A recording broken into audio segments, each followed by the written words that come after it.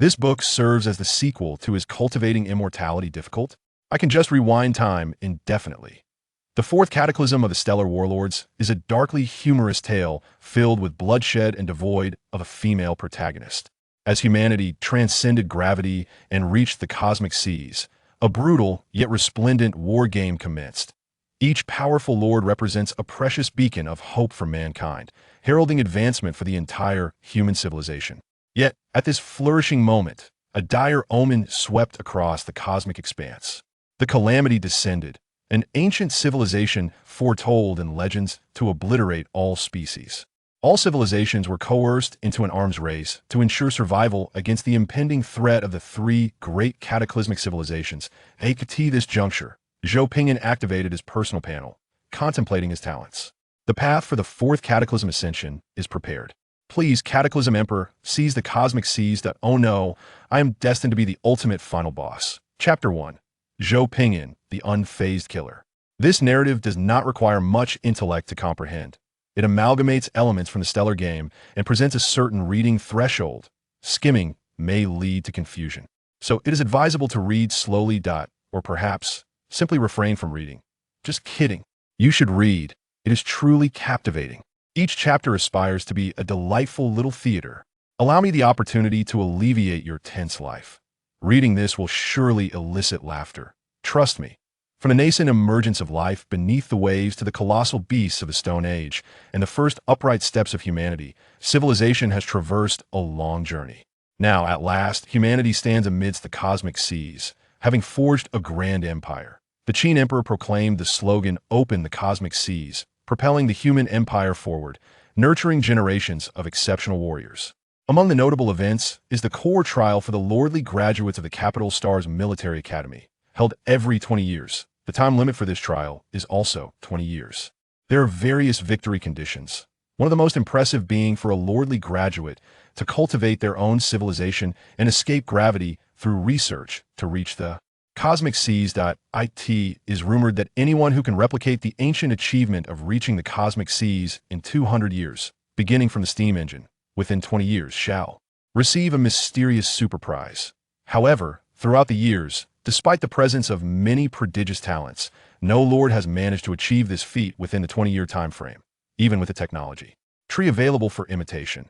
This year, the highly anticipated trial for lordly graduates is set to commence once more. The Destined Empire has allocated 10 planets for the trials. In the central plains of the L6 trial planet, a floating city serving as the oversight hub for the entire planet gently hovers. In the central square of this floating city, graduates from various planets are engaging in spontaneous exchanges, striving to make connections for the upcoming combat. In the southwest corner of the central square, an 18-year-old youth is voraciously enjoying his meal, oblivious to his surroundings. Hey man, don't just focus on eating. Look at those 8th tier golden quality dragon guards. They are incredible. What level do you think our citizens need to reach to produce such formidable warriors? Zhang Yang, seated beside the youth, gazes enviously at the neatly lined up 8th tier golden dragon guards on duty, saliva pooling at the corners of his mouth. Clad in luminescent, form-fitting, intelligent battle armor, they can seamlessly blend into their environment and harness the terrifying energy from their chest-mounted energy engines to power their magnetic storm rifles, capable of rendering adversaries unconscious with a single shot. In this realm, where 8th tier golden dragon guards are as plentiful as air, the host's military prowess is nothing short of terrifying. Zhou Ping'an glanced up, swallowed his rice, and replied nonchalantly, "The genetic 8th tier route requires 300 years to meet the talent standards." Zhang Yang clutched his chest in disbelief. If this were online, I would say that the genetic 8th tier is utterly useless. Why Imperial Family's Emperor is at the 20th tier. Do you understand the significance of a dual ascension route in both genetics and spiritual energy at the 20th tier? But in reality, I can only say that the genetic 8th tier is far beyond my reach. The Emperor of the Destined Empire follows the dual ascension route of genetics and spiritual energy, having successfully fused them, dazzling all species in the cosmic seas. Humanity has only just begun and is quite immature compared to other empires in the cosmic seas. Yet, our emperor is truly remarkable that he sits upon the throne of the capital star, the emperor of humanity. When he stands, his name transforms into the mightiest deity of the cosmic seas. Zhang Yang wiped the drool from his mouth and nudged Zhou Ping'an with his elbow, lowering his voice. Do you know which prominent figures are participating in this trial? Zhou Ping'an continued chewing, swallowing with a calm demeanor. No idea. Zhang Yang grinned, activating his personal panel, a holographic projection floating before him, the window merely the size of a mobile phone, his smile radiant. I know. Want to buy the information? It's originally 100 energy coins, but now only 99 energy coins. Zhou Ping'an raised an eyebrow. Truly a good deal, just a 1 energy coin discount. Why don't you just steal it? An ordinary surface civilization, in its initial stage, generates only about 80 to 100 energy coins a month. After deducting maintenance costs, the net surplus is around 20 energy coins, assuming no consumption or development. Zhang Yang paused. Is it that expensive? My father bought it for 1,000 energy coins. Zhou Ping'an replied. What is your father's surname? Zhang Yang blinked. My father is Zhang a Grand Censor and a minor official in the Ministry of Rights. The Grand Censor holds a first-rank position. There are a total of 18 ranks, with the first rank being the highest. His father holds a second-rank position. The position of minor official in the Ministry of Rights is a fourth-rank position, significantly lower. However, the responsibilities are quite impressive, as it entails working closely with the Emperor, overseeing research and management of spiritual energy, allowing direct contact with the Emperor. This position is not easily exchanged for a first-rank position in a star district. Simply overhearing a casual remark from the Emperor could yield invaluable secret information that is beyond monetary value. Following the trends blindly could lead to a prosperous life. Zhou Ping'an leaned back strategically. That explains it. Additionally, it is indeed expensive. I won't buy it. Zhang Yang's face flushed. Does that mean my information won't sell? This is genuine merchandise. If not, I can read it out loud for you. Look, the strongest name in this trial is Zhou Ping'an, an officer of the Destruction System's Demon Wolf faction, codenamed Cataclysmic Wolf Annihilation. During the last joint exercise, he detonated a mass energy bomb, annihilating all participants and 2 senior instructors from the oversight group, attracting the attention of the imperial officials and consuming considerable resources to resurrect everyone. His actions were extremely extreme and perverse, devoid of any moral foundation, branding him as an exceptionally inhumane and astoundingly intelligent war criminal lord. Fearing Zhou Ping'an might not believe him, Zhang Yang even turned the interface around for verification. Zhou Ping'an silently observed his name highlighted in bold red, accompanied by a menacing red skull symbolizing extreme danger. How absurd! I command a fleet of 4,000. Why would I be labeled a war criminal lord? Only the defeated are war criminals. This is slander, pure and simple slander. Zhou Ping'an retorted, your information lacks a photo. It's unreliable. Zhang Yang chuckled awkwardly. Textual information can be verified, but photos are off limits. That would be illegal. It's genuine, my friend, completely authentic. Consider this. We are in the same league as Cataclysmic Wolf Annihilation, a truly high-end match. For just 99 energy coins, you can acquire his legitimate information, along with details about other formidable individuals. It's akin to unlocking a spiritual energy clairvoyance. A fantastic deal, believe me. Zhou Ping'an shook his head. I won't buy it. Your information is far-fetched. The slander against me is utterly ludicrous. Did I not simply send everyone flying? Is that a problem? That is not a problem. Should one adhere to rules on the battlefield? Zhang Yang was infuriated, exclaiming, how could this be absurd? This old fellow is a true veteran. Zhou Ping'an is ruthless. He would annihilate everyone for a perfect score, killing without a flicker of an eye. He even slaughters his own teammates. Zhou Ping'an merely chuckled. Zhang Yang, feeling helpless, closed the interface and shifted the topic. I initially intended to build my success from the ground up, but it seems I'm not cut out for selling things. By the way, my friend, this meal is not particularly palatable. How can you enjoy it so much? The box lunch, considering the diverse origins of the participants from various planets, was prepared with the utmost care, adhering to a national banquet standard, bland, neither unpleasant nor delightful, ensuring no one felt discomfort while eating, yet lacking in flavor. Zhou Ping'an cast a glance at him, activated his smartphone, switched it to flight mode, and let it hover in the air before pulling up the first image from his gallery of renowned figures. Zhang Yang gazed at the photograph of Grandpa Yuan, pausing for a moment before lifting his box lunch. Impressive. I shall partake. The two sat quietly at the table, savoring each grain of rice and every vegetable. Once Zhou Ping'an finished his meal, he contentedly closed his box, placed his chopsticks atop it, and exuded a serene demeanor, waiting for Zhang Yang to conclude his meal. Zhang Yang followed suit, retrieving a couple of napkins to offer, wiping his mouth clean, to "My friend, you are truly sincere. Those who appreciate a good meal are genuine individuals. I see they are about to conclude their discussion, and the inaugural Lords' Conference is imminent. Shall we add each other as friends? We can band together then and sign a mutual defense agreement to assist one another." Zhou Ping'an glanced at his empty lunchbox, devoid of any wasted grains, and nodded with satisfaction. "All right, let's sign." His nature was not malevolent. Thus, it was reasonable to forge a friendship. Zhang Yang chuckled, scanning Zhou Ping'an's identity code. "I am Zhang Yang. What do you go by, my friend? I shall make a note." You're using your real name online?" "Oh, Zhou Ping'an. That name sounds somewhat familiar. Where have I seen it before?" Zhou Ping'an, with a gentle smile, reminded him the Calamity Star, Lang Mia, the heartless war criminal lord who obliterated both enemies and teammates, including 2 instructors. From the production team. Zhang Yang's realization struck him, and he gestured animatedly. Yes, that's the name. You are he. Indeed, I am he, the one whose eyes betray no remorse, Zhou Ping'an.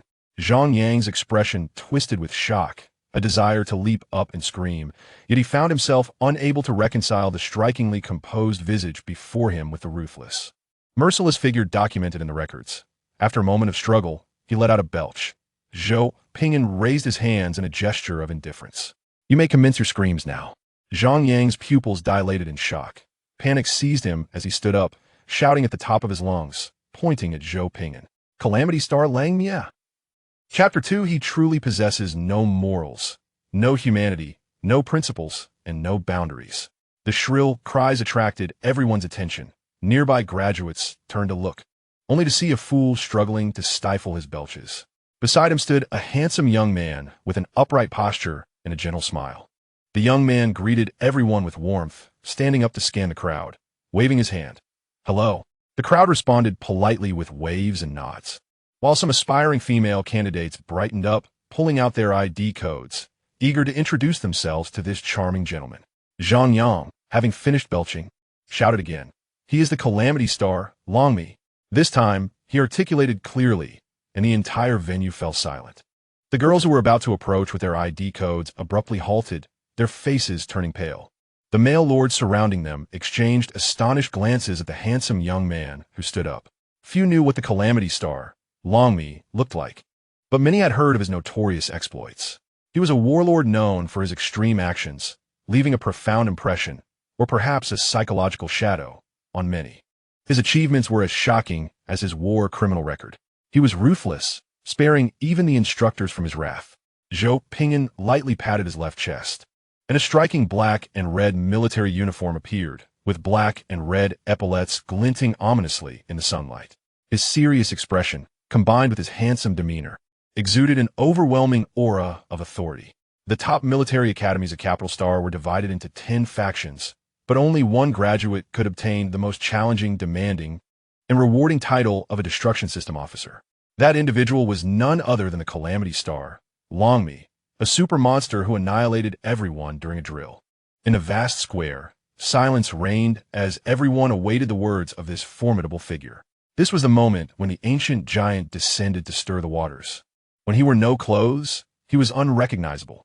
Yet, as soon as he donned his uniform, recognition dawned upon all. Zhou Ping'an adjusted his black and red military cap, adorned with the emblem of the demon wolf, revealing a warm smile. "Everyone, since we are all somewhat familiar, let us discuss the operational strategy for this mission. I hope you will not hinder my ascent." As he finished speaking, Zhou Ping'an cast a casual glance around, subtly releasing his imposing presence. The surrounding lords grew restless. The first to choose a lone wolf strategy was not good news for them. The Calamity Wolf. This was a war at the planetary level, not merely a school drill. Zhou Ping'an chuckled lightly. "You wish to persuade me? Very well. Shall we engage in a contest? Whoever has the stronger fist has the final say." In an instant, the atmosphere grew quiet. Who among them could dare to claim that their combat ability surpassed that of a destruction system demon wolf? Even if their territories were in their initial states, no one believed they could outmatch the Calamity Wolf under equal conditions. They were all of one mind. Yet only the Calamity Wolf achieved a perfect score in this endeavor. To be precise, apart from him, all others fell short. He alone had set the record for the lowest average score in military drills. Zhou Ping'an expressed mild disappointment. I had thought someone might stand up to oppose me. Very well. I require a vassal state to supply me with resources. Who is willing to step up? At the outset, Zhou Ping'an planned to adopt an aggressive strategy, aiming to accumulate destruction points from the beginning to the end. The more destruction points he gathered, the faster the research on disaster technology would progress. However, initially, he needed a vassal state to shoulder part of the primary resources, such as minerals, food, and electricity. While he could rise swiftly on his own, why labor when he could have loyal subjects do the work for him? The crowd exchanged glances, sensing that the Calamity Wolf was utterly delusional. Those who reached this point were all geniuses from various planets and states. If one were to speak in private, there might be a group willing to serve as loyal followers. But to say such things openly in front of the directors and amidst so much external live streaming, do they not care about their dignity? Me, brother, choose me. Zhang Yang exclaimed enthusiastically, raising his hand. The so-called mixed learning is the art of scoring points effortlessly during trials.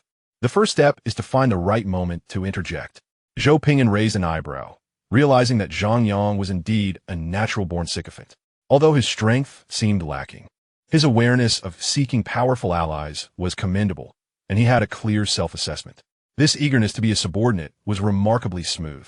I haven't even stated the conditions yet. Zhou Ping'an remarked with a faint smile. Very well, here are the coordinates of my territory. You may come over on a shuttle, and we shall discuss matters. After sending the coordinates, Zhou Ping'an activated his wristwatch, opting for a teleportation back to his territory, uninterested in the subsequent plans of these novices. A blue light flashed, and the Calamity Wolf, along with his sycophantic junior, vanished from a square.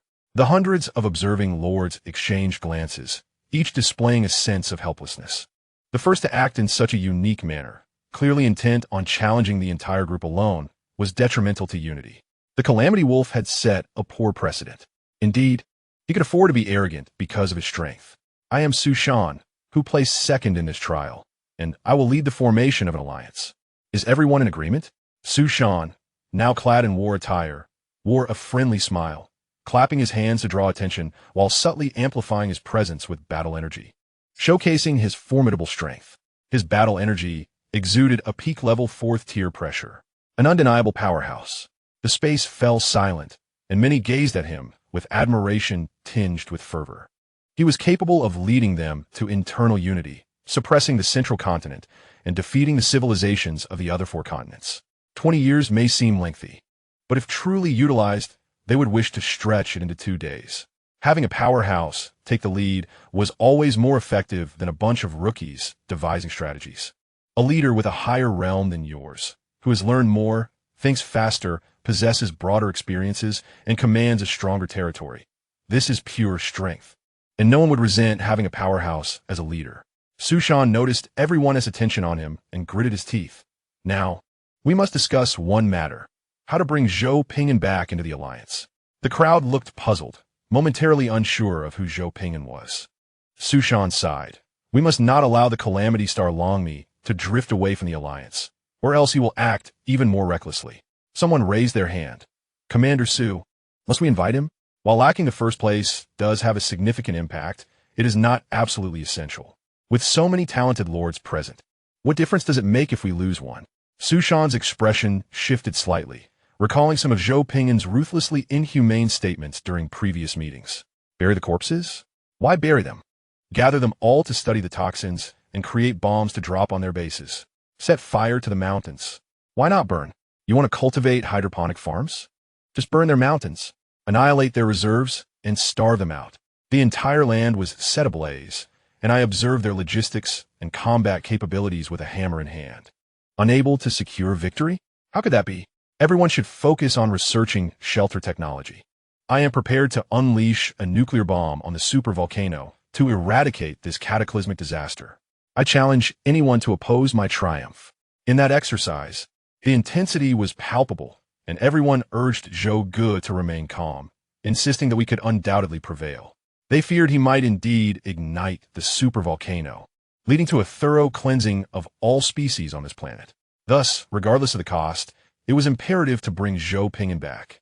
This individual incurs no expense while being nurtured, but if released to be swayed by others, it would be a grave misfortune.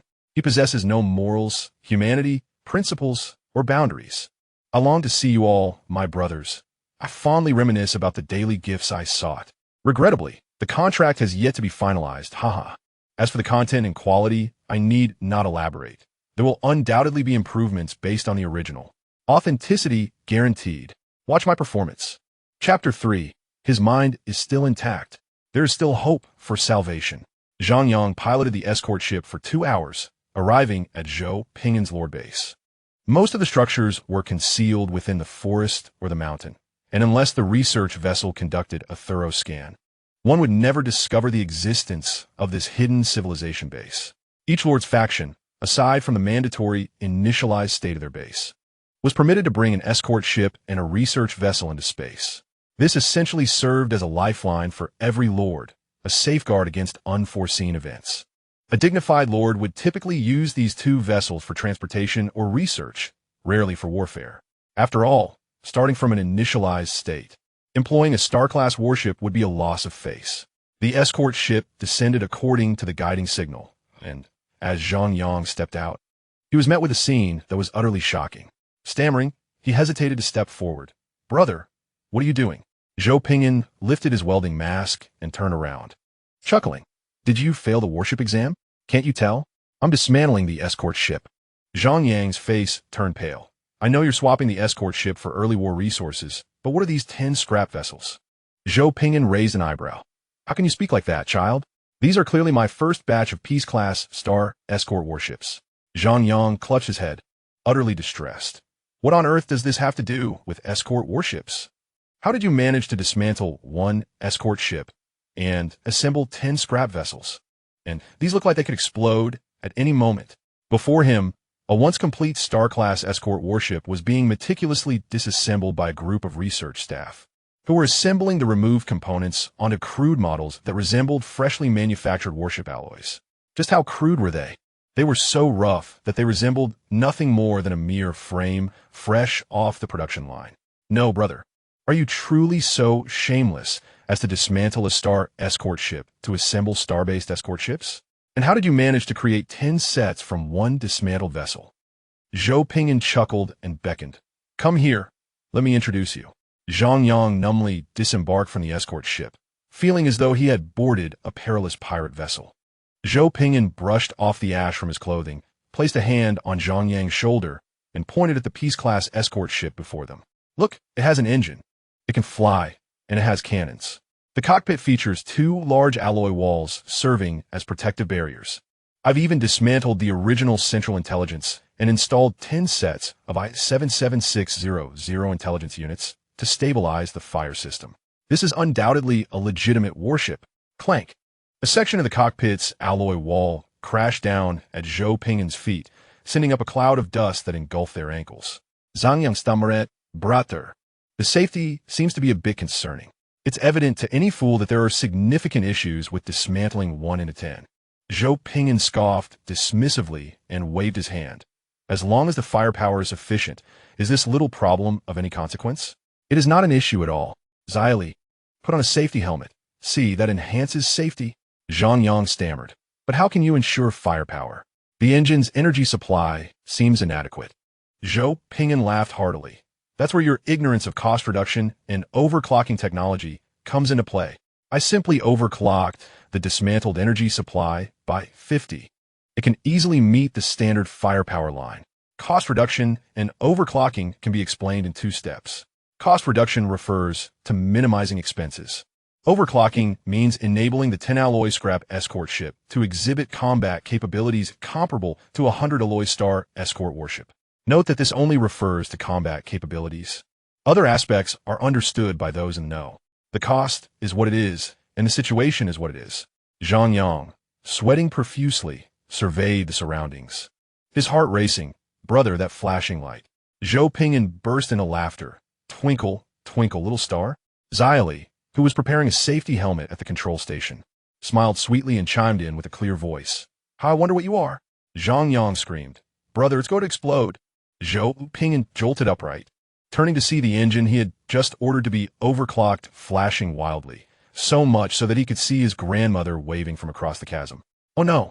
Zhou Ping'an sprinted with unprecedented speed, tearing the engine off with his bare hands and skillfully tossing it into a bottomless pit 50 meters away.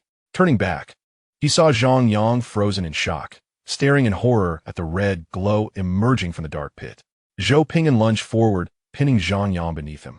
The chief researcher, Zhou, adeptly took cover behind a soldier, shielding her head with her hands. The nearby residents quickly found shelter, having extensive experience in disregarding the risks of explosions. Boom! Zhang Yang felt as if his internal organs were about to be thrust from his body, the world trembling around him as a terrifying red light enveloped everything, causing the lunch he had consumed earlier to churn in his stomach. After what felt like an eternity, Zhang Yang sensed a return to calm. Zhou Ping'an, covered in dust, rose hastily, retrieving his tablet to analyze the data from the recent explosion, his face alight with joy. A minor issue. I overclocked it a bit too much. Zhou adjusted to an overclock of 4713. If self-destruction is necessary, switch it to 9426 for assured power. Remember, 4713, no more. If you exceed by even 0.00001, this vessel may explode in midair. Zhou got up, chuckling, and began to recalibrate with the data. Zhang Yang stood, his mind numbed. Such operations were not unheard of. The early war faction favored such tactics. But the most remarkable aspect was guaranteeing the original firepower while dismantling 2 sets of star-based escort ships. Zhou was far more ruthless than the early war faction. He directly sacrificed lifespan, safety, insulation, and infrared defenses, prioritizing all costs on flight capability and cannon firepower. He had managed to produce 10 sets. Zhou Ping'an gazed at the reassembled warships, a smile of satisfaction gracing his face. I scoff at 100 alloy escort ships in battle. Even if a 10 alloy escort ship explodes, I would still commend its might. By the way, this thing packs quite a punch. Make sure you wear a safety helmet when you board. It will keep your head intact if it blows up. Starting with 10 star-based escort vessels, I am truly invincible. How could those who can barely manage 1 or 2 ever defeat me? I'm invincible. Zhang Yang, feeling utterly overwhelmed, stammered, Brother, I should only supply power for you, not engage in battle, right? This ship, even if it kills me, I wouldn't dare board it. I feel that every second I stand here increases the risk of my demise. Zhou Ping'an cast a disdainful glance at him. Coward! Someone, demonstrate the safety of our ship to him. A freshly assembled scientist eagerly approached the Hepinghao frigate, his excitement palpable as he confidently pressed the ignition button. Whoosh! The Hepinghao frigate fired a powerful shot that breached the mountain opposite, demonstrating astonishing might that flattened the summit. One must admit, the firepower was indeed comparable to the authentic version. Unfortunately, everyone collectively raised their heads to witness the scientist being propelled into the sky by the emergency ejection system. Zhou Ping'an raised an eyebrow, questioning whether the firepower system and ejection system had been cross-wired.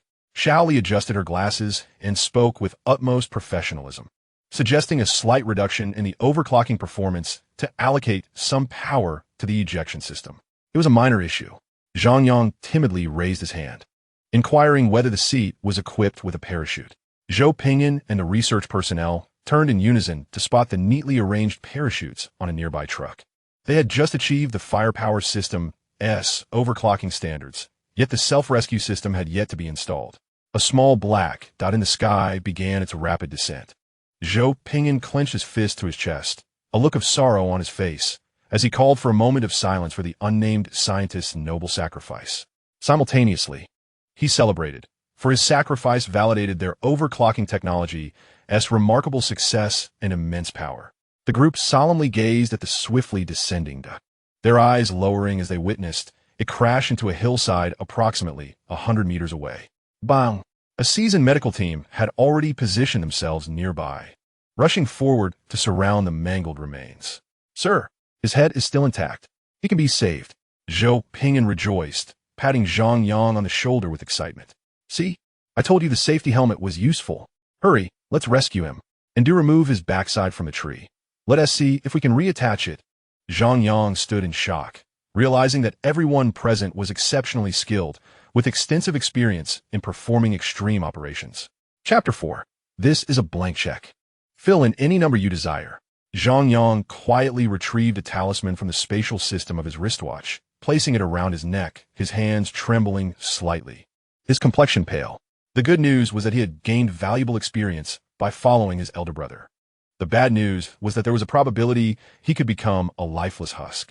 Zhou Ping'an surveyed the surroundings, nodding in satisfaction. All right, the firepower is guaranteed. Check the other aspects. Around dusk, we will strike that scoundrel's base. Zhang Yang's face quivered slightly. Brother, it's only been 2 hours since we started. And you're already planning to fight? Aren't you a bit too eager for combat without any development? Zhou Ping'an, seemingly unfazed, set his eyes on Zhang Yang's frigate, a smile forming on his lips. Are you not going to fight early? Zhang Yang turned to look at his space frigate, feeling a tremor run down his spine. I probably won T. The early combat lords usually waited until the first month's weapon technology was completed before engaging in battle. Who among them would be so reckless as to deploy 10 frigates for combat on the very first day? That sounds splendid. If your frigate is of no use, may I utilize it? I'll trade technology with you. Zhang Yang's eyes glistened with tears. Please, use it, brother. Can you send me back first before dismantling it? I fear dying in your base. Zhou Ping'an chuckled heartily. Let me teach you a method to reduce costs through overclocking. Reduce energy consumption by 30 each month, with the side effect of slowing research time by 10. Install it now, and you'll gain 30 more development speed each month compared to others. In the early stages, energy is critically scarce for research projects. Mastering this will allow you to advance 1 to 3 research technologies at the start. The further you go, the greater your advantage will be. The 10% slowdown in research speed can easily be compensated by talent, intelligent systems, or research facility upgrades. Zhang Yang's eyes brightened, grasping Zhou Ping'an's hands. Oh, great father, I bow before you. Brother, just a drop of your soup is enough for me to soar. Gaining 1 to 3 additional research technologies each month is indeed a divine skill. This frigate is evidently a gift from my foster father. Zhou Ping'an smiled, feeling satisfied that his earlier remark about Zhang Yang arriving in a frigate was indeed well-timed. This child is truly cooperative. Zhou Ping'an, filled with contentment, patted Zhang Yang's shoulder. You will be in charge of supplying power for my territory from 15 to 45. When the time comes, I will prepare everything for you. Rest assured, you will soar as my subordinate, and there will be no doubt about it. Shall we send him the technology? Zhang Yang immediately received the technology data package on his wristwatch and eagerly unpacked it into the territory system. Dangerous technology detected.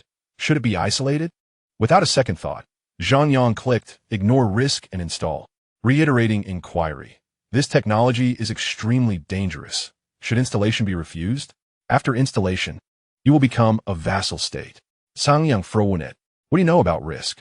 Install it. If it works, what does it matter if it's dangerous? The progress bar instantly reached 100. Gained the silent performance mode talent. Globally reduces energy consumption by 30, increases endurance by 10, and slows research speed by 10, can be compensated through scientist levels, talents, intelligent systems, and research facility upgrades in the mid to late stages. This talent can be upgraded for correction. Zhang Yang's breath quickened. Wow. Globally reducing energy consumption by 30. Foster father. This is truly a blessing. Just a little scrap from my elder brother is enough for me to take off. As he looked up, he noticed his brother's subjects joyfully swarming around his frigate, rapidly dismantling it and eagerly assembling 10 new Hepinghao star frigates. Zhang Yang shuddered, terrified by the overwhelming power of this cost-reducing overclocking technology, hurriedly averting his gaze. Brother Zhou, what else do you need me to do? Zhou Ping'an lowered his welding mask, his eyes gleaming with desire from beneath the visor. You're all set. I'm going to retrofit the warship. 20 Hepinghao frigates. This battle is going to be incredibly prosperous. Who starts with 20 frigates? Just as Zhou Ping'an finished modifying the core engine, Shaoli informed him that an external lord was seeking him out. Zhou Ping'an raised an eyebrow in confusion. Who is it? I am the wrong soul you blew up, Su Shan replied, clad in full protective armor, brandishing an energy defense shield, his expression somber as he approached. His skin quivering with every step, his eyes inadvertently drawn to the nearby frigates that were prone to explosion. Zhou Ping'an laughed heartily. Old Su, what are you afraid of? This is absolutely safe. We are all old acquaintances. If you have something to say, just speak. Su Shan's complexion turned green, recalling the previous incident where everyone had been blown away, when this scoundrel had also claimed it was absolutely safe. Yet this rascal had earned a perfect score. Setting aside the notion of absolute safety, everything he said was indeed true. The Alliance needs you. I come to invite you to join the Daxia Lord Alliance.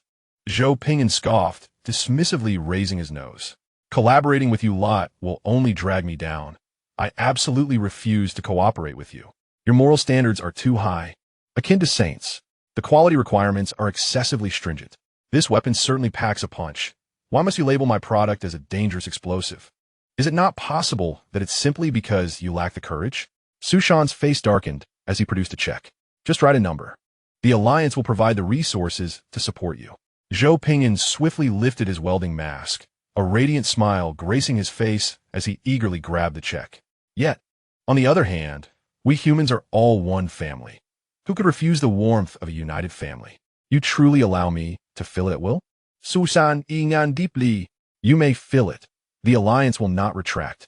Zhou Ping'an hastily retrieved a pen from Xiao Li's chest pocket, eagerly placing the check on his lap to begin filling it out. 99999.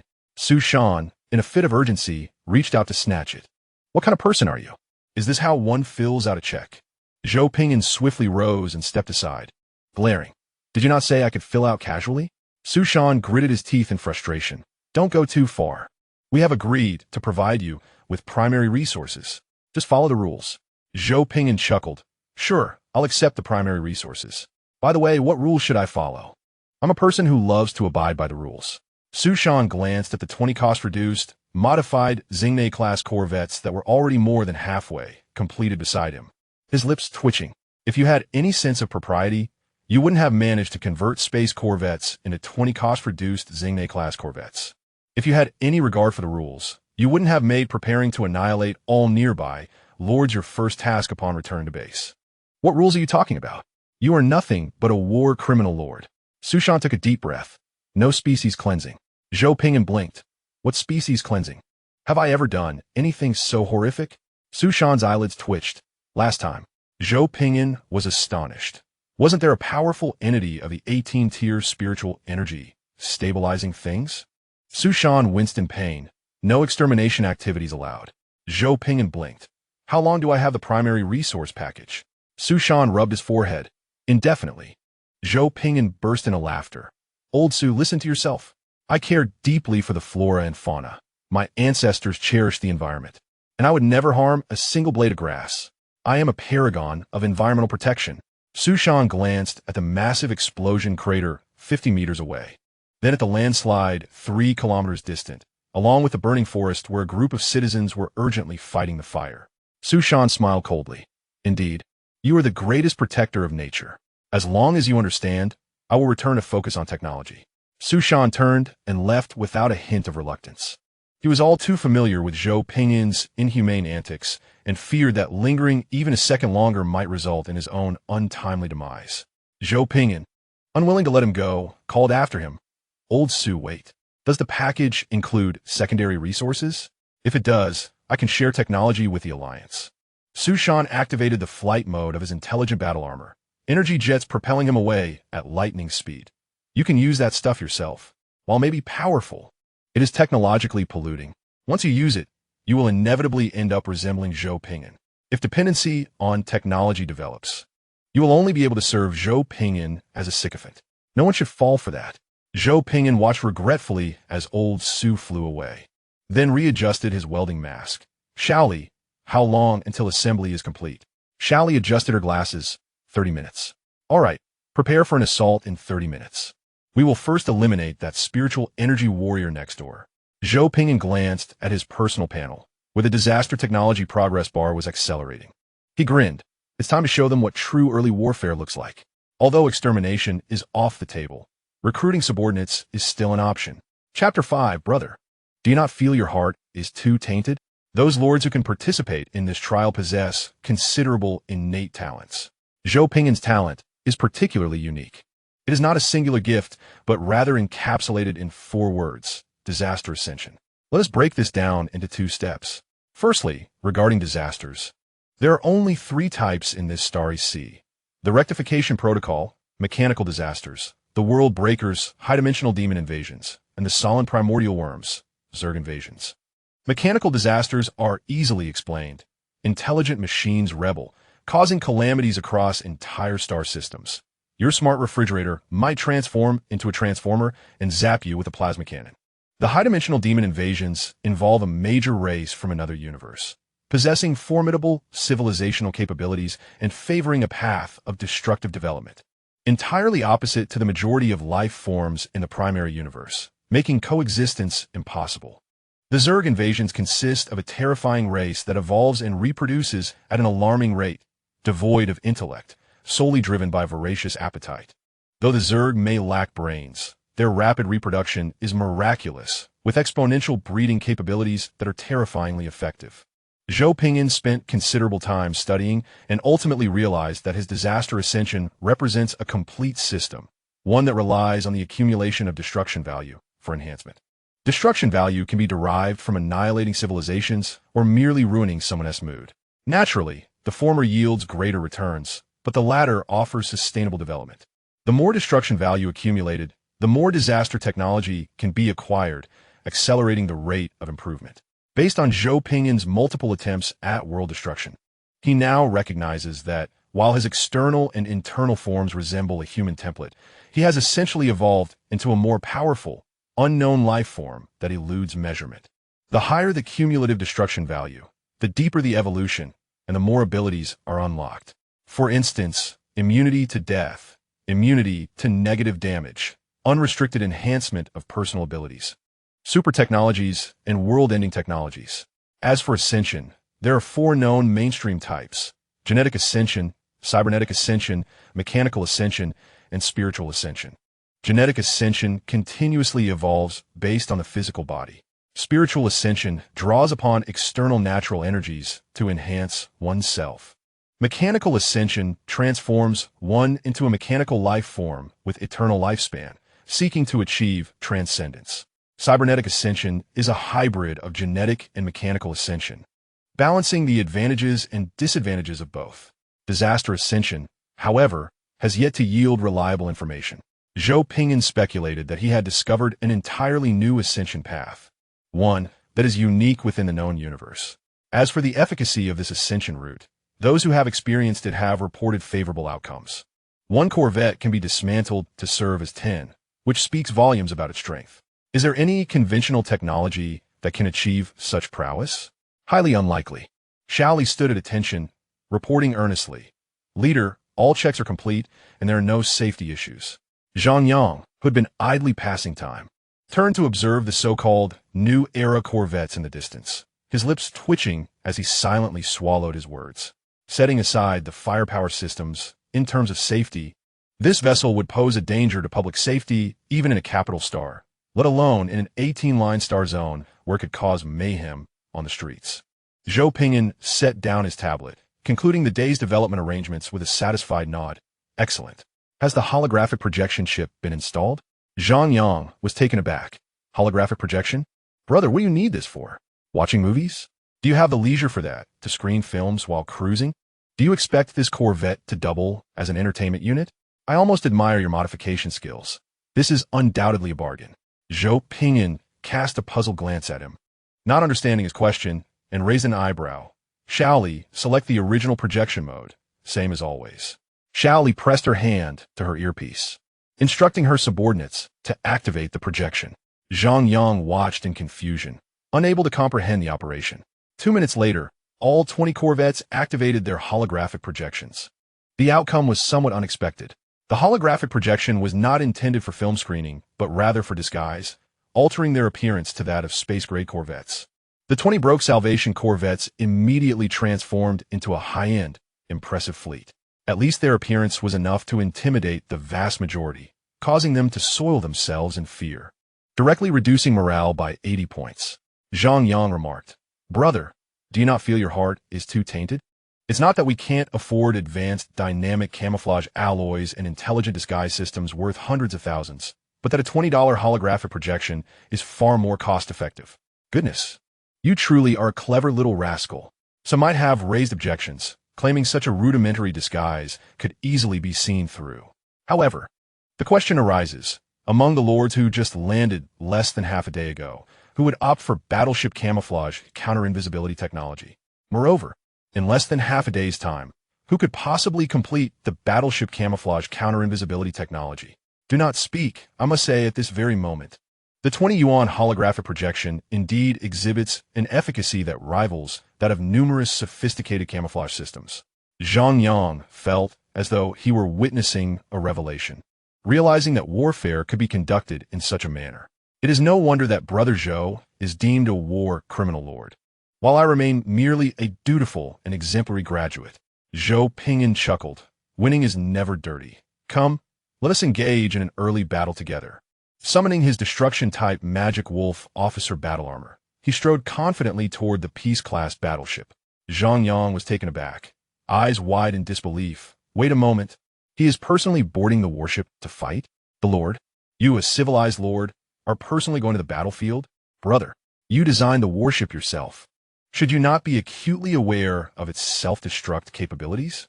Xiaoli laughed cheerfully, donning her battle armor and following the leader, leaving behind a teasing remark. What? Are you afraid? Zhang Yang flushed with embarrassment, glancing at his personal guard. The guard smirked. Bored? The head of the sovereign nation is going. How can we, as a vassal state, remain behind? To be a lackey, one must possess the resolve of a lackey.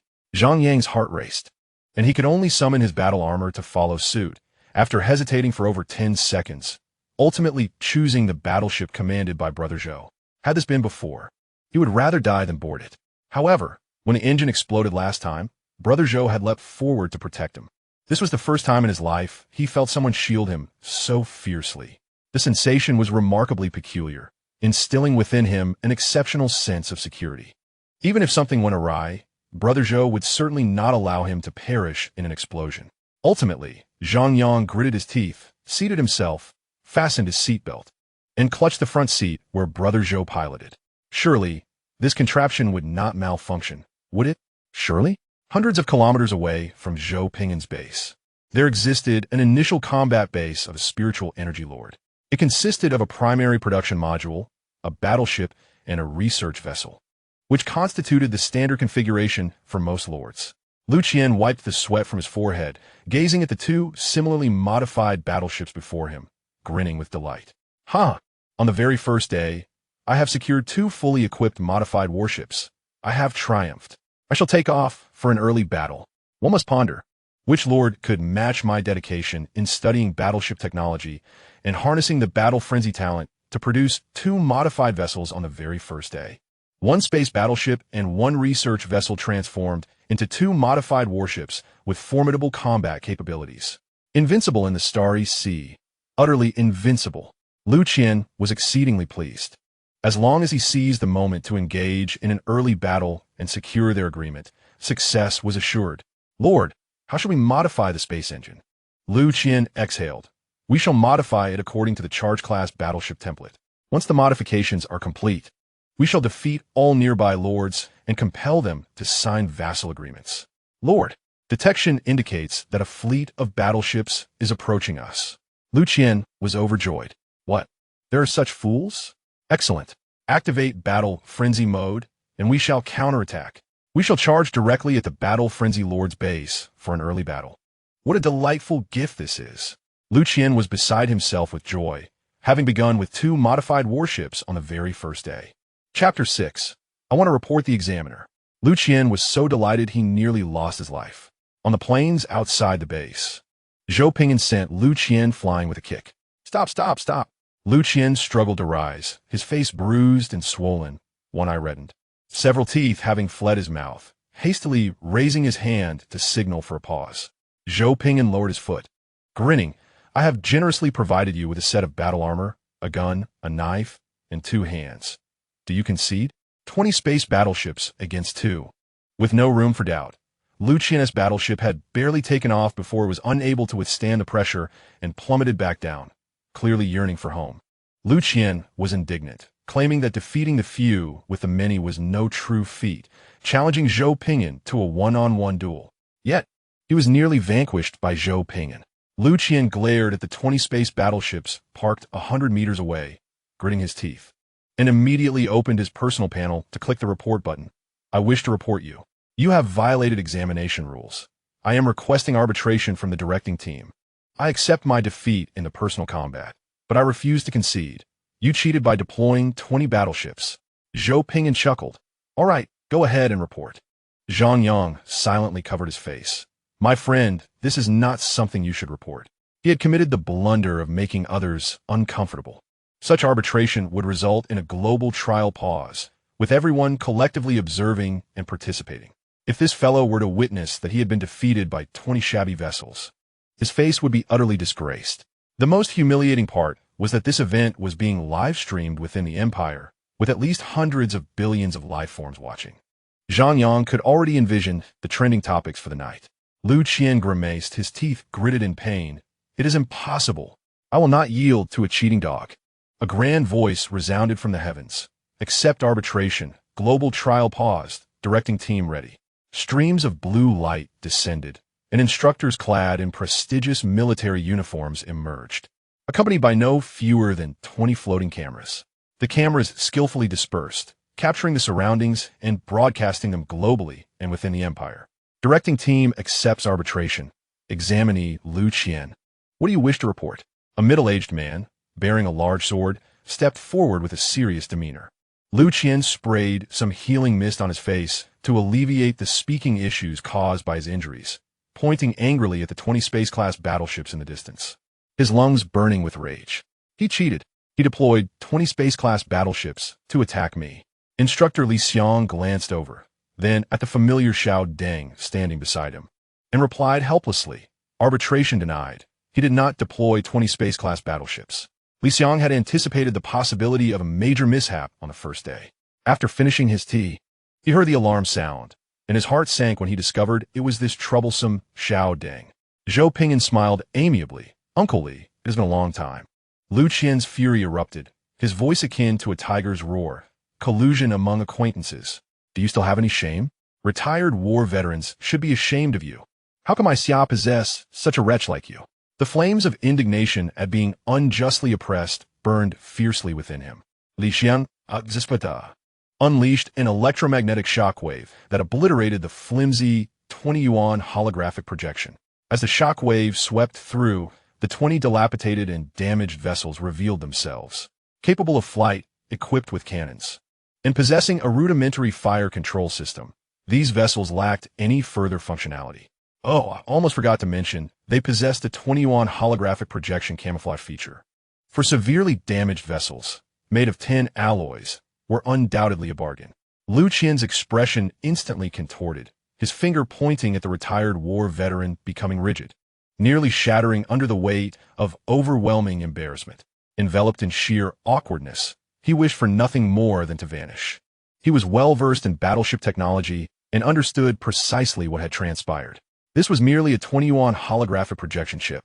A cursory glance at these vessels revealed everything. If one's requirements for a battleship were simply, it can fly, has cannons, and a fire control system, it could indeed be achieved within 13 years. However, in reality, it was impossible to accomplish without an explosion during the modification process. The wind swept through the crowd. Lu Qian's face resonated with a resounding slap. Li Xiang, exasperated, remarked, by the rules, it is already surprising that he did not report you. You have the audacity to report him? Lu Qian was taken aback. What? On what grounds? As Lu Qian finished speaking, he stood frozen in place, suddenly recalling his transgressions, and in an instant, beads of sweat cascaded down his back, his complexion paling. Li Xiang remarked indifferently, during the trials, unless it is a matter of life and death or an exceptional circumstance, the participation of space-class battleships in interstellar warfare is strictly prohibited. Should he file charges against you, you could face a sentence of 20 years. In the course of battle, Zhou Ping'an utilized an interstellar escort ship, while Lu Qian's 2 vessels were undeniably space-class. Lu Qian's tongue faltered, his eyes reddening as he stammered. But, Li Xiang cleared his throat, adding, of course, considering the time constraints and the unique situation, the decision lies with that rascal. Ahem, candidate Zhou Ping'an. Lu Qian had undoubtedly intended to complete the modifications, but due to time limitations, he had been unable to finish before being struck down. With tear-filled eyes, he gazed at Zhou Ping'an, his hands clenched tightly, teeth gritted. Zhou Ping'an shrugged, saying, let us abandon the lawsuit.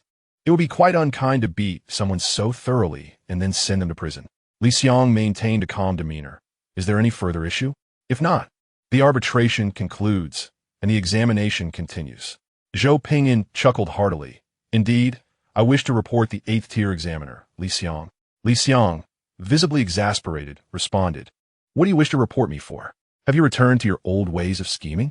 Why is it that every time I encounter you, nothing good ever comes of it? Zhou Ping'an pointed to the floating cameras broadcasting his every move, grinning, Examiner Li Xiang. You disclose my war intelligence in front of candidates from around the globe. What punishment does that warrant? Li Xiang took a deep breath to steady himself. What difference does it make whether it is disclosed or not? You possess 20 ships brimming with firepower, while others have but a measly modified escort. If they know, the inevitable outcome remains unchanged. If they do not know, the outcome remains the same. Are you suggesting that I should reimburse you for your $20 holographic projection chip? Zhou Ping'an laughed heartily, navigating to his personal panel and dialing the military court's number.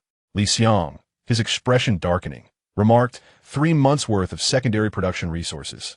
Primary resources consist of minerals, food, and electricity, while secondary resources are processed products derived from them, such as alloys, nutritional food, and trade volumes.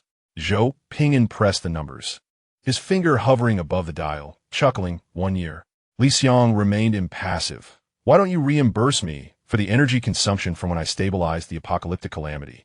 And how about those 2 unfortunate souls from the directing team who ended up hospitalized? Shall we include that as well? Zhou Ping'an retracted his finger, his smile warm. Oh, why bring that up, Uncle Li? We are all on the same side here. 3 months is perfectly fair. Do you think I am so ungrateful? It was as if the heavens had opened to them. Chapter 7. A dog cannot change its nature, and Zhou Ping'an cannot help but bring about catastrophe. Li Xiang Siga. Is there anything else? Lu Qian stood, tears shimmering in his eyes, and suddenly dropped to his knees, hands pressed against the ground, tears splattering onto his hands. The world before him becoming blurred. A once-in-a-century genius from Tinxuingxing, born amidst a resonance with a virtual realm, his innate crimson aura illuminating the northern lands. The earth trembling with his battle cries, awakened the moment he entered the world with the innate talent of a war-crazed artifact, accompanied by a weapon on par with divine armaments. At the age of 10, he was directly admitted to his home planet's most prestigious military academy, breaking through 3 realms in one fell swoop, becoming Tinxuingxing's youngest tier, 3 war-crazed energy wielder. That year, adorned in radiant light and wielding thunderous power, he proudly became the most dazzling figure of Tinxuingxing. By 12, he was sent to the highest military academy in the Star region for training under gold medal instructors. At 15, he passed all courses with full marks, advancing to the capital Star region for even greater knowledge. At 18, he participated in the highest-level Lord graduation trials held once every 20 years in the Daxia Empire. On his first day, he was eliminated in an instant. Enduring hardships and tribulations, bearing countless honors, the outcome was unexpectedly tragic. I have been eliminated, left with no means to resist. Zhou Ping'an blinked, confused. Why is he crying? Zhang Yang weakly reminded, Brother, he is an ascendant from Tinxuingxing. This guy is quite strong. If he pushes, he should reach the top 100. Unfortunately, he encountered you.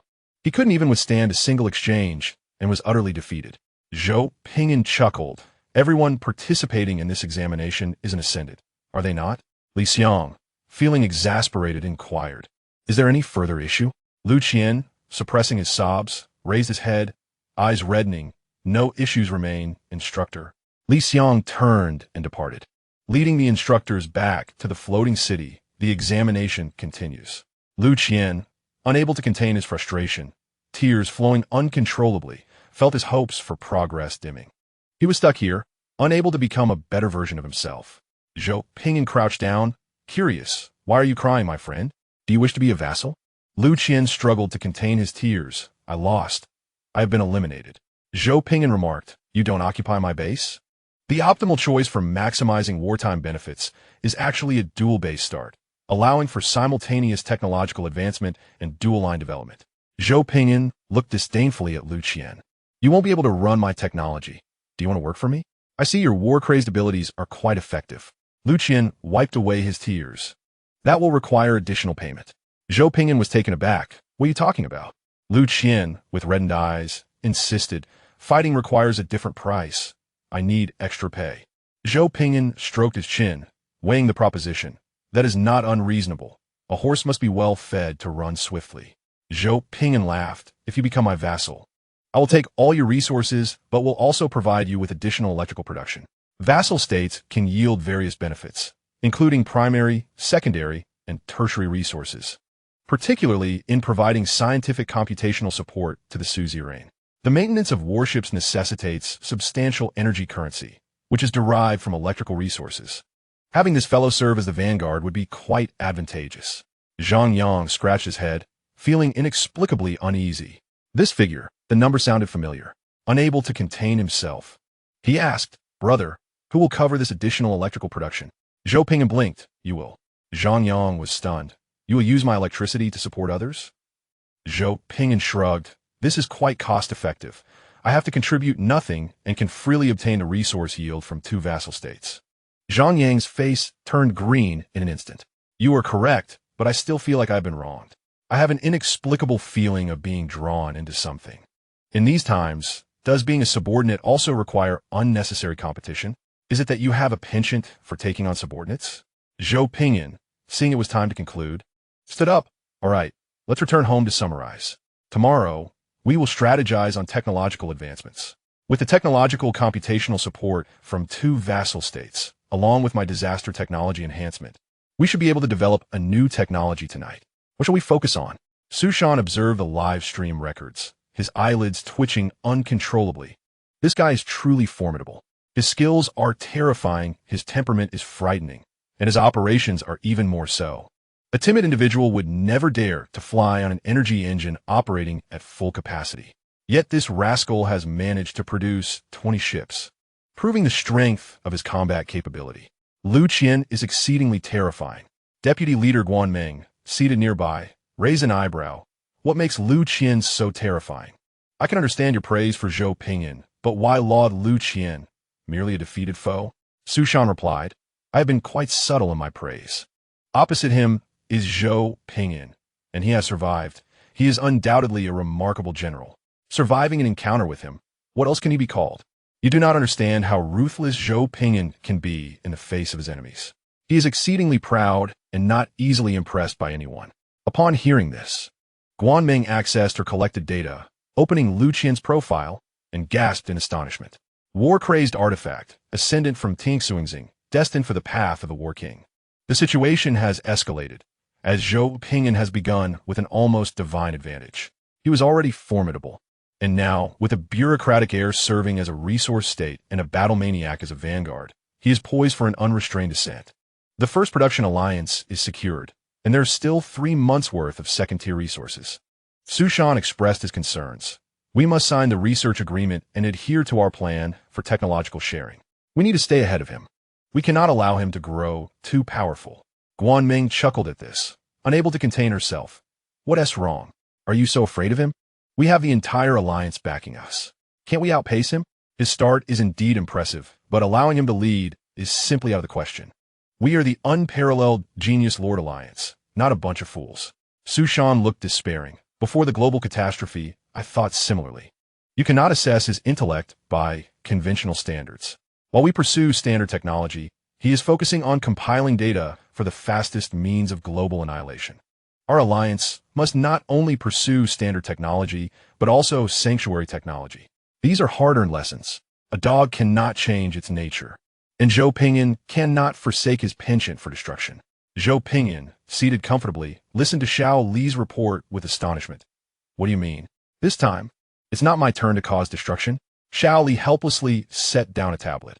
Indeed, according to our reconnaissance, there exists a faction within the indigenous civilization that has allied with the dark demons. They have formed a considerable force and are spreading demonic calamities. Zhou Ping'an paused, sensing an unfamiliar stir within him. He opened his personal panel and observed a shift in his abilities. Detected demonic calamity. Catastrophe awakening technology activated. Authority of the Catastrophe Emperor awakened. Please eradicate the demonic disaster. Eradication will yield all aspects of the demonic calamity. The slumbering giant has awakened. Stepping into the children's paradise. As Zhou Ping'an watches attributes rise steadily, his eyes sparkled with delight, and a smile crept upon his lips. Things are becoming intriguing. On this planet, there can only be one calamity, and it must be me. The demon's calamity is about to face ruin. Catastrophe awakening barracks are ready. Do you wish to install? Current units. Genetic soldiers of the slaughtering frenzy. Living metal transformation mechanical soldiers. Characteristics through slaughter. Plunder all from the enemy. Zhou Ping'an could not help but laugh at the displayed information. Prior to entering the catastrophe awakening state, this would have taken him 100 years to develop. After entering the catastrophe awakening state, it is now a complimentary gift. Moreover, I should mention that within me lies a constantly growing miniature world serving as the core base of the catastrophe civilization. The outwardly displayed base is merely a facade. Zhou Ping'an smirked. Install it. Find an indigenous civilization, and tomorrow we shall investigate the situation. Shally respectfully replied, As you command, Chief. Regarding the early battle, Zhou Ping'an stroked his chin. Secure this region, and cease once the imperial scale reaches 200. Each Lord civilization has a value known as imperial scale. The initial imperial scale limit for a standard civilization is 100, and reaching this limit signifies the most optimal state of development.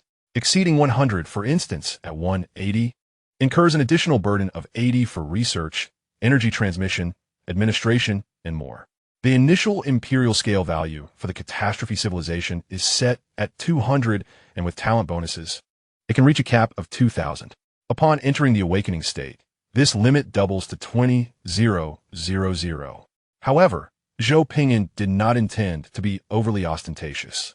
He wished to maintain a low profile. Although there is a demonic calamity, I must first ascertain how to maximize my destruction value. As for the trials, it is merely a dual operation, a trivial matter. Zhou Ping'an contemplated, deciding to embroil Su Shan and the others, distribute this information to the Alliance, so they can deliberate on what to do. Eradicating the demonic calamity will grant us everything. Standard civilizations struggle to effectively utilize the knowledge system of the demonic calamity. I will have them toil, and I shall simply reap the rewards. When faced with challenges, it is wise to place the Alliance and others in front. Chapter 8. I could do a little bit of everything at the temporary gathering point of the Daxia Lord Alliance, in a modest conference room. The 10 strongest lords within the Alliance sat. Su Shan rested his chin on his hands, his expression grave as he awaited the others to finish reviewing the materials. Guanmeng, after examining the documents, furrowed her brow. Is this authentic? The demonic calamity at the surface civilization level poses a substantial dilemma.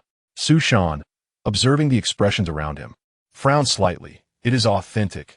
The human civilization within Zhou Ping'an's territory possesses formidable reconnaissance capabilities. Someone raised their hand. May I inquire? Has the energy level of the demonic calamity been determined? Su Shan replied. As it stands, if we do nothing, the demonic calamity will erupt within 15 years at the latest, but by then, the indigenous civilization will face an existential crisis. If we intervene now, there is a chance the demonic calamity will fail to reach its maximum scale due to inadequate preparation. The gathered lords fell into a contemplative silence.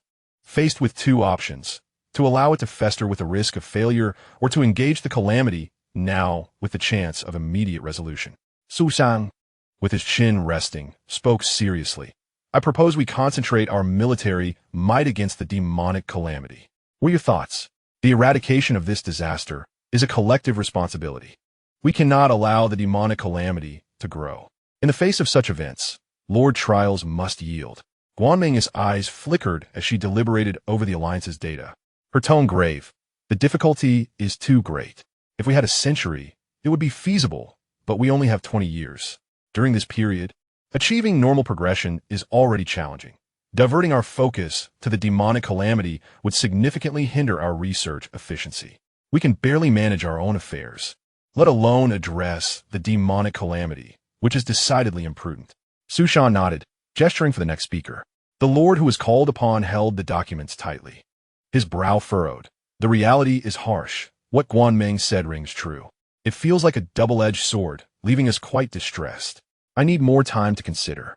Su Shan nodded in acknowledgement and turned to the next individual. Engaging the demonic calamity is imperative. I wholeheartedly support a vigorous assault against it. Let us make it a 50-50 split.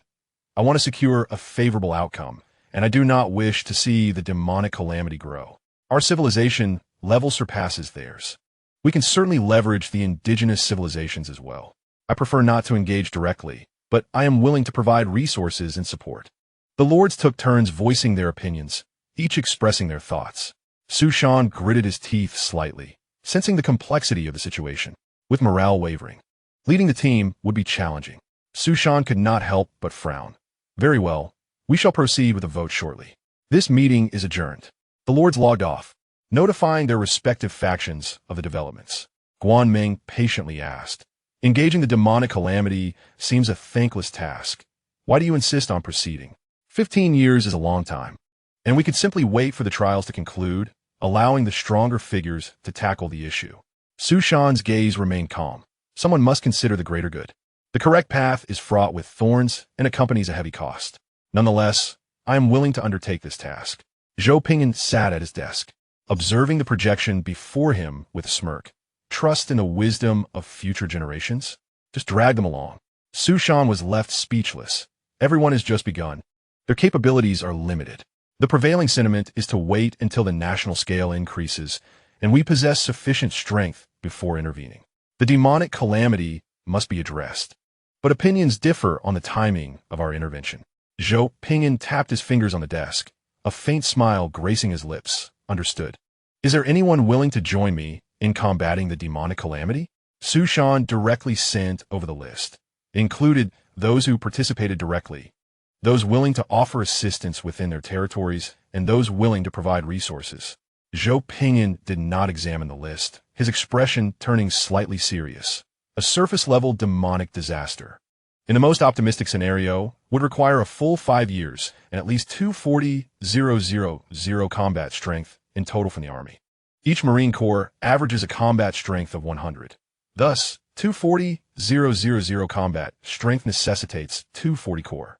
It is crucial that these 240 Marine Corps be produced by offensive Lord civilizations. Each Lord type possesses unique awakening talents, and within each Lord type, there are numerous intricate classifications. A Lord can command a civilization, with weaker ones being tribal civilizations and stronger ones being regional governors. The Lords of the Daxia Empire predominantly select from the ranks of orthodox humans, subhumans, mutated humans, and cyborgs. Among these, the most favored are offensive and war-oriented lords. Generally, the prevailing assumption is that the standards pertain to offensive and war-oriented lords. Other types of lords calculate their combat strength according to discounted standards. Su Shan subjects are war-type beings, endowed with formidable combat capabilities. In contrast, Zhou Ping'an subjects are rather average, being of the versatile type, only slightly stronger than Su Shan's. A standard Marine Corps consists of 200,000 troops and requires 100 units of or for production, with a monthly maintenance cost of 1 energy coin and a production time of 90 to 100 days. Average lords produce around 50 units of or per month, with a surplus of 20 to 30 units. Initially, after a year of hard work, most could only assemble a single Marine Corps. A significant number even preferred to utilize solely air escort vessels, as these smaller warships could meet the demands of most war environments, allowing the combat personnel aboard to temporarily join the Marine Corps in a pinch. The operation of 240 Marine Corps would, in practice, require the coordination of air escort vessel groups. The participation of 240 war-type lords in a demonic disaster war lasting at least 5 years would impose a tremendous burden. If fortune does not favor them, a surface-level disaster war could extend for a century. Su Shan shrugged. Only 40 lords are willing to participate directly in the demonic disaster war. The rest are hesitant to engage at this time. Zhou Ping'an clicked his tongue. Understood. I shall acquire 200 territories of imperial scale to suppress the demonic disaster here and prepare for the future. Su Shan saluted. Your efforts are appreciated. Future wars necessitate a pristine land. Securing 40 is already commendable. Farewell. Farewell. The projection vanished. Zhou Ping'an clicked his tongue, managed to reap benefits, though not entirely for free. Zhang Yang, sitting nearby, propped his chin on his hand, muttering, a surface-level demonic disaster, brother. This is a veritable pit of fire. Lu Qian's eyes sparkled. Is there a war? Isn't that a good thing? Zhang Yang. Warlords, then it's all good. Zhang Yang curiously turned Zhou Ping'an's panel around, his eyes sweeping across it, revealing the obvious. Most willing participants are warlords. Excluding the warlords, who can gain from battle, the majority of lords are reluctant to involve themselves in such conflicts. To explain in simpler terms, warfare empowers warlords. For instance, the units Zhou Gu unlocked today, whether it be the Devourer Berserker or the Transformers, they can rapidly grow stronger during and after battles. Similarly, Lu Qian, with his war-crazy artifact talent, grows stronger with each engagement, and his weapon research technology skyrockets, all thanks to warfare. As for myself, I am a balanced lord, inclined towards farming and defensive fortifications. Engaging in battle is utterly impossible for me. It will never happen in this lifetime. Zhang Yang expressed his envy with a hint of resignation. I truly envy warlords, who can thrive and ascend through combat. Zhou Ping'an chuckled. Each lord possesses their own strengths and weaknesses. That is entirely natural.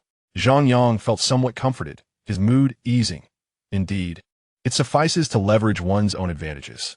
By the way, Zhou Gu, what type are you? Zhou Ping'an. I possess a bit of knowledge in every category. Zhang Yang. Lu Qian. Zhou Ping'an displayed a humble smile. I'm a versatile lord, not particularly strong, merely the legendary type that is hard to come by in a millennium. Claims of being invincible among peers or defeating those of higher tiers are mere exaggerations. Zhang Yang. Lu Qian. What dazzling pretentiousness. How infuriating. I've been outshined by this fellow. Once the contract is signed, stable updates will commence. Lately, the editor has been rather absent. Chapter 9. My evil god cannot possibly be so handsome. Production, processing, construction, research, expansion, and diplomacy are all entrusted entirely to Shaoli. After all, she is an experienced veteran, adept at handling these matters. Shaoli even thoughtfully requested the joint censor from Zhang Yang and Lu Qian, which can share all intelligence within the territory.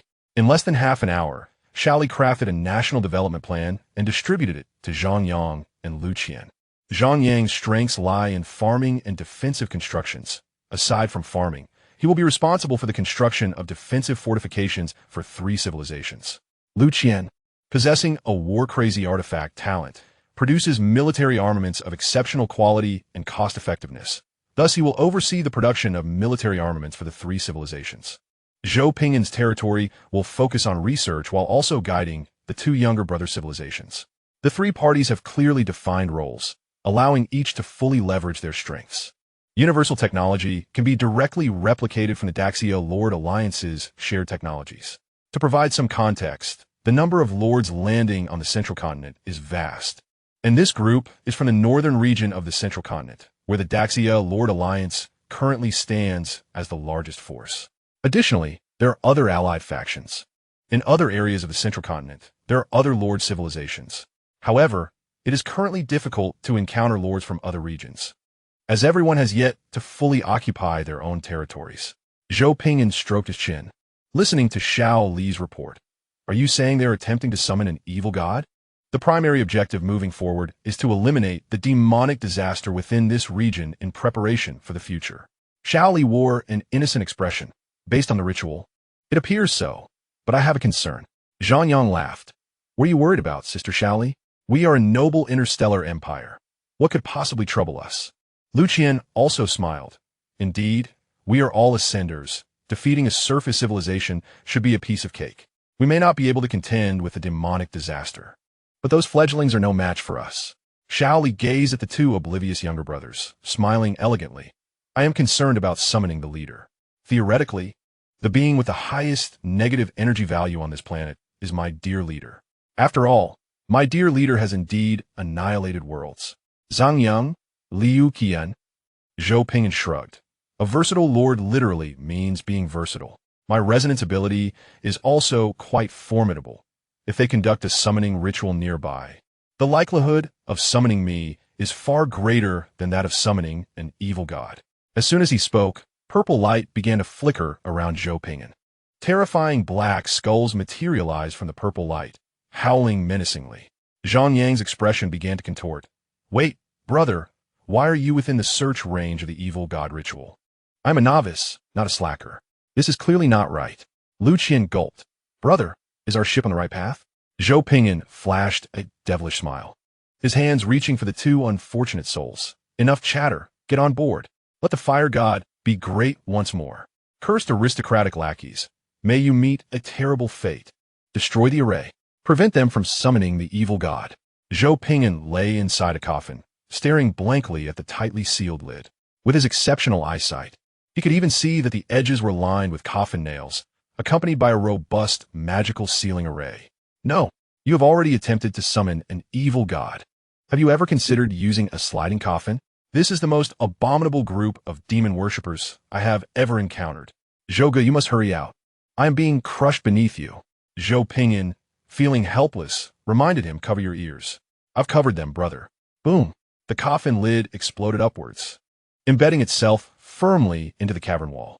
Zhou Ping'an shook his hands and crawled out of the coffin, remarking, I suggest next time you use a sliding lid or a hinged one, nailing it shut makes it impossible for the feeble to escape.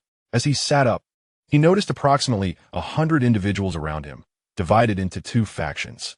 One group was clad in tattered beggar's garb, emaciated and clutching human skulls, adorned with a necklace of 9 turned skulls. In front of this group stood a cadre of warriors, donned in exquisite armor, wielding steel swords, emanating a milky white aura of fighting spirit, exuding an air of righteous valor. The atmosphere was palpably tense, as everyone stared in astonishment at Zhou Ping'an, who had just risen from the coffin. Zhou Ping'an quickly emerged, tugging at Lu Qian for assistance, and glanced down to see Zhang Yang, frothing at the mouth and unconscious. It was evident that Lu Qian possessed remarkable physical resilience, whereas Zhang Yang was not as fortunate.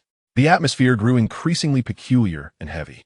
The bearded knight stared in disbelief at the bewildered dark sorcerer opposite him. Is your deity truly this handsome? The leader of the dark sorcerers hastily retrieved a holy text, opened the first page of the parchment, scrutinized it closely, then looked back at Zhou Ping'an and Lu Qian, uncertainty etched on his face. I don't know. My deity cannot be this handsome. Zhou Ping'an instructed Lu Qian to use his aura to revitalize the unconscious Zhang Yang, and turned his attention to the two factions. Clearing his throat, now, can anyone provide me with an overview of the situation here? The leader of the dark sorcerers knelt swiftly, holding the holy text, pleading earnestly. Great deity, your servant beseeches your mercy. These heathens persecute us. They obstruct my efforts to spread your holy light. In unison, the sorcerers in attendance behind him knelt as well. Zhou Ping'an nodded, signaling him to silence, and turned to the bearded knight leading the opposing faction. Can you provide some useful information? The bearded knight, with a serious expression, replied, I am Wang Chuan, leader of the 3rd Knight Brigade of the Holy Church of the Kingdom of Luo, sent by the High Priest to eradicate the dark cult involved in human trafficking, arms smuggling, subversion of authority, and the murder of innocents. Upon hearing this, Zhou Ping'an decisively unleashed his dark resonance, a wave of dark purple energy emanating from him. The dark sorcerers responded with a faint purple glow. Zhou Ping'an snorted, Indeed, they're not virtuous. Lu Qian, obliterate them. Without hesitation, Lu Qian released Zhang Yang and waved his hand, summoning several small floating cannons that swiftly launched multiple guided beams, targeting the foreheads of their adversaries. In less than a second, the dark sorcerers lay sprawled on the ground, sound asleep. Wang Chuan broke into a cold sweat, hastily aiming his sword at Zhou Ping'an, while the warriors behind him formed a defensive stance, fearing they too would meet a swift end. Zhou Ping'an flashed a benevolent smile. Do not be alarmed. I'm a good person. Lu Qian chuckled awkwardly. Brother, you should tone down the dark resonance. This purple hue is rather overwhelming. Are you the world-destroying demon god? Oh, I almost forgot. Zhou Ping'an deactivated the dark resonance, maintaining his amiable demeanor.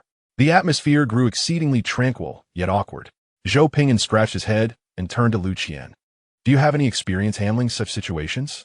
Lu Qian pondered for a moment, positioning the floating cannons to lock onto their foes. This is how I generally handle it. Zhou Ping'an understood and addressed the kneeling figures with a warm smile. Could you kindly lower your weapons and engage in a civil conversation? Wang Chuan glanced at the dark sorcerers still slumbering on the ground, and feeling the warmth of the crimson beams on their foreheads, his stern face softened into a cordial smile. Please, speak freely. We aim to foster goodwill. not to instill fear. Zhou Ping'an smiled contentedly. Among you, who excels in summoning demons? To address the calamities brought by demons, it is imperative to consult those skilled in their summoning. Wang Chuan paused, turning to observe the slumbering dark sorcerers. Zhou Ping'an's expression turned deadpan. Oh damn. I acted too swiftly and forgot to leave any survivors. I truly am not suited for dealings with the living. Wang Chuan gulped. If you wish, I could assist you in locating another group. Zhou Ping'an replied, that would suffice. Beep beep. Zhou Ping'an pressed his wristwatch, projecting a hologram of Shaoli. Leader, your current location is surrounded by demons. Reinforcements are en route. Please wait patiently for 3 minutes. Zhou Ping'an raised an eyebrow, looking at Wang Chuan. Where exactly are we? Why are we surrounded by demons? Wang Chuan chuckled nervously. This is the core sanctuary of the dark cult. We came here with the resolve to steal from them. Hearing the growls of approaching demons, Zhou Ping'an rolled up his sleeves. I am here to exterminate demons. Is anyone available to help block this passage? I can already hear the horde approaching. Wang Chuan's mind momentarily faltered. Huh? Zhou Ping'an contemplated, extending his hand to draw down the coffin lid above him, securing it against the only passage within the cave. Quickly, find a way to block this. I do not wish to engage in close combat with a throng of demons. Lu Qian scratched his head. Brother, we can defeat demons. Do you really want to confront them in such a cramped, stuffy space? Defeating them is one thing. Enduring the stench of their foul blood is another. Understood. The two worked together to barricade the sole exit with a coffin lid and large stones. Zhou Ping'an casually retrieved an air freshener from his spatial backpack and tossed it to Lu Qian. Spray this. It effectively eliminates the smell of blood. Friends who frequently engage in killing often carry a can to ensure a pleasant atmosphere.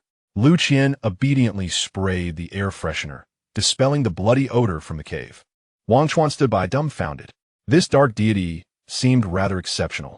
The warriors behind him stared in awe, their minds struggling to process the scene.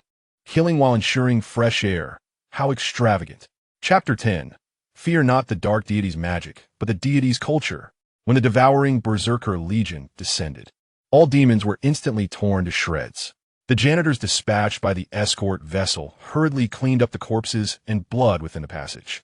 Zhou Ping'an emerged, wearing a mask, calmly with his hands in his pockets. Lu Qian and Zhang Yang followed closely behind. Shaoli, holding a tablet, obediently walked beside them. Wang Chuan observed the armored servants swiftly spraying air freshener and felt his scalp tingle. Each servant summoned by this dark deity possessed strength surpassing his own.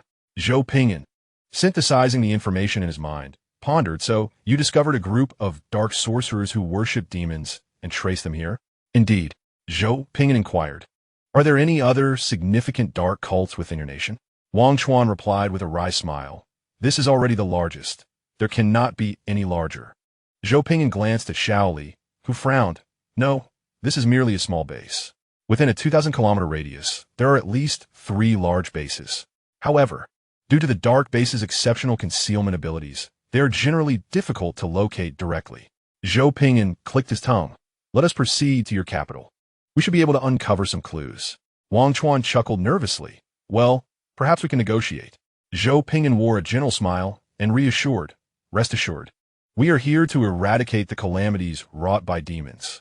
As for your political system, we shall offer our support only on the ideological level and will not interfere in your internal affairs. Regarding your conflicts, we will refrain from any military intervention. Wang Chuan managed a strained smile, appreciating the eloquence of the words spoken by the civilization of the evil gods. Shaoli casually flipped through the local intelligence reports and remarked, Your Luo kingdom is truly chaotic. Even several nearby towns have fallen under the control of opposing warlords, constantly threatened by terrorism. Zhou Ping'an chuckled lightly. We only concern ourselves with natural disasters. If chaos reigns, it is of no consequence to us. If battling the demons necessitates meddling in your internal politics and military matters, then that would be utterly exhausting. I'm not a fool. As Shaoli turned to the next page, she halted abruptly, her expression shifting. Chief. Zhou Ping'an also paused, raising an eyebrow. We have discovered oil and natural alloy resources. The significance of oil requires little explanation. It is the lifeblood of industry, serving as a solvent, fuel, and raw material for fertilizers. Natural alloy resources are the primary materials for constructing warships. Wang Chuan broke into a cold sweat, utterly bewildered by how the evil gods had acquired such intelligence. Though he could not comprehend the terminology, he understood that these two words referred to resources sacred to the great forging families of their nation. Zhou Ping'an's demeanor grew serious. Operation Golden Eagle shall commence immediately. Shally pressed her earpiece. Execute the plan. With a whoosh, a cacophony of whistling filled the sky as numerous hyperspeed frigates surged forth, and fully armed Marines leaped from the transport ships, crashing to the ground. They swiftly formed reconnaissance and defensive formations, surveying and suppressing a 5-kilometer radius in under 3 minutes. Not even a mosquito was spared, summarily executed on the spot. Wang Chuan and the knights behind him stood in shock, utterly astounded by the efficiency of this incursion. Zhou Ping'an smiled kindly, grasping Wang Chuan's hand. Welcome to democracy. You have suffered. From now on, the Disaster Wolf Empire shall safeguard your national integrity and personal safety. Wang Chuan's complexion turned ashen, his hand involuntarily shaking. Did you not say there would be no military intervention? Zhou Ping'an maintained his serene smile. Precision poverty alleviation has always been our empire's foremost policy. How could I bear to witness you suffer from poverty and ignorance? I assure you, my intentions are not driven by your oil and natural alloy resources. Wang Chuan's face darkened further. But that is our oil field, our mine. Losing these two sanctuaries, one can easily imagine the dire state of military production in the Luo kingdom.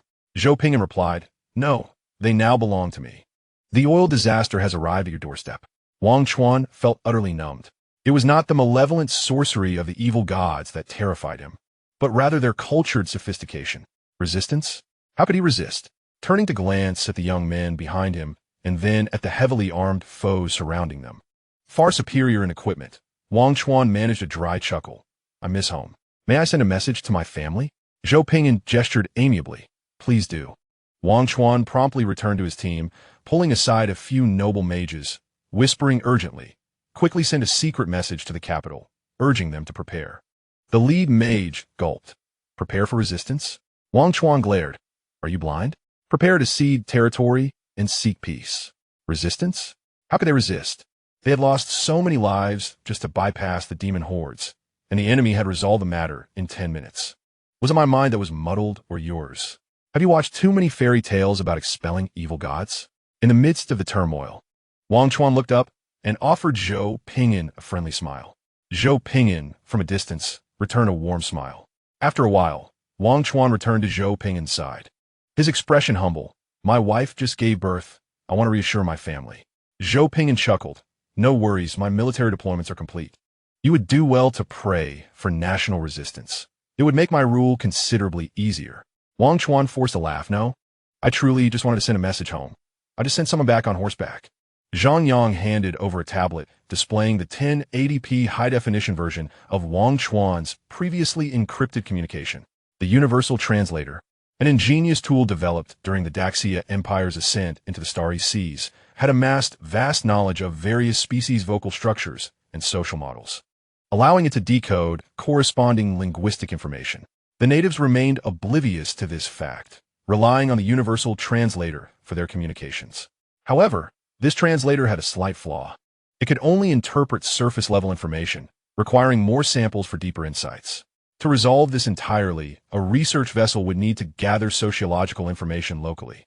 Fortunately, an engineering ship had already established a sociological observation station, rapidly collecting relevant data, thus addressing most practical issues.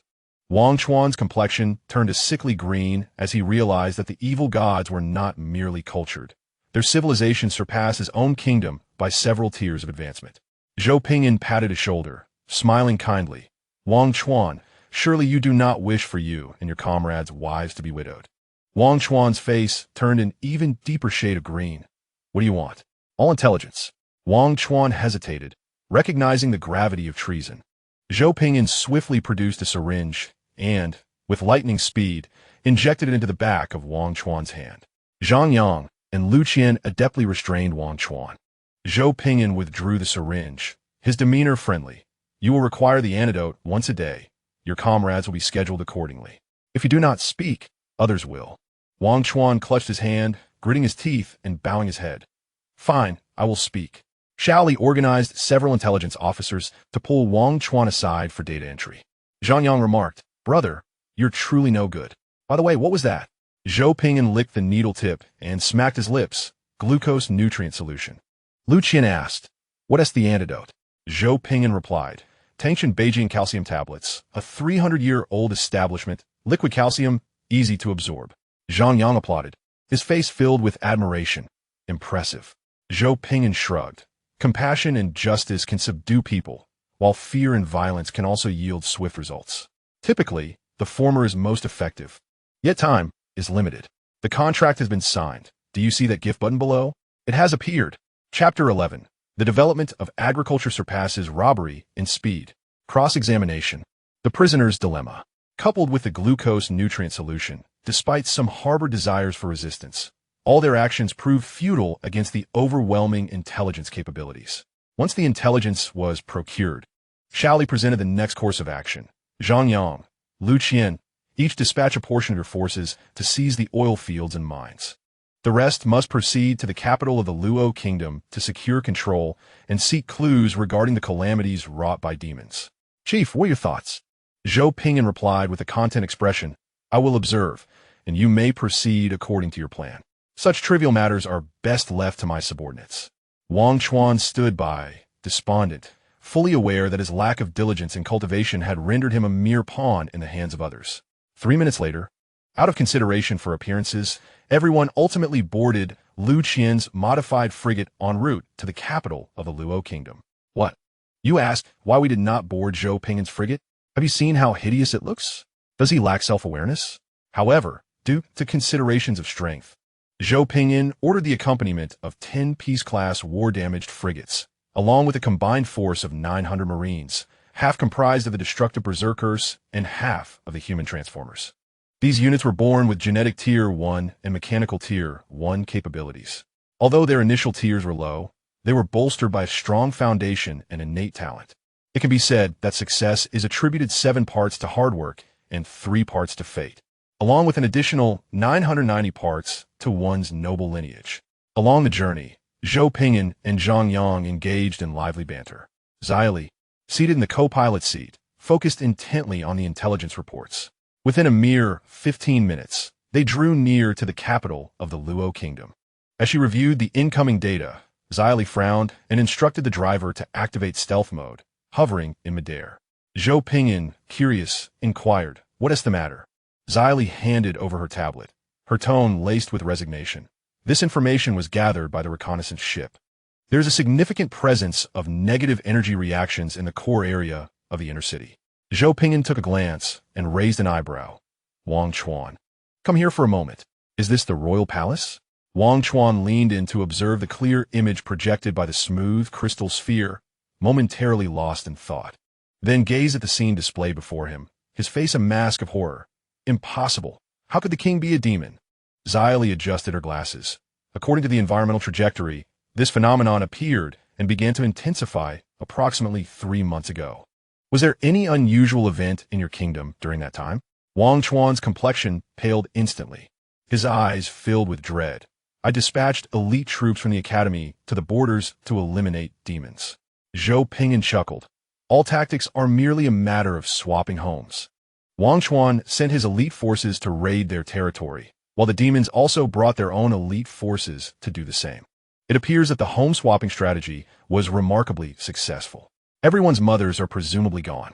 Wang Chuan, in a state of utter despair, truly resembled a grieving child. Zhou Ping'an, with a morbid curiosity, inquired, "Is there someone important to you among them?" Wang Chuan replied, "The royal family bears the surname Wang." Zhou Ping'an blinked. "So you're now an orphan?" Wang Chuan collapsed to the ground, wailing, "Mother, father, oh, my dear parents." His cries were heart-wrenching and filled with genuine sorrow, devoid of any pretense. It was evident that his parents had truly met their end. Zhou Ping'an revealed a devilish grin. Crouching down and speaking in a voice laden with temptation, "Wang Chuan, do you yearn for revenge?" Wang Chuan, sobbing, drew his steel sword from his waist. His eyes reddened. "I will fight these demons." Zhou Ping'an continued, "Do you wish to resurrect your family?" Wang Chuan's face momentarily froze, staring at the handsome malevolent figure before him. His eyes quivered slightly, devoid of any color, and though his hand, gripping the steel sword, bulged with veins, he hesitated to unleash his holy fighting spirit. As a seasoned paladin who had vanquished countless demons, Wang Chuan was acutely aware of the price one pays for consenting to a pact with a malevolent deity. The notion of resurrection was merely an ephemeral dream, a fleeting bubble destined to burst. Wang Chuan, do you miss your mother? Wang Chuan's psychological defenses crumbled, his eyes reddening as he lowered his steel sword. Kneeling before Zhou Ping'an and bowing his proud head, Zhou Ping'an smiled. Very well, I shall resurrect your family, but in return. Master. Zhou Ping'an nodded in satisfaction. Excellent, you're on the right path. Destruction value 1111. The resurrection technique is not particularly difficult, especially as the Daxia Empire has already established a mature resurrection mechanism. Being a villain is not merely about accumulating destruction points. Rather, it is a testament to my inherent wickedness. Zhang Yang could not help but shudder. Brother, you seem rather perverse. Lu Qian placed a hand to his forehead. Although I believe warfare should not be constrained by high moral standards, I truly feel your moral compass is alarmingly low. This is a deficiency in great virtue. Zhou Ping'an scoffed. Exploiting the resources of an indigenous nation.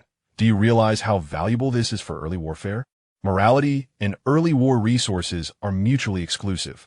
Moreover, I am merely assisting them in entering the civilized era.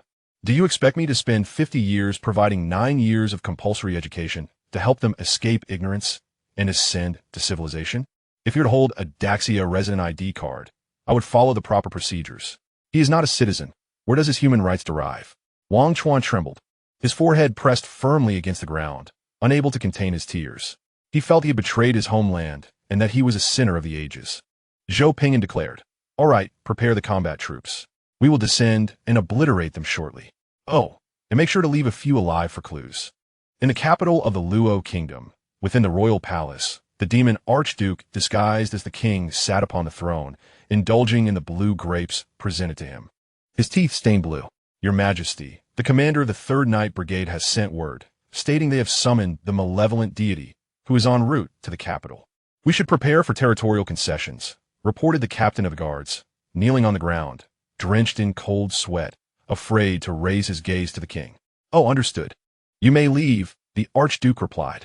The captain felt perplexed yet relieved, hastily retreating, fearing that lingering too long would lead to his execution by the enraged king. The demon archduke, clutching the blue grapes, his eyes gleaming with a strange light, thought to himself, Have they truly succeeded? This is impossible. My deity cannot arrive for at least another 15 years. Could they have summoned a peer to claim the credit? Most likely. He chuckled, thinking, Once I conduct a blood sacrifice here and advance to a 6th-tier demon general, I shall see who dares steal my glory. The archduke wasted no time and promptly summoned shadow creatures, commanding, Go, have them prepare the magic array. Let's make a grand spectacle tonight. In the sky, all aerial warships and transport vessels were under stealth mode. Zhou Ping'an leaned against the control panel, pointing at the images of the palace interior on the screen, alongside translated textual intelligence. This fellow is their leader, correct? Wang Chuan wiped the sweat from his forehead. Most likely, but the demon archduke is at least a 5th tier. It would require at least a 6th-tier legendary mage and a 6th-tier legendary warrior to banish him. The physical prowess and innate talent of the demon race far exceed that of humans. Fighting beyond one's tier is commonplace. Zhou Ping'an replied, Very well, fire at him. Wang Chuan quickly extended his hand to stop him. No, we cannot alert the enemy. Your magic ship is formidable, but it would require a vessel the size of a town to injure him. We need a detailed plan to surround him. These dozen or so small ships will be utterly insufficient. You do not comprehend how terrifying the Archduke's strength truly is. Zhou Ping'an looked on puzzled, and casually ordered, Reduce the power to 998 and ensure not to harm any innocent civilians. What is there to fear from a demon not clad in standard interstellar defensive armor? This would be akin to using a cannon to swat a mosquito. Observing below, the demon appeared to be an impoverished demon from the countryside, untrained and careless, neglecting even the basic protective measures. The demon archduke, seated on the throne, popped a blue grape into his mouth, grinning with delight at the imminent promotion. Boom! The descending light spear cannon engulfed the throne, leaving nearby tables unscathed. showcasing the pilot's precision and elegance. The throne vanished, leaving only a bottomless pit in its place. All who heard the sound turned their gaze toward the palace, witnessing a residual beam of light slowly dissipating from the heavens. Warriors of the Calamity Wolf, kill! The battle cries echoed from the skies as formidable warriors clad in black, adaptive gene armor descended, their arms transforming into melee weapons, targeting the demons and unleashing carnage. Wang Chuan stood beside the screen, stunned, gazing at the now-vanished energy reaction in disbelief. Zhou Ping'an placed a hand on his shoulder. You have never seen this, have you? This is the latest model of the light spear cannon, highly cost-effective, supporting user modifications and performance overclocking. Wang Chuan's face flushed. I have never encountered such a magical cannon. It is unlike anything I have seen before. This is slender, yet incredibly powerful. The ones I have seen in the past were bulky and ineffective against the Archduke. Zhou Ping'an chuckled. All right, once the area is cleared below, we will descend to find your parents. This is quite the stable situation. We have acquired the dominion of an indigenous kingdom. We can extract a wealth of resources directly. Cultivating and developing takes far longer than plundering. As the saying goes, economic vitality is defined by its flow. To keep it stagnant is akin to committing a crime. Miss Xu Wang, please refrain from being so hurtful. What do you mean the author is begging again? Oh dear, harsh words can inflict wounds as deep as winter's chill in June, and you owe me some compensation. Indeed, I am in need of alms. Chapter 12, The Lost Civilization of the Pre-Lightspeed Era. The king has perished, along with the power-hungry ministers, and those who were once their allies have also met their demise. Now, the royal palace is left with a few stunned, bewildered ministers and generals, who are utterly perplexed by the unfolding events. Zhou Ping'an sits on the steps of the palace, listening to Xiao Li's report. Has the suppression been completed? Xiao Li adjusts her glasses and replies, yes. However, the subsequent tasks will require some time. Nonetheless, this does not impede our progress in extracting primary and secondary resources. Zhou Ping'an strokes his chin and inquires, what about the clues regarding the demonic calamity? Xiao Li blinks. There are many, but each requires careful verification. Zhou Ping'an quips, indeed. The most challenging aspect of warfare is intelligence work. You might think that the hardest part of intelligence work lies in discerning the false from the true. But that is a misconception. The real challenge is sifting through a plethora of genuine information to seize the most opportune moment. Currently, the demonic calamity has yet to manifest openly, making it exceedingly difficult to extract these parasites from the shadows. In the era before the rise of the Xia Empire, demons were audacious, naive, and devoid of any semblance of intelligence. However, after the emergence of the Xia Empire, it must be said that their selection process is indeed remarkable, significantly elevating the average intelligence of the demonic civilization, by physical means, no less. Master, I have located my parents. A voice interrupts. Zhou Ping'an feels a bit awkward at this revelation and gestures. You may refer to me as Chief. Huh? Why are you bringing 2 buckets of mincemeat? Wang Chuan weeps uncontrollably. This is my entire family. Zhou Ping'an glances at the buckets of flesh and shifts to the left. Could you please keep your family at a distance? I need to prepare myself mentally. Zhang Yang pinches his nose. Brother, should we freeze it? Resurrection technology requires at least mid to late stage genetic technology. Lu Qian can no longer hold back and rushes to find restroom. The pungent aroma of decay is overwhelming, evoking an ancient practice where excrement was used as markers to indicate safety. Though every one of them has been in battle, it is rare to confront the grotesque sight of corpses or decay. As the Lord, who is central to civilization, he has never encountered such a scene. Zhou Ping'an hastily accepts the breathing mask from Xiao Li, looking helplessly at the weeping Wang Chuan. Uncle, that's enough. Please step back a bit. I know you're anxious, but do not rush me, as I have just finished my meal. Wang Chuan places the buckets a safe distance away, eyes glistening with tears as he gazes at Zhou Ping'an. After donning the gas mask, Zhou Ping'an directs his hands toward the buckets and casts a resurrection spell. He is a versatile lord, skilled even in the arts of cultivation. 2 beams of pure white light penetrate the wooden containers, and the flesh begins to grow anew, expelling the decayed remnants. In mere moments, 7 individuals, varying in age and completely unclothed, tumble out beside the buckets, still smeared with blood and maggots. Wang Chuan rushes forward in ecstasy, embracing one of the beautiful women. Wife, dear wife. Zhou Ping'an face palms. Your wife is in dire need of a bath. Please take her to clean up. Thank you. Having spoken, he turns away to avoid causing offense. The guards quickly converge, pinching their noses and expressionless. They carry the individuals outside, mindful not to further assault the chief's senses. Soon, air fresheners are deployed, and the filth on the ground is swiftly cleared by the cleaners. Zhou Ping'an lowers his mask, standing still, with tears welling in his eyes. The greatest waste in warfare is not energy coins, but air fresheners. Xiao li souffli interjects. The research on freshener technology has already been arranged. After a considerable time, Wang Chuan rushes back, his face filled with urgency. My family is all unconscious. They're in a state of coma. Zhou Ping'an stares at him incredulously. Did you think their souls were robust enough to adapt to resurrection instantly? The rapid ones take a week, while the slower ones may require 3 months to acclimate.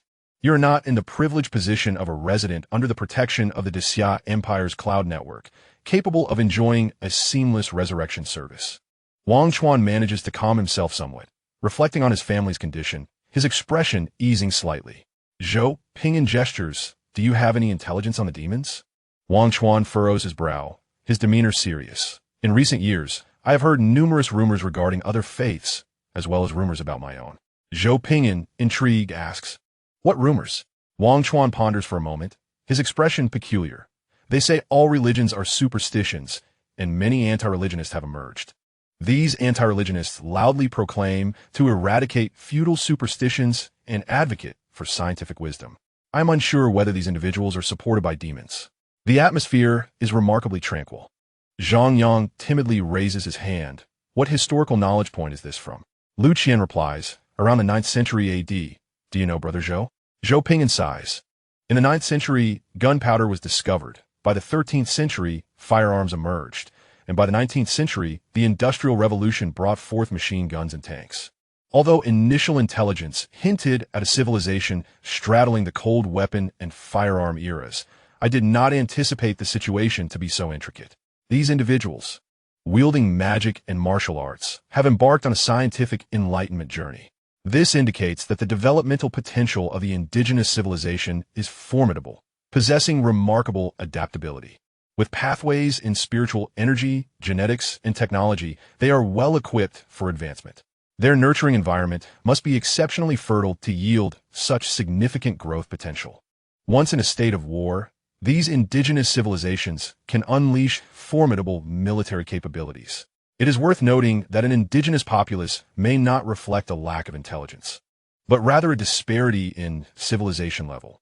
With minimal training, they can become highly effective servitors, even capable of evolving into a vassal empire that reaches for the stars. While the demonic calamity remains undiscovered, a human civilization capable of adapting to myriad environments has been revealed. Perhaps the trial directors intentionally selected this exceptionally valuable planet to test everyone. Zhou Ping'an exhales a breath of warmth, looking at Wang Chuan's eyes as if he were gazing upon a treasure. Xiao Li, conduct a genetic examination on him. Xiao Li immediately retrieves the genetic scanner and begins a thorough scan of Wang Chuan. 60 seconds later, the results emerge. Xiao Li's pupils constrict slightly, her breath quickening. 80 adaptability to multi-planet environments. This is not merely adaptability to a single planetary environment, but to multiple planetary environments. Zhou Ping'an's eyes sparkle with excitement as he licks his lips.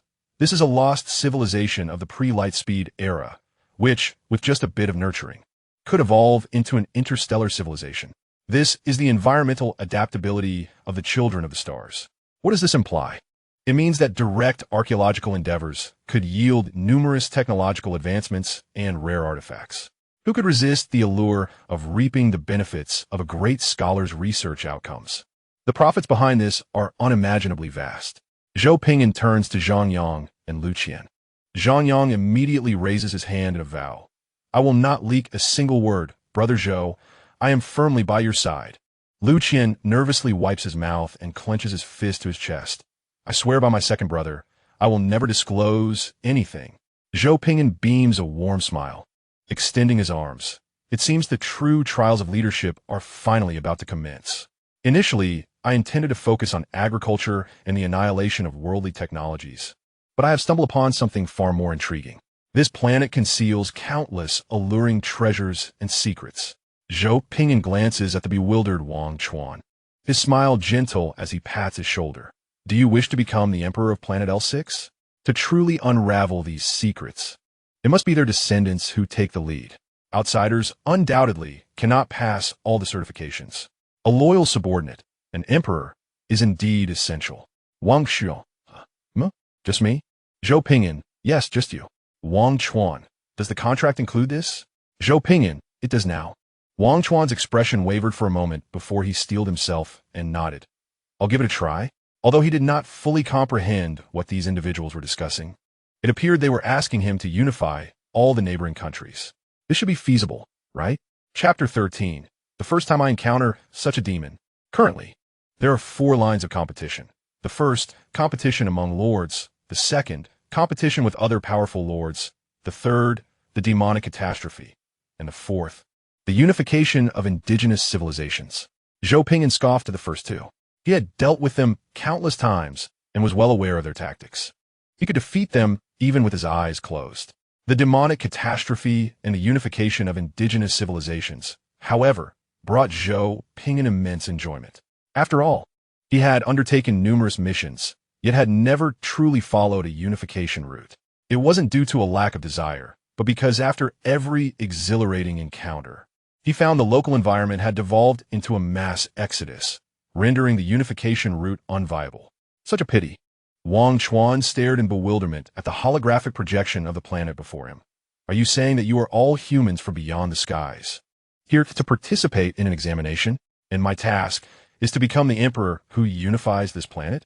After a brief and hasty education, Wang Chuan had a rough understanding of the present situation. Wang Chuan was astonished.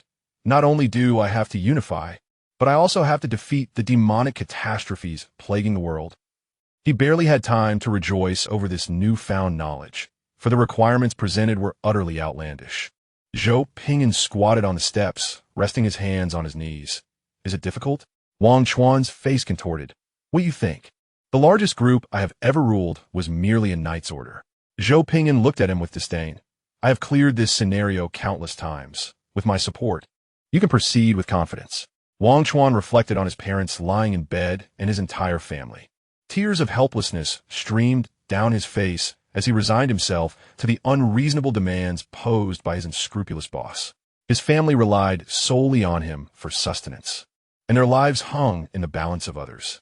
Zhou Ping'an observed his inability to refuse and, with a wink, turned to Shaoli, pointing at him. Is this what they call a cow and horse? Look, even though this task is utterly absurd, Wang Chuan dares not refuse.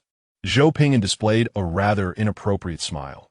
Shaoli arranged for him a 24-hour training regimen with the best instructors available.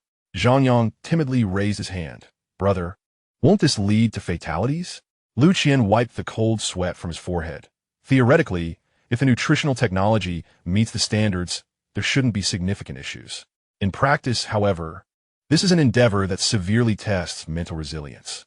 The usual standard is 6 months of specialized training, as exceeding this time frame causes the vast majority of warriors to break down. Zhou Ping'an's expression indicated that 6 months was impossible. It was more likely to be 19 years and 364 days. The absence of a full 20 years was not due to Zhou Ping'an's mercy, but rather because that was the upper limit of trial duration. What a pitiable cow and horse.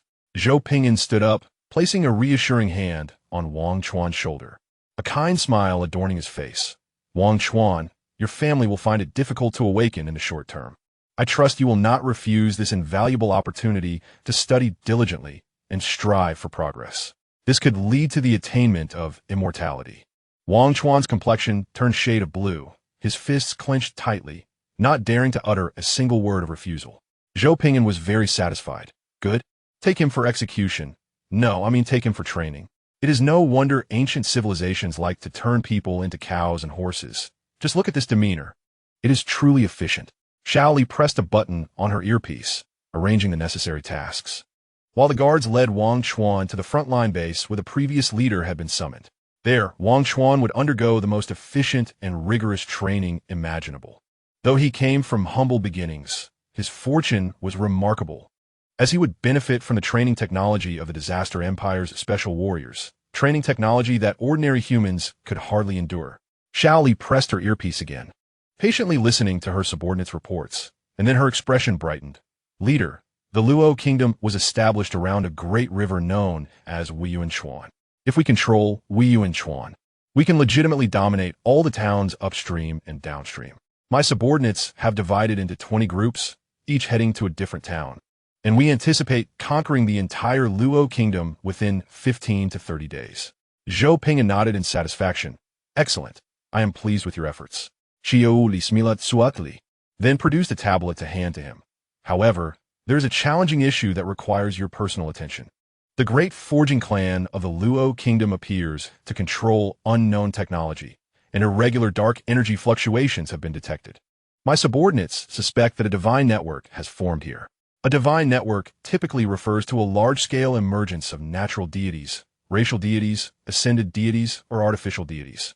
The rationale for sending the leader is quite simple. In terms of divine rank, the leader's world-destroying demon rank is the highest on this planet. Zhou Ping'an glanced around, muttering, "This place is a veritable hodgepodge. Divine systems, genetic systems, psychic systems, technological systems. Who knows what surprises they will bring me?" It seems this time the trial took into account that the graduates are inexperienced, providing hidden benefits. Whoever uncovers these hidden benefits first will seize the initiative. Zhou Ping'an reviewed the mission progress. 1. Develop core bases. 2. Construct frontline bases. 3. Establish dominion over vassal kingdoms. 4. Xiaoli, I appreciate your hard work. I will attend to the matters concerning the great forging clan. Xiaoli bowed respectfully, wishing the leader good health. Zhang Yang timidly interjected. Shouldn't we be wishing others good health? With our brother's strength, no one really worries about his well-being. They are more concerned about whether others can remain healthy. Lu Qian, I second that. Zhou Ping'an rolled his eyes, dismissing the two who were clearly unconcerned. Let us move out. The great forging clan of the Luo kingdom, known as the Iron Clan, resides in the plains.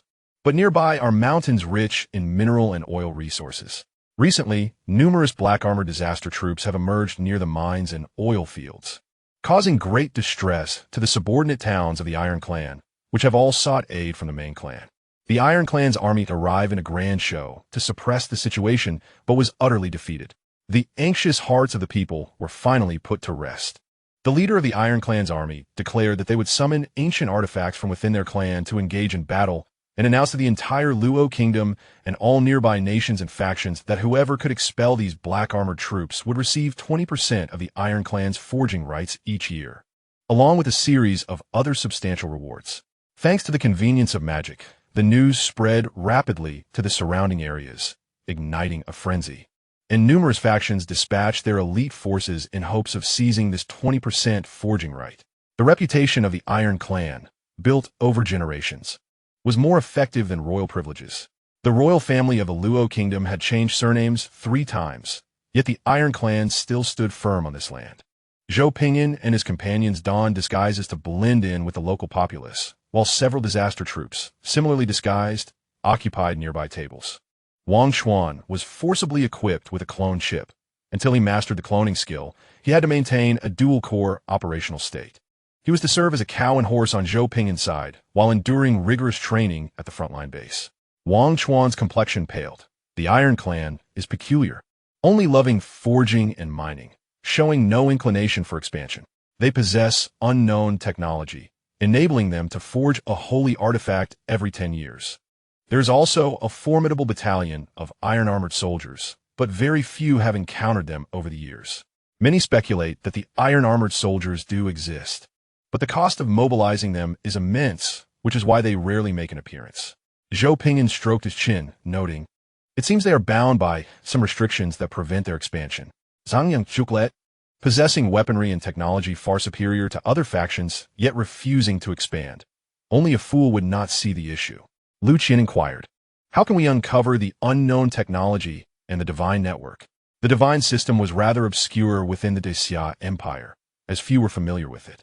This was not due to a lack of interest, but rather because the deities of the Disaster Empire were more relatable and distinct from those of other civilizations.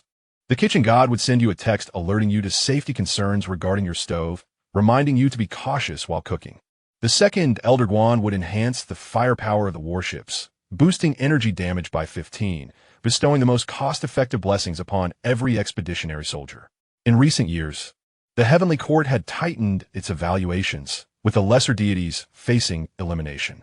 In response to the need for quick action and effectiveness, the deities invested heavily in network infrastructure each year, fearing that slow responses would adversely affect their performance. They even opened accounts on various media platforms, inviting charming young ladies and handsome young men to dance in order to attract attention, offering fortune bags as incentives. Here, we extend our gratitude to Unicom. Unlike those so-called deities outside, who, without 3 generations of inheritance or decades of faith, would remain unresponsive as if they were utterly lifeless. Zhou Ping'an mused, first, we must understand their preferences and taboos. Zhang Yang asked, and then? Zhou Ping'an replied, then we shall compile these taboos into a guidebook and distribute it to the entire army. Lu Qian queried, what is the quickest way to find someone? It is not about searching for someone. Rather, it is about making others go to great lengths to find you at any cost. Zhou Ping'an smiled warmly. We shall first infiltrate their ranks to ascertain the nature of the unknown technology while simultaneously uncovering their taboos. Wang Chuan's face turned pale. Do you truly possess any humanity? To covet another's core technology is one thing, but to trample upon their dignity is another. In my lifetime, I have never encountered such a demon. Chapter 14 is truly romantic. The Iron Clan is currently in search of talented individuals, aiming to identify weaknesses in the Black Armored Army. They are offering substantial rewards, including sacred artifacts in exchange for valuable information. Zhang Yang took a bite of the local specialty beef, swallowed, and inquired, brother, what is the weakness of the Berserk warriors? Zhou Ping'an pondered the unit data and shook his head. I do not know. Lu Qian expressed disbelief. How could you not know? You are the Lord. You possess all authority. How can you be unaware of the weaknesses of the units? Zhou Ping'an promptly shared the unit data on their accounts. Zhang Yang gazed at the data, his head filled with question marks. Why does such a unit exist in this world? Lu Qian was taken aback. Can units even possess such characteristics? Devour and slay Berserker. 1. Devouring living beings, acquiring everything from the counterpart, including attributes, genes, memories, and talents. 2. Biological mimicry, simulating all things from memory without consumption, including weapons, armor, and laser cannons. 3. Gene system evolution, with a repository of gene technology. One can autonomously choose a development direction and can regress or evolve at will. 4. The following data rendered the two unable to continue reading, their expressions growing increasingly somber. It was not that the data had reached its conclusion, but rather that their psychological endurance had been exhausted. The first 2 points required little explanation. The third, however, merits clarification. This is akin to possessing a complete suite of gene technology from birth, requiring only energy consumption to extract and load corresponding technologies, with the ability to change states at will. To put it simply, each devour and slay berserker can transform into a gene mother base or any profession within a gene society, provided there is sufficient energy available. Mastering all skills within the gene societal framework. Mr. Lu Sun, their methods of killing have evolved. In summary, it is encapsulated in 2 words, invincible. Zhang Yang closed the data, his expression dazed as he clutched the beef, unsure of what to say. Is this truly a unit? How can this be classified as a unit? Lu Qian also closed the data, supporting his chin with his hands, lost in thought and unable to articulate his feelings. After a long moment, Lu Qian sighed. Indeed, I too would be a loss to identify any weaknesses. Comparing Zhou Ji's unit to his own, tears welled in his heart. Speaking solely of this unit, if thrown onto a hillside, it could transform into a plant state and absorb natural energy to complete its self-evolution. Attack, defense, life, speed, whatever it lacks, it can summon forth independently, requiring no research technology or equipment to enhance its combat capability. There is no need for concern regarding its advancement. It can resolve that on its own. It is an exceptionally independent and powerful gene-type unit. What? You still did not comprehend its true strength? The bloodline potency of the Dragon Tribe, the spellcasting talent of the Phoenix Tribe, the life density of the Earth Tribe, and the strength of the Witch Tribe have all been concentrated into this humanoid gene unit. The terrifying value of the gene technology core is beyond comprehension. Zhou Ping'an smiled faintly, an air of arrogance evident in his demeanor. Would you care to see the data on another one of my units? Zhang Yang's complexion turned pale. No, I dare not look. I fear my heart may shatter, and I would withdraw from the competition on the spot. Lu Qian requested a jug of wine, tears brimming in his eyes, lifting it to drink, the fiery liquor burning his throat and causing him pain. The loyal guard returned, standing nearby, lowering his voice to report. Chief, they are currently recruiting today, and we have sent someone to infiltrate. What are your next steps? Zhou Ping'an inquired. How many people does the barracks produce each hour? The loyal guard respectfully replied, a level 1 barracks produces 93 soldiers per hour, totaling 232 soldiers a day, and 960 soldiers a month. This is merely the production efficiency of one barracks. The first resource alliance is covered, and the second resource is managed by instructor Li Xiang for 3 months. Zhou Ping'an chuckled. Then how many troops has Shaoli allocated to my side? The chief has allocated half of a barracks production capacity here, but it will be upgraded to a level 2 barracks tomorrow, further enhancing production modules and increasing the number of barracks, adding approximately 8,000 troops daily. Subsequently, the expansion of barracks will cease, focusing on enhancing research technology. The decision to halt barracks expansion is not due to a lack of resources or technology, but rather because the capacity for true production is already abundant. Producing more would be unnecessary. A level 2 barracks equipped with production modules can generate approximately 270,000 troops a month, totaling about 3.21 million troops annually. Meanwhile, the surface-level human civilization has a population of 7 billion, with only 8.6 million born each year. The production capacity of 27 level 2 barracks would exceed the birth rate of the 7 billion populace. Although there is an enhancement from disaster technology, the true production capacity of ordinary lords is not significantly inferior. The majority of lords within the Xia Empire do not regard indigenous civilizations highly, precisely for this reason. Given sufficient time, any lord of the Xia Empire could easily overwhelm surface-level indigenous civilizations. Wang Chuan swallowed hard. The permanent population of Lu City is approximately 320,000, with a military force of about 90,000. Centuries-old clans, in the presence of these external lords, could be crushed in number with just one barracks within a month. The qualitative advantage was evident after the last battle with the disaster army, where the black armored troops had suffered no losses after descending from the sky to engage in combat. This was the combined military capability of demons and royalty. The Iron Clan is formidable, yet they cannot withstand the will of these external lords. Such overwhelming terror is unfathomable. Centuries of accumulation can be reduced to mere history at the command of an external lord. Zhou Ping'an asked, how many cities do we need to capture on this mission? The loyal guard replied, 2 towns and 1 large city. The remaining targets have been assigned to other tasks. Zhou Ping'an smiled. I will wait 3 days and gather 20,000 troops. Then I will decide whether to push through. The loyal guard responded, understood, your orders have been uploaded. Zhou Ping'an took a delicate sip of salt tea, savoring the coarse and robust flavor swirling in his mouth, before slightly furrowing his brow and swallowing.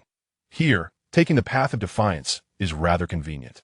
This place abounds with salt, and with the presence of Weiyuan Chuan nearby, coupled with the rich mineral resources, salt is an immensely valuable asset in this level of civilization. Yet here, even those with a modicum of wealth can afford it. With eyes closed, one could envision this location becoming a sanctuary for cultivation. Wang Chuan, beads of sweat forming on his forehead, took out a handkerchief to wipe it and clutched it tightly. Leader, should I perhaps persuade them? I believe the Taiju would willingly surrender. If they do not yield now, they may only be remembered in history books. Zhou Ping'an replied nonchalantly, according to our laws, unknown technologies must be catalogued, and the divine network needs to be dismantled and rebuilt following the protocols of the celestial hierarchy. Do you think they would consent? Wang Chuan fell silent, his expression darkening, unable to respond to such a query, were it not for his own eyes witnessing it. Who would believe that such madness existed in this world? Zhou Ping'an stood, a faint smile gracing his lips. Cheer up. Let us first observe their recruitment site and partake in tonight's encirclement, assessing their developmental potential. 3 days hence, We three lords will collectively assign grades to determine the treatment level for the Taiju. Wang Chuan lowered his stance, cautiously inquiring, "May I ask what this evaluation entails?" Zhang Yang shrugged. "We will devise corresponding strategies based on the evaluation level." Lu Qian chuckled. "If the evaluation is excellent, according to our laws, our lordly faction shall even take the initiative to share technologies they can assimilate to aid in their development." Wang Chuan swallowed hard. "What if the evaluation is poor?" Zhang Yang replied solemnly. "It is well understood that the endpoint of civilization is the urn of ashes. We shall artificially assist them in reaching that endpoint while recording all data pertaining to this clan and uploading it." How romantic! To die and be entered into the database of the Xia Empire. Wang Chuan's face contorted. Truly, how romantic indeed. Chapter 15. Our sorcerers will study rice. The assessment of civilization is a compulsory course in the elective curriculum of the lordly faction, encompassing evaluations ranging from entire civilizations to individual species, families, or individuals. This assessment carries legal ramifications. Under the guidance of his guards, Zhou Ping'an successfully infiltrated the stronghold of the local Taiju. During the prior arrangements, a contingent of disaster troops had been covertly integrated, now successfully reaching the finals. Zhou Ping'an sat in a corner, lifting his teacup for a sip, uncertainly asking, "Is this how we've always infiltrated enemy forces?" Having never been at the grassroots level before, I was unaware of how terrifying our operations could be. No wonder other lords are eager to eliminate me. The guard shouter respectfully replied, "Yes, leader." Zhou Ping'an's expression grew slightly peculiar, but he ultimately suppressed his doubts. Not being a specialist in this field, it was better to heed the advice of experts, despite the somewhat explosive nature of the operation. Zhang Yang scanned the area and asked earnestly, "Is there anyone here who is not an undercover agent?" Lu Qian retorted, "Stop looking, aside from the main family. The rest are all infiltrators."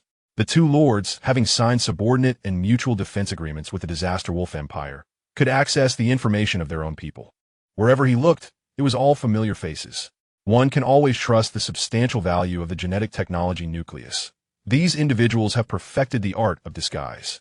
Biological mimicry, it is truly an extraordinary skill for initial infiltration. Zhou Ping'an pressed his forehead. "Control yourselves. Do not act this way. I still need to conduct a civilization assessment." "Shouda. Understood. I sincerely apologize for disrupting your work, leader." Zhou Ping'an sighed. "There is no need for apologies. It is I who has affected your work. Please forgive me." Shouda bowed again and pressed his invisible earpiece, transmitting an order to halt any new infiltration plans. In the hall, the chieftain of the Iron Clan was rallying everyone, promising substantial rewards. The Iron Clan chief, with just us, may not be able to defeat the Black Armored Army. I suggest we wait for more reinforcements. The Iron Clan chief, Fang Shan, was taken aback. When did this group, so eager for money, become so magnanimous? Fang Shan teased. "What is the matter, bull leader? Do you lack confidence in overcoming the enemy? Your Iron Clan has already suffered defeats.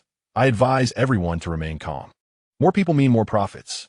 Fang Shan smiled and waved his hand. "Last time, my clan was too arrogant. This time we have prepared weapons and armor for all. We will surely succeed. However, bull leader's words hold some merit.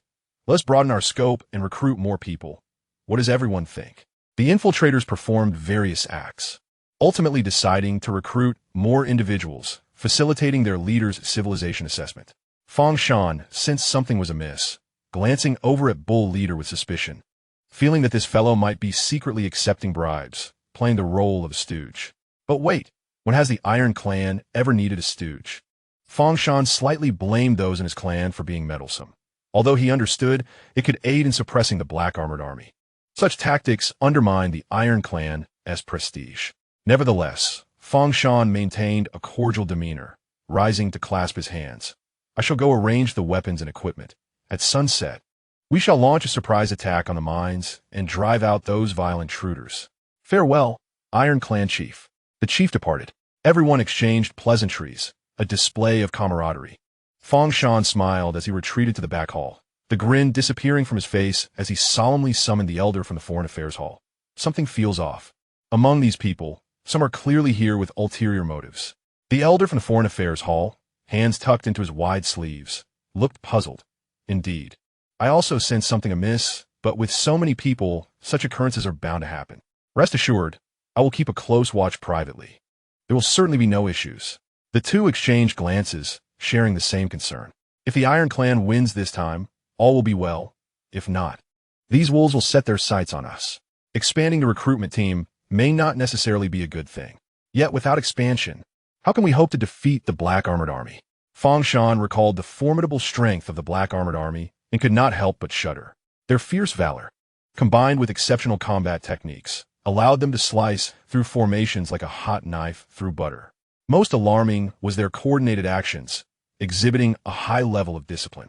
They are undoubtedly the elite among regular troops. A day later, after much negotiation, the Iron Clan chief rallied over 3,000 outsiders and summoned 10,000 Iron Clan guards, marching robustly towards the mines. To clarify, among the 3,000 outsiders, under Zhou Ping'an's orders, the number of infiltrators was reduced to 100. Fortunately, they arrived early. Had they come later, Fang Shan would undoubtedly find no familiar faces upon waking the next day. Each day brought an increase of over 8,000 soldiers, translating to more than 8,000 infiltrators daily. With over 13,000 individuals gathered, a dark mass stretched endlessly. The logistics team trailed behind, ensuring the provision of food and medical care. This time, the Iron Clan made a significant effort, updating everyone's weaponry, with quality generally rated above satisfactory. Zhou Ping'an and his companions followed at the rear of the ranks, quietly assigning scores. The three lords sat outside their carriage, surveying the surroundings. Lu Qian remarked, judging by average standards, the Iron Clan indeed possesses formidable combat and logistical capabilities. It is no wonder they have withstood for centuries. A family that survives for so long while maintaining such excellent armed combat capabilities is truly impressive. Zhang Yang nodded in agreement. To rally over 3,000 individuals in such a short time proves their reputation is exceptional. Zhou Ping'an's gaze shifted to the logistics team weaving through the ranks, and then to the fields flanking the road, where the spring greenery swayed like waves. Zhou Ping'an stopped an elderly man holding a dry bun. "Old man, how have you been here?" The elder startled, stepping back in caution, bending slightly, trembling. "Good, very good." Zhou Ping'an casually picked up a dry steamed bun and expressed his gratitude to the elder. Taking a bite, he grimaced slightly but swallowed it down. Zhang Yang hurriedly caught up, requesting 2 more buns, and upon returning to the vehicle, handed one to Lu Qian. After a bite, Zhang Yang instinctively wanted to spit it out, but upon glancing at Zhou Ge, he obediently swallowed it instead. Observing the bun for a moment, he passed it to his bodyguard, saying, "It's quite tasty. Please help me finish it." The bodyguard looked puzzled. Lu Qian took a bite, frowned, and swallowed, unable to comprehend Zhou Ge's intention behind this action. Zhou Ping'an opened his personal panel and marked a poor rating next to a certain item. Zhang Yang was taken aback, exclaiming, "Brother, it can't be that bad, can it?" Zhou Ping'an rolled his eyes, stating, "The Iron Clan enjoys good food and drink because there are many who suffer in deprivation. Based on my observations, it takes about 10 ordinary individuals to sustain one member of the Iron Clan." Zhang Yang grasped the crux of the matter. "Brother, are you implying that they thrive solely due to their monopoly on power? In this world filled with magic and martial arts, alongside cold weapons and firearms, it is exceedingly difficult for the lower class to access these resources." Lu Qian followed Zhou Ping'an's gaze towards the fields across the way and finally understood the implication. Surely, it cannot be these Iron Clan members who are tending the land. The greater the military force the Iron Clan can muster, the more it indicates their ruthless monopoly. Resources do not appear out of thin air. Wang Chuan looked perplexedly at the fields flanking the road, stretching endlessly with fertile soil. "What's wrong? Isn't this wonderful? There's so much land. As long as one is willing to farm, survival is guaranteed." Zhou Ping'an smiled faintly. "In your view, do farmers remain farmers for life?" Wang Chuan sensed something was amiss, but couldn't quite grasp it. Nevertheless, he spoke candidly. "Isn't that the case? I could be a farmer. My son can be a farmer, and my grandson can cultivate the land too. They can survive. Isn't that good? For centuries, it has been this way. What discontent do you three harbor?" Zhou Ping'an smiled lightly. "No, it is not good." Zhang Yang remarked somberly, "Are they destined to be farmers, slaves, and servants for generations? Is that truly acceptable? Eyes open to the yellow earth, eyes closed to the yellow earth, buried in the yellow earth." Wang Chuan furrowed his brow. "But if they do not farm, who will? There must be someone to till the land. Zhou Ping'an responded, "What about the mages and warriors here? Do they farm?" Wang Chuan laughed. "How could that be? Noble mages and warriors would never stoop to such menial labor." Zhou Ping'an countered, "Our warriors farm, and our mages study ways to enhance crop yields.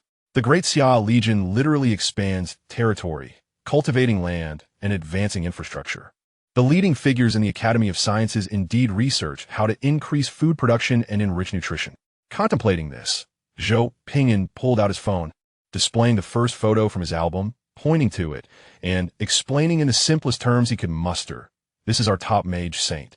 He farms daily and explores methods to improve crop yields." Wang Chuan sat in the carriage, momentarily stunned as an invisible shackle shattered in his mind, and his soul felt as if it had been struck by lightning, a beam of transcendent light illuminating his heart. Zhou Ping'an continued, "In this regard, I rate you poorly. Can you comprehend?" Wang Chuan forced a bitter smile. "You are indeed fortunate. No wonder you are visitors from beyond. This elevated mindset guarantees your superiority over us." Zhou Ping'an replied, "Yes, we are indeed fortunate."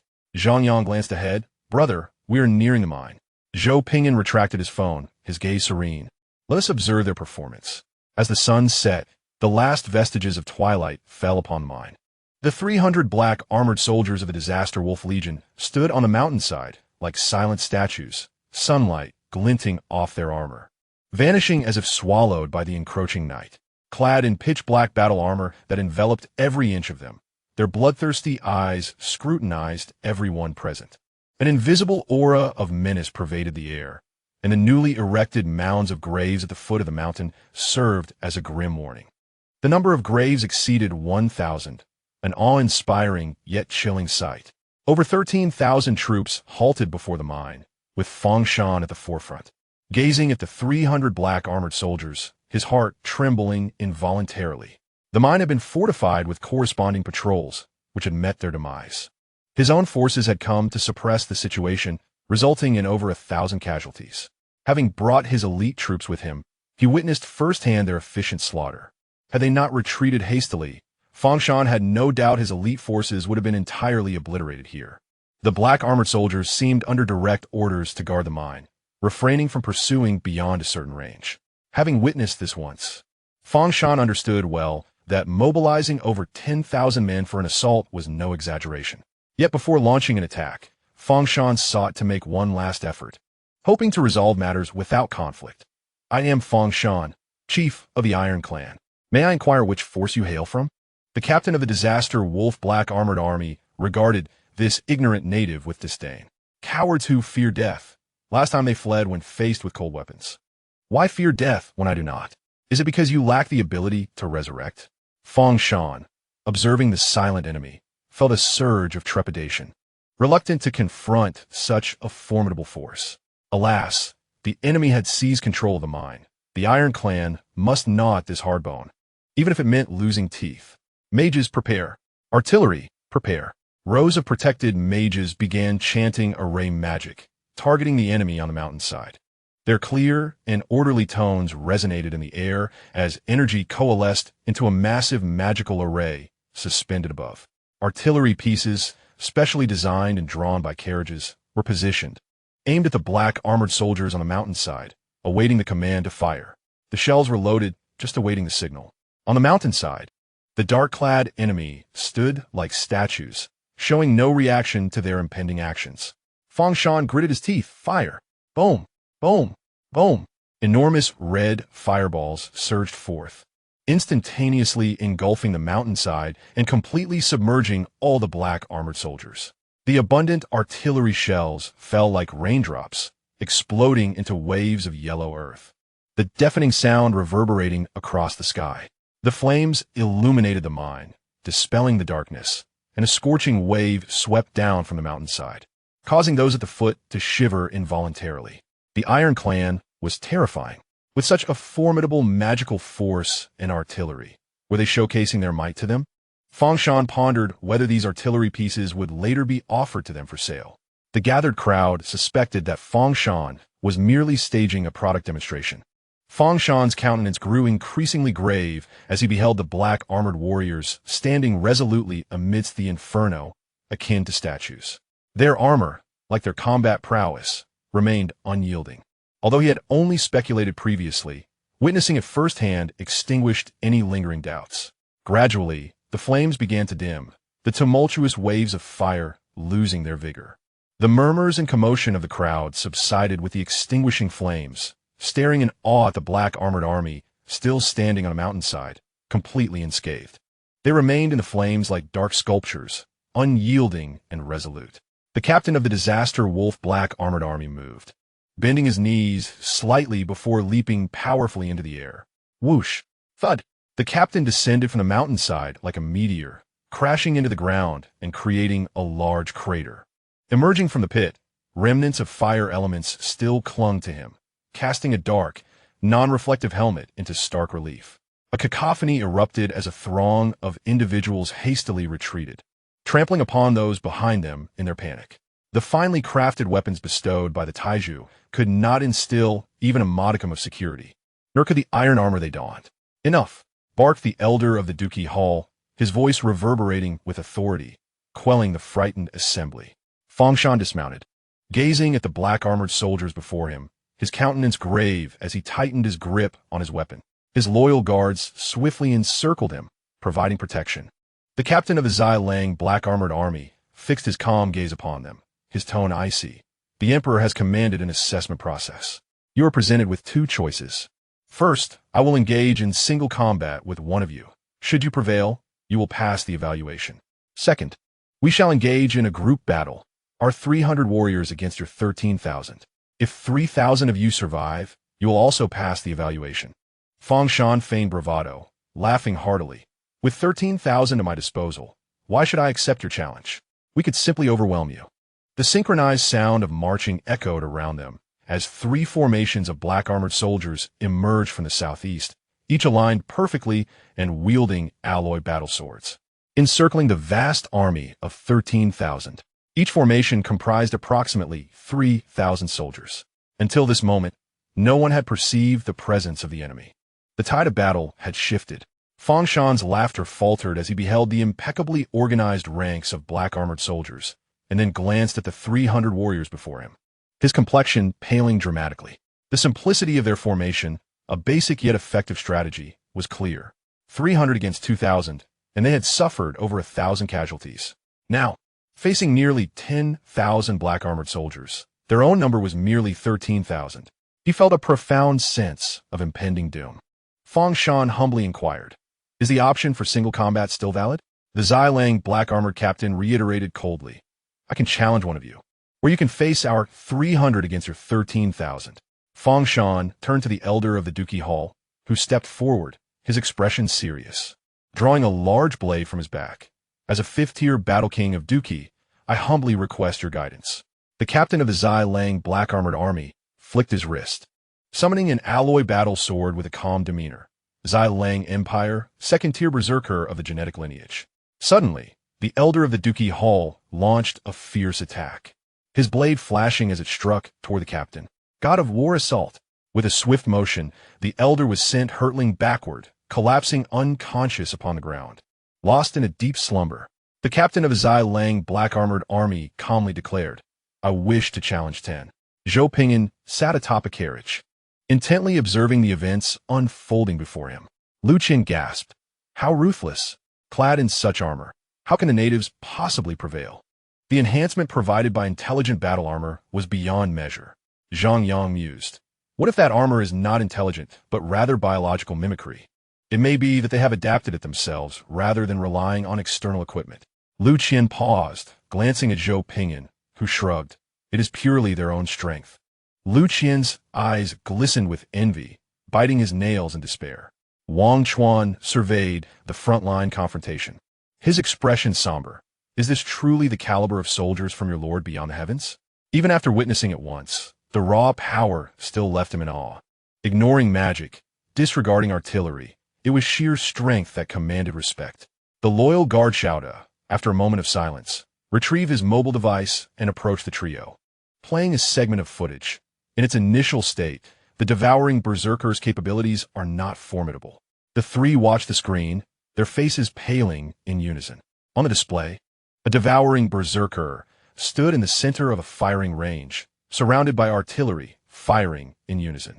The berserker was blasted to pieces, blood and flesh scattered, bones visible, staggering under the onslaught. Yet gradually, it rose, donning a layer of pitch-black armor, its defensive capabilities visibly enhancing.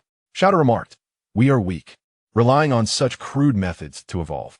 We have many shortcomings, yet we believe that through effort, we shall become stronger." Lu Qian gazed at him with admiration. "No wonder you are so formidable. It seems you have exerted immense effort behind the scenes." Wang Chuan shivered. "I truly do not envy you." Zhang Yang timidly raised his hand. "Brother, how long did it take for you to develop immunity to artillery?" Cao They, with a sense of helpless regret, replied, "About 2 minutes, rather slow." Zhang Yang, Lu Qian, and Wang Chuan were taken aback. Zhou Ping'an rolled his eyes. "Enough idle chatter. Remember to conduct the assessment." Zhang Yang scoffed. 2 minutes to achieve perfect resistance. What can these natives possibly accomplish? Lu Qian sighed. "Don't even mention the natives. If I were in their place, my resolve would shatter." Wang Chuan wept openly, touched to the core. He could have seized the opportunity directly, yet he chose to patiently allow the Taiju to conduct their assessment first. Fang Shan had indeed encountered a malevolent deity in this predicament. Chapter 17, When in Doubt. Cast the ancestor's corpse puppet in the face of a genetically engineered super soldier capable of evolving at any moment, achieving perfect resistance in just 2 minutes. What could a group of surface-level indigenous civilizations possibly achieve? Fang Shan lay on the ground, coughing blood, using Dookie to soothe himself as he struggled to rise. His left arm dangling limply from fractured bone. Gazing at the unscathed captain of the black-armored soldiers, he managed a bitter smile. Surrounding him lay over 100 wounded, some unconscious, others coughing blood, unable to stand. The perfect combat ability, making the most precise judgments with each passing moment, resembled a seasoned veteran who had endured countless battles. Silence enveloped the battlefield. The harsh reality loomed before them, choking all voices. It was not the defense of that ebony armor that mattered, but rather the purest expression of strength and skill. The clash of blades sparked brilliantly, a deadly dance of attacks and counterattacks, life and death hanging in the balance. The captain of the Zai Lang black-armored army spoke coldly. "Is this truly your limit? Is this all the courage you possess? Insufficient strength cannot be compensated by mere bravado. This, too, is a form of assessment. In the eyes of the Zai Lang Empire, skill could be honed, yet steadfast determination tested the caliber of a warrior. As a Zai Lang soldier, the standard had always been excellence in every aspect." Fang Shan's expression reflected defeat, the merciless winds of the wasteland battering his frame. A sense of desolation piercing his chest, the weight of his weapon feeling insurmountable. Once again he had lost. For the second time, he faced an inevitable defeat with no hope of victory. Listening to the anguished cries of his kin on the ground, hot tears streamed down his face, each wail piercing his heart with agony.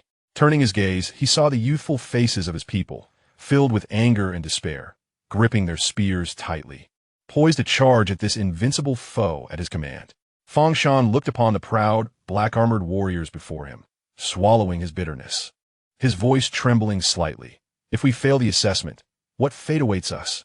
If I choose to surrender, will my people be allowed to return?" Though the enemy did not articulate the consequences of failing the assessment, one could surmise that the repercussions would be dire. Now, it seemed that only prayer and wealth could barter a path to survival for his tribe.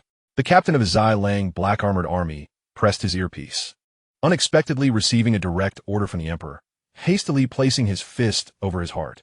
Upon finishing his words, he turned his gaze toward a specific direction within the crowd. Maintaining a combat stance, yet one hand remained over his heart, his aura suddenly subdued, his demeanor exceedingly respectful. The crowd parted in trepidation, realizing that a powerful figure was concealed among them. In the right flank of the military formation, there existed a contingent of around 100 individuals, somewhat renowned in their own right. A handsome youth perched atop a cart, wielding a crystal shard the size of a book, engaged in writing and drawing. Alongside him were 2 other youths, one exuding an air of nobility and the other brimming with martial spirit, both similarly occupied with their crystal shards. Zhou Ping'an paused his documentation, lifted his gaze towards Fang Shan, and remarked, All things considered, their performance is commendable, ranking them among the stronger armies of this era. Despite the significant blow to morale, their cohesion was evidently robust. From the perspective of a warlord monopolistic system, their standards were quite respectable. They exhibited glaring deficiencies, yet their advantages were equally reliable. The Taiju, having endured for centuries, attest to the efficiency of this operational framework. It is worth noting that during the Iron Age, there were no laws protecting wild animals. The Taiju's system ensured safety within their territory. To put it plainly, outside the towns, beasts such as tigers, lions, black bears, wolves, and rhinoceroses thrived, all of which included humans in their diets. Conversely, humans regarded these creatures as part of their own sustenance. Ultimately, Zhou Ping'an rated the Furnace City Taiju as above average. Although numerous issues persisted, the ability to establish a feasible and stable operational system was commendable. Initially, they were to be rated as below average. However, in conjunction with intelligence from other regions, the Taiju emerged as exceptional among this cohort of diminutive figures. Zhang Yang and Lu Qian's assessments were notably more lenient, overall categorizing them as good. The former believed that the mere survival of the Taiju system was a significant achievement, providing a detailed evaluation from Slacker's perspective. The latter felt that, despite facing formidable foes, the base morale remained intact, and the potential for warfare was worthy of cultivation. Considering the prospect of nurturing them into a vassal army from a combat standpoint, not all lords possess troops as versatile and formidable as Zhou Ji's. Most lords have units with their respective strengths and weaknesses, requiring a substantial number of low-quality personnel for various tasks. War is brutal, and when the quality is relatively even, the side with greater numbers prevails. Numerical advantage plays a crucial role in warfare. For instance, a lone sharpshooter challenging 3 Imperial infantrymen would undoubtedly face overwhelming defeat, whereas 300 sharpshooters could easily suppress 900 Imperial infantrymen through sheer firepower. As for quality, the bullets fired by a 20-year-old warrior and a 12-year-old warrior are equally lethal. After comparing assessment results with his 2 subordinates and confirming their accuracy, Zhou Ping'an uploaded the records. He descended from the cart, shedding his disguise to reveal a commanding military uniform. His demeanor warm as he stated, "Following our evaluations, you have secured a middle-tier status. We shall not dismantle the Taiju, but you must adhere to our commands." With that, all the Disaster Wolf warriors around clasped their fists to their chests, bowing respectfully to the esteemed Emperor of Catastrophe. Fang Shan exhaled in relief, feeling his strength rapidly dissipate as the world around him spun, leaving him cold and disoriented. When Fang Shan regained consciousness, he found himself beneath the familiar ceiling of a hall, all pain having vanished, and his vigor significantly restored. "Am I home?" "Indeed." Startled, Fang Shan sprang upright like a carp leaping from water. He gazed at the youth in a black military uniform seated at the head of the table, a sheen of cold sweat appearing on his brow. "Greetings, my lord." Zhou Ping'an perused the Taiju's tome, stroking his chin. "What is the story behind that ancient artifact?" Fang Shan hesitated, casting a glance at the 2 rows of black-armored warriors standing nearby, swallowing hard. "It is a war puppet ancestor passed down from our forebears, possessing souls that can transform the deceased into tireless puppet vassals. The remains of every strong warrior in our clan are taken to the tomb, where, through the spells of the war puppet ancestor, they are revived as guardians to protect our family." Zhou Ping'an was taken aback, lifting his gaze. "Are you implying that you have turned your ancestors into puppets? Is such filial piety truly practiced? In times of uncertainty, do you resort to utilizing your ancestors' corpses as puppets? How audacious." Fang Shan offered an awkward smile. "Well, it's not entirely puppets."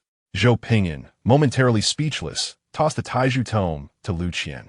"Take me to see this war puppet."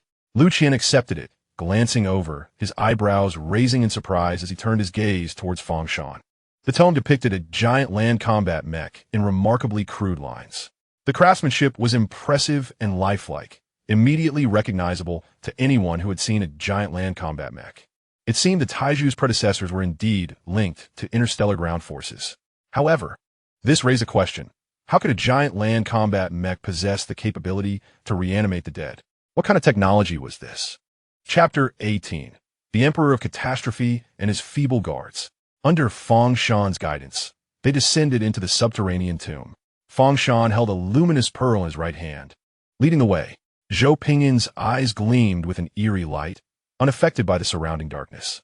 Zhang Yang, equipped with an oxygen mask, squinted in curiosity at the walls, relishing the authentic experience of a tomb exploration. Lu Qian shot a glance at the foolish individual beside him, silently activating his genetic night vision capabilities to survey the surroundings, remaining vigilant for any sudden dangers. The disaster army soldiers followed silently, their steps irregular, no longer marching in the synchronized manner typical of the plains. This irregularity was not due to a lack of skill, but rather a distrust in the stability of the indigenous tomb. Marching in formation could potentially induce resonant effects, leading to unpredictable dangers. Upon reaching the entrance of the tomb, Fangshan placed his left hand on his chest, only to feel a sharp pain. Quickly withdrawing his hand with a despondent expression. His injuries were substantial. Enduring the agony, he retrieved the key with his left hand, biting down on it, then instinctively checked other areas of his body to assess the extent of his injuries. It turned out that the more he touched, the more pain he felt. Everything was in ruins. Fangshan's eyes glistened with moisture. "My time is short." Zhou Ping'an, unable to bear the sight, remarked dryly, "Administer some spray to him." Previous attempts at treatment had been made, yet this fool had managed to injure himself again. A neurologist would be more suitable for him than a battlefield medic. The captain of the disaster army soldiers, rendered speechless, grasped Fangshan's left arm and applied some medical spray. "Don't move your left hand. It's fractured. The rest of you is fine." Fangshan hastily felt his chest with his right hand, realizing it was unharmed, confirming it was merely a fracture in his left arm. He offered an awkward smile. "I was wondering why that hurts so much. It truly is remarkable. I thought I was entirely incapacitated." After this brief farce, the atmosphere among the group lightened considerably as they descended into the tomb. Fangshan unlocked the tomb, leading everyone into the vast, cold, and eerie chamber. A wave of potent necromantic energy rushed at them, accompanied by the overwhelming stench of decaying corpses. Lu Qian immediately retched, expelling the entirety of his earlier meal. It was unbearable, utterly foul. Zhang Yang, covering his oxygen mask, burst into laughter. In the midst of his retching, Lu Qian reached out and yanked Zhang Yang's oxygen mask off. "Ugh!" Zhou Ping'an cast an exasperated glance at the two childish fools behind him, clinging to his oxygen mask to prevent it from being snatched away. Once he confirmed that the two immature individuals were busy retching, he redirected his attention to the interior of the tomb. The area spanned over 2,000 square feet, with numerous necromantic decay formations etched into the floor. Each formation centered around a coffin, from which a faint yellow, putrid corpse oil seeped. This oil trickled down into pre-drawn narrow grooves, flowing slowly towards the central area of the tomb, where a silver-green, rusted land combat mech stood, providing continuous energy to a necromantic formation with a diameter of 30 meters. Xiaoda's expression shifted as he hurriedly took cover behind the Emperor. "It's a corrupted mech. T3 level land combat intelligent mech, capable of operating in complex environments with formidable combat capabilities. This one has clearly been tainted by some form of corrupting energy. In such an environment, a human is undoubtedly inferior to a T3 level corrupted mech." The soldiers of the disaster army hurriedly crouched behind the Tianzhe Emperor, peering out from both sides, aiming their weapons at the corrupted silver-green rusted mech. Fangshan quickly interjected, No, he is my ancestor, a being with a soul. He will not attack recklessly." Lu Qian wiped his mouth, his face a picture of shock and disbelief at the cowardice exhibited by Brother Zhou's guards. "Is this how you protect the Lord?" Zhang Yang, startled, drew his gravity gun and aimed it forward, commenting, "Brother, your guard are a bit different, aren't they?" The guards hurriedly stepped forward, forming a defensive formation with energy shields in front of the two lords. Zhou Ping'an rolled his eyes, rolling up his sleeves. "Do you think I'm as weak as you?" The true emperor is protected by his guards in times of danger, while the false emperor commands, "Stay back, do not obstruct my line of fire." The formidable Tianzhe emperor and his feeble guards stood before them. Zhang Yang and Lu Qian exchanged glances, decisively squeezing into the ranks behind Brother Zhou, while two soldiers from the disaster army were reluctantly pushed aside. Setting aside their identities, it was clear that Brother Zhou was the mightiest man in the vicinity. Zhou Ping'an cast a detection spell, and question marks began to pop up above his head. This is possible? Zhang Yang peered over Zhou Ping'an's left shoulder. Curious. What's wrong, brother Zhou? Lu Qian leaned in from the right, astonished. What happened? Zhou Ping'an released the energy he had been charging. It's nothing. Just let Fang Shan pass through the security check. Everyone lowered their guard, yet still clutched their weapons and energy shields. Fang Shan could not help but gaze intently at the weapons and energy shields, explaining, Yes, we only need to pray to our ancestors to awaken and pacify him. Zhang Yang teased. Once you awaken him, you won't be planning to kill us, will you? Lu Qian chuckled. Indeed. In this subterranean environment, it would not be an exaggeration to say that a corrupted T3 level land combat intelligent mech is akin to a paternal figure for everyone. The initial space battleship possessed merely T1 level technology. Fang Shan broke into a sweat. No, every time we enter, we must pray. Otherwise, the ancestor will go berserk. Zhou Ping'an smacked his lips. Let him pass the security check. This corrupted mech has poor system stability, and if it fails the check within a certain time frame, it will automatically attack any life forms not on its whitelist within its field of vision. Do not ask why I am so knowledgeable about system instability. Just know that my intelligent mech is absolutely safe. Zhang Yang's lips twitched. I never imagined that poor system stability could be alleviated by praying to the ancestors. Lu Qian facepalmed, experiencing what it truly means to be in a wasteland of desolation. Fang Shan breathed a sigh of relief, bowing gratefully to Zhou Ping'an, then knelt 3 times, murmuring the necromantic prayer as he traversed several hundred meters, eventually breaking into a dance that unmistakably exuded an ethnic flair. Zhou Ping'an and the others raised question marks above their heads, yet patiently watched Fang Shan's performance. Before long, a stone box rose from the ground.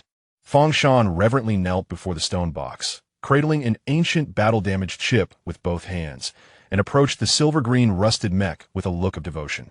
The eye sockets of the silver-green corrupted mech glowed with a dark green light, and a hoarse electronic voice echoed. Detection in progress. Descendant of astronaut number 18987. The chip automatically adhered to the silver-green corrupted mech and integrated into it, causing sparks to fly from its head as its movements cycled between bowing and raising its head.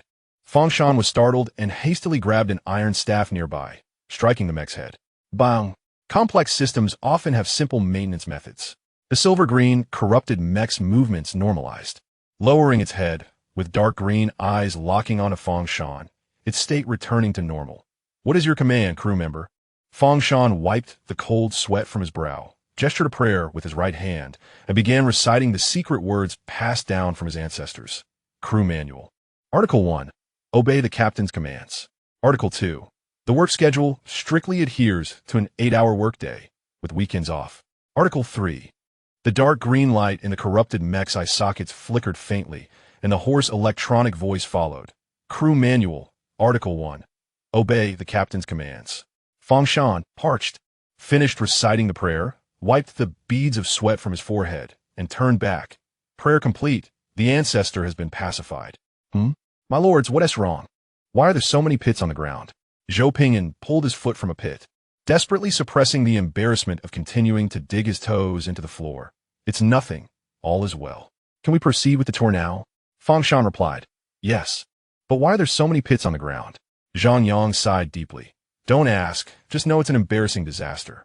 Lu Qian remarked wistfully. Once I complete the T3 level land combat mech technology, I'll create 10,000 ancestors for you. You can live stream the prayer dance. And I guarantee you'll make a fortune. The scene was too absurd, too ludicrous. It would undoubtedly leave the audience cringing, prompting those who were cringed to reward the live stream, catapulting it to popularity. If it were me, I would want to donate 20 energy coins to elevate it. I certainly wouldn't be the only one left cringing on the floor. Fang Shan. Chapter 19. The unstable is the best to use.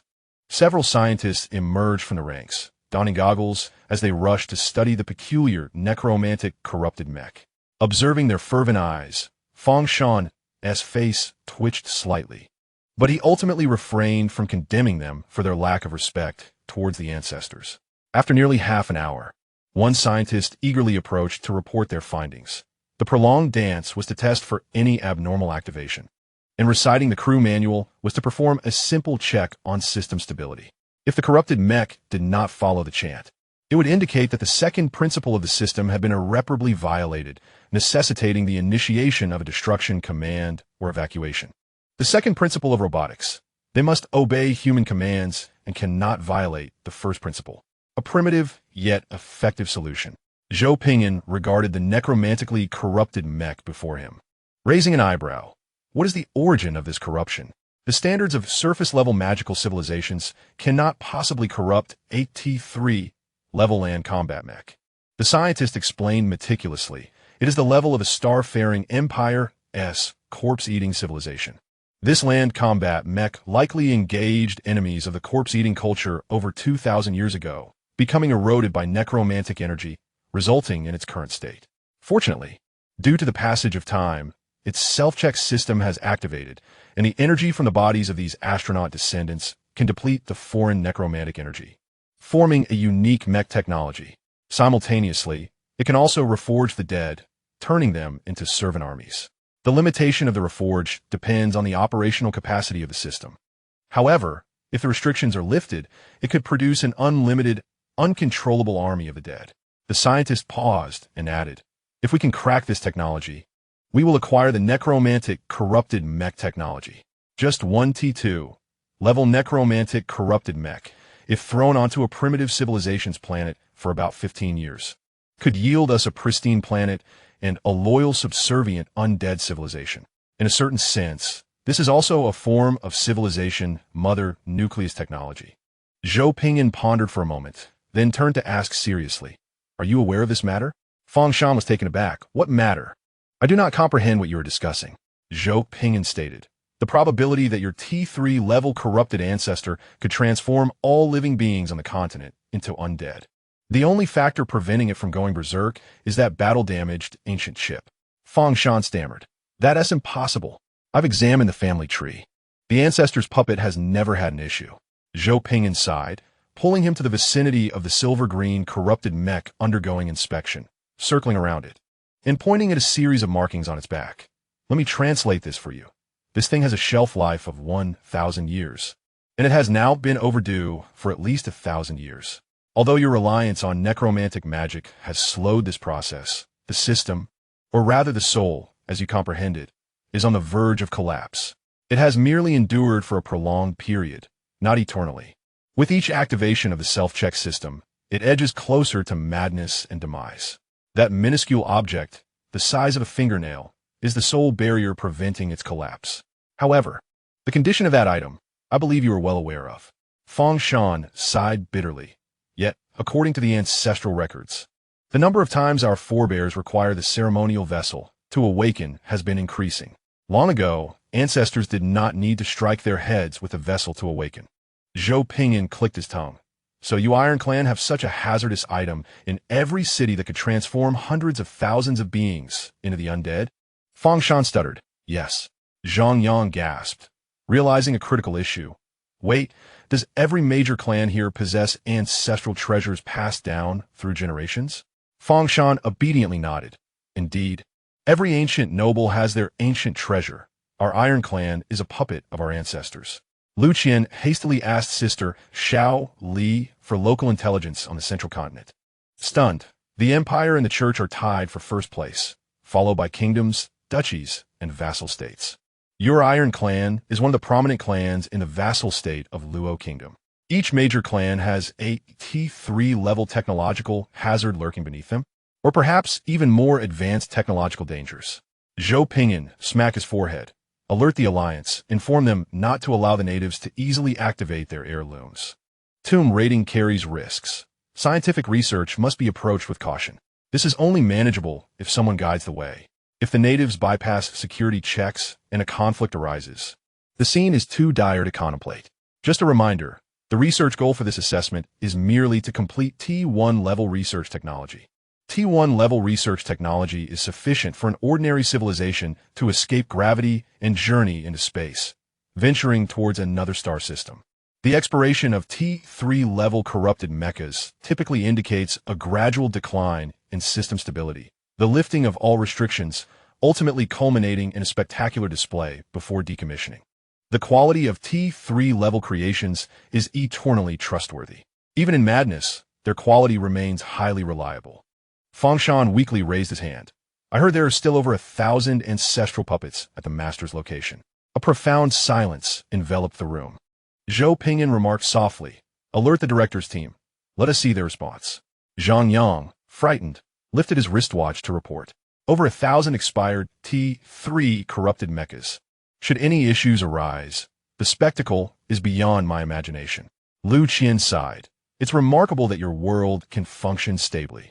Demonic disasters aside, each major clan harbors a dangerous item capable of annihilating all surface beings, maintained through the most foolish methods of repair. Before long, Zhou Ping'an, Zhang Yang, and Lu Qian received a message on their wristwatches. Director's team, trial continues. Assessment time limit lifted. Local native interaction precautions 10 provided by Chief Scientist Su Li of the Disaster Wolf Empire. Zhou Ping'an mused. I suspect the director's team is merely aware that this planet has a favorable environment, with demonic disasters and pre-light speed civilizations, making it suitable for trials. They are certainly unaware of the perilous technology hidden beneath. Had they known, they would never have arranged the trial here. This is grave. Running technology is less advantageous than archaeological tomb raiding. Lifting the time limit also liberates the Lord's hands and feet, which, in a sense, is a tremendous benefit. Zhang Yang, sweating profusely, queried, What now, Brother Zhou? Lu Qian, anxious, added, Decrypting T3 level technology requires immense computational power. It would take years. This is contingent upon the Daxia Empire's research database. It's not that the Daxia Empire's research database is inadequate, but the Lord's computational capabilities are limited, as is the speed of acceptance and decryption. Zhou Ping'an stroked his chin, gazing at the T3 level corrupted mechas. His expression contemplative. What if I were to replace the chip and discard the entire overload mode? Wouldn't that be quite effective? A profound silence ensued. A deathly stillness. Zhang Yang, bewildered, queried, But how we stop it? T3 level quality is highly reliable. How do we terminate the overload? Moreover, isn't your idea excessively dangerous? Lu Qian replied softly. There is no need to stop. Simply continue increasing the overclocking. In some ways, this could also be seen as a resolution to the hazardous item. Furthermore, Brother Zhou, why do your ideas always seem so warlike? The more Zhou Ping'an contemplated, the more feasible it appeared.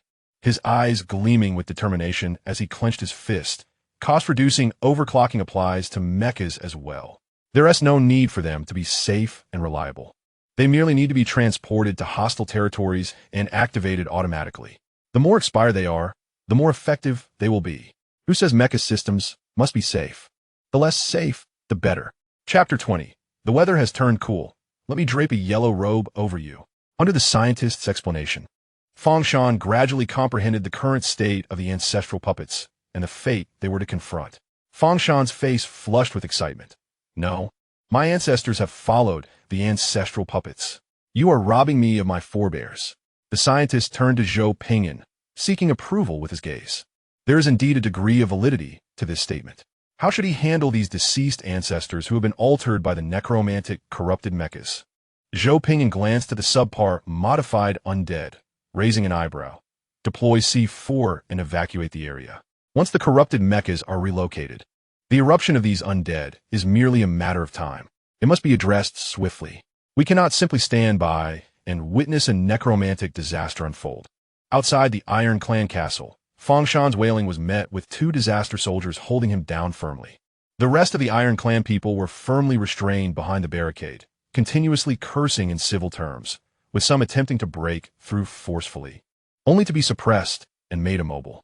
Amidst the anguished cries and curses of countless Iron Clan spectators, the bodyguard, Xiao, depressed the activation button. Boom! The underground tomb erupted completely, flames bursting forth from the ground, waves of earth flying in all directions, crashing down within the barricade, and a torrent of dust swept outward. Zhou Ping'an stood beside the horse Fangshan, reflecting, Your ancestors have been obliterated. Fangshan knelt on the ground, weeping uncontrollably. Destruction value, 111. Wang Chuan pressed his forehead. Lord Zhou, your words are rather demonic. The reality, when articulated, could be understood rationally by the Iron Clan. Certainly, this did not hinder the Iron Clan from expressing their grief with artistic flair upon witnessing their ancestors' demise.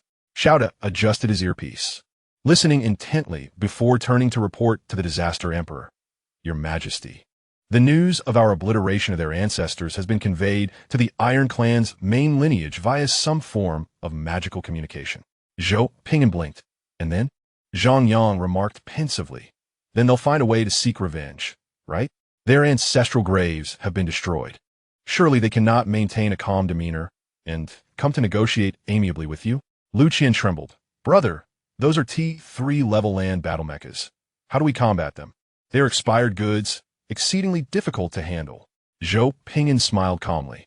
The Mountain Man has his clever strategies. At the core research institute of the Disaster Wolf Empire, Chief Scientist Xiao Li pointed at herself, incredulous. Me? You want me to produce 1,000 sets of universal mecha overclocking modules? The projection displayed Zhou Ping'an's dry smile. Here, you're the only one capable of this.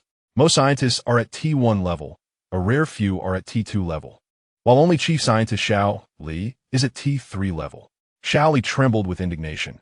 Your Majesty, I am the Chief Scientist, not a laborer of the production team.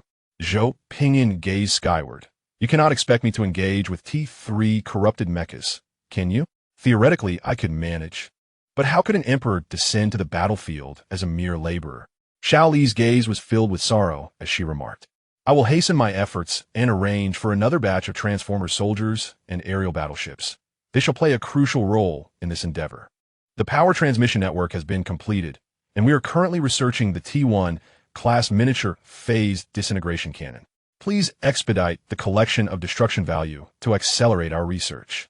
The miniature phase disintegration cannon boasts 100 shield penetration and 100 armor penetration, making it exceedingly suitable for combating mechas and small warships. Moreover, destruction value can enhance research progress. Zhou Ping'an shrugged nonchalantly. Rest assured, I am exceptionally efficient. Seated within the newly constructed base fortress, Zhou Ping'an perused electronic reports and lamented. The Iron Clan has truly gone mad, launching such numerous suicidal attacks. Nioma Wang Chuan remarked with a hint of melancholy. You're the first to blow up someone else's ancestral grave in centuries. It's astonishing both logically and physically.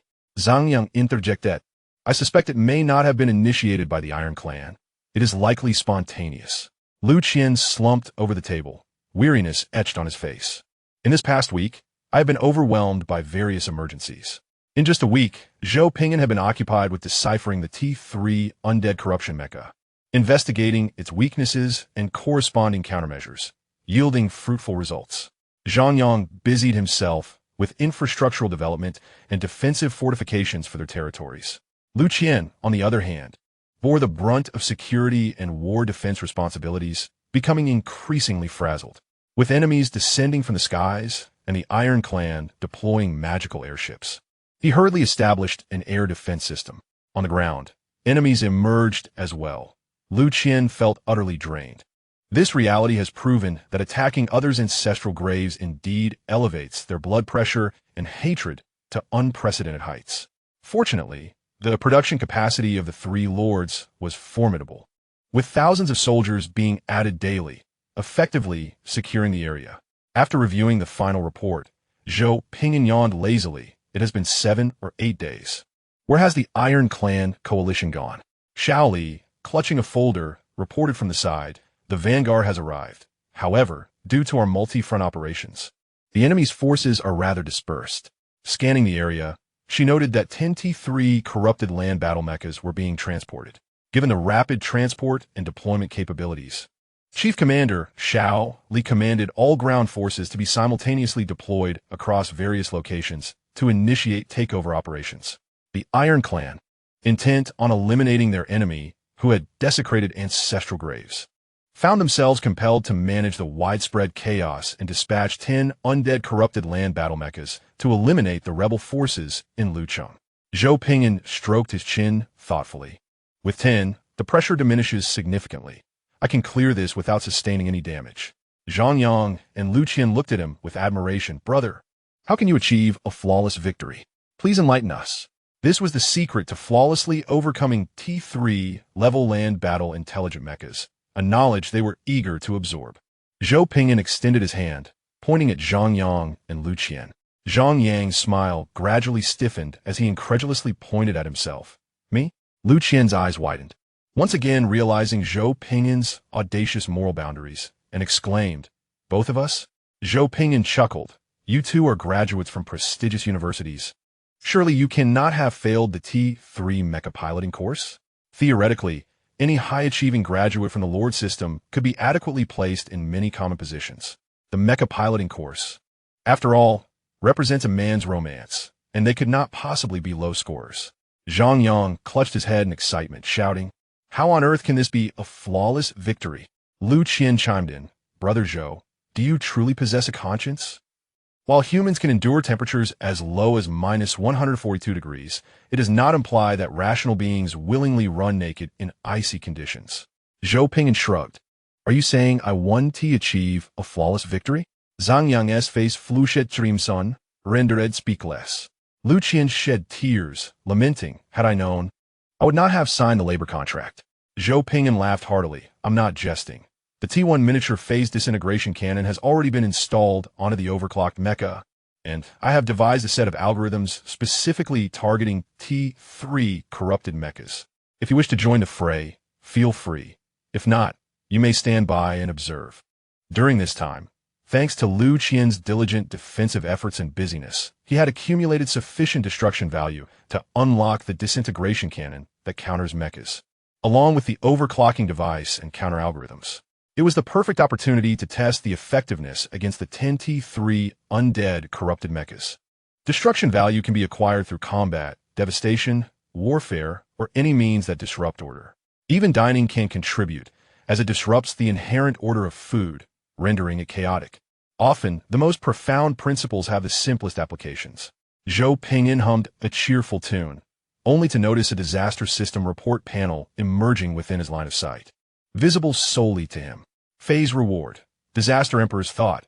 Your thoughts resonate within the minds of all disaster subjects, inciting boundless fervor and reverence toward you. We have heard the Emperor's voice.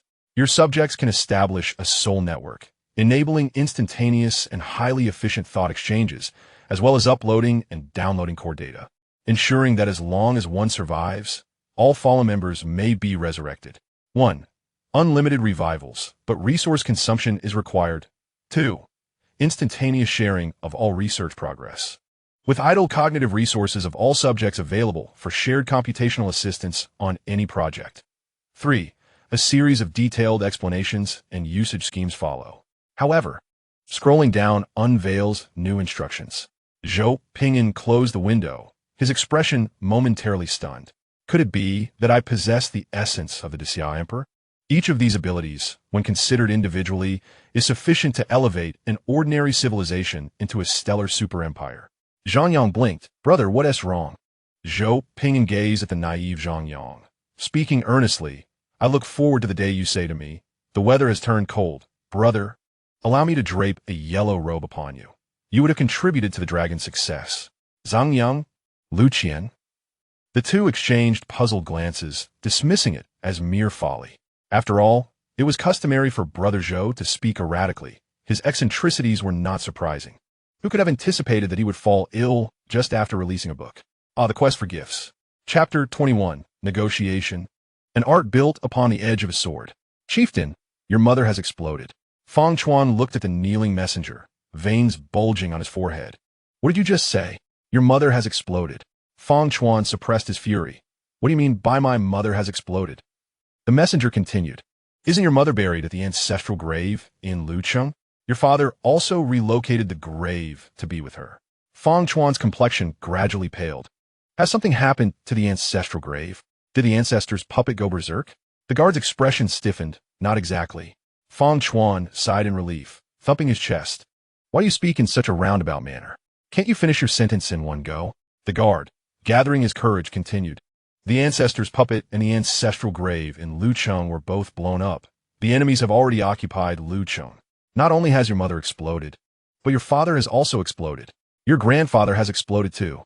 The entire family grave has been blown up. Mysteriously, black armored troops claiming to act under the royal decree appeared across various locations." Fang Chuan, the elder chieftain of the Iron Clan's main lineage, was infuriated. his blood pressure skyrocketing to 250 as he cursed the shameless enemies. After the initial rage subsided, the emergence of the black armored troops, claiming to be from the royal family, sent him into a fit of fury, nearly causing a stroke. Elders from the council hastily rushed to the chieftain's study, prioritizing action over details. They resolved to awaken 10 ancestor puppets to suppress Lu Cheng and see if they could salvage the situation for both the chieftain and the others. Simultaneously, they aimed to eradicate the audacious enemies. Although they were divided into main and branch lineages, they were all related. Many had uncles, aunts, and cousins who had also perished, raising blood pressure to unprecedented levels. The vanguard, though hastily assembled, followed all necessary protocols without exception. The vanguard forces, situated 10 kilometers outside of Lucheng, diligently felled trees to establish their encampment. Despite possessing the ancestral puppets, they remained grounded and conducted thorough reconnaissance multiple times to confirm the situation before convening for discussion. The leader of the vanguard, furrowing his brow, pointed towards the sand table. The situation is quite peculiar. The enemy continuously reinforces their outer defenses, clearly aware of our arrival, yet unaware of our precise location. Their armor is remarkably advanced, reminiscent of the equipment used by the elite legions of the Empire. Is it possible that the Empire has intervened? This raises an alarm. After all, our Taiju clan is also an ancient noble lineage. How could they contravene the sacred orders of our ancestors and turn against us? Setting aside the ancestral laws, our strength is formidable enough, bolstered by our ancient treasures. Which ancient noble would dare to attack us recklessly? The leader rapped the table, silencing the tent. Regardless, our ancestral tomb has indeed been desecrated, and we must retaliate with the utmost severity to honor our ancestors. However, once the ancestral puppets are activated, the existence of the undead Servitor army will be exposed. The atmosphere within the tent grew tense. Though the Taiju possess ancestral puppets, everyone understands that revealing such a secret would lead to devastating consequences. Who among us would willingly transform their forebears into undead puppets? The leader of the vanguard sighed. The enemy is formidable, and conventional methods may prove ineffective. Let us first deploy the undead Servitor army to gather intelligence before awakening the ancestors for battle.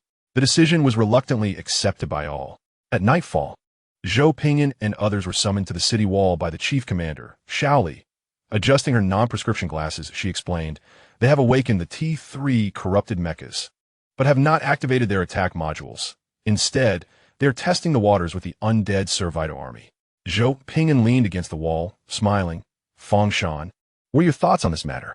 Feng Shan, his face pale with discontent, chose to remain silent. There were undoubtedly better strategies available, yet they had opted for the most explosive approach. If you had opted for cremation, I would have accepted it, he lamented. Wang Chuan interjected, exasperated. Old Feng, have some understanding. Your ancestral puppets indeed pose problems. If those undead go berserk, it would be catastrophic. Higher tier undead, despite their numerous cognitive issues, possess deeply ingrained instincts for hunting and combat, rendering them extremely dangerous to the untrained living. Feng Shan suppressed his anger, his complexion grave. At night, the undead gain enhanced combat abilities, and their minds become clearer. If you wield logic and emotion, perhaps we can avoid this war. Zhou Ping'an chuckled. If we can avoid conflict, we shall. Although I am an early war advocate, I fully grasp the paramount principle of refraining from unnecessary warfare. However, should avoidance prove impossible, we must consider how to maximize the annihilation of the enemy's lineage. As they conversed, a chill wind swept through, accompanied by eerie whispers in the air. In the distance, several kilometers away, pairs of green ghostly flames flickered into existence, approaching in a rhythmic manner. The sound of bones clattering echoed through the air, sending shivers down everyone's spine. Zhang Yang's leaps twitched, unable to resist urging his bodyguards to huddle closer for warmth. No wonder those who battle against the undead develop psychological issues. Such scenes are enough to drive anyone mad. Lu Qian, unperturbed, summoned his intelligent battle armor, gripping the latest model of a laser gun, feeling a significant boost in his sense of security. Fear often stems from inadequate firepower. Zhou Ping'an, arms resting on the city wall, gazed at the encroaching tide of undead. His expression calm. Negotiation is an art built upon the edge of a sword. Replace all ammunition with righteous attribute projectiles. If they refuse to negotiate, we shall obliterate them. The soldiers of the disaster army moved swiftly, positioning crates of righteous attribute ammunition behind the outdated artillery, awaiting the Emperor's command. Utilizing outdated artillery was not due to a lack of technology. Rather, at this level of warfare, such steel tube cannons were deemed sufficient. Whether blown apart into 8 pieces or 4, the lethality remains the same. The primary reason, of course, was that the shipyard was overwhelmed and could not mass-produce T-1 laser defense cannons. Zhou Ping'an gestured, signaling to fire a few rounds as a deterrent. With a whoosh, righteous attribute projectiles, known for their ability to counter evil, shot forth from the cannon, tracing a graceful yet powerful arc through the air before crashing into the front lines of the undead Servite army. The ground erupted as several righteous attribute projectiles detonated, sending soil soaring several meters high and burying many of the undead's vanguard, forcing them to swallow mouthfuls of dirt. The undead paused, staring at the glowing white light in the crater, feeling a prickling sensation on their skin and emitting a chorus of disgusted and anxious sounds, halting in their tracks to await their leader's command. Although they were all Taiju undead, and their base salaries were quite decent, there was no need to recklessly collide with projectiles that might be infused with light attributes to prove their loyalty to the clan. They were here to locate their ancestral tomb, not to infiltrate it. Chapter 22. Then let this evil spirit play with you.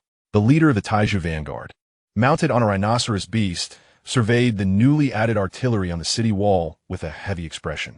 The enemy's projectiles were not of the light attribute, yet they bore similarities and could still counter the undead. This was troubling news. Suddenly, a thick beam of light enveloped him. The leader's face turned green in an instant, prompting him to unleash all his fighting spirit and desperately leap off the rhinoceros, seeking refuge behind a hillside, drenched in cold sweat and his heart racing. Upon glancing back, he found a rhinoceros steed merely trembling in fear, unharmed. Xiaoyang, does your horn and searchlight function properly? Why are you illuminating that bull? Brother Zhou, you may call me inexperienced, but you cannot doubt my defensive reconnaissance skills. Xiao Li, replay the footage. On the city wall, Zhou Ping'an stood beside a floating loudspeaker in flight mode, cheerfully reviewing the battlefield replay and teasing. Oh, how interesting, but the enemy's evasion speed is quite rapid. You didn't quite keep up. He had witnessed the event, but recognized that his comrade's skills were somewhat impressive, yet not entirely proficient. The technology for accurately locking onto enemy positions on the battlefield was indeed valuable.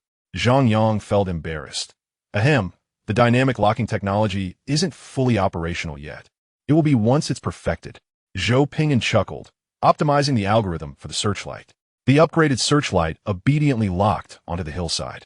He tapped the loudspeaker, and his clear, youthful voice resonated. Hey, that fellow, are you certain you wish to be our enemy? Do not hide. This is merely a lighting spell, not an attack spell. The battlefield fell silent for a moment. A middle-aged man clad in a specially crafted full suit of armor from the Taiju clan rose from the hillside, appearing somewhat disheveled. The leader of the vanguard pondered for a moment, expending his fighting spirit. You have desecrated my clan's ancestral tomb. This grudge is irreconcilable. We must make it known to the world, so that all shall be aware of your shameless actions. Zhou Ping'an found amusement in this, leaning against the wall and relishing the thrill of verbal sparring, unable to contain his laughter. Your ancestral puppets are nearly decayed, and you truly fear the undead calamity that may erupt beneath you, yet you dare to bite back at me. Destruction value 111. Zhou Ping'an chuckled further, clearly striking a nerve with his words. The leader of the vanguard's expression darkened. What nonsense are you spouting? Our ancestors are eternal and immortal. The glory of our forebears is beyond the comprehension of a heretic such as you. Zhou Ping'an licked his lips and smiled kindly. Are you afraid that revealing the truth will lead to the collapse of your clan's beliefs? Do you worship a group of puppets, or do you revere your ancestors who once faced dangers without fear? During this time, I have gathered information from various sources regarding the history of the Taiju. Their ancestors once basked in glory and brilliance, which bequeathed them valuable resources and wealth, allowing the Taiju to endure to this day. However, the ancestors of the Taiju have become rusty puppets, and their faith shows signs of decay. The legacy of a once superliminal civilization has now been entirely assimilated by the locals, forsaking the pride of the children of the starry sky. How lamentable! The vanguard leader hesitated for a moment, but instinctively retorted, "Nonsense! I have no need to speak of ancestral glory with a demon like you. I will eliminate you and make you witness my clan's indomitable will. Attack!" The vanguard leader turned his back to his kin, and for a fleeting moment, his masked face showed a hint of faltering, quickly masked by resolve. Zhou Ping'an let out a hearty laugh. "Very well, my brave warriors, follow me into battle." With that, Zhou Ping'an leapt from the city wall, gliding through the air, radiating pure white light, showcasing the essence of a righteous leader. A sword of steel was formed in his grasp, his expression both pure and wild. "Then let this demon play with you." Upon landing, the white light emanating from him enveloped the surrounding soldiers and weapons, bestowing upon them a faint layer of righteous illumination. On the city wall, Zhang Yang excitedly pounded the wall, shouting, "Righteous domain!" Lu Qian looked bewildered. "Wow, Brother Zhou, aren't you a villain?" Chief Commander Shao Li smiled faintly. "This is the true worth of a versatile lord." In just a matter of moments, the Emperor of Calamity had already flashed into the ranks of the undead army, wreaking havoc. The soldiers of the Calamity army had just leapt down from the city wall, switching to melee weapons, shouting in the name of the Emperor as they charged forward. Waves of black-armored soldiers, cloaked in white light, leapt from the walls like dumplings, fervently following the Emperor into battle. With the empowerment of the righteous domain, although the soldiers of the Calamity army were of lower rank than the undead, they vividly demonstrated that while they could make countless mistakes, the higher-ranked adversaries could only afford to err once. The sword of steel effortlessly cleaved through a skeletal general 2 ranks above. Knowledge reveals that the righteous energy counters the undead. The cultivation methods of the righteous system from the Starseed Daxia Empire were of a far superior origin compared to these natives. The Emperor of Calamity laughed heartily, reveling in the slaughter. Every strike was a fatal blow, and amidst his movements, a number of undead were sure to fall around him. The vanguard leader, furious, intervened before Zhou Ping'an, his eyes aflame. "Enough! Stop! Otherwise, I will awaken the ancestral puppets.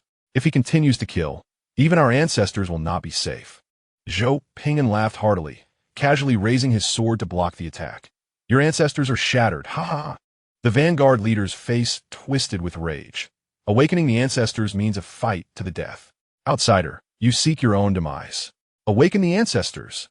With a command, 10 pairs of massive dark green eyes lit up in the rear, fixated on the Emperor of Calamity at the forefront. Zhou Ping'an casually seized a nearby, devouring black-armored soldier, his gaze commanding, then hurled it toward the massive silver-green land combat mecha 2,000 meters away. Boom! Merely getting close, a black-green laser evaporated the devouring black-armored soldier, who had just switched to tank defense mode. Thud, thud, thud, thud. The dark green eyes 2,000 meters away grew larger, their footsteps resounding heavily, causing the ground to tremble slightly. Zhou Ping'an uploaded the soldier's injury data to the Soul Network and licked his lips. Interesting giant combat mode. T3 level land combat mechas can deploy various modes, among which the most common land combat mode transforms them into giant titan mechas, towering over 100 meters tall, capable of unleashing terrifying attacks that can devastate cities. The vanguard leader's expression shifted, mockingly. "You do not understand the glory of the ancestors, outsider." Zhou Ping'an smiled and waved his hand. "Do you have a T3 mech operator's license?" The vanguard leader was taken aback. "What?" Zhou Ping'an laughed until tears nearly fell. "Let me educate you. If an intelligent combat mecha lacks a pilot, it can only exert 40 to 50 of its power. Such giant mechas, while operable by a single individual, typically require a pilot and multiple support personnel to function fully. If you were in a special combat mode, I would still need to calculate how many escort ships to destroy to disable your fire control system. A driverless Titan combat mode? What a peculiar operation. Size does not necessarily equate to strength." On the city wall, Zhang Yang excitedly shouted, "Aim for the core region. Blow it up." At this moment, the allure of intellect and education was evident. Chapter 23. The Emperor needs no protection. The Emperor can outlive you. Zhou Ping'an had fought countless battles, accustomed to thorough preparation, and with contingency plans in place. This time followed the usual process, calculating all factors. He had, however, forgotten that the natives might present challenges of this nature. Having long since set an ambush, the aerial escort ships, reinforced by Lu Qian, accurately bombarded the core areas of the T3 Titan mecha, its shoulders, arms, chest, and abdomen. Equipped with counter-algorithms and small-phase disintegration cannons, the aerial escort ships acted like precise surgical instruments, repeatedly scraping the weaponry and core areas of the Titan mecha, elegantly depleting its shields. The vanguard leader halted, watching the new magical vessels futilely scrape at the ancestral puppet. Laughing until his stomach hurt. You do not expect these small ships to breach the defenses of the ancestors, do you? You will be useless no matter how long you fight. You're not the ancient sky aristocrats. Ha! Zhou Ping'an stroked his chin, his demeanor calm. You do not grasp the true worth of a T3 mecha operator's license. Above, one of the aerial escort ships, a warlord named Lu Qian possessed the talent of Battle Frenzy artifact. One of his abilities allowed for the temporary amplification of all allied output and attack speed. Seizing a fleeting opportunity, Lu Qian commanded all aerial escort ships to target the shoulder of the Titan mecha and fire in unison, causing an overload in that region. In the next instant, T3 operator Lu Qian teleported to the overloaded area, his body crackling with lightning, his eyes turning blue, raising his accompanying artifact hammer, and roaring as he brought it down. Boom! The left shoulder of the Titan mecha exploded violently, and a blue figure shot out from the fiery inferno, swiftly circling to the right arm of the Titan mecha, ordering another barrage. The precise and elegant aerial escort ships, like surgical tools, targeted the weaponry area on the shoulder, ensuring the warlord had ample opportunity to unleash his destructive prowess. Seeing an internal passageway open, Lu Qian charged inside, clutching the overloaded module as he rushed towards the energy chamber. The upper body of the Titan mecha detonated, staggering as it attempted to expel the intruding entities within. Its movements abruptly halted as its chest exploded, a terrifying surge of corrupt energy shooting skyward, causing it to topple backward. The vanguard leader stared blankly at the fallen ancestral puppet, his expression dazed. How is this possible? Zhou Ping'an crossed his arms, clicking his tongue. Truly, the T3 mecha requires a warlord to risk everything just to overcome it.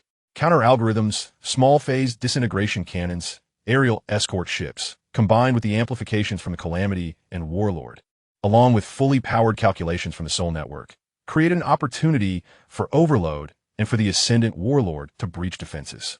Of course, the most crucial element was that the opponent had unwittingly provided such a significant opening. If he had chosen a warlord with a lower level of education, they would not have been able to seize the opportunity to cause an overload in such an outdated mecha's region. It was reminiscent of a young genius boxer defeating an old man. The vanguard leader's eyes blazed crimson as he swiftly retreated a distance, striking his chest and shouting in the ancestral tongue. Special Operations Mode. Decapitation. In the distance, all T3 Titan mechs rapidly switched modes, their forms shrinking to a mere 3 meters in height, with 9 pairs of dark green eye sockets locking onto the enemy commander at the center of the battlefield. Lu Qian hurriedly dove in, exclaiming, "Be careful, brother!" Zhou Ping'an's lips curled slightly in amusement, his gaze taking on a playful quality. Decapitate me? The surrounding warriors of a natural disaster sensed a shift in the Emperor's aura, scrambling away with unprecedented speed from the area where the Emperor resided. Within the Soul Network, veterans swiftly educated themselves on their Emperor's combat style. The new recruits absorbed the data, quickening their pace. Do not obstruct the Emperor's output space. The power of the Emperor is extraordinarily formidable, capable of annihilating both friend and foe alike. The Emperor requires no protection. He can outlast you. The T3 mechs boasted remarkable speed, transitioning from 2,000 meters away to stand before the natural disaster Emperor in the blink of an eye. 9 ship-slicing laser blades struck towards the natural disaster Emperor, slicing through the air and leaving behind scorching afterimages. Bang! The T3, level light, blue dynamic energy shield intercepted all assaults. To clarify, the initial configuration calls for territory, not the Lord, nor does it include the Lord's own equipment. The clash between the 9 ship-slicing laser blades and the light blue dynamic energy shield generated a fierce exchange of energy. A pair of pale hands emerged from the dynamic energy shield, grasping the ship-slicing laser blades with bare hands. The energy consumption of the laser blades surged instantly. Amidst a dazzling glow, the pale hands shimmered with purple patterns from the void realm, fingers exerting a slight pressure. Crack! Bang! Two ship-slicing laser blades shattered and exploded, sending two T3 corrupted land combat mechs hurtling away. The eye sockets of all T3 corrupted intelligent land combat mechs turned blood red. Danger! Void realm detected. Danger! Danger! Void realm! Danger! Retreat! Extract the commander! The two blasted corrupted land mechs flew directly to the Vanguard leader's side, forming a temporary energy armor around him as they retreated rapidly. The light blue dynamic energy shield transformed into a deep purple, revealing its true form. Theoretically, a T3 single dynamic energy shield cannot withstand the ship-slicing laser blades of T3 land combat mechs, but a T3 void shield can. 7 T3 corrupted mechs unleashed shockwaves, momentarily stalling the natural disaster Emperor's actions, while 5 swiftly retreated, each grasping a high-ranking member of their faction. Tisk, they run remarkably fast. Zhou Ping'an's purple hand withdrew from the sparking cranium of the 2 corrupted mechs, holding a brain chip the size of a fingernail in his palm. He uploaded the chip data and, applying slight pressure, crushed the intelligent chip. The 2 corrupted mechs collapsed helplessly to the ground, having lost their intelligent chips, akin to humans deprived of their brains. Zhang Yang, clad in battle armor, approached cautiously, hesitant to come closer, and remarked, "Brother, are you extracting the void realm energy directly for use? Aren't you going to decompose it first? The energy from the void realm is perilously dangerous. The standard procedure is to decompose or filter it, absorbing only a minuscule amount of safe energy for utilization." Zhou Ping'an's method clearly involved direct extraction and use, showcasing immense strength. Lu Qian descended, equally wary of approaching, fearing assimilation into particles by the void realm energy. His expression a blend of astonishment and resignation. The T3 intelligent chip is far too clever. Once it detects danger, it retreats. Our escort fleet speed is insufficient to catch up with them. Although they had circumvented the defenses of the T3 mechs through cunning, the panel data indeed revealed disparities. Pursuing them now would expose them to counter-ambush. Zhou Ping'an smiled knowingly. No rush. Let's bring out the T1 army technology. Time is the most powerful weapon of the Lords. Brother, I'll handle the escort fleet technology, and I'll command personally. I'll take charge of the fire control system. Zhou Ping'an raised his chin, indicating, do not waste those 3.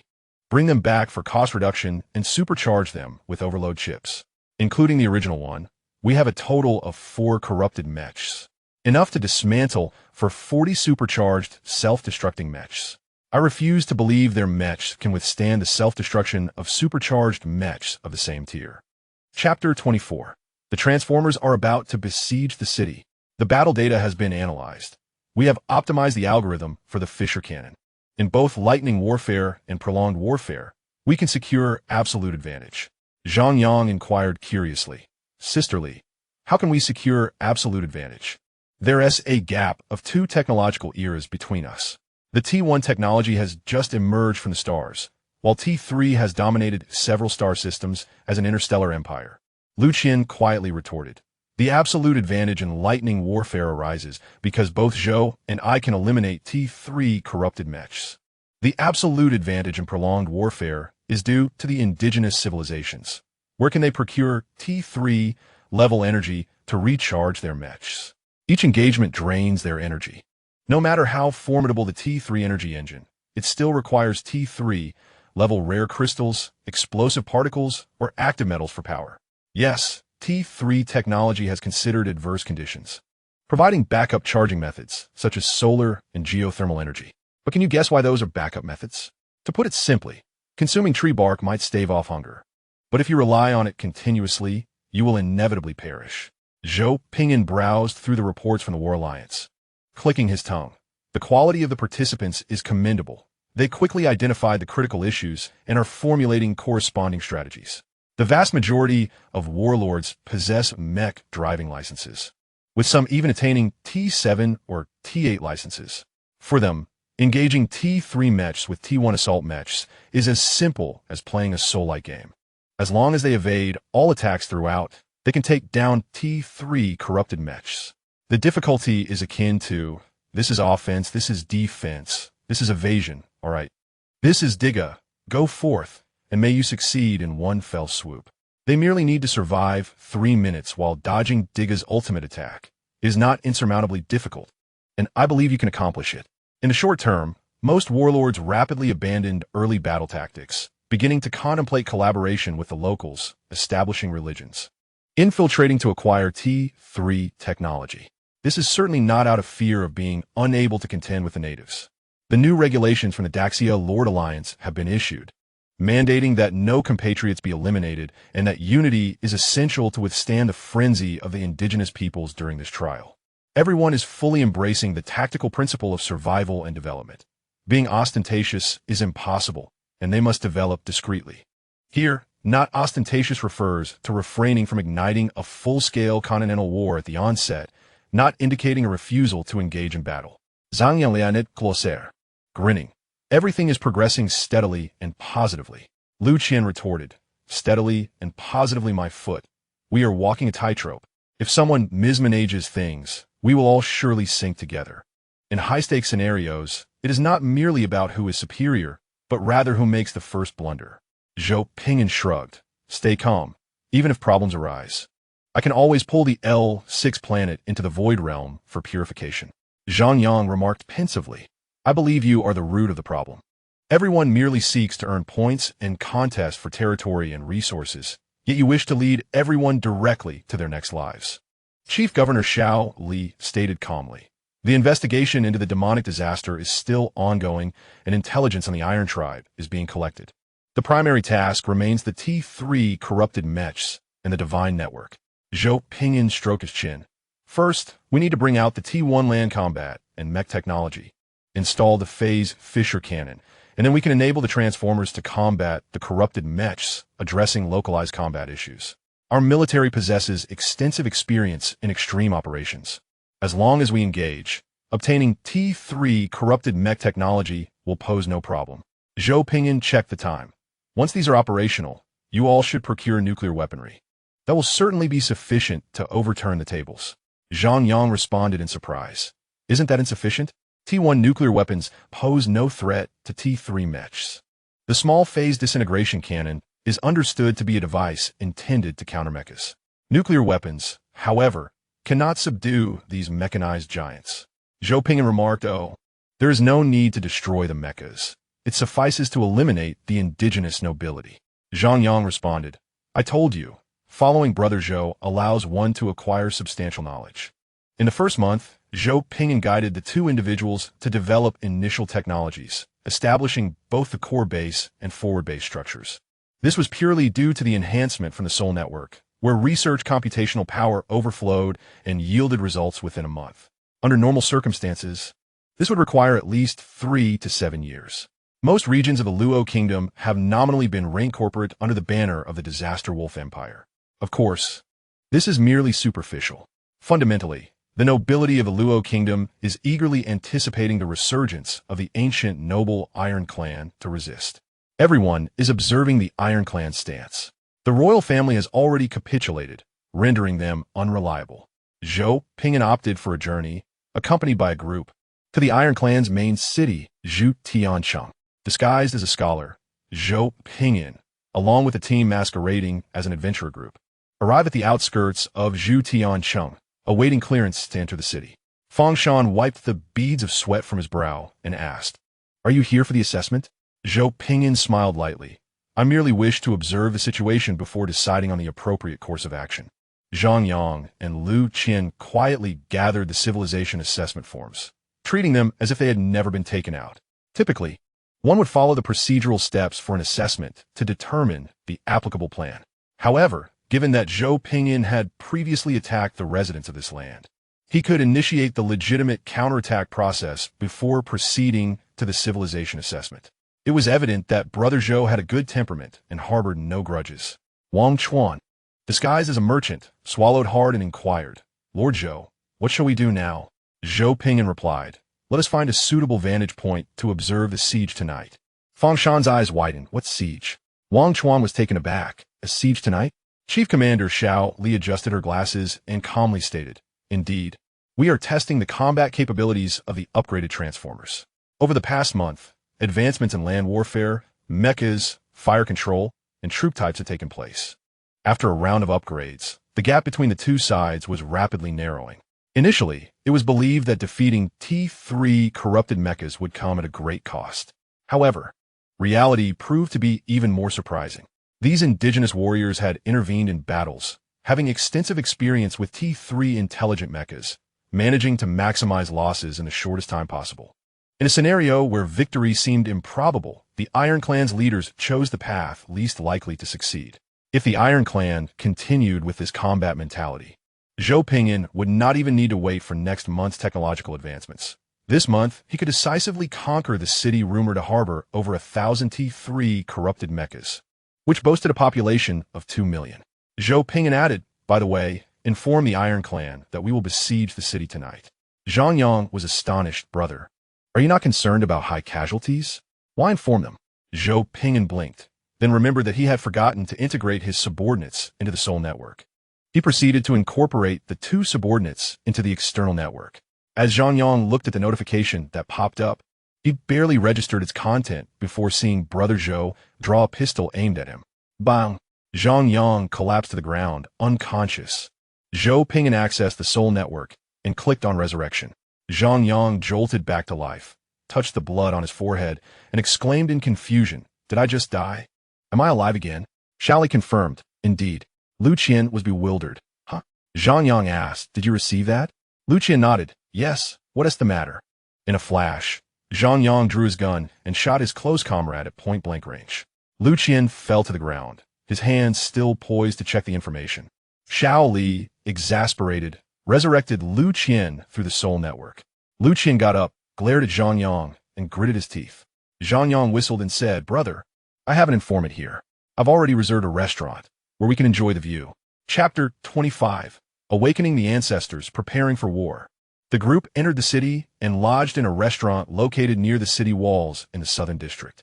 This establishment boasted 10 stories and appeared to utilize techniques akin to reinforced concrete, its construction far superior to that of the Furnace City.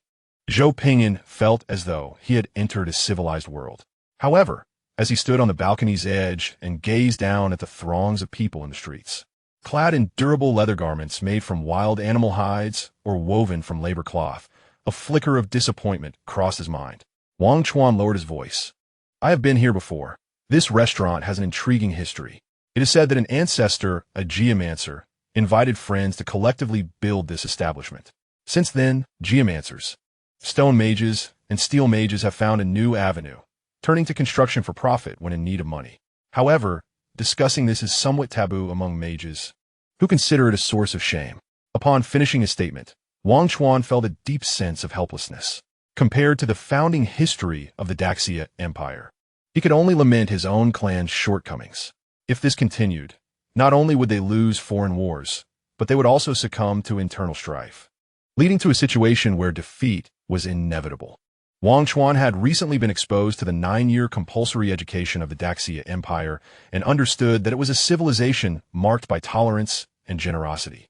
Emperor Zhou Ping'an possessed a heart of inclusion, eager to provide knowledge and technology to help underdeveloped civilizations flourish, as long as they were willing to learn. However, herein lies the dilemma. Based on Wang Chuan's understanding of the Luo Kingdom's social hierarchy, even if technology were shared, the nobility would undoubtedly devise ways to suppress and obstruct progress, ultimately stifling any hope for resurgence. A month was sufficient for the Disaster Wolf Empire's scientific advancements to leap to a new level. Conversely, a month for the Luo Kingdom would merely allow the nobility to concoct false reports and conceal territorial revenues, enabling them to pocket more wealth for their coffers, further diminishing the liquidity within the market. While others grappled with economic bubbles in their developmental histories, we were not merely facing a bubble. We were nearing a complete drought of resources. Zhou Ping'an reclined in a chair, propping his leg over the other, sampling the local delicacy, a piece of dark night deer demon beast meat, expertly prepared by a professional chef. The flavor was unpalatable. Zhou Ping'an frowned as he painstakingly finished each piece. Though it was distasteful, It was edible. Zhang Yang and Lu Qian followed suit. Zhang Yang summoned the informant. His expression grim. Did you hire a professional chef? The informant trembled slightly. My lord, he is indeed professional, but that is precisely why it tastes so terrible. The unprofessional ones are what taste good. Zhang Yang was bewildered. What is the logic behind that?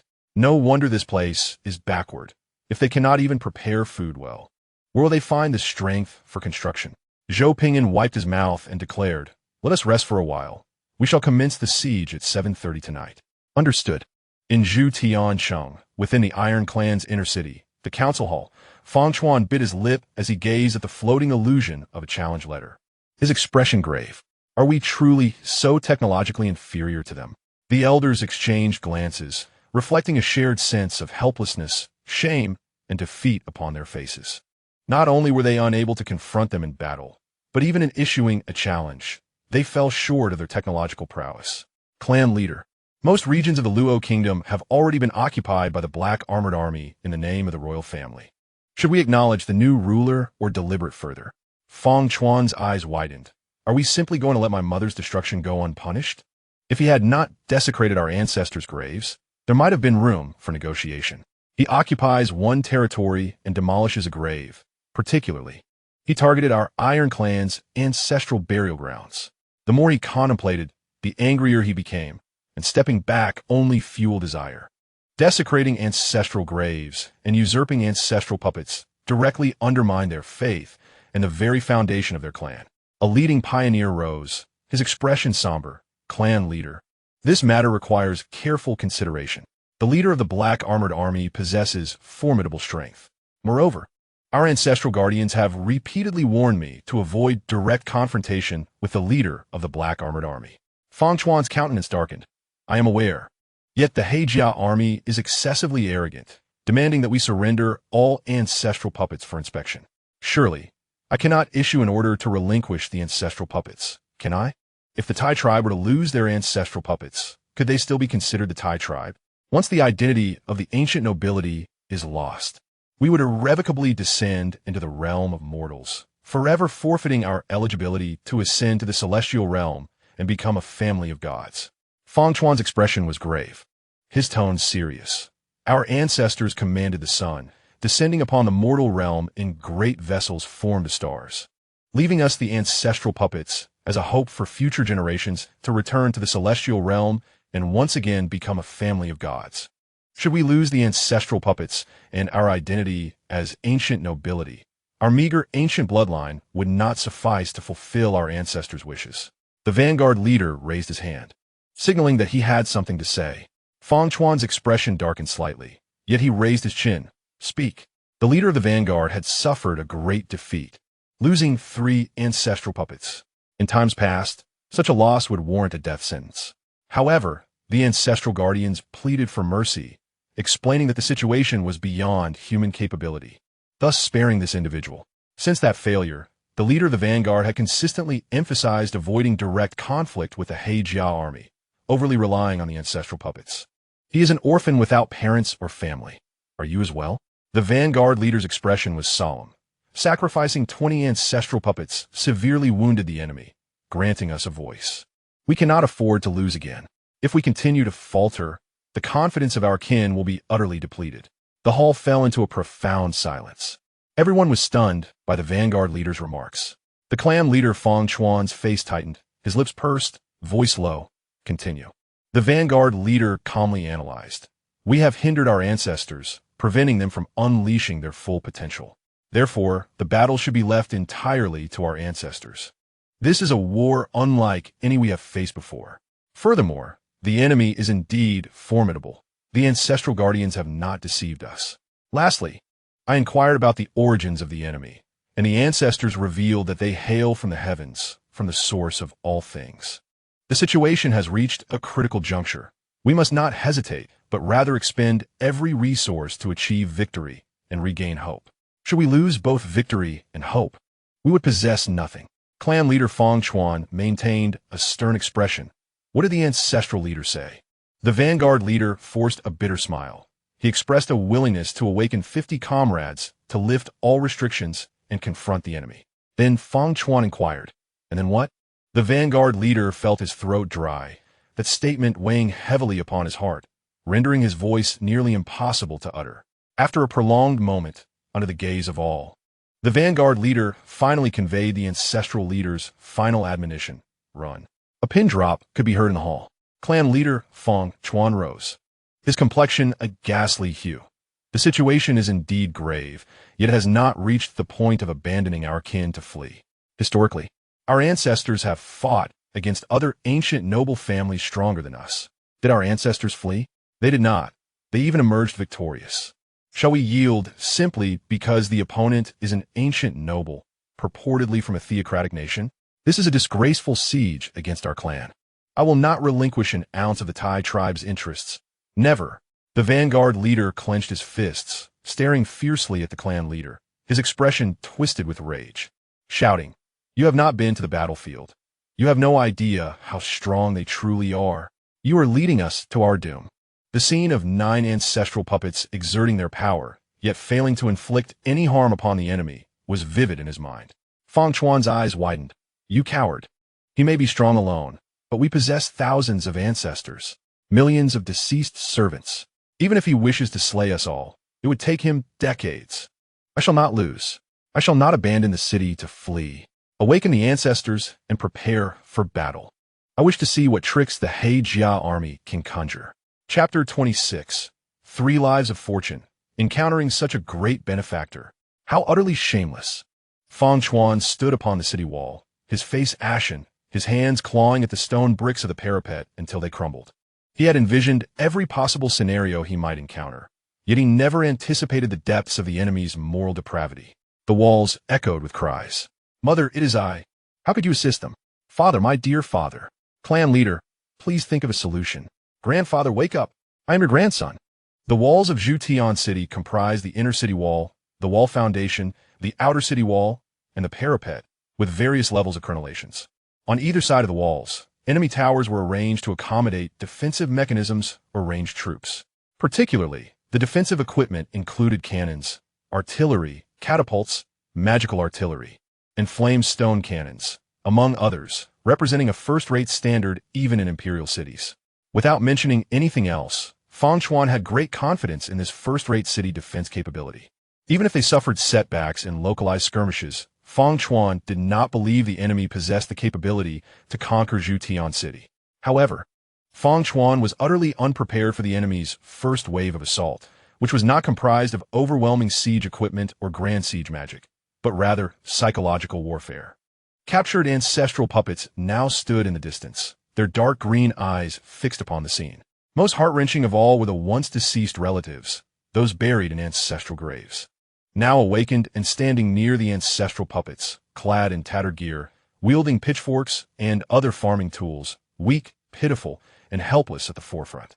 Truly hellish, you mother, have brought pitchforks to assault the city. Fang Chuan's blood pressure surged, his entire being radiating rage, grinding his teeth, his eyes bloodshot with fury. His anger on the verge of explosion, cursing himself for not being able to locate the enemy commander. The vanguard leader's expression was twisted and grim. "Clan leader, be resolute. Consider sacrificing some ancestors to gain leverage in the war, or at least preserve a portion of the flame. The enemy's strength is formidable, and their moral depravity is unparalleled. This is undoubtedly the most formidable adversary we have ever encountered." Fang Chuan struggled to suppress his fury, his teeth clenched. "Allow me a moment to collect my thoughts." Previously, he believed the vanguard leader's words exaggerated and absurd. Now, he felt that perhaps the earlier reports had been too conservative. Zhou Ping'an sat in the upper chamber of the tavern, pressing his mouth shut, silently observing the images projected before him. Zhang Yang shifted his hand from his mouth, glanced at the silent Zhou, took a breath of cool skin, and quietly covered his mouth again. Lu Qian carefully considered his words, opening his mouth only to grimace. Then inhaled the cool skin again, feeling it still explosive, and could only cautiously inquire, "Brother, in your battles, have you ever felt a flicker of conscience gnawing at you?" Wang Chuan gazed despairingly at the projection. "Sir, you could have advanced with ease. Why resort to such methods? You're celestial outsider, godly sovereign. An imperial ruler's approach to warfare is far too grand. I feel a chill just thinking about your lofty position." Fang Shan made an effort to console himself. This is for the good of the Tai tribe, to dispel the undead calamity for all humanity. Chief Commander Xiao Li, quick wit, swiftly struck Fang Shan, who had turned red with rage, rendering him unconscious and instructing his subordinates to carry him away. Zhou Ping'an remained silent for a long time, striving to defend his actions. I merely ordered to increase our chances. Everyone turned their gaze to the commander, Xiao Li. Chief Commander Xiao Li endeavored to maintain a calm demeanor. The disparity in strength between our sides is objectively significant. I advised them to find ways to enhance our odds. You may inquire with Xiaoda. He manages the troops.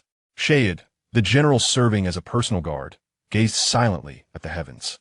He uttered a command to increase their odds of victory, reiterating the necessity of devising means to enhance their chances. Gradually, this order mutated as it was passed down, transforming into an imperative to secure victory by any means necessary. The atmosphere became slightly heavy with silence.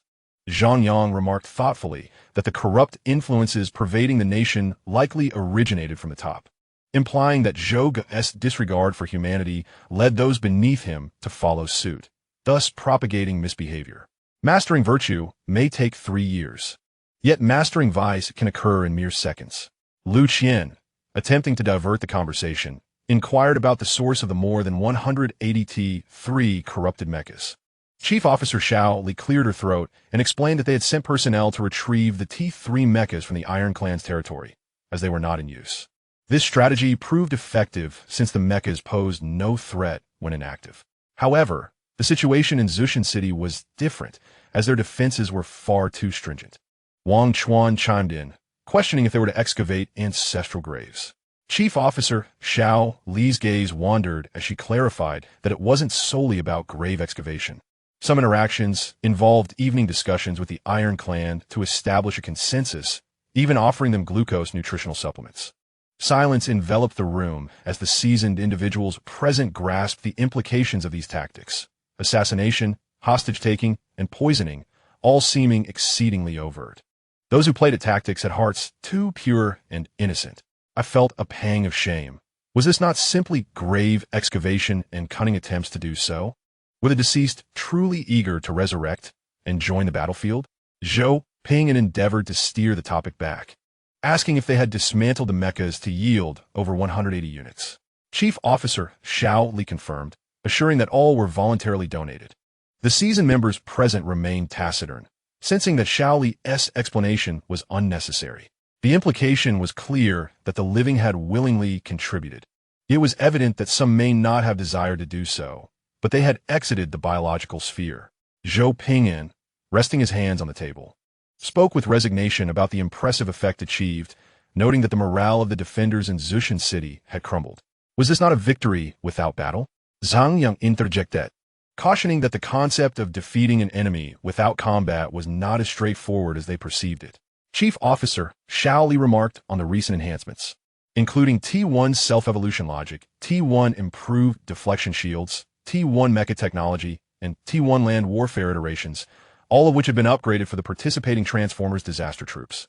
The captured T3 corrupted mechas had undergone cost reduction and overclocking, with their lifespan now reduced to approximately 100 years, while all offensive and defensive capabilities had been preserved. Due to technological limitations, they still relied on T1 brain chip technology. However, the T1 self-evolution logic compensated for this deficiency. They had enabled the modified mechas to assimilate data from captured mechas, allowing for rapid acquisition of combat experience and adaptability through practical engagement, restoring them to expected standards. Although producing authentic models was challenging, creating pirated versions with enhanced local adaptability was relatively straightforward. Imitation was indeed simple. Xiao Li paused before adding that among the more than 180 units, not all were overclocked mechas. A portion was merely for show, intentionally designed to appear as such. These decoy mechas contained self-destruct explosives. If the adversary guessed correctly, they would face an explosive surprise. The specially designed decoys were intended for siege warfare, capable of obliterating city walls or defensive mechanisms, thereby securing localized victories. This was a delightful surprise I had prepared for them, as I noticed their fondness for close combat. Once more, Silence befell the room as they considered the prospect of their adversaries detonating unexpectedly amidst battle. Truly, the chief officer, following Zhou Gu, possessed a remarkably pure heart. Those engaged in tactics were indeed innocent. Zhou Ping'an, regaining his composure, expressed his approval with a thumbs up, proclaiming that this exemplified the tactical prowess they should possess. Zhang Yang reflected on the moment, expressing relief at finally acquiring some genuine insights. Lu Qian, exasperated, remarked that Zhou Ping'an deserved full marks, while he himself felt no envy. Faced with a group of natives, how had he managed to elevate his subordinates' technical skills? These natives were undeniably fortunate to encounter such a formidable leader. Xiao Li, slightly exasperated, noted that she had exercised restraint, refraining from introducing poison into Zushan City's water supply or burning their grain reserves. The methods employed only subtly influenced their psychology. A profound silence enveloped the group as they hesitated to respond. Was this merely a trivial psychological influence? Zhou Ping'an, resting his forehead on his hand, urged them not to dwell on minor details, asserting that they were merely replicating straightforward tactics from the annals of warfare. Let them engage in siege warfare and observe the results. Zhang Yang and Lu Qian remained silent, fully aware of the formidable nature of their erudite companion, who claimed that studying was futile. Behold, this scholarly warlord had devised extraordinarily audacious maneuvers. Xiao Li, resigned, offered to introduce the soldiers of the Transformers' disaster army. Sensing their disinterest in her explanations, Shade stood quietly at the side, accessing the war panel to issue commands to his troops, preparing for battle. On the walls of Zushan City, Fang Chuan's countenance was ashen, caught between negotiation and decisive action. Frankly, it would be one thing for others to bomb my kin, but ordering my own people to do so would lead to a victory marred by my own destruction. The elders wept, and the nobles of the Iron Clan gazed at their leader with tearful eyes. If all else failed, perhaps a conversation could be initiated. The thought of turning on his own kin was profoundly distressing. Their eyes implored the leader for a different course of action. Fang Chuan shut his eyes, his mind swirling with myriad thoughts, ultimately resolving to negotiate. After all, his relatives were on the opposing side. Should he detonate them, he would truly find himself estranged from kinship. Zhou Ping'an, resting his chin on his hands, remained composed, stating that Fang Chuan should take the lead in this humiliating negotiation, as it was unbecoming for an emperor like himself to engage in such an affair. I aspire to leave a lasting legacy, not one marked by disgrace. I remain unaware of whose misguided idea this was. Chief Officer Xiao Li turned to Zhang Yang, who was making a concerted effort to remain inconspicuous, suggesting he take the lead. Zhang Yang promptly nudged his loyal friend, insisting he should go, as he was responsible for defense and could not attract animosity. Lu Qian glared back, redirecting his gaze to the personal guard and general, Shade. You should be the one to go. This is your role. Shade, turning away, retorted, You go. No one was left to volunteer. However, there was one individual. Shade's gaze fell upon Wang Chuan, who was attempting to curl up beside the bed, preparing to crawl underneath. Wang Chuan, prone on the floor, sensed the collective scrutiny and turned with an awkward smile, pointing at himself. Me? I shouldn't be here. I should be under the bed. Had he known they would act thus, he would have never consented to accompany them. Xiaoli smiled gently, her tone soft. You should go. You are destined to be the Emperor of L6 Star. This is a remarkable opportunity to etch your name in history, whether it be for good or ill. This battle will undoubtedly ensure your legacy endures through the ages.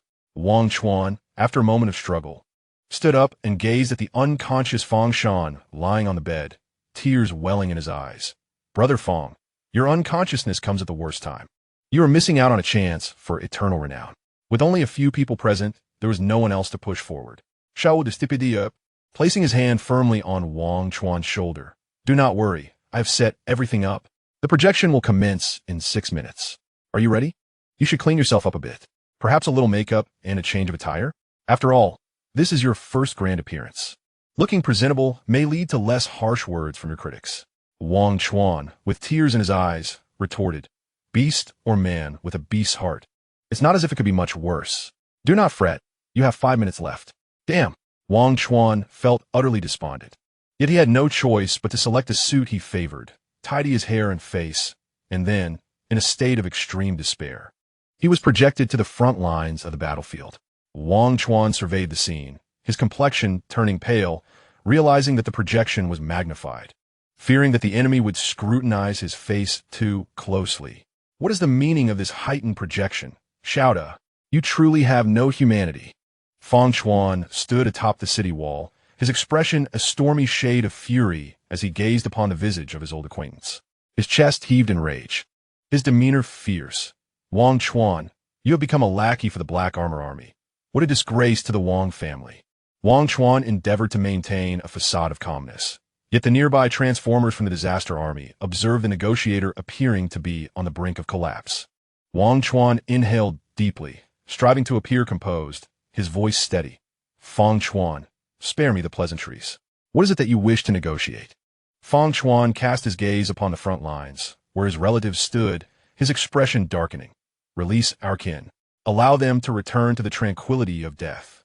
Wang Chuan whispered, did you not resurrect them through your own modifications? The amplification technology of the disaster empire proved reliable, as the battlefield fell into a hushed silence. The cries reduced significantly. Fang Chuan, clenching a crumbling stone, ground his teeth in hatred. Our side shall not utilize any defensive mechanisms. Release our kin. Wang Chuan looked towards the disaster emperor seated prominently, who nodded in acknowledgement, signaling approval. The original intent was to assess the efficacy of the T3 overclocked corrupted mechs in conjunction with the transformers during the siege, not to test the moral limits of the battlefield commander. Very well, let be agreed. What are these thousands of undead servants? Tens of thousands? What? You prepared hundreds of thousands. You are human, cough. Apart from the defensive mechanisms, you cannot employ large-scale war magic. Wang Chuan steeled himself, urging the demons behind his ranks to awaken the sleeping dead, allowing the defenders of Zhou Ping'an City to confirm that their chief commander, Xiao Li, had indeed spoken the truth. She truly had prepared hundreds of thousands of undead servants, and had meticulously researched the genealogies of the Zhou Ping'an City defenders, placing their relatives at the forefront to ensure they would be the first to witness their resurrected fathers or mothers wielding pitchforks in preparation for the assault. Fearing that the psychological impact would not be adequately felt, it was utterly hellish. Fang Chuan watched as patches of green, ghostly flames ignited in the rear of the battlefield, his countenance turning a shade of green with regret for not heeding the counsel of the ancestral leaders, wishing he had awakened 100 ancestral puppets to charge and slay the enemy, allowing the great ancestral puppets to make decisions, thus sparing himself from such a heavy moral burden. Sometimes, even the orphaned ancestral puppets possess their unique advantages. Fang Chuan glanced at the elders, who were both angry and tearful, and after conferring with the Iron Tribe nobles, they ultimately relinquished their ambitions for large-scale war magic, tears in their eyes. Fang Chuan gritted his teeth. We accept.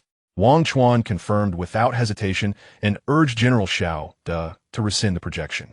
My life is effectively over. Fang Chuan, watching the retreat of the undead servants, trembled with rage. To the ancestral grave, summon the ancient artifacts. I demand their demise. The leading vanguard emerged from behind, carrying a dark alloy safe, their expressions equally grim. The ancestral leader had foreseen this and has already brought it. At this moment, Fang Chuan no longer cared about the ancestral leader's interference in the command of the family war, his eyes reddening. Awaken the ancient artifacts. The dark alloy safe opened, revealing a palm-sized silver mechanical sphere nestled within. The vanguard carefully lifted it, pressing the button on top. Detection complete. Confirm usage of the artifact. Confirmed. How many mechs will be enhanced? 200. Enhancement complete. An invisible wave of information swept across the entire city. Within the ancestral graves of Zhou Ping'an City, 200 dormant T3 corrupted mechs were awakened, their eye sockets glowing with dark green light, rust rapidly dissipating from their forms, returning to a pristine state. Their energy cores fully charged, and the battle blades in their hands re-energized.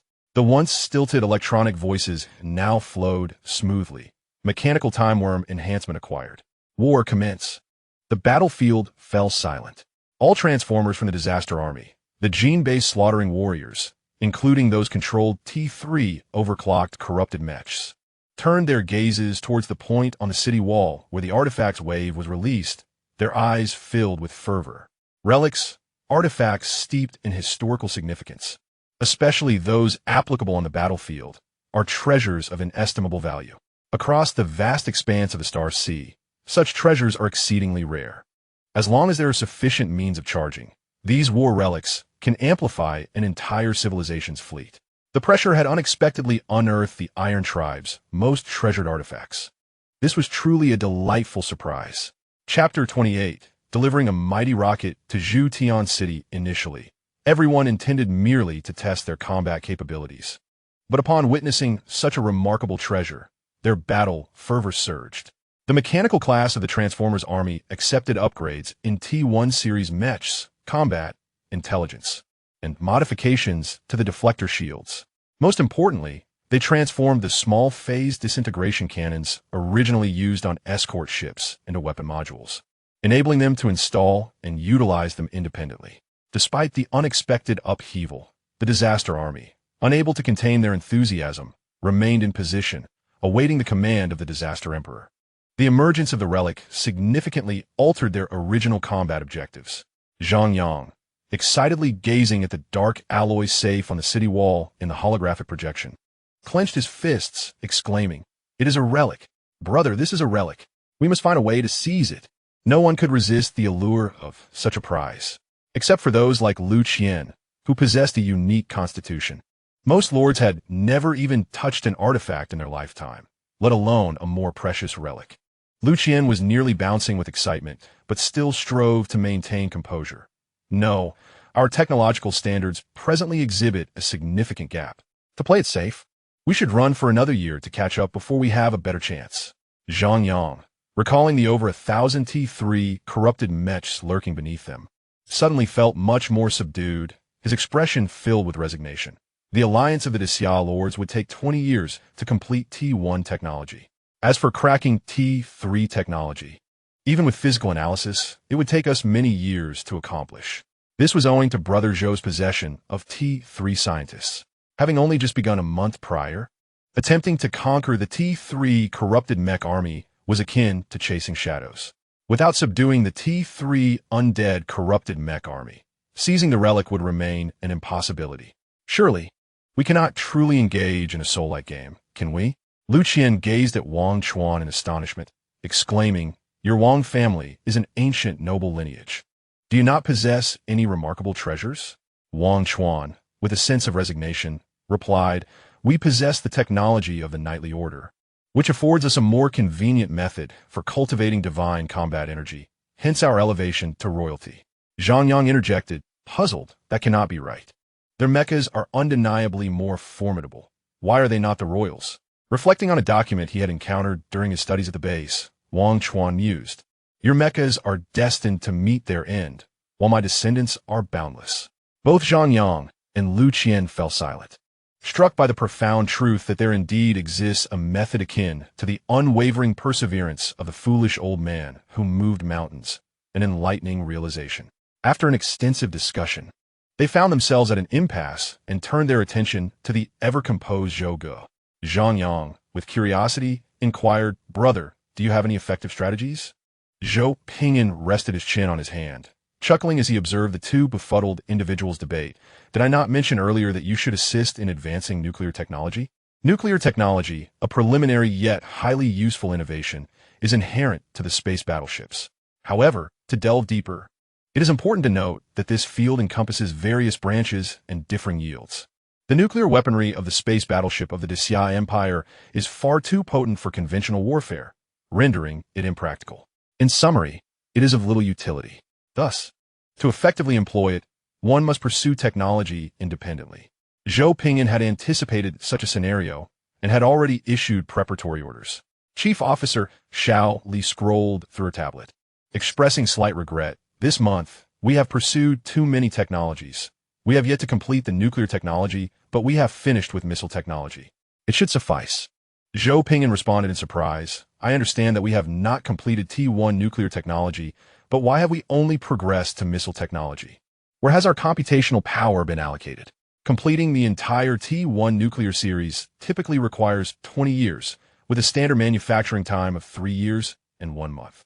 The Zhou Empire, possessing abundant resources and research bonuses, could easily produce an adequate early version of nuclear technology in a month. Zhou Ping'an had initiated numerous simulations and was well-versed in the conventional processes. This time, the commencement was unusually smooth, raising questions about the lack of an adequate version. Chief Officer Xiao Li blinked, "Your Majesty. This time we employed an early multi-line strategy. Our opening methods diverged as we opted for colonization ship technology, focusing on the simultaneous development of multiple bases. Consequently, the primary computational power was allocated to colonization ship technology, resulting in the incomplete nuclear technology. Overall, our performance has been commendable. In the first month, the three noble civilizations collectively completed 9 technologies, which is a divine start. Other lords are still struggling to advance a single T1 technology over many months. The Xia Lord Alliance fared significantly better in unity. However, all the lords were dispersed across various regions, making it challenging to establish a research network for accelerated technology advancement. They were compelled to pursue technology independently, sharing their findings for mutual benefit. Zhou Ping'an suggested, "Shall we send a ship over?"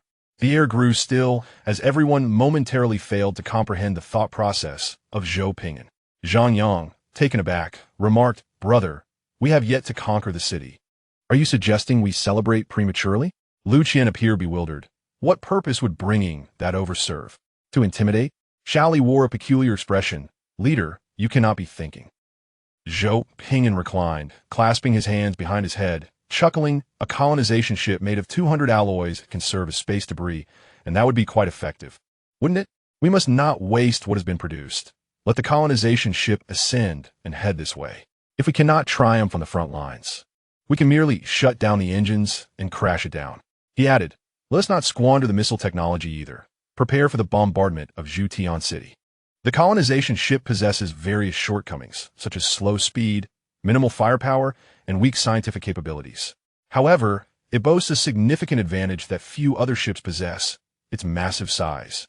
The indigenous people lack a stellar defense system, a robust anti-air system, and aerial forces. There is no need for strategy. Simply fill the colonization ship with missiles, demonstrating the power of one as a warning, then informing them that there are thousands aboard. This is more effective than nuclear weapons, with controllable power and less environmental pollution. Most importantly, the colonization ship can fly, soaring high within the stars. The question arises, will T3 corrupted mechas, absent satellite technology and reconnaissance network connections, detect the colonization ship thousands of meters above them and successfully intercept it? Zhang Yang clicked his tongue and gave a thumbs up. "I have learned something invaluable, brother. You are truly a master of the grand design. Everything in your hands becomes a dangerous weapon. You are like Jackie Chan in a furniture store. Simply incredible. While others fill colonization ships with citizens, you are filling yours with explosives. Truly a war criminal lord." Lu Qian mused. "I finally comprehend the meaning of my brother's words. There is no need to target the mechas. It is the indigenous nobles that we can strike. Zhou Ping'an City will undoubtedly suffer at least one impact from self-destructing vessel. Even if we cannot capture Zhou Ping'an City, merely surrounding it without attacking constitutes a guaranteed victory. At that point, we can fortify defenses and deploy 3 domain modules to counter the mechas, forcing the T3 corrupted mechas to kneel and beg for mercy. When technology is insufficient, numbers must compensate. Individual mechas cannot possibly withstand the suppression of Fortress Technology's domain modules. The strategy is simple: overwhelm the mechas with sheer numbers." Zhou Ping'an shrugged. "The outcome is assured. Let us commence the battle and allow the colonization self-destruct ships to ascend. Now, let us behold the performance of the Transformers Disaster Army and the T3 overloaded corrupted mechas." Chapter 29. Trouble arises as we encounter a true undead mecha army beyond the city walls. The forces of the Zhou Empire received the Emperor's orders and were further empowered by the 3 noble leaders. Heavenly Disaster Emperor. Zhou Ping'an morale defaults to maximum. All attributes doubled, with an additional 5 virtual energy damage. Starlocking Emperor. Zhang Yang health increased by 50, armor increased by 50, energy shield increased by 100, with an additional 1 shield recharge per second. Heavenly Xian King. Lu Qian physical damage increased by 80, Energy damage increased by 100, attack speed increased by 60, cooldown reduced by 10 seconds. This marked the first battle in which Zhou Ping'an commanded the lords to unleash their blessing skills. Each lord possessed civilization bonuses and lord skills. With the combination of these three enhancements, T1 units could rival T2 units, and when overloaded, they could even challenge the T3 mechas of the elders in certain aspects. Zhou Ping'an's expectations were modest. He merely required them to hold the T3 undead corrupted mechas at bay, preventing them from scouting the skies, engaging T1 against T3 if they could merely hold their ground. What more could one desire? The mission objectives were clear, and the morale of the disaster army soared. As long as the frontline battle was sufficiently intense and the time limit maximized, victory in this siege would be assured. The commanders of the disaster army adopted a serious attitude, decisively abandoning the necromancer servitor army that would only slow down the war's tempo and impact combat efficiency. Instead, they thrust all their native forces forward and commanded the rear to expedite the construction of barracks. In this fictitious war, the lengthy lines of troops extended logistical support, making revival take a year. In contrast, the reality of war was that I could construct barracks right in front of you. For every soldier that fell, one would be revived in return. The indigenous technology is inadequate, preventing them from launching surprise attacks to destroy my barracks. During execution, each commander of the disaster army discreetly constructed 1 or 2 barracks underground to avoid being discovered and losing their revival points. Though they spoke grandly, their actions were honest, revealing their cautious nature. The war commenced, and all the Transformers' disaster army charged forth, actively engaging the newly emerged T3 corrupted mechas flying out of Zhou Ping'an City to assess the combat capabilities of the mechanical forces following their upgrade cycle. Meanwhile, their own T3 overloaded mechas were ordered to the second line of combat, designated solely for disruption purposes. 200 brand new T3 corrupted mechas launched into action, each shot capable of evaporating a significant amount of energy from the T1 improved deflection shields. The dark green energy cannons struck the pale blue shields, unleashing a spectacular cascade of energy waves. The T1 mechanical transformers of the Zhou Ping'an remained composed as they uploaded data, noting that after enduring 2 to 4 consecutive hits, the improved deflection shield would be utterly compromised. The armor could withstand 2 hits, while the mecha could endure 3. We are equipped with 7 evasion opportunities, and after utilizing all 7, we can respawn in the rear, simultaneously optimizing through the energy source and self-evolution logic. The longer we endure, the more damage we can withstand, and our margin for error increases. How bountiful! 7 chances for error recovery. I, Li Yunlong of the Transformers Zhou Ping'an, could strike even with my eyes closed. Beside him, a fellow Transformer Zhou Ping'an quickly dodged and added, "Be mindful of evasion. If hit in the head or energy core, 1 shot can take you out." Your T3 remains your superior. All Zhou Ping'an warriors noted the enemy's altered shooting capabilities, prompting a hurried download of the optimized Agile database, envied by Louis XVI.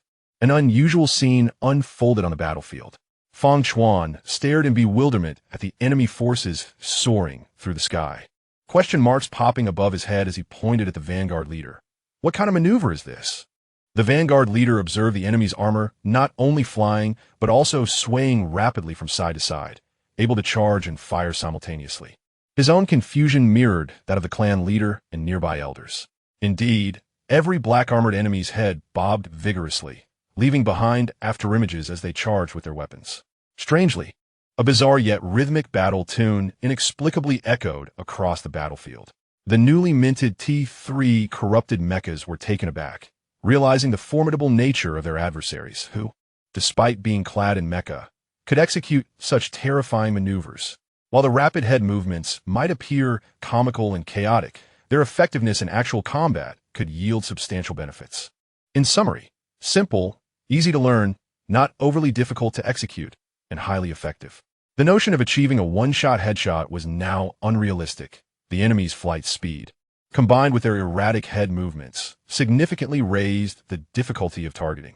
The electronic voice of the ancestor puppet captain turned somber, streams of data flowing through his dark green ocular sockets. Vanguard formation. Target their bodies. Inflict damage to push them back and seize the narrative. 200 brand new T3 corrupted mechas swiftly transformed their formation into a colossal spear, penetrating the ranks of the T1 Transformers, Zai, Jun, with overwhelming force. In that moment, the transformative allure of sheer numbers became apparent. One T3 corrupted mecha could take on 10 aerial escort ships, and in Titan mode, could withstand a siege, if overloaded. A single opportunity could lead to annihilation. However, with 200 T3 corrupted mechas, the front line could unleash a barrage, then switch to the rear for shield recharging. This cyclical pattern ensured they avoided being overwhelmed and prevented overload situations. Grouped together, the T3 undead corrupted mechas fully exploited their superior quality, alternating between the first and second lines of attack, while the third line concealed itself within the inner region, poised to deliver a lethal blow or unleash explosive damage to alter the local battlefield dynamics. Friends familiar with the Starsea Wars understand the weight of experience. With the absence of interference from indigenous commanders, the new T3 corrupted mechas capitalized on their advantages. On the ground, the Zai Jun commanders convened in a temporary underground base, discussing the performance of their warriors. 8 hits. The revived warriors can endure 1 more hit. Given enough time, we can bolster our resistance. The performance is commendable. We anticipate successfully completing the containment mission. I am truly envious. The T3 mechas are extraordinarily effective, dispatching us as if we were mere chickens. Everyone gazed enviously at the seasoned T3 corrupted mecha's performance, wishing to acquire the T3 technology and relics, dreaming of waking up with smiles in the future. No worries. Your mechas will eventually meet their end, while my Zai Jun are endless. In the midst of the battlefield, the ancestor corrupted mecha captain felt a slight warmth in his intellect, the dark green orbs of his eyes turning a shade red, and the laser cannon in his hand felt heavier, his electronic voice slightly off-key. Comrades, I sense something amiss. The enemy's combat data appears peculiar. Beside him, the corrupted mecha vice captain skillfully dispatched another transformer, Zai Jun, attempting a sneak attack, his cold metallic visage somewhat contorted. This is the 7th black-armored soldier to backstab me. I've seen that blue seal spray paint 7 times now. Moreover, their physical resistance to my ship-slicing blade is increasing. Currently, it takes 1 strike, but at this rate, it will require 2 within 20 minutes. The ship-slicing blade inflicts tremendous damage, ranking among the highest within its tier. Silence descended upon the communication channel of the ancestor corrupted mecha army. Despite the lack of words, they took a moment to send one. The ancestor corrupted mecha captain reluctantly reached a rather absurd conclusion. For some reason, I feel as though I'm battling the same group of foes. I have executed 28 of the black-armored soldiers adorned with red scarves. I suspect the same intellect. The combat data is too consistent, with identical spray paint designs on their armor. A brief silence enveloped the communication channel before it erupted into a frenzy of one.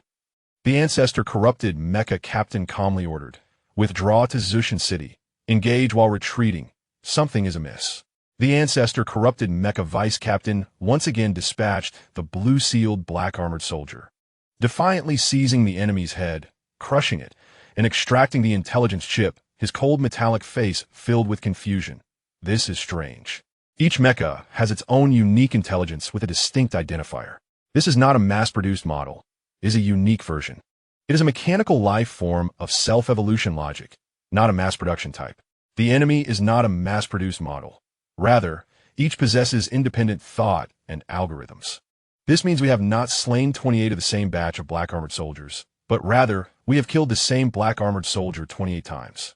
The ancestor corrupted mecha captain executed another black-armored soldier adorned with a red scarf, his metallic visage slightly distorted. Withdraw. They will resurrect. This is bad. We have encountered a true army of undead mechas. We have become imposters. Please, everyone, maintain a high reading completion rate. It is crucial. Chapter 30. Allies also explode. Allies self-destruct upon overload, inflicting damage. Upon sensing the withdrawal of the new T3 corrupted mechas, the Zai Jun commander decisively entered the Soul Network, initiating an overclocked exchange of new tactics. The T1 Transformers displayed commendable performance. If facing opponents of the same tier, we would easily prevail. Against T2 units, leveraging their inherent superiority, victory is assured. Even when confronting T3 units, they possess remarkable resilience, capable of achieving strategic effectiveness. The enemy has discovered our resurrection mechanism. Should we intercept, or should we proceed otherwise? The Emperor's command is to delay until the colony's self-destruct ship reaches Zushan City's airspace. There are currently two options. The first is to deploy overclocked, corrupted mechas to stall them. If they are preoccupied, they will naturally lack the energy to scout further.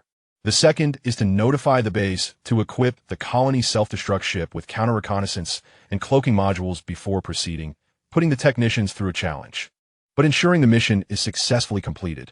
The Emperor's core philosophy is to seize absolute advantage and crush the opposition. The optimal scenario is for the colony's self-destruct ship to arrive. Thus, I will devise a contingency plan, ordering the troops to encircle the city from land, sea, and air. Even in the event of unforeseen circumstances, we can still control the trajectory of the situation. The engineering corps has commenced the construction of coastal and underwater fortifications. Once the defensive fortress complex is completed, their escape will be rendered impossible. The commanders of the disaster army swiftly communicated with one another and reached a consensus. Children ponder choices, while adults desire everything. They first ordered the troops to encircle Zhou Ping'an from a distance, secretly beginning the construction of defensive fortifications and equipping them with offensive and defensive interference modules. Research vessels and colonization ships were outfitted with reconnaissance evasion and stealth modules, while frontline troops undertook interference tasks, desperately buying time. Within merely 6 days, the first batch of defensive fortifications would be completed. The technology of defensive fortifications is one of the initial advancements of Desia's lords, typically applied in territorial defense, providing robust protective effects for territories, with numerous building and modification slots available to cater to diverse environmental needs. These fortifications can serve as military bases, trade nodes, fleet garrison bases, production hubs, and more. For instance, the combat, defense, and suppression capabilities of the defensive fortifications are noteworthy. The initial hull value of a space frigate is 200, while that of a defensive fortress is a staggering 10,000. The armor value of a space frigate is 200, whereas that of a defensive fortress is 5,800. The shield strength of a space frigate is 75 points, while that of a defensive fortress reaches 1,350. The initial damage inflicted by a space frigate is 8 points, in stark contrast to the 40 points of damage dealt by a defensive fortress. In terms of weaponry, the defensive fortress naturally gains an additional level, utilizing T2 kinetic weapon modules. Furthermore, the basic slots of the defensive fortress include 6 module slots for building slots and an additional 6 defense platform slots. The base damage of the defense platforms is 20 points, which can accumulate to an impressive 160 points. When accounting for the double bonuses from the Disaster Empire and related field enhancements, these slots can quadruple, reaching a terrifying total of 640 points. 10 intersystem frigates concentrating their fire would inflict 80 points of damage, sufficient to overload T3 mechs. A saturation strike of 640 points would utterly devastate a swarm of T3 mechs. Moreover, the hull, armor, and shield values of T3 mechs are far inferior to those of T1 frigates. Not to mention, a total of 16 field modules could be deployed. Can your T3 mechs withstand the suppression effects of these field modules? Before the battle even begins, they would already be burdened with 16 negative effects. What grounds do you have to claim victory? Additionally, defensive fortifications are not limited to a single construction. With ample resources, one can erect as many as desired. Once the fortress complex is completed, the T3 mechs of Zhou Ping'an will certainly be unable to stir any waves. The longer the wait, the more advantageous it becomes for the Disaster Empire. Upon clarifying their core objectives, the commanders of the Disaster Army quickly issued orders. The previously stationed T3 overloaded corrupted mechs were instantaneously teleported to the forefront of Zhou Ping'an, firmly obstructing the retreat path of the mech swarm. The T1 transforming disaster soldiers fully leveraged their fearless advantage, deploying small-phase disintegration cannons to unleash a concentrated bombardment upon the mechs of Zhou Ping'an. For the sake of bombardment efficacy, even Allied forces were caught in the fray, self-destructing after being overloaded, inflicting damage. In less than a second, the tides of battle shifted dramatically. The mech swarm of Zhou Ping'an, once in a position of advantage, found itself ensnared in a dire predicament due to the supersaturated phase disintegration cannons and the intercepting T3 overloaded corrupted mechs. The testing phase concluded. The war phase commenced. The captain of the ancestral corrupted mechs, with his dark green eye sockets, now entirely crimson, commanded the intelligence core to operate at an accelerated frequency. Electronic signals racing through communication channels, his voice stammering. Retreat. Protect Team 3. The mech swarm of Zhou Ping'an shifted into a defensive formation, with a portion of their mech stationed at the periphery, willing to sacrifice everything to shield the captain and elite mechs, desperately propelling themselves toward Zhou Ping'an. In the face of a saturated interception, a city that could ordinarily be reached in 2 to 3 seconds now required 10 seconds to return. The commanders of the disaster army, observing the battle reports, convened once more and decided against adopting annihilation tactics, instead prioritizing the depletion of enemy energy to diminish their overall combat capabilities while still aiming to buy time. The ancestral corrupted mech captain's crimson eye sockets flickered ominously, his electronic voice erupting in curses. Beasts. The enemy has altered their combat style, sacrificing a multitude of mechanical soldiers to engage in siege, collision, and forced embraces, further delaying our return to Zhou Ping'an. The time required has now stretched from 10 seconds to 15 seconds. Each of those 15 seconds would deplete vast amounts of energy, and even upon returning to Zhou Ping'an, only a contingent of overburdened and energy-drained mechs would remain. In that moment, the ancestral corrupted mech captain calculated meticulously and roared. Team 1, self-destruct. Without hesitation, the T3 corrupted mechs of Team 1 harnessed their immense explosive power, using binding beams to propel a group of mechanical soldiers and overloaded corrupted mechs toward 100 meters away, erupting in a thunderous explosion. The self-detonation cleared a swath of airspace, and the T3 ancestral corrupted mech captain decisively led teams 2 and 3 back above Zhou Ping'an. Turning to gaze at the mechanical soldiers suspended mid-air, energy flames jetting from their backs and feet, alongside hundreds of overclocked corrupted mechs. A series of signals, audible only to mechanical beings, resonated across the battlefield, imbued with both praise and regret. Praise for the decisiveness of the T3 corrupted mech captain, and regret that such a powerful and experienced captain-class mech was not on their side. The judgment of the T3 corrupted mech captain was both swift and astute, successfully bringing back an additional team of mechs to Zhou Ping'an without expending excessive energy, preserving commendable combat strength for the next round of engagement. This battle has been unprecedentedly challenging. It has been a long time since we encountered such a formidable opponent. General Zhou's projection appeared above the disaster army, his expression one of satisfaction and admiration, gently applauding.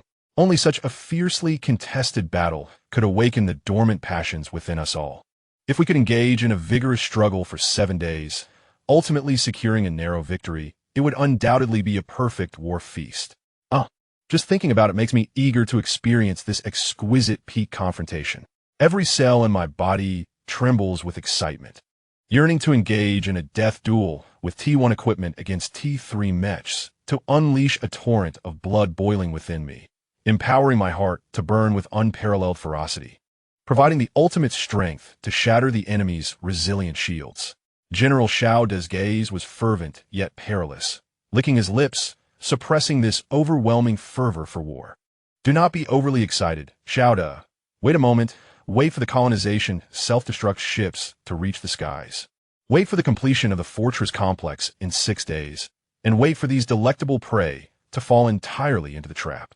At that time, this exquisite delicacy will rest in my palms to be presented to our great Emperor of Disaster.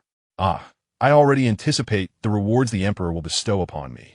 I am the epitome of loyalty, offering unwavering devotion to our magnificent Emperor. Zhou's expression was wild and exhilarated, his smile both dangerous and lethal, his voice arrogant yet calm, arms outstretched. Stand down and prepare for the next round of encirclement. The prey is on the verge of falling into the trap. The loyal reward is soon to be granted to me. The ancestral corrupted mech captain silently watched the enemy, his crimson eye sockets emanating a dangerous glow. Chapter 31. If all else fails, Detonate our own to absorb the destruction value.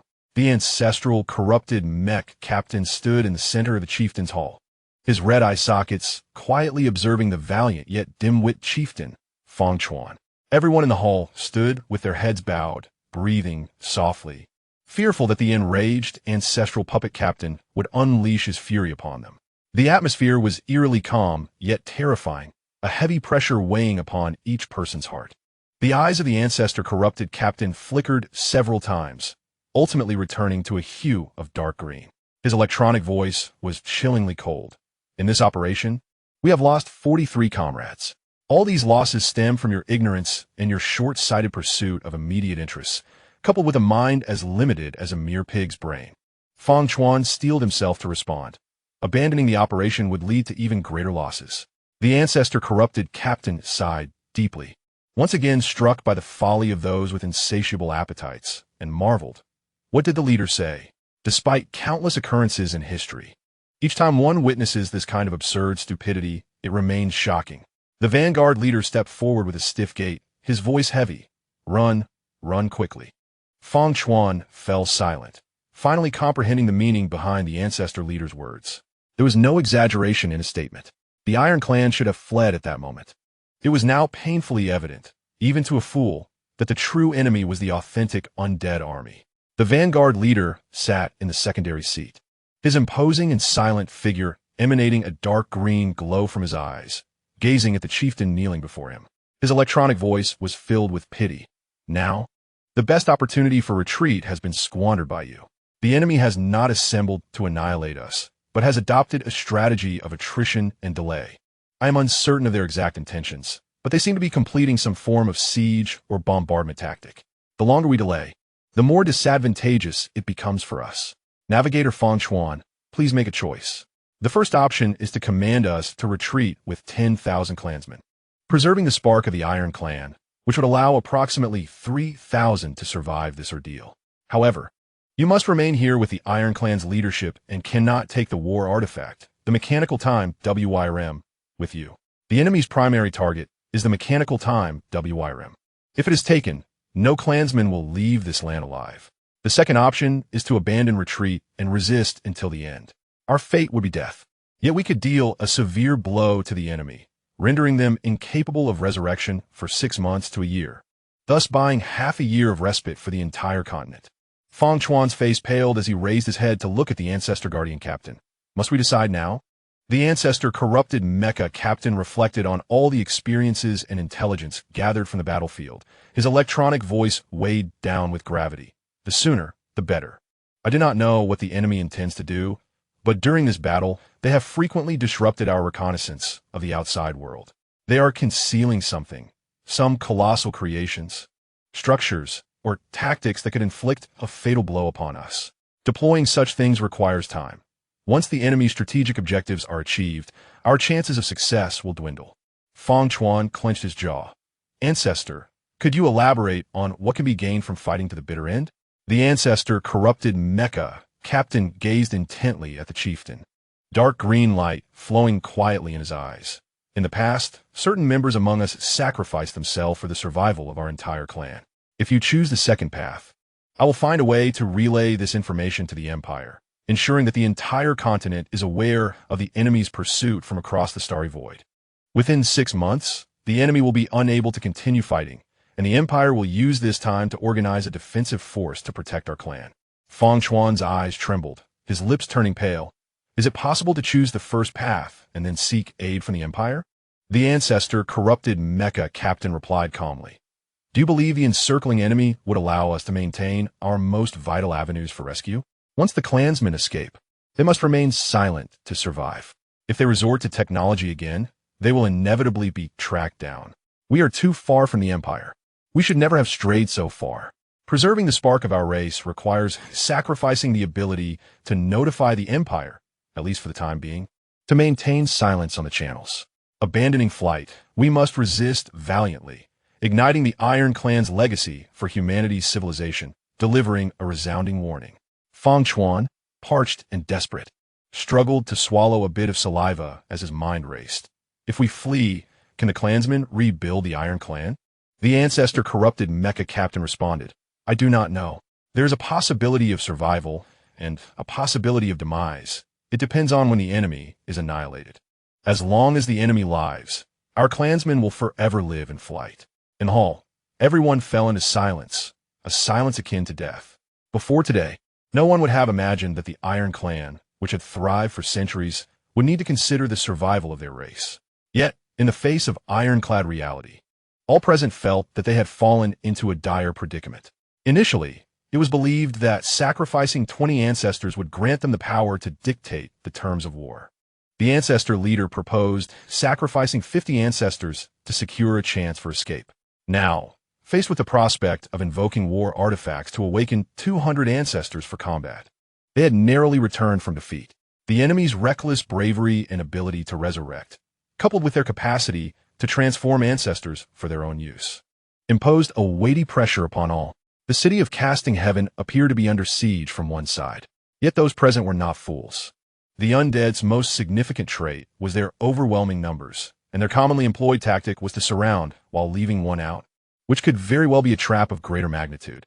At present, it seemed that they were surrounding while letting 3 escape, but a quick reconnaissance around would soon reveal a substantial enemy force stationed in the distance.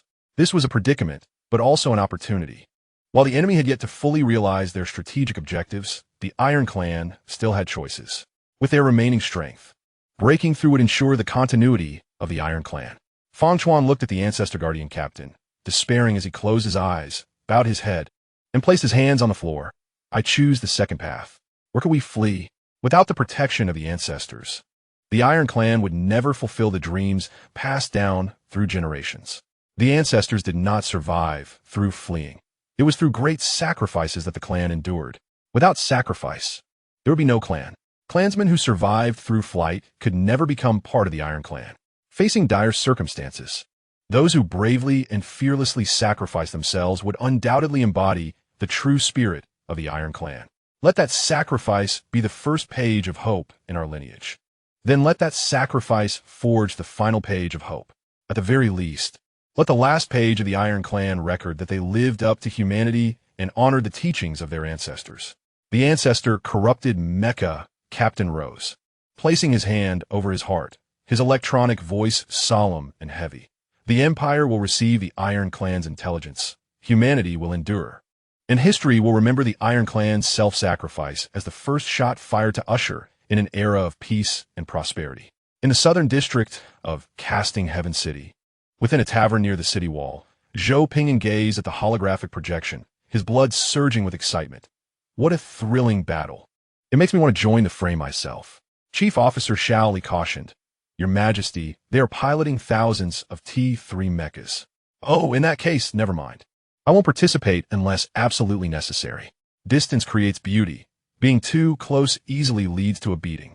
They may be strong and undying, but I do not relish being outnumbered. General Shao depressed his earpiece, furrowing his brow as he broadcasted the communications from the Iron Clan's hall onto the holographic projection. Leader, what shall we do now? They are preparing to go all in. The enemy commander was indeed experienced, having discerned the most prudent course of action from a plethora of intelligence. Any intelligence that was even slightly dull might have assumed that with 200 narrowly defeated, deploying 5 times that number, 1,000 T3 mechas in conjunction with war artifacts would guarantee victory. T3 against T1. How could they possibly lose? This indeed highlighted the current flaw in all strategies on their side. Time. Whether it was colonial self-destruct ships, defensive fortresses, or modified hyper-frequency mechas, all required time. Zhou Ping'an smiled confidently. It's troops against troops, generals against generals, kings against kings. Let us see who holds the more powerful hand and who will ultimately emerge victorious. Zhang Yang timidly raised his hand. Brother, T3 is genuinely difficult to combat unless we can hold out until the 6th day when the defensive fortresses are erected. At that point, we will undoubtedly prevail. Lu Qian's complexion turned pale as he exclaimed, Brother, I can handle 3 to 5 machines, I truly can. But do not tell me that I will need to contend with over 1,000. No matter how formidable I may be, I refuse to be treated like a mere beast of burden. Zhou Ping'an rolled his eyes and retorted, Look at you two. Do you really think I am such a heartless lord? The room fell silent. No one dared to interject. Can you not gauge your own capabilities? If you had just a modicum of humanity, the Iron Clan would not be in such a desperate state. Zhou Ping'an covered his mouth and coughed lightly. Well, I'm accelerating construction with my talent, so you won't have to fight. The more intense the warfare, the more destruction value we can extract. This destruction value can then be utilized to hasten our progress. The fiercer the conflict, the quicker we can execute our encirclement tactics. The destruction value gained from this battle will suffice to accelerate our progress by a quarter. If we engage in another fierce battle, we can surely complete the remaining progress. If all else fails, we could even sacrifice our own to extract destruction value, which is not out of the question. Brother, could you please refrain from looking at me and Lao Lu with such a gaze that screams danger? I am breaking into a cold sweat. Zhou Ping'an withdrew his gaze and turned to the holographic projection, his expression calm. No, I assure you, my thoughts are entirely safe. There is nothing dangerous as you suggest. Shouda, proceed as planned. As you command, Your Imperial Highness. By the way, do we have any new readers joining us, or are they all familiar faces? As I always say, the more, the merrier. Even if they do not read, they should at least glance through. Otherwise, if they only read the beginning and not the later chapters, my data will plummet, and that will be quite difficult. In Chapter 32, even the elderly can clear it. Just before the impending battle, the three lords of civilized nations indulged in a sumptuous midnight feast. Zhang Yang gazed at the indigenous dishes before him and finally asked the question he had been holding back for a long time. Brother, we have already conducted our civilization assessment. Why are we still consuming this kind of food? We have been eating it for half a month now. Can we not change the flavor? Zhou Ping'an picked up the only piece of unhealthy yet delectable roasted meat on his plate and responded earnestly. What technology did we run in our first month here? You cannot expect delicious food to come from a place with limited raw materials and no seasoning technology. Zhang Yang smiled confidently. The three of us have successfully completed 9 warfare technologies. We have not even touched upon agricultural science. Lu Qian sighed. Half a month ago, we had already consumed all the good food we brought with us. At that time, we were too busy running technologies, cracking this and that, and engaging in construction to pay attention to food. You cannot expect the products of agricultural technology we brought to rival the delicacies available within the empire. Zhang Yang stared in despair at the heap of primitive processed materials on his plate, picked up a yellow, crispy ball, and put it in his mouth. A sour taste spread across his palate, and tears streamed down his face. Even my dog wouldn't eat this pig feed. As the son of a second-tier official in the Great Xia Empire, a ruler of civilization, having just bestowed lordly blessings upon his army and fought a thrilling battle, to end up eating this slop at the dining table made him feel as though his life was in ruins. Lu Qian laughed. Your perspective is too narrow. Even the pigs back home wouldn't touch this stuff. On a normal day, it would be fine, but having just released lordly blessings and then consuming this food. I am not the king of Tianxian. I feel like a condemned criminal. Zhou Ping'an reassured him. All right, no more tears. Tonight, the three of us must find a way to destroy 20 to 50 T3 corrupted mechs. If we destroy 20, I will bring out the T1 level 1 hydroponic farm. If we destroy 50, I will produce the T1 level 2 hydroponic farm.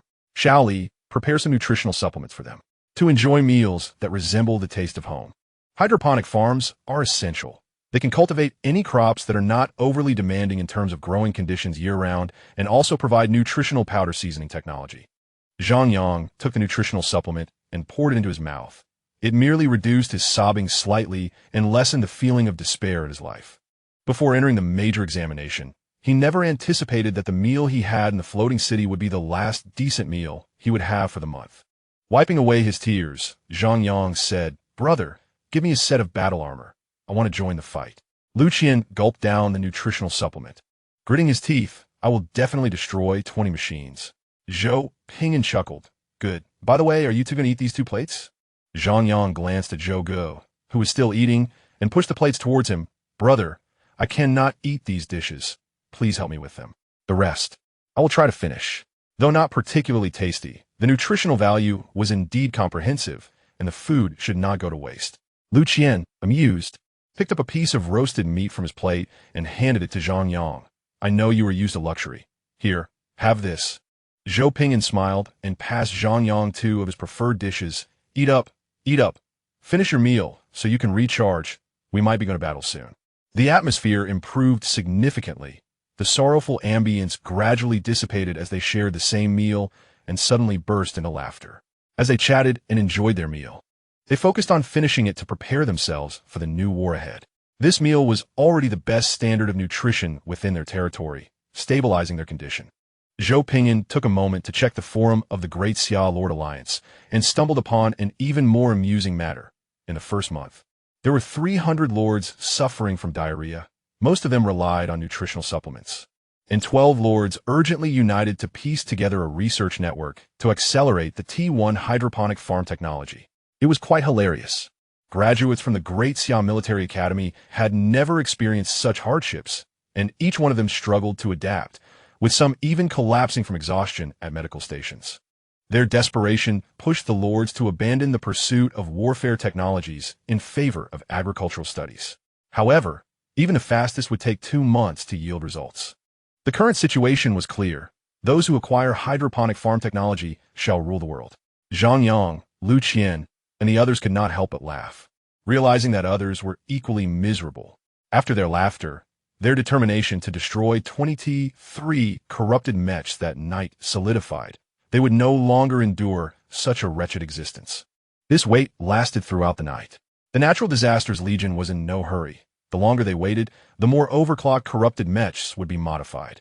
General Xiao De personally oversaw the surveillance of the city of Forge Heaven, and out of respect for T3 technology, the spy mosquitoes did not probe into the whereabouts of the T3 corrupted mech leaders. General Xiao De never engaged in superfluous actions. Instead, he chose to focus all his energy on accelerating the modification of the corrupted mechs, personally leading his guard unit to the rear shipyard for overtime work. As the first light of dawn broke and illuminated the plains, casting a glow upon the deep brown walls of the city of Forge Heaven, a loud and resonant war horn echoed across the heavens. Over 1,000 brand new T3 corrupted mechs slowly ascended, their dark green eye sockets fixed on the disaster wolves outside the city, their energy shields radiating a vibrant blue-green light. All the high-ranking members of the Iron Clan stood armored atop the city walls, while the undead servant army filled the streets below. Iron Clan soldiers occupied the second line, gripping their weapons firmly, their gazes resolute as they awaited the command of their leader. Zhou Ping'an and his companions had relocated to the battlefield command center, opting not to linger in the tavern within the city. If they were discovered by the enemy's leader mechs and subsequently overwhelmed, it would be quite the predicament. Even if they could hold their own, there was no need to engage in a game of souls.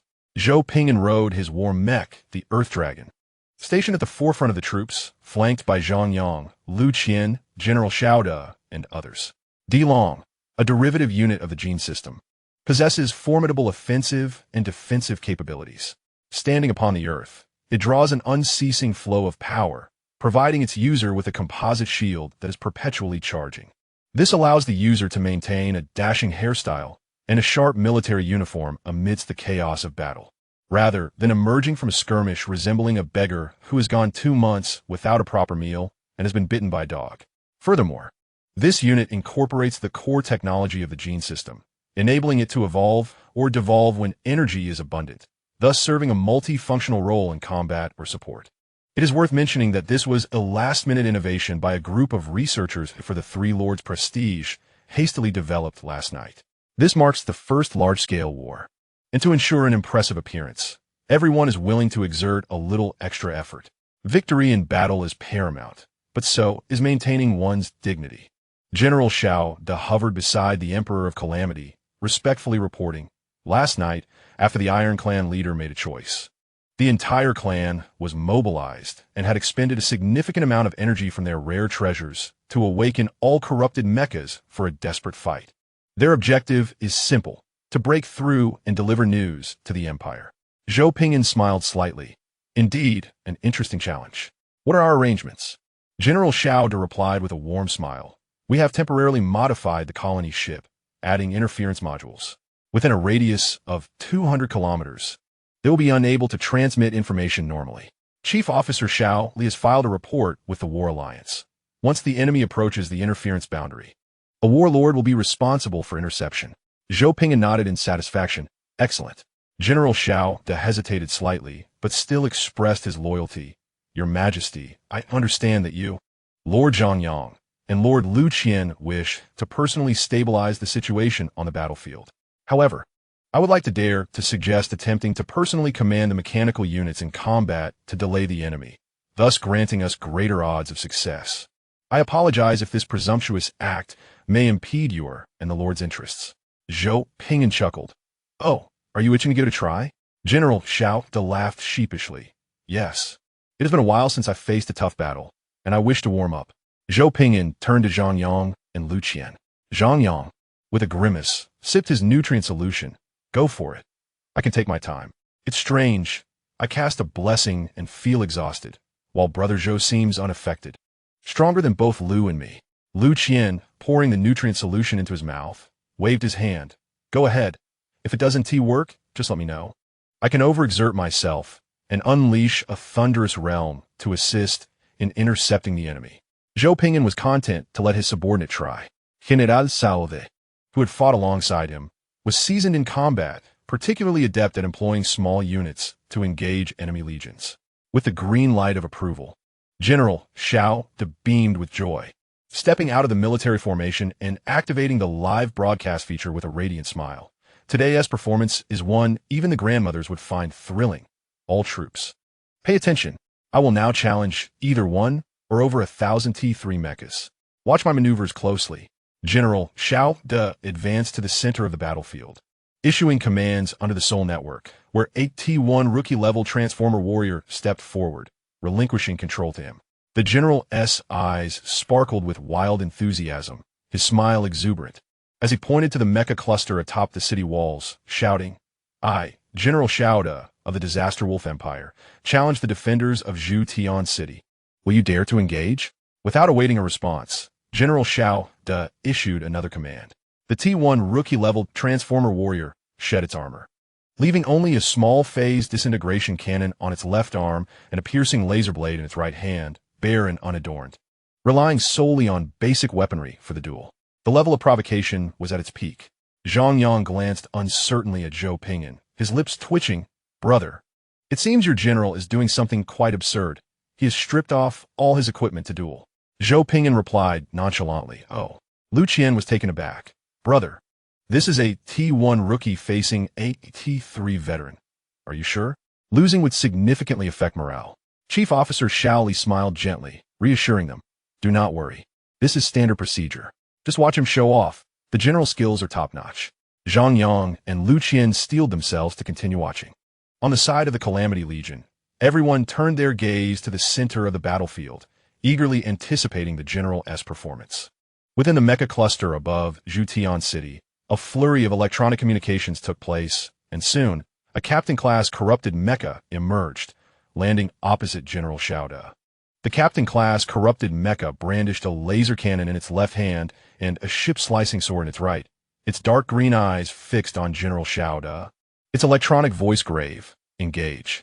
The captain-class corrupted mecha did not remove its equipment out of choice, but rather because such items could not be easily discarded. General Xiao De wore a satisfied smile. Let the battle begin. Chapter 33. What it means to be a top general, the T1 rookie-level mechanical transformer unit, even after a round of upgrades, possesses enhanced basic attributes and equipment. However, fundamentally, a rookie-level unit signifies low value, mass production, and average performance. Compared to its peers, a transformer with a core seed is akin to a divine entity.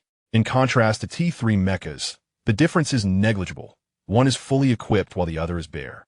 Previously, T1 transformers in the Disaster Legion could be effective due to their fearlessness and a series of enhancements. Now, without any support, a mere rookie T1 transformer warrior is challenging a T3 mecha. The outcome is nothing short of explosive. The battle commenced in an instant. The captain-class corrupted mecha appeared before the transformer warrior in a heartbeat, its ship-slicing sword raised and poised to cleave the unshielded, unarmored mechanical soldier in half within a mere 0.01 seconds.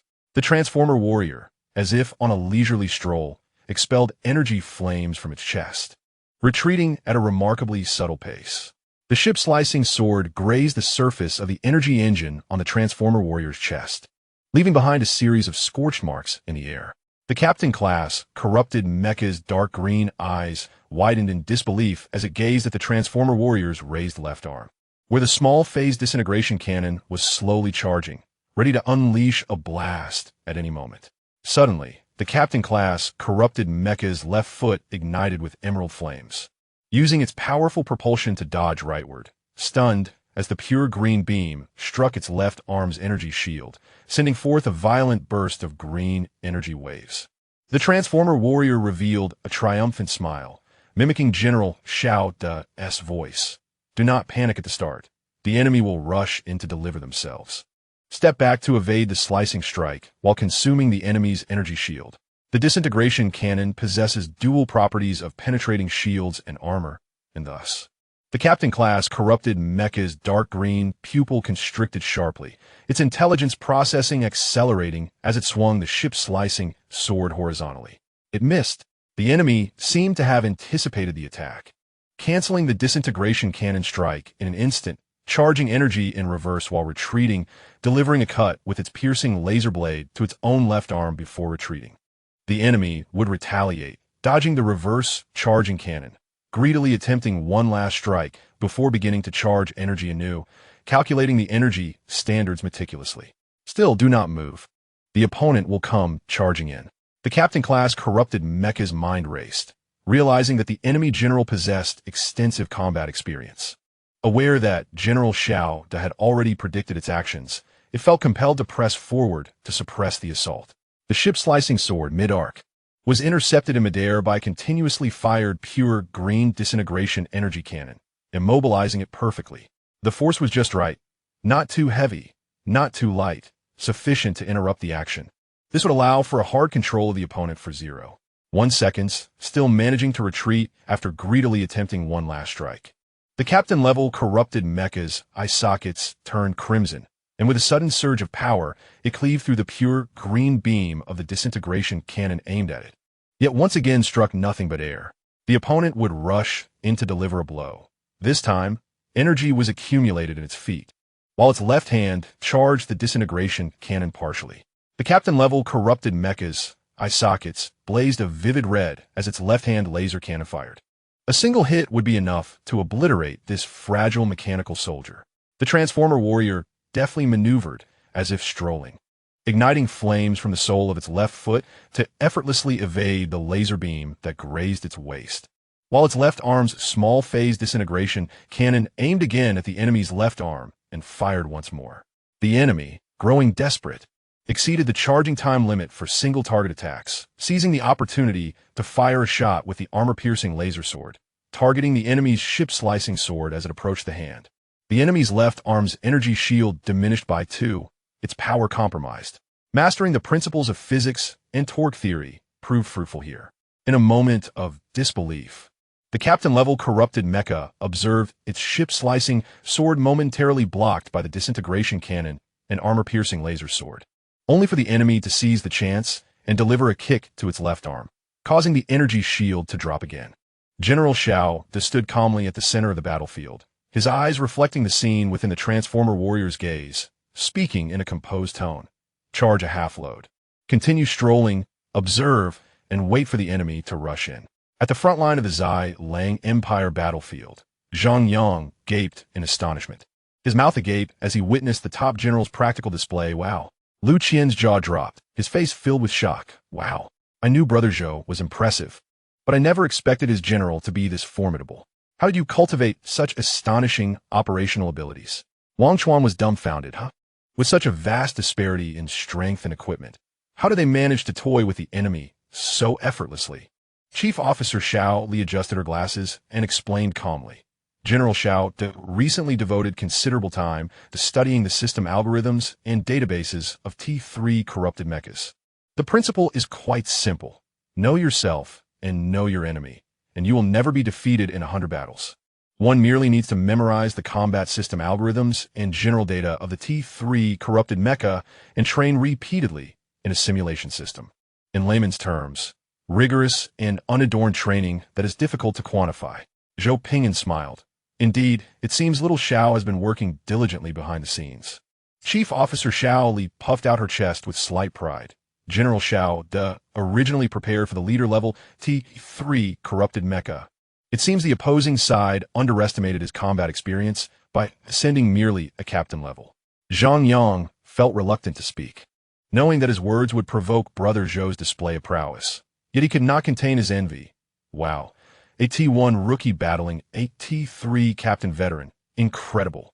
Zhou Ping'an's smile widened. Lu Qian drooled in envy. If this general were to assist me, I could conquer the trials with my eyes closed. No wonder Brother Zhou remains so composed. With such an impressive subordinate, who would worry about losing a battle?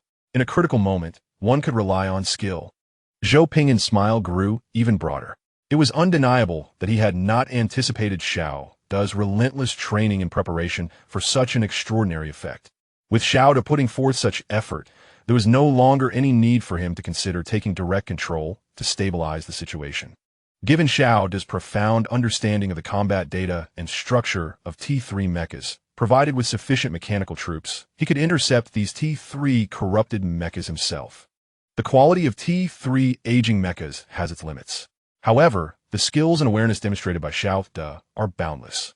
On the other side, at Zhou Ping'an City, the T3 mecha swarm and the high-ranking Iron Clan members fell into a profound silence, helplessly watching their captain-level corrupted mecha, clearly possessing formidable strength, being toyed with and gradually worn down by the enemy. The leisurely combat style was the epitome of the perfect attack, precisely timing the ultimate output.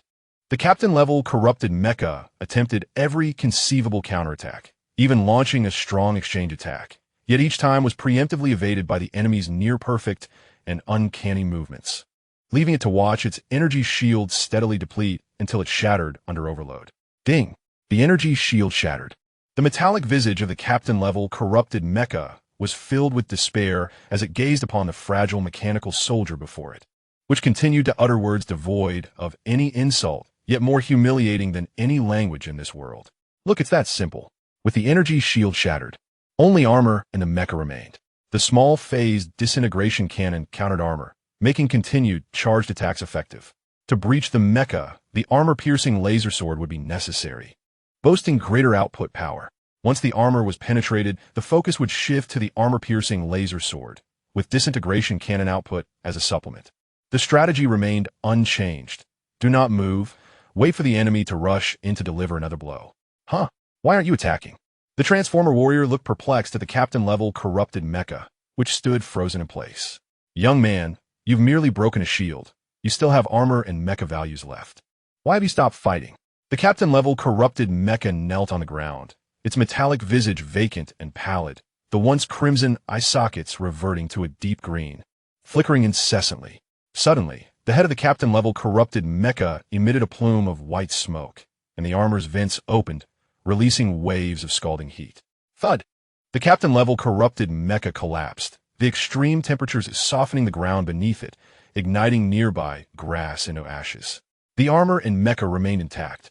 However, the intelligent chip suffered an overload and crashed. In its effort to calculate a winning strategy, the intelligence operated beyond capacity, ultimately leading to its demise. The T1 rookie transformer bore no such burden. Its control lay in General Zhou De's hands, with all calculations performed by him. It merely needed to execute commands. The transformer warrior paused, finally stating the conclusion. See, it's quite simple. All that's needed is to overload and shut down their intelligence core. Thus, mechanical units must pay particular attention to algorithm optimization. Got it? Even an infant could effortlessly conquer challenges. Compared to machine brains, human brains have numerous drawbacks, such as lower effective memory, subpar floating-point operations, significant biological noise, and susceptibility to damage. Yet the human brain possesses an advantage that machine brains lack. Repeated training enhances the strength of connections between brain neurons, gradually improving precision and speed, even forming new synaptic connections. The genetic system's deficiency lies in its low baseline, while its strength resides in its high ceiling. General Zhou De demonstrated through his talent and diligence a straightforward truth. As long as one is willing to train, a T1 with bare equipment can dominate a fully equipped T3. Having hands is sufficient. The atmosphere fell silent. The individuals from Zhou Ping'an City displayed expressions of despair and shock, acutely aware of the impending end of their existence.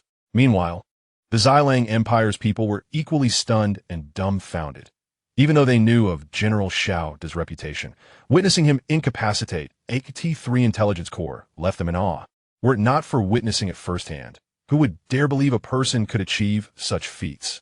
Zhou Ping'an tucked his chin and was the first to applaud, his face radiant with joy. Let us applaud General Xiao as a modest, multifaceted powerhouse. Witnessing such a delightful display of technical prowess filled him with profound admiration, appreciation, and joy. Indeed, remarkable. The applause awakened the crowd. The Xilang Empire troops erupted in fervent cheers and applause, offering their most enthusiastic shouts to General Xiao. The applause surged like a tsunami, drowning out all silence. This is a tale of interstellar adventures, not merely a lord's narrative. There is much more to come. So remember this. Chapter 34. All right, you return. It's my turn to play. The ancestral corrupted mecha leader landed upon the city wall, silently watching as the captain-level mecha was lifted and placed before him. The clan leader, Feng Chuan, equally silent, observed the steaming captain-level mecha. It was evident to all discerning eyes that their side held a significant equipment advantage. The outcome proved to be a resounding defeat, one that was utterly thorough. The ancestor corrupted mecha leader sighed, exhaling a mist of condensed vapor. Damn it, we encountered cheat. Do not dismiss this as absurd. If you were to face it yourself, you would find it extraordinarily preposterous. How many humans in this world can endure relentless trials to hone their minds to such terrifying levels? While theoretically feasible, it does not imply a substantial likelihood of realization in the realm of reality.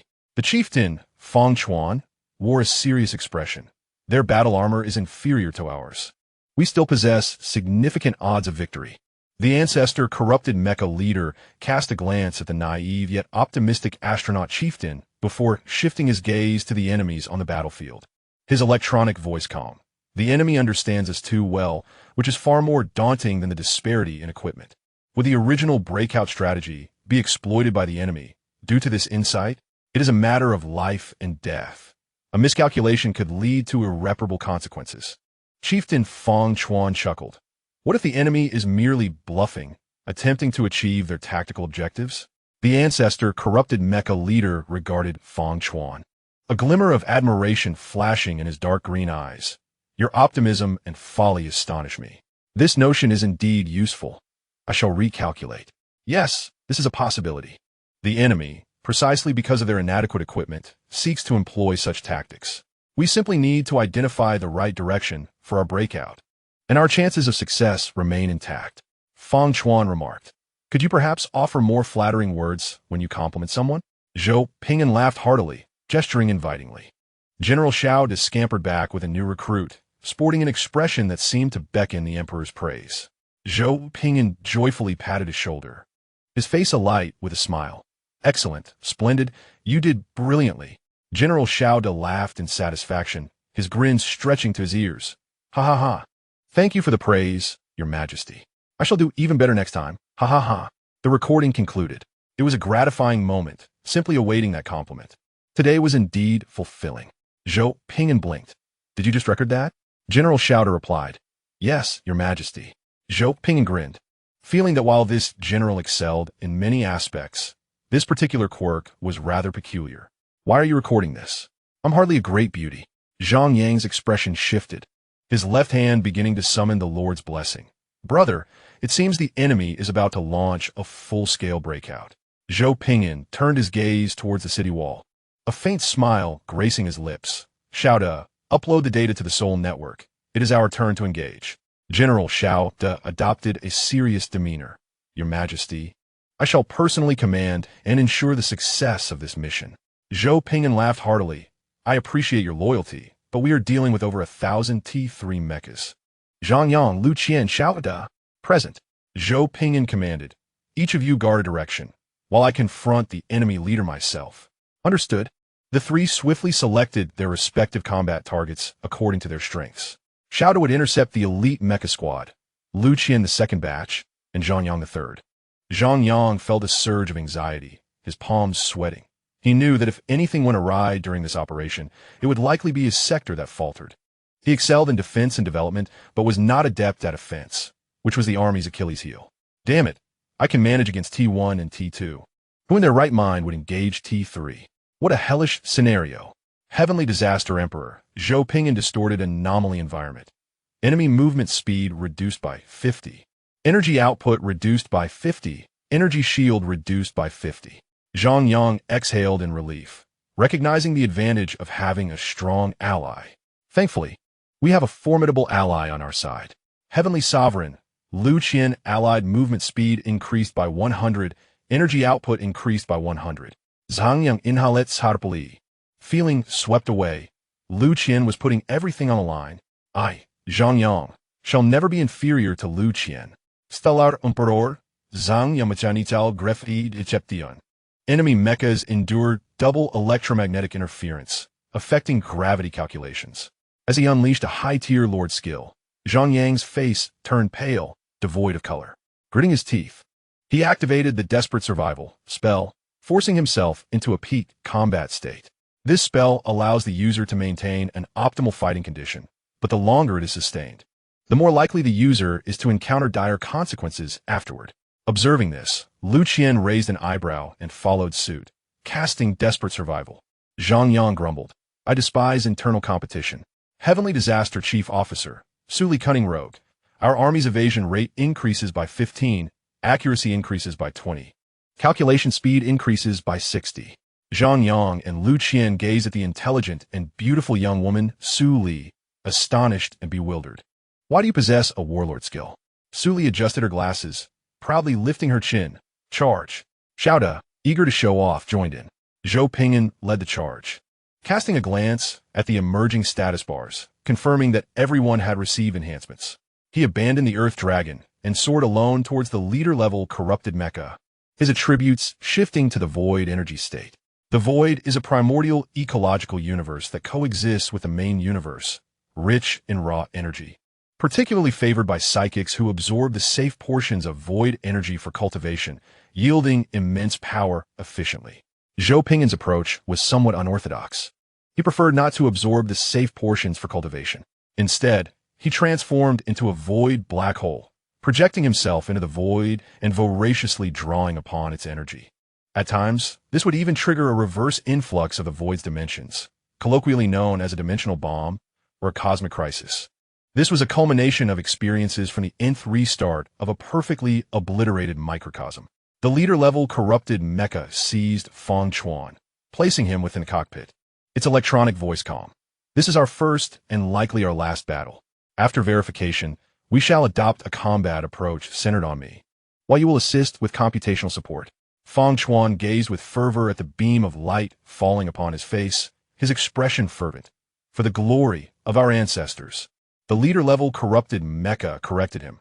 It should be for the voyage. We have come this far for the voyage. Indeed, for the voyage. The leader-level corrupted mecha soared beyond the city walls, hovering before the enemy leader, each hand grasping a ship-slicing blade, its metallic visage grave. Are you remnants of past foes? Or new adversaries? Zhou Ping'an, simultaneously downloading the database provided by Xiaoda, grinned. New adversaries. I suggest you employ every means to stop me. Once I obliterate you, not a single soul on your side will escape the encirclement. If you cannot stop me, unleash a full map annihilation. The downside is a touch of void pollution. On the ground, the battle cries reverberated. The undying servants surged forth from the gates, charging towards the Disaster Wolf Legion. Behind them, the fully armed Iron Clan roared into the fray. The Disaster Wolf Legion, imbued with the Lord's blessing, responded with fervent war cries, advancing at full speed. Zhou Ping'an smiled, extending his hands to grasp the air beside him, slowly ascending. I hope you can endure. The space shattered under Zhou Ping'an's hands, 10 purple fissures emerging and gradually widening as he advanced. The tumultuous purple void energy roared and surged through the rifts, ignoring the space-time divide and directly infusing itself into Zhou Ping'an's body. The ancestor corrupted mecha reluctantly terminated the alarm system's screaming process, grumbling, I detest cheats. Chapter 35, truly a remarkable entity, even capable of dispatching one of its own. The leader-level corrupted mecha had to concede one truth. This human before him shared only a semblance of humanity in appearance. With bare hands, he grasped a T-3 ship-slicing laser blade capable of breaching the outer alloy armor of warships and lightning strike vessels. His eyes emitted a crimson bloodlust ray capable of rapidly depleting T-3 energy shield values. He even fearlessly engaged in close-range combat with a laser cannon, teleporting forward amidst the cannon fire, unafraid of being obliterated due to the abnormal energy environment. More repugnant than anything else is the fact that even before the battle has commenced, one already bears several layers of negative domain statuses. What is the worst part? It is that this Calamity Wolf Emperor does not display a health bar and seems unaffected by any diminishing states. There exists an uncanny sensation akin to confronting a top-tier BOSS while unarmored. The leader-level corrupted mecha observes the Calamity Wolf Emperor before it, clad merely in a set of everyday military attire, and then shifts its gaze to the left arm, where 5 jagged gashes have been carelessly inflicted, sparking with fire. This is an armor gauntlet forged from T-38 dark alloy technology, capable of withstanding the destructive force of T-3 ship-slicing laser blades multiple times. In the presence of this adversary, the sole function of the armor gauntlet is to grant a mere 0.006 seconds of additional reaction time, averting a complete severance of the arm. Similar wounds can be found across the body. Zhou Ping'an releases his grip, allowing the fragments of dark alloy armor torn from the leader-level corrupted mecha to fall. Chuckling, your reaction is rather swift. The leader-level corrupted mecha, with a grave expression, replies, I cannot breach your defenses, but do not think you can escape from here. I could engage you for an entire day. The longer the skirmish lingers, the greater the likelihood of the enemy's unskilled high commander revealing vulnerabilities. In this conflict, securing the escape of even one comrade equates to victory. Our side ultimately possesses a qualitative advantage, a disparity the enemy cannot entirely erase.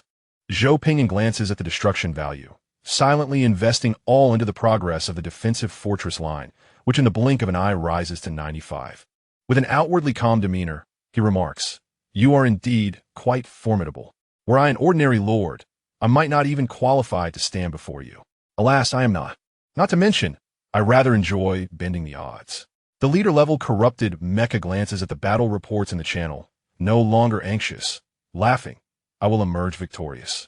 Your Legion Star Emperor is not adept in combat, and he is already faltering.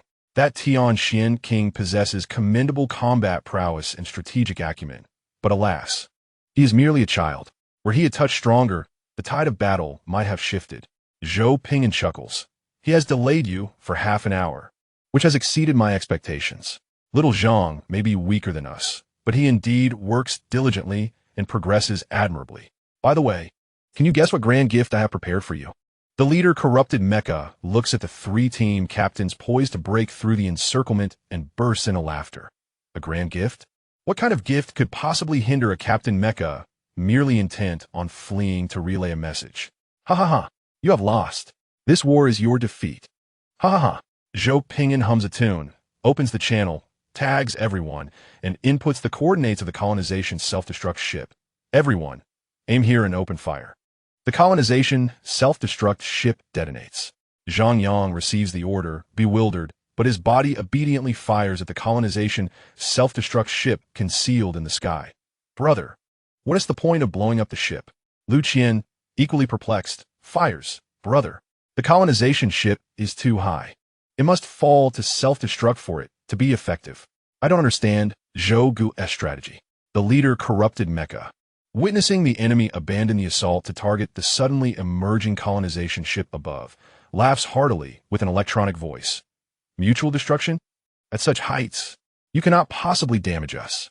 You underestimate the defenses of T-3 mechas. The colonization ship in the sky dives toward the ground, greeted by a cacophony of cannon fire erupting. Countless alloy fragments propelled by the ship's internal explosions, transforming into lethal projectiles that instantaneously reach the ground, striking innumerable undead servants, corrupted mechas, Iron Legion, and Calamity Wolf Legion alike. This is an indiscriminate cleansing self-detonation. It obliterates the majority of life and objects on the battlefield. The leader corrupted mecha laughs. A particularly desolate sound, its dark green eyes flashing. It's all gone. everything is gone. Madman, this enemy is a lunatic. Zhou Ping'an City is gone. The Iron Legion is gone. Everything is gone. Before the undead, corrupted mechas, the enemies perish in droves during this self-detonation. Yet they feel no joy, only despair as they watch their centuries-old homeland transform into an inferno in an instant, all they cherished vanishing without a trace.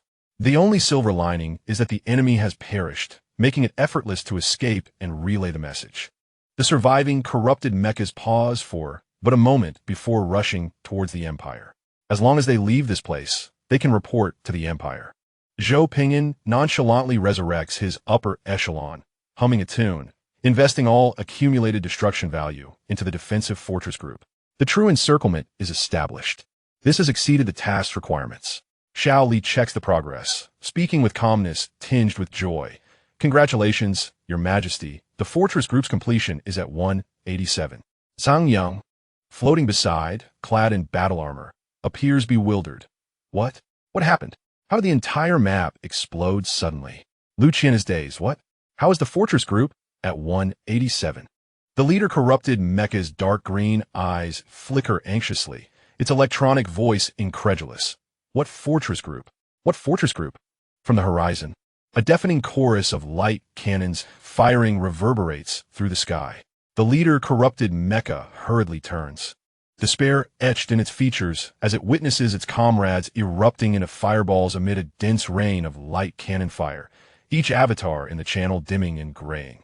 Unable to respond to its electronic signals, the leader corrupted mecha's head suddenly bursts with sparks, the world before it dissolving into a flurry of snowflakes as its intelligence overloads. Urgently activating a strong anti-jamming protocol to recover, its expression steeped in despair. 16 layers of overwhelmingly potent negative domains. Boom! Boom! Boom! Zhou Ping'an and the others feel a sudden explosion in their ears, their headsets bursting. The battle armor worn by Zhang Yang and others also detonates, and they are once again killed before they can react, their body parts scattering and free-falling. Zhou Ping'an gazes at his upper echelon, once more obliterated, momentarily stunned.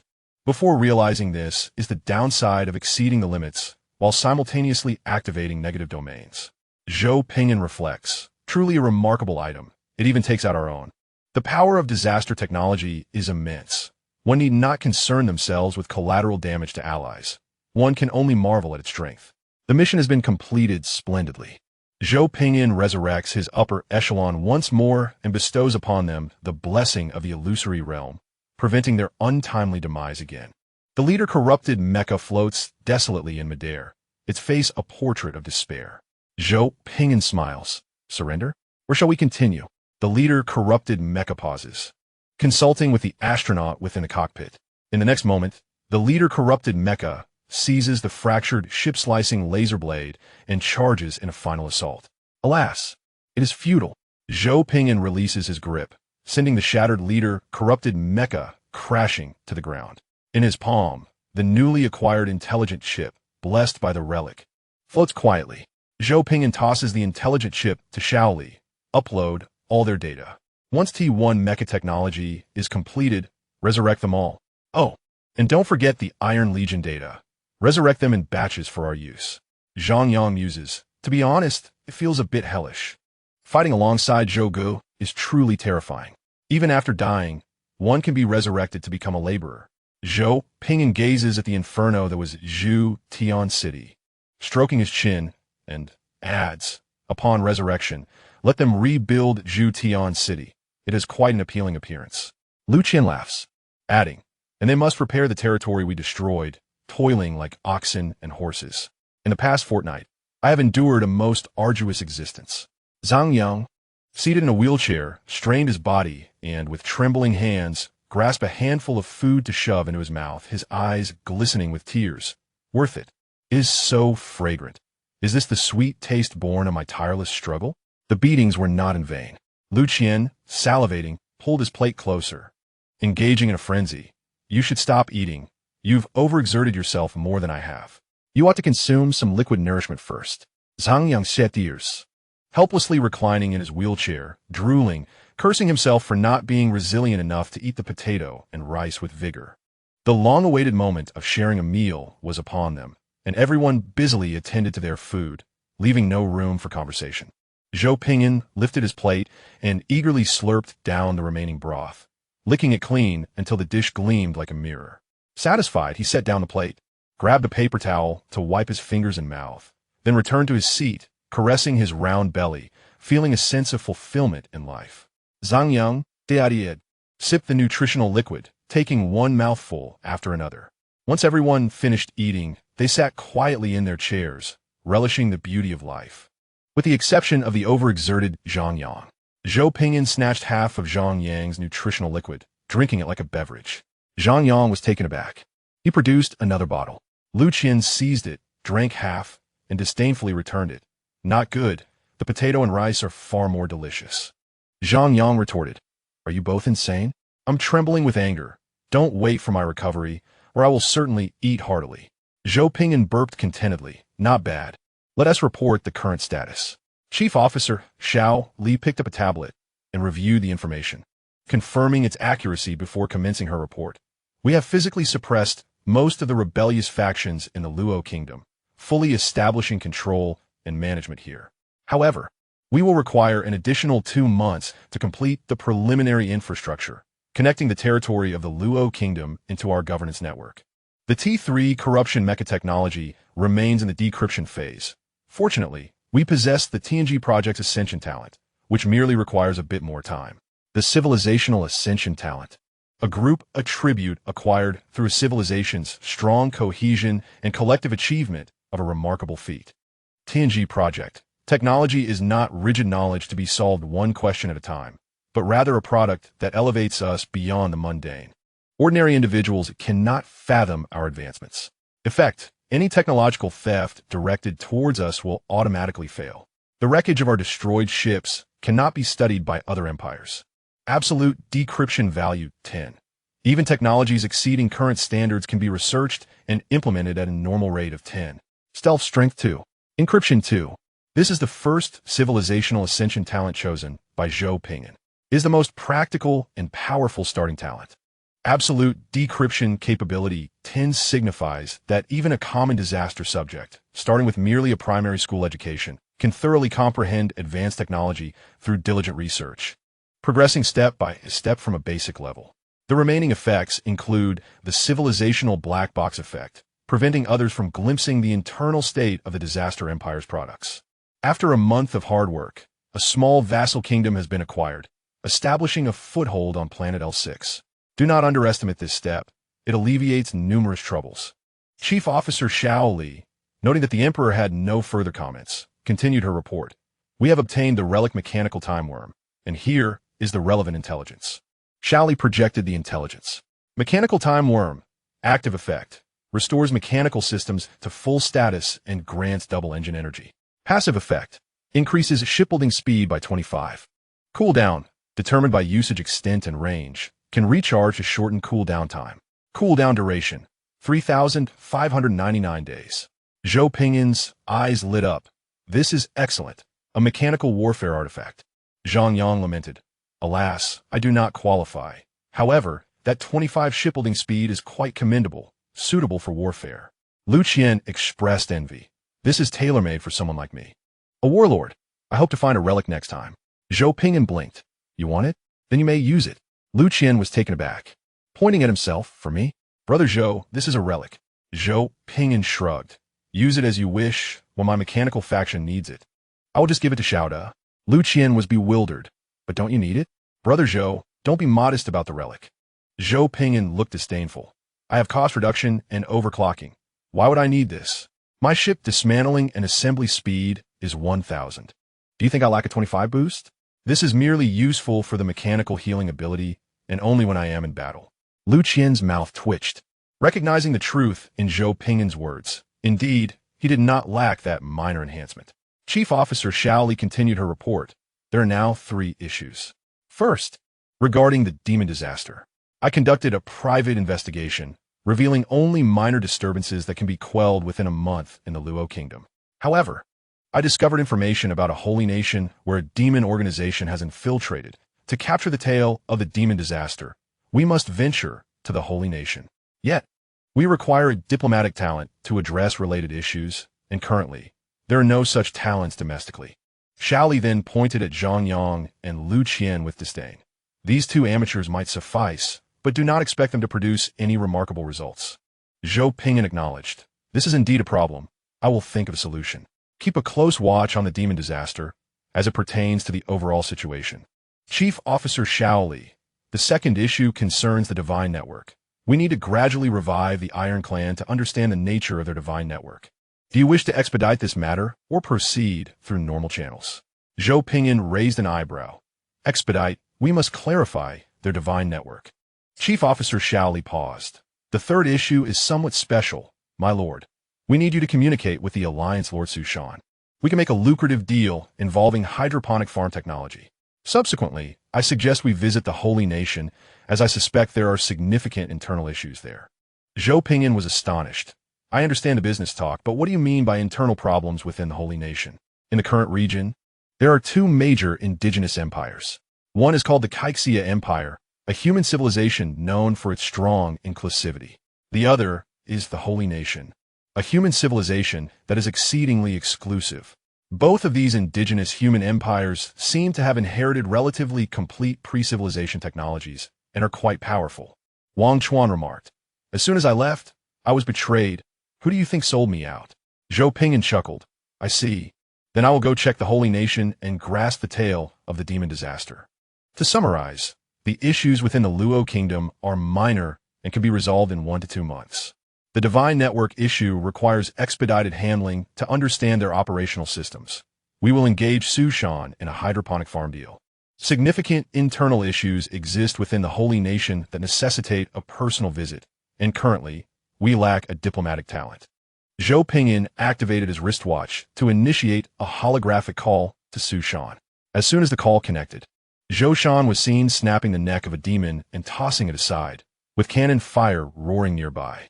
Wiping the blood from his face, Su Shan, expressionless, said, "Speak quickly. I'm rather busy." As one of the first lords to stand against the demon disaster, Su Shan's month had been quite eventful. Battling his own kin, much of the spoils could be utilized on site. Fighting demons often led to incurring additional military, travel, and medical expenses, until the operational mechanisms were established. Combating the demon disaster was purely a losing proposition. Quite vexing. Zhou Ping'an offered, "Come to my side. I have a business proposal for you." Su Shan decisively raised his hand, preparing to hang up. "No way. Only a fool would do business with you. I engage in trade with you, and I am indeed a fool.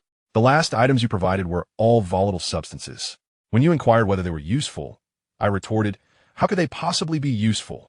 Zhou Ping'an merely smiled faintly, referring to the T1 Level 3 hydroponic farm. Su Shan halted mid-motion, inhaling deeply, striving to suppress the pent-up frustration he had accumulated over the past month, and donned a mask of respect mixed with servility. "Brother Zhou, please share your coordinates. I shall arrive immediately." After a month of subsisting on pig feed, the morale of my entire clan was on the verge of collapse. Is this a hydroponic farm? It is clearly a lifesaver. My gratitude extends to the esteemed Shunzai Zhuanshi, the first to certify this book. Thank you. Chapter 37. She pursued me, indeed. She sought to eliminate me. Su Shan employed an emergency teleportation to personally negotiate business. He instructed his soldiers to wash away the blood from his body using buckets of water, hurrying into the hall. "Halt! Remain outside. There is no need for you to enter." Zhou Ping'an pinched his nose, signaling Xiaoda to spray air freshener for him. Su Shan, enveloped in the scent of air freshener, spread his arms and allowed himself to be sprayed. "For goodness sake, you are quite the nuisance. I shall spare you the pleasantries. I must acquire the hydroponic farm. Name your price, and, as long as it is not excessive, I shall accept." Zhou Ping'an stroked his chin. "I have yet to decide what I want. Right? Could you procure a diplomatic lord for me?" "What use is a diplomatic talent compared to a diplomatic lord?" Su Shan pondered for a moment. "There indeed exists one, but it is rather troublesome. Can we negotiate different terms?" Zhou Ping'an blinked. "What trouble? I shall not negotiate.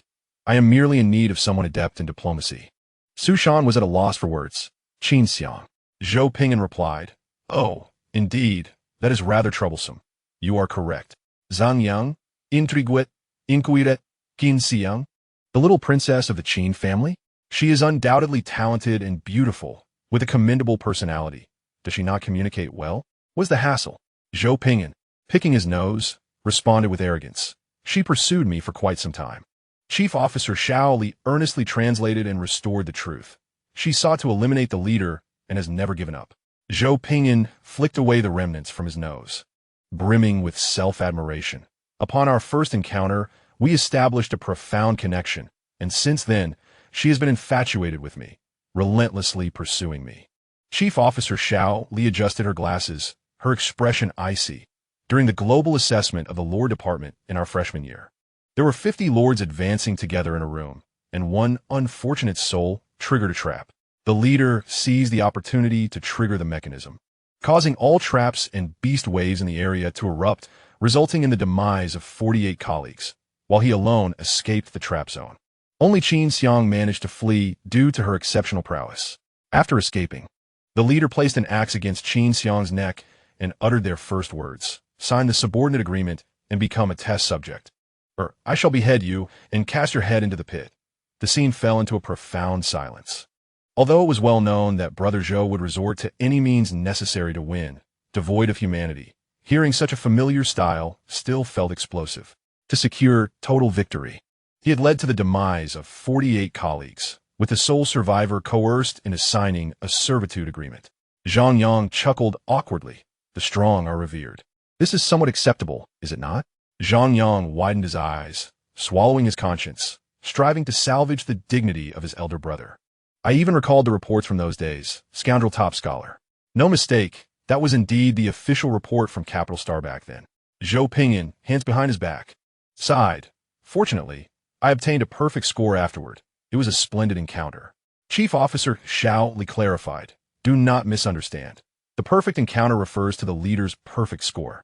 Furthermore, the leader subsequently utilized Qin Xiang as cannon fodder, compelling her to traverse all perilous areas encountered, allowing her to disarm all traps while he reaped the benefits from behind.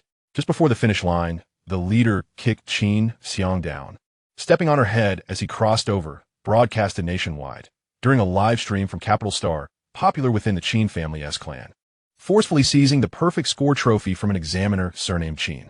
That day marked Qin Xiang's 18th birthday, a pivotal day for her coming of age. She had even planned what dress to wear that evening. Senior members of the Qin family had gathered, some even waiting outside the finish line, eagerly anticipating the performance of the little princess of the Qin family, including several high-ranking members from prominent families allied with the Qin family, who maintained keen interest in the matter.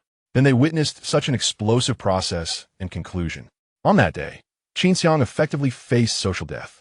It would have been better to perish in that trap riot. Zhou Ping'an's eyes brimmed with nostalgia. That was my first major tournament trophy in university. Chief Officer Xiao Li elaborated. That was the first time Qin Xiang, the little princess of the Qin family, suffered such a thorough defeat. The proud daughter of heaven, invincible before turning 18, was ruthlessly trampled at a critical juncture in life, in the most literal sense of the word. After turning 18, each year she would relive that crushing experience as if it were the first encounter, accumulating layers of vowed revenge. Even the Desert Reaper could not surpass her in terms of accumulation. Lu Qian inquired softly, Brother, what is your father's position? How have you survived to this day? I thought it was absurd that you offended your peers, yet I did not realize your capacity for making enemies was so formidable. On the day of the Qin family princess's coming-of-age ceremony, you dared to step on her head and seize the trophy from her elders. Zhou Ping'an responded with nonchalance. Mind your own business. In any case, Qin Xiang is still someone worth courting. She genuinely cares for me. Chief Officer Xiao Li nodded. Indeed, if we consider that every year during the tournament, she is compelled to sign a subordinate agreement and serve as a test subject, she certainly does show concern for you. The atmosphere fell into a profound silence. Su Shan, steeling himself, took the storage disk of hydroponic farm technology from Xiao Li. Please also send me a copy of the technology to my private account. I have sent you Qin Xiang's account. I will privately persuade her to ensure she does not kill you upon meeting. If there are any further needs, I will certainly accommodate them. The Alliance owes you a favor, and it shall be remembered. Zhou Ping'an dismissed him with a wave. Nonsense. I always keep her beneath my feet. Competing for first place with me is impossible. Su Shan replied. That is precisely why she wishes to eliminate you. Clearly, her performance is commendable. You both could cross the finish line together, establishing a bond of camaraderie, a tale to be told. Yet you aspire for a perfect score alone, employing such explosive methods. Impressive. Su Shan sighed and added, I will handle Qin Xiang for you. Just do not provoke her again. She is among the top 3 in this trial. If you create chaos, you will find it hard to locate such a fine lord. Zhou Ping'an retorted, Tisk, mind your own affairs, summon her over, and I shall have her sign the subordinate agreement once more. Su Shan exclaimed, be reasonable. Year after year, she is exploited. I feel sorry for her. However, in the end, for the sake of the hydroponic farm, Su Shan resolved to sell out Qin Xiang once more, allowing her to be exploited again. Hopefully, this will be the last time. Su Shan synchronized the recent technologies emerging from the Great Xia Lord Alliance and the War Alliance, along with relevant information and the Disaster Wolf Empire. The T1 Level 3 hydroponic farm is crucial for the morale of the Lords of the War Alliance. Su Shan balanced the accounts, even allowing Zhou Ping'an to make a small profit before stopping. The ability to be the first to develop the T1 Level 3 hydroponic farm technology was truly something this war criminal lord could achieve. With the technology and intelligence synchronized, Su Shan, trembling with trepidation, boarded the Peace-class warship, setting off for the frontline combat zone. Zhou Ping'an watched Su Shan depart, pondering for a moment. Shao Li. How was the defensive fortress group coming along? Chief Officer Shao Li replied. It has been completed. What is the matter? Zhou Ping'an remarked. Double the quantity, raise the level. I fear Qin Xiang may arrive and obliterate me. During negotiations, elevate the security level, add more guards, and ensure ample energy shields to prevent her from going berserk and taking me with her. Chief Officer Shao Li sighed. All right, I will arrange it immediately. Zhang Yanlamen dead. Brother, it appears you are aware of your own excessive behavior. Zhou Ping'an chuckled lightly. Do not jest. I am merely executing the routine security arrangements. After we have successfully recruited Qin Xiang, we must consider capturing the remnants of the demon calamity in the holy teaching nation. Tomorrow marks the completion of 100,000 words. The recent data is of utmost importance, and everyone must contribute. Chapter 38. Selling oneself for a free technological package? Qin Xiang, merely 22 years of age, is exceptionally youthful and strikingly beautiful, characterized by a gentle disposition and relentless determination. Among the younger generation of the Qin family, she stands out as a paragon of talent. The public holds her in high esteem, particularly regarding her character, which is widely regarded as exemplary. It is believed that such a compassionate, empathetic, and exceptionally gifted prodigy, upon growing into her role within the imperial hierarchy, would usher in transformative changes for the entire empire. With her mastery in the lordly, cultivation, and genetics disciplines, all at the 5th tier, this beautiful young genius is adorned with countless accolades. Yet, the sole blemish on her life's journey occurred on her 18th birthday, when she encountered Zhou Ping'an. Since that fateful day, Qin Xiang's life has been a tumultuous series of ups and downs.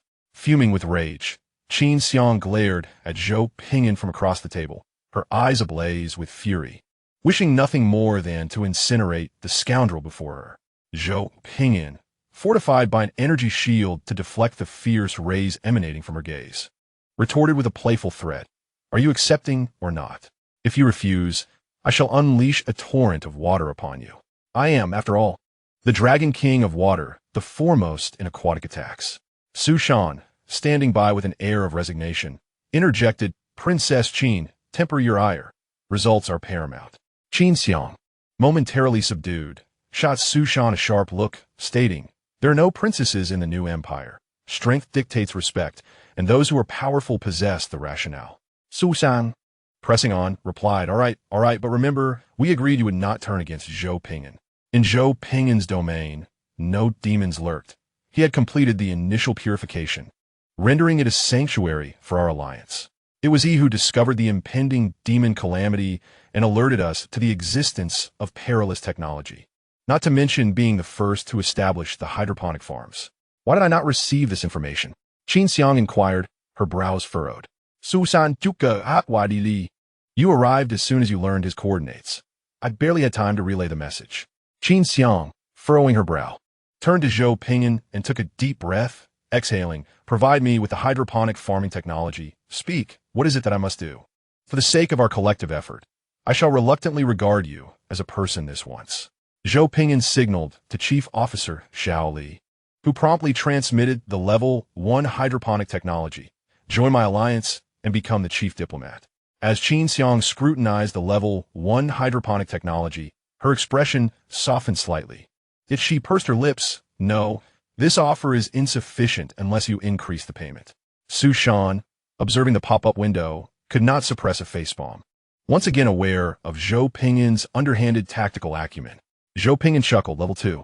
Chief Officer Xiao Li transmitted the Level 2 hydroponic technology. While Qin Xiang felt a flicker of interest, she sensed the deal still fell short. Having played the role of Zhou Ping'an's pawn multiple times in competitions, she had been treated as expendable. The offer was tempting but inadequate. Zhou Ping'an raised 3 fingers. Level 3, no more. Qin Xiang, her expression serious, demanded, "Where's the agreement? I shall sign." Prior to negotiating the payment, she addressed him as scoundrel. Provide the Level 3 technology, and may my adoptive father bear witness. Su Shan, standing behind, covered his face, unable to divulge that Zhou Ping'an had nearly offered the Level 3 hydroponic technology to the alliance for virtually nothing. Although this was a business negotiation, Su Shan was not naive enough to believe he was genuinely purchasing it. This was merely a precursor to the transaction, facilitated by Zhou Ping'an's benevolence. With Zhou Ping'an's presence, many pitfalls have been deftly avoided, ensuring a smooth commencement for them all. One must not be blind to the realities of life. Of course, Zhou Ping'an could afford to be reckless. He was the elder brother, and he could act on a whim. Now, the technology that was made freely available within the alliance had been used by Zhou Ping'an to secure Qin Xiang, the super genius of the Qin family, to sign a vassal agreement. Upon signing, Qin Xiang's expression softened considerably. I want 10 units of primary resources and full diplomatic authority. I will relocate my territory in return. With the Level 3 hydroponic farm, I shall ascend. Xiao Su, do you not wish to sign as well? He is offering Level 3 technology. Su Shan chuckled awkwardly. I shall refrain for now. I can endure a bit longer.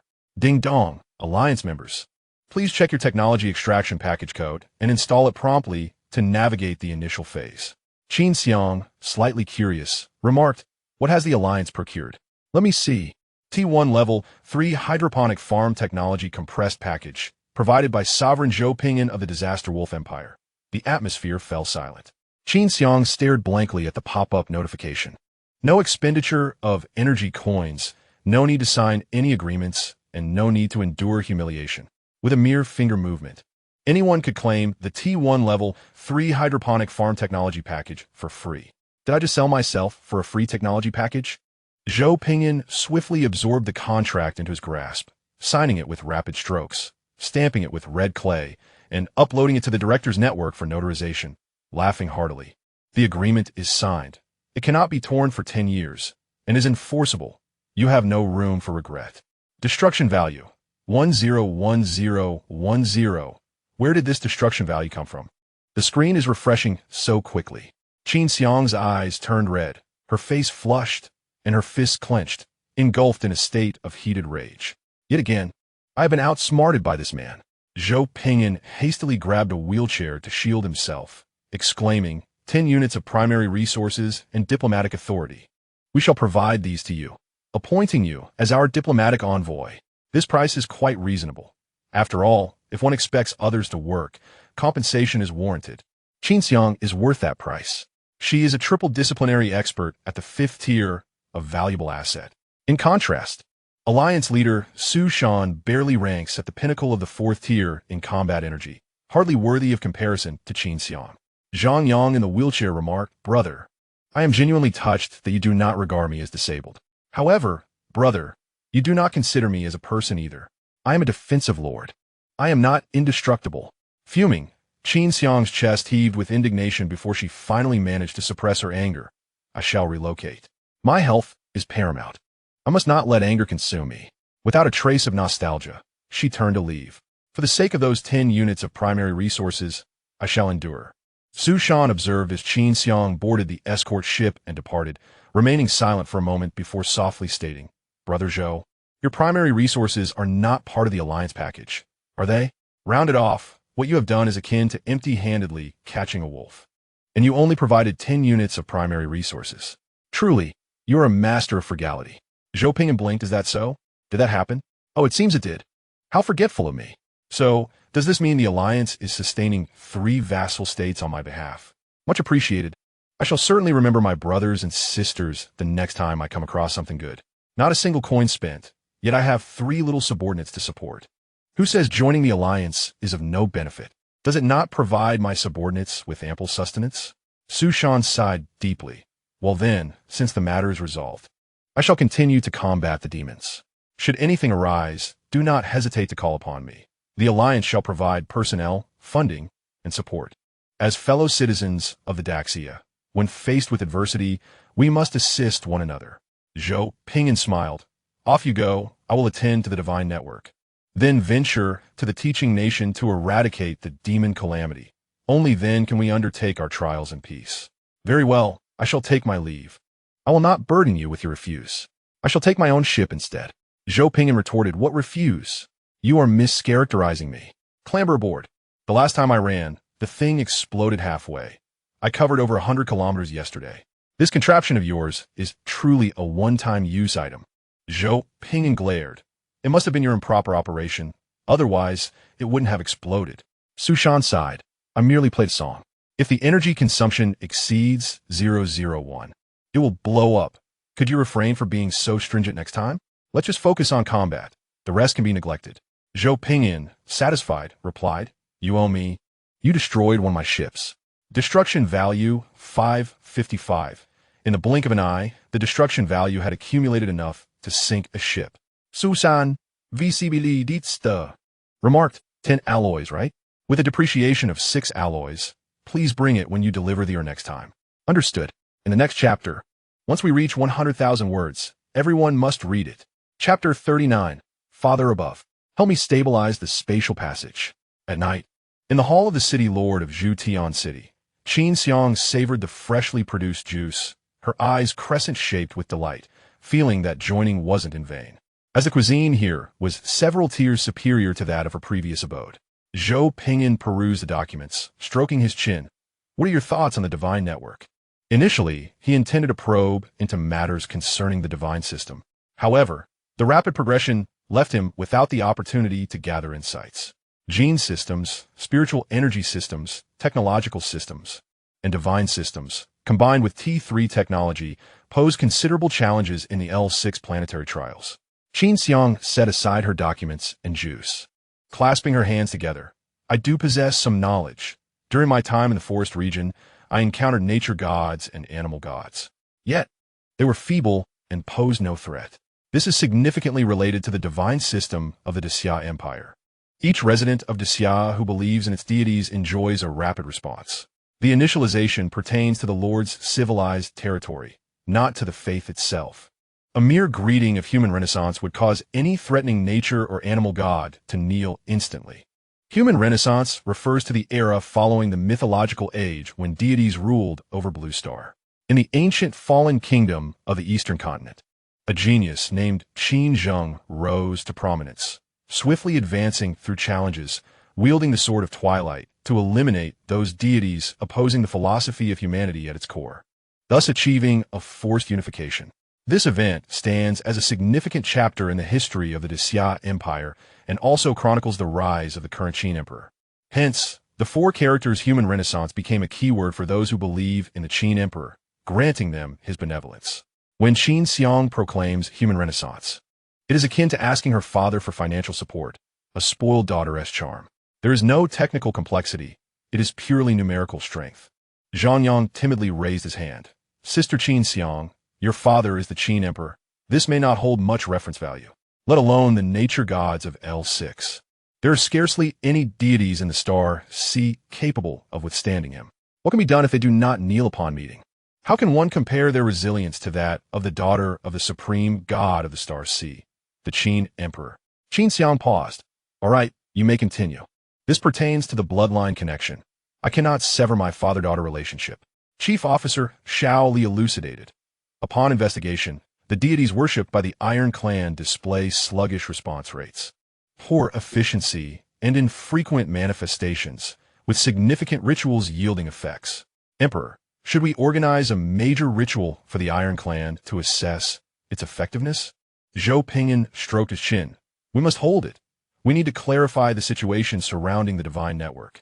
When undertaking tasks, one must exercise caution. While the developmental capabilities of backward civilizations are lacking, there are numerous instances of robust divine developments. This is especially true for monotheistic species that cultivate all beliefs into a singular omnipotent deity. Their combat prowess is never low. Any race could channel all its resources into a single individual and raise a formidable powerhouse. The canine race could unite their faith to nurture a god capable of devouring planets. Understood.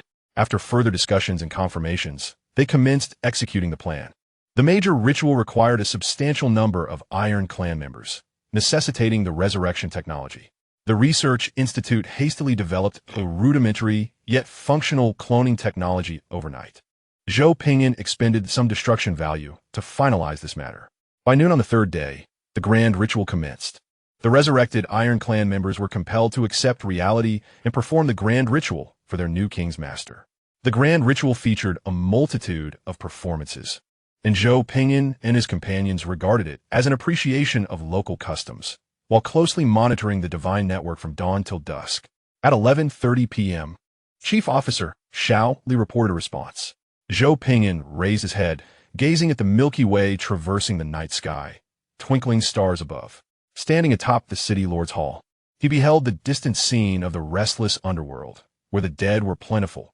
Even with timely burials, a considerable amount of negative energy was released.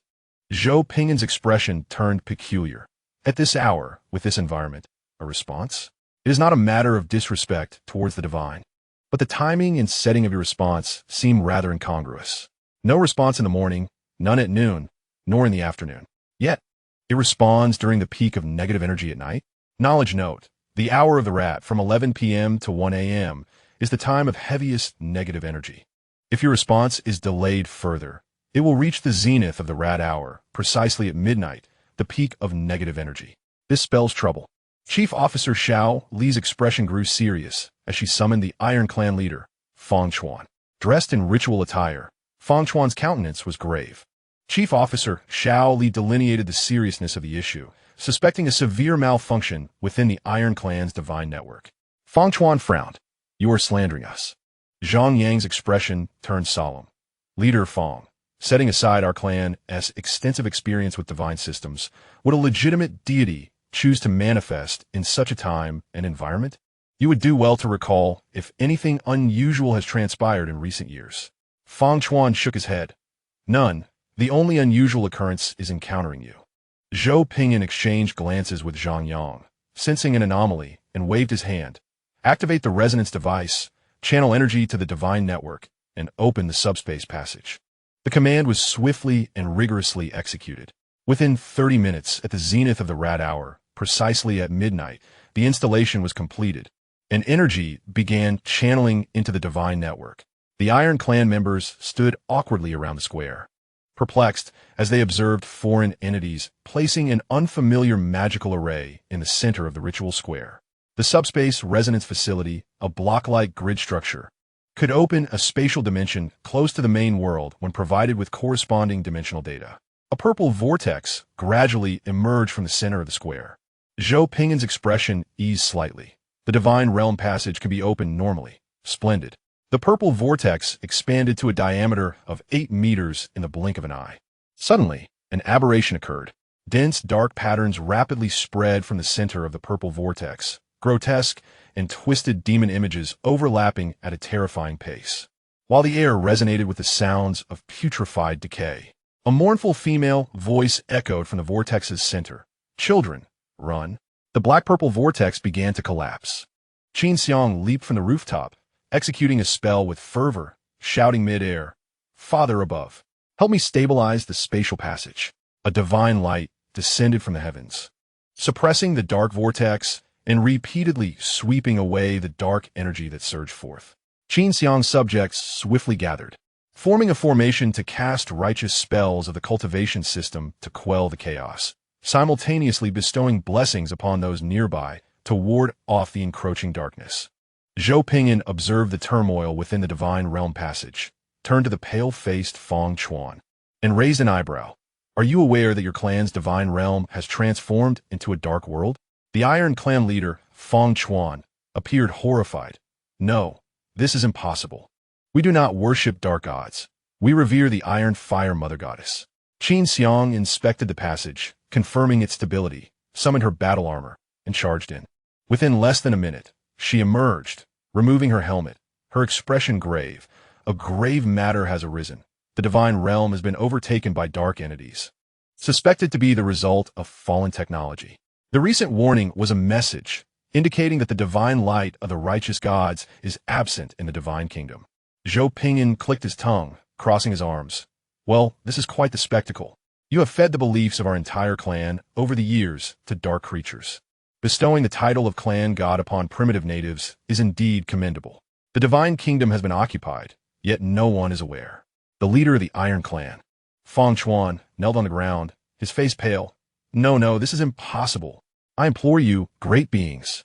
Chapter 40. I am for everyone, and everyone is for me. Qin Xiang glanced at the formation of the citizens, her brow furrowed. We only have 1 hour of free passage. After that, this passage will close. Chief Officer Xiao Li's expression was grave. His Majesty the Emperor can stabilize the passage, but Zhou the Emperor, do we truly wish to enter? The war in the main world is far from over, and opening a second battlefield now would be rather strenuous. Engaging in battle is feasible, but we have limited personnel. It is impossible to split one person into two. Zhou Ping'an smiled cheerfully. Let us just take a look. Even if something goes awry, I will bear the consequences. Chief Officer Xiao Li turned to General Xiaoda. Xiaoda immediately arranged for the guard troops, bringing along seasoned veterans to accompany the Emperor on this expedition. After a brief preparation, they took Feng Chuan and a small contingent of elite Iron Clan warriors with them. Upon traversing the violet-black vortex, they arrived in a secondary plane, a diminutive realm adjacent to the main world. The view revealed a blood-red sky, with vengeful spirits and wraiths swirling above. The ground was adorned with various twisted hellish flora, the air dry and thick with the scent of sulfur. Nearby, several demons lay in pools of blood, their necks severed, while distant demons remained in slumber, oblivious to the newly formed spatial passage to the main world. Qin Xiang deftly cast an invisibility spell, concealing everyone's forms and presences. Her pupils transformed into a golden-red hue.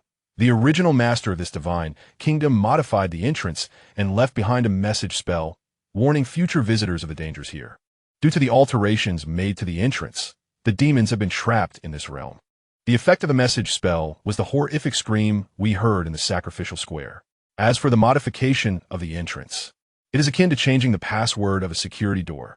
Unless a family member's fingerprint is authenticated, free passage is impossible. Zhang Yang remarked in surprise. They couldn't defeat the demons, so they welded the door shut? What a genius move, trapping the thieves inside. Qin Xiang nodded. Indeed, but a new problem has arisen. According to my reconnaissance, this divine kingdom has been forsaken for at least 50 years. Even if the Mother of Iron Fire were physically impaired, she would have crawled to her allies by now. Wouldn't she? 50 years have passed, and the demons still occupy this place while the master of the divine kingdom, the Mother of Iron Fire, is nowhere to be found. Lu Qian expressed confusion. Didn't we previously detect fluctuations of dark energy? Doesn't that indicate a response from the divine kingdom? This is strange. What is happening? Chief Officer Xiao Li explained calmly. Is it possible that these demons cause the energy fluctuations by damaging the security door? Lu Qian replied. That makes sense. Xiao surveyed the surroundings, raising an eyebrow. The enemy's civilization level is not low. They have at least mastered the technology of secondary planes. Look at those slumbering demon species. They are clad in T1 model demon battle armor, which signifies a standard demon civilization warrior. The lower limit is T1, but the upper limit remains unclear. Fighting against demon civilizations is particularly vexing, not due to their strength, but because it is challenging to accurately assess their overall capabilities. Demons are inherently chaotic, and their civilization is even more disordered. Demons exemplify a chaotic and disorderly survival style. Their internal management system is a tangled mess, comprising all sorts of elements. especially when confronting a planet not yet occupied by demons. One could encounter indigenous demons, dimensional demons, T1 civilization demons, chaotic magic species, subspace demons, emissaries of the demon empire, and subordinates of the god of destruction. The demons themselves cannot even clarify their management structure. They only know that as long as it is functional, they will not strive to rectify it until their management system collapses. Some high-ranking demons consider this chaotic management structure a traditional virtue, believing it to represent true demon civilization. This situation has seen some improvement since the rise of the Daxia Empire. Qin Xiang analyzed coolly. The issues in the Divine Kingdom are substantial, but I do not recommend addressing them for now. We should wait until the Alliance has developed Shinnick technology. Without the support of Shinnick technology, it will be challenging for us to sustain a long-term campaign in the Divine Kingdom. The prevailing culture of the Daxia Empire is rooted in cultivation. Few pursue Shinnick technology. Typically, they exhaust the usable genetic technology first, and any surplus computational power goes toward cultivation technology for enjoyment. The reason they do not rush is that the cultivation system only gains momentum in the mid to late stages, while genetic technology rapidly enhances combat power in the early stages. If there were no restrictions, everyone would aspire to solely pursue cultivation systems. This has led to a disparity in status. Those who engage in Shinnick technology are generally referred to as occupying a lower tier. Zhou Ping'an scrutinized the battle armor on the slumbering demon warriors, raising an eyebrow. Have someone outside investigate the patterns on their armor. I find them somewhat familiar. Chief Officer Shao Li issued an order and soon received a response, pressing her earpiece in surprise. It belongs to the Demon Empire. The T4 Dai E Empire's subordinate civilization warriors. The Dai E Empire is currently engaged in battle with our forces along the Northern Star Domain border. The Disaster Wolf Empire and the Dai E Empire have encountered each other before. At that time, the demon commanders of the Dai E Empire attempted to destroy the world to restore their strength, but were thwarted by Zhou Ping'an, who detonated a disaster instead. Zhang Yang remarked, "Demons are indeed like fleas, scurrying about. T4 warriors are quite challenging to deal with. Perhaps we should leave it be for now. We can handle them once we acquire more technology or conclude the trial." Zhou Ping'an's eyes sparkled with excitement as he stroked his chin. What if we counterattack and penetrate the territory of the Dai E Empire? Could we not rise in rank immediately? What is the purpose of the trial? To secure a coveted position. Now, with so many military achievements before us, are you not tempted? Qin Xiang responded with exasperation. That is a valid point. Opening a second battlefield requires a lord proficient in Shinnick technology. Pray tell, aside from me, who here has graduated with high marks in Shinnick technology? Battling a horde of T1 corner demons could be done with one's eyes closed. However, sustaining a long campaign, especially ensuring a stable spatial passage, necessitates T1 Shinnick theory and subsequent technologies. Zhou Ping'an gazed steadily ahead. Xiao Xiang, you know my expertise lies in genetic and mechanical systems. Time is impartial to all. Although I am an all-round lord, my units are equally versatile, and my dual development is already quite complete. To initiate another system would require more computational resources. I must wait until I expand my current capabilities before considering branching out. Zhang Yang Chuklet Aukwardli, Sisterkin. You know I specialize in defense and development.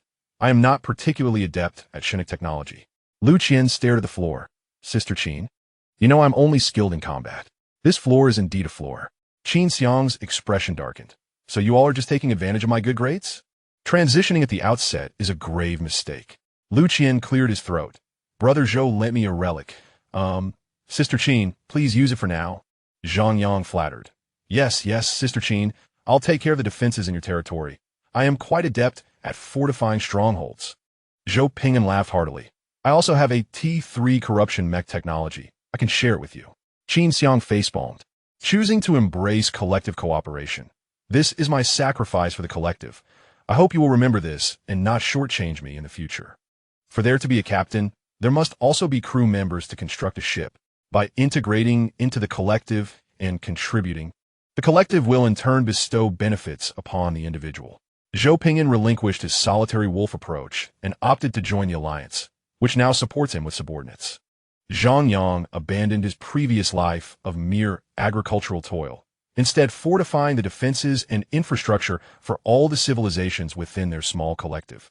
thus ensuring a robust logistical and defensive framework for everyone.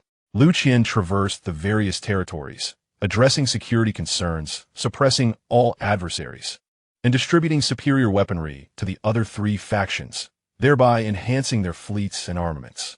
Each member diligently fulfilled their responsibilities, taking care of themselves and those around them, leading to a life of utmost comfort for all.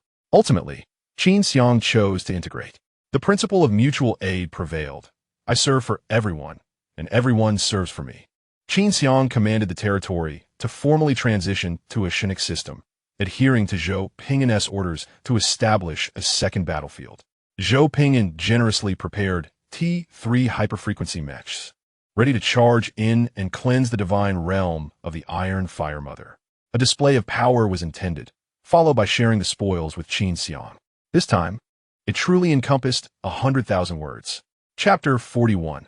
You may discuss whether peace or conflict reigns. The T3 hyperfrequency corruption mechs possessed formidable combat capabilities. The domain of the Iron Fire Mother spanned merely over 200 square kilometers, within which the demons fell like grass before the ruthless onslaught of the T3 hyperfrequency corruption mechs. Qin Xiang gazed enviously as the T3 hyperfrequency corruption mechs emerged from the purple-black vortex. To acquire T3 technology at the outset felt like cheating.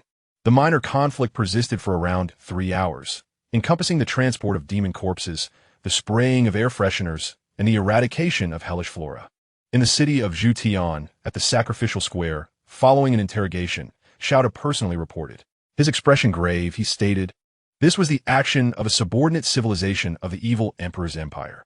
Upon review, if we can establish connectivity with the divine network and complete the corresponding technology, we can launch a counteroffensive and accrue battle merits." Zhou Ping'an replied, "Very well. Report the situation to the Directorate." The situation was becoming increasingly intricate. The T4 Demon Empire had surprisingly intervened here.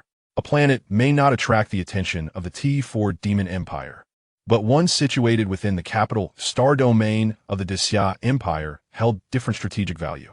Zhang Yang mused. The Iron Fire Mother executed her strategy well, preventing them from entering the main world.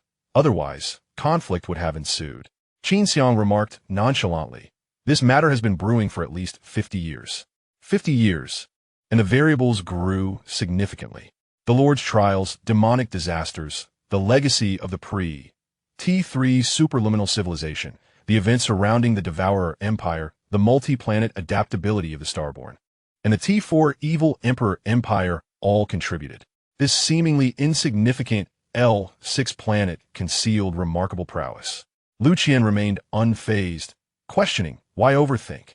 We have Shinix instructors of the 18th rank above us. What is there to fear?" In ancient times, such individuals were formidable figures capable of extinguishing stars with ease. Zhou Ping'an chuckled. "Indeed, let's proceed boldly. I will bear the consequences. If I cannot manage, I shall let the instructors take charge." Qin Xiang retorted, "Do you think of yourself as a person? How many times have you relied on Uncle Li to cover for you?" Ding dong. Zhou Ping'an opened a message from Directorate Instructor Li Xiang and smiled. "Hey, he said we should proceed without worry. If anything happens, the Directorate will handle it." Qin Xiang sighed, feeling Zhou Ping'an had been nurtured into a battle-hardened lord by the Destined Empire. Look, any civilization of average strength would not dare let their lord act so recklessly. With the Directorate's backing, Zhou Ping'an planned to unleash his ambitions. Qin Xiang, meanwhile, synchronously relayed intelligence to the Destined Lord Alliance, initiating diplomatic efforts to secure benefits for their faction. The divine network issue was half resolved. The divine realm had been located, yet the deity remained elusive. In the central continent, among the indigenous civilizations, the area with the most experienced divine systems and the most developed divine network was the Sacred Church. If the Iron Fire Mother sought assistance, the capital of the Luo Kingdom housed the Sacred Church. Theoretically, there was no need to seek distant aid when a powerful ally was nearby. Qin Xiang commanded the temporarily assembled Shinix forces and Zhou Ping'an's personal guard to proceed to the capital of the Luo Kingdom, where a grand ceremony was held to open the divine realm passage. The result astonished everyone. Zhang Yang gasped, "What? Are you suggesting that the Sacred Church in the capital of the Luo Kingdom venerates an empty divine realm?" The guards were similarly perplexed and continued reporting Indeed, Your Majesty. The Sacred Church's divine realm has not been invaded. It contains no divine beings. It is merely a desolate divine realm, evidently abandoned for centuries. Zhou Ping'an was taken aback. Theoretically, the most developed divine church should not be an empty shell. The implications grew even more amusing. A divine realm overtaken by dark entities. A hollow shell of a divine realm and vanished deities. Qin Xiang's expression shifted slightly. To date, has anyone encountered a natural or animal deity over 100 years old? Zhang Yang's countenance changed dramatically as he hastily checked the keywords of the Xia Lord Alliance. No, not a single lord has encountered a deity over a century old. Lu Qian also searched the keywords, gasping in disbelief. All encountered deities are under 100 years old. The situation became even more intriguing. A century ago, something significant must have transpired on L6, affecting the entire divine system of the planet. An event capable of influencing an entire planet had been set in motion.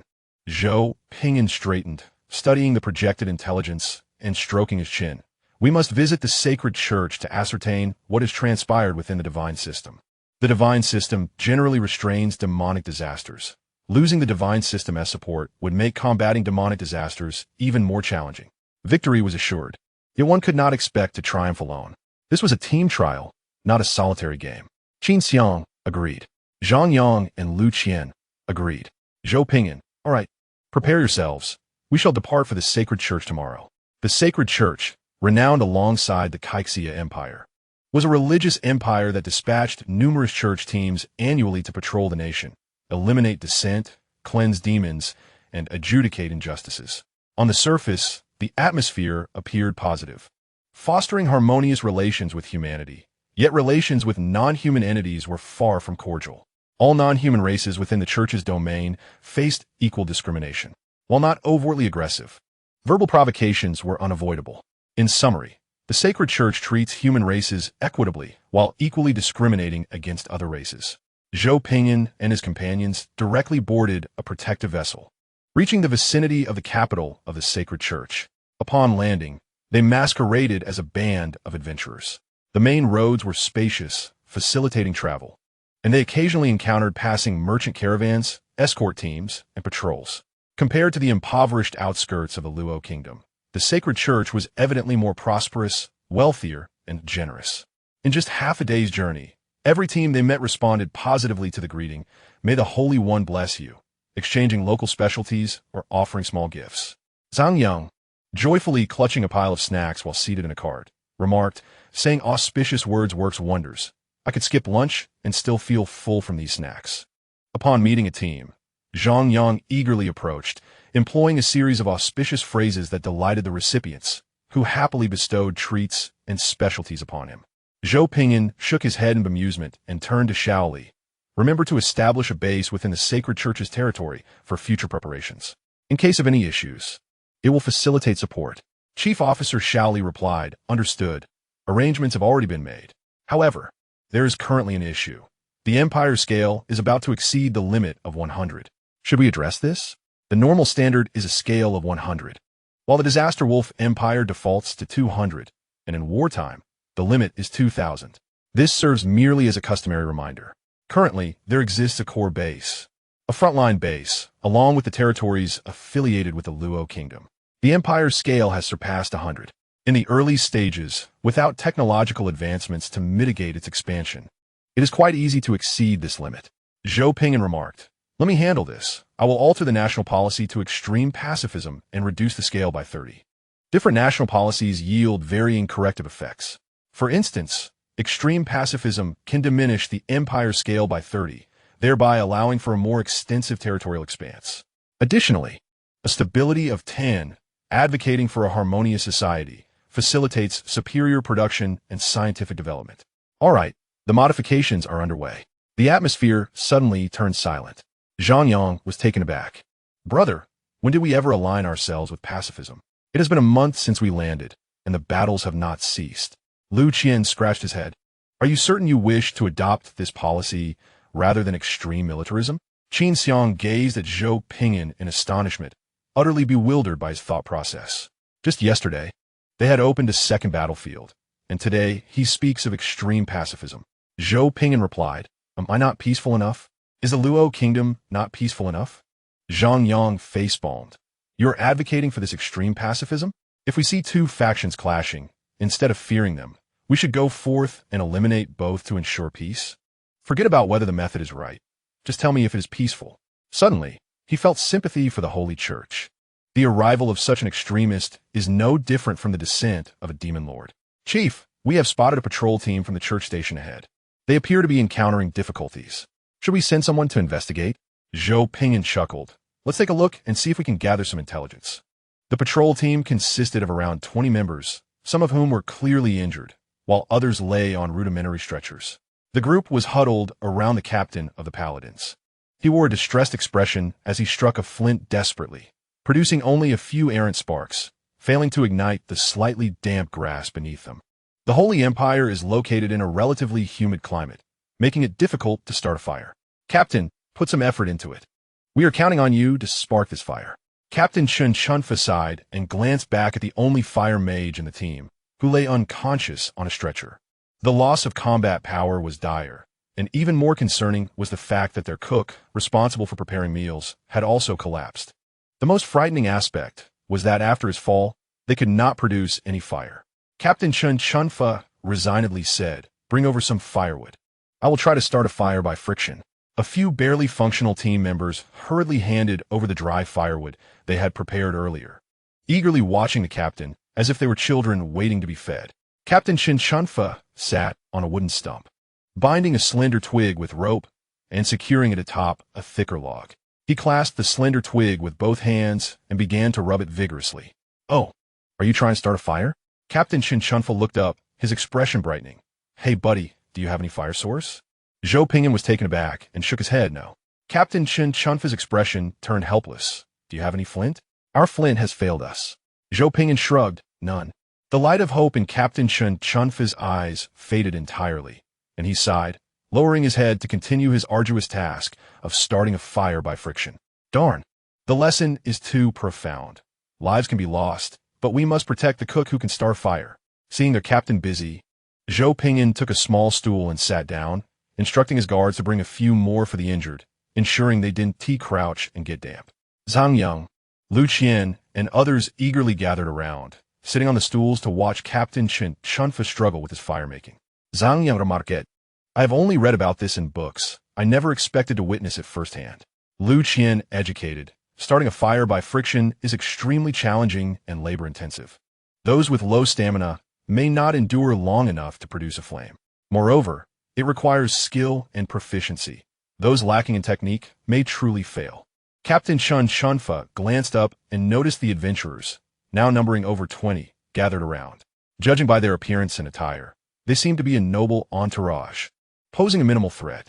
The leader of the group appeared to be a dashing young man, standing merely 2 meters away, devoid of any bloody aura and bearing no strong hostility towards him. Nobles out for leisure? The thought flashed through his mind as he resumed his laborious task. Zhou Ping'an offered a fruit, inquiring curiously, what has caused such severe injuries? What troubles have you encountered? My team has a healer. Do you require assistance? The injured man accepted the fruit with resignation. It is the demons causing the trouble. During this patrol, we encountered numerous dark cults and demons, and on our return journey, we were ambushed by them. Had it not been for a group clad in high-end battle armor, we would have been in dire straits. Those individuals possessed exceptionally advanced armor, appearing to be troops from the rogue empire. However, they claimed to be part of the demon extermination force under the Daxia Alliance. Their weaponry was remarkably advanced, dispatching a small demon with a single shot. The sudden appearance of such a formidable force within our territory is quite unsettling and perplexing. Initially, we intended to march rapidly to report this, but upon encountering other teams on our way back, we discovered they had faced similar troubles and sent the healthier members to report urgently. Meanwhile, we are resting as we make our way back. Zhou Ping'an exchanged a glance with Qin Xiang, who nodded in response.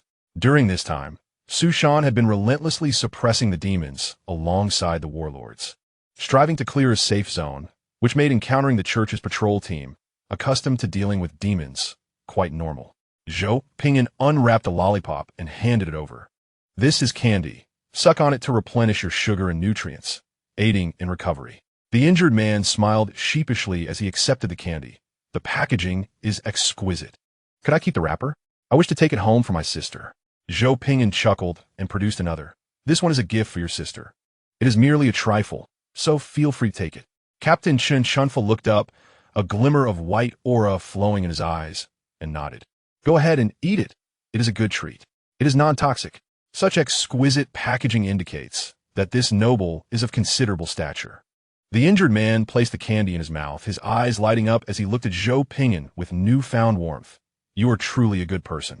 If you encounter any troubles in the capital, you may mention our captain, Chen Chunfa. He can be of assistance. Captain Chen Chunfa shot an exasperated glance at his comrade. Zhou Ping'an replied cheerfully, that sounds fair. Shao Li, call over the healer for some assistance. The healer, accompanied by their assistants, jogged over, carrying a medical kit, ready to disinfect and bandage the more severely injured, spraying medical mist and even locating steel plates to stabilize the fractures. The injured felt a surprising relief as the pain subsided, even experiencing a tingling sensation. The healer firmly slapped the hand of an injured individual who attempted to peel back the medical cloth, their expression serious. Do not remove it. Otherwise, it will require a second disinfection. For the next few days, keep the wound dry, avoid spicy foods, and stick to a bland liquid diet. In about 15 days, it will heal significantly. If it becomes infected, it could lead to severe consequences. The injured man awkwardly nodded, abandoning any reckless ideas. It was evident that this was quality care. The bandaging cloth was whiter than the sacred cloth in the church. The healer's hands were cleaner than river water, gentler than the breeze, clearly a professional. Captain Chen Chunfa observed while continuing to drill, knowing the value of these supplies, and expressed his gratitude. Thank you. If it is convenient, once I start a fire, let's share a meal together. You are indeed a city of sanctity. I shall accompany you. Zhou Ping'an chuckled, sure. Captain, the sparks. The paladin Chen Chunfa hastily lowered his head, only to find that the sparks he had arduously coaxed into existence had extinguished in an instant. A sigh escaped him. Reluctantly, Paladin Chen Chunfa resumed his efforts to create sparks, assuring, it's all right, it will happen soon. You have no fire either, do you? Once I succeed, I shall share with you. His gaze fixated on the tip of the wooden stick, he rubbed vigorously, awaiting the return of the sparks. The tip and the hollow of the wood had darkened, the temperature rising. With a little more effort, fire would emerge. Everyone held their breath, intently observing his endeavor. A bead of sweat trickled down Paladin Chen Chunfa's forehead as he persevered, and at last, he saw smoke rising from the wood, a small flame igniting. My goodness! A cheer erupted, only for the flame to dissipate in the wind. Paladin Chen Chunfa, drenched in sweat, wore a frozen smile, acutely feeling the hardships of life. The atmosphere grew tense and silent. The morale of the patrol team plummeted, their stomachs rumbling in chorus. Gritting his teeth, Paladin Chen Chunfa declared, it's fine. I will try harder. In this moment of tension, a fair hand reached over, holding a palm-sized tool, pointing at the tip of the wooden stick. With a click, a brilliant, beautiful, perfect, and searing flame, imbued with divine grace, erupted from the tool's opening, igniting the tip of the stick. The ignition lasted 3 seconds, kindling a small flame. Zhou Ping'an's delicate hand withdrew the lighter, his eyes fixed on the wood, curious. It's lit. Keep going, don't freeze. Hurry up. Paladin Chen Chunfa, in a daze, looked at the tiny flame, slowly lifting his gaze to meet the inquisitive faces of the demons before him, who were all fixated on his struggle to create fire. Perplexed as to why he was not continuing his arduous task, in the sweltering summer heat, he felt quite chilly. Paladin Chen Chunfa's face flushed. Didn't he say you had no fire? Zhou Ping'an blinked. Indeed, we have no embers, no flint, no fire mages. Why use is called a lighter. Oh, you wanted to borrow fire. If you wanted to borrow fire, you could have just said so. How was I to know? One must understand, humans are born of humans, while demons are born of demons. Fire is created by a lighter. Paladin Chen Chunfa's blood pressure soared, suppressing it with great effort, his face turning crimson as he extended his hand. May I borrow some fire? Zhou Ping'an handed over the lighter. Paladin Chen Chunfa contemplated for a moment, then inquired. I merely need to press here. No incantation, no binding? Correct. Just press here, aimed at the kindling. Following the instructions. Paladin Chen Chunfa witnessed the dancing flame spirit obeying his command. Joy washed over him, overshadowing his earlier frustration. He hastily leaned down, tending to the wooden stick, gently blowing to encourage the flame's growth. Amid the eager gazes, the red flames flickered to life. The church's patrol members erupted into cheers. Tears of excitement streaming down their faces, finally relieved from hunger.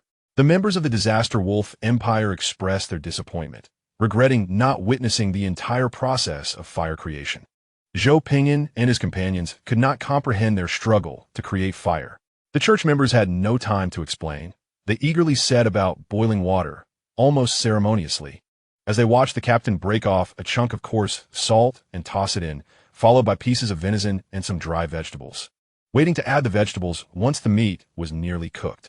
Some dry bread was also tossed in, watching it soften before ladling it out onto plates for everyone present. Zhou Ping'an stared silently at the slop on his plate, lost in thought.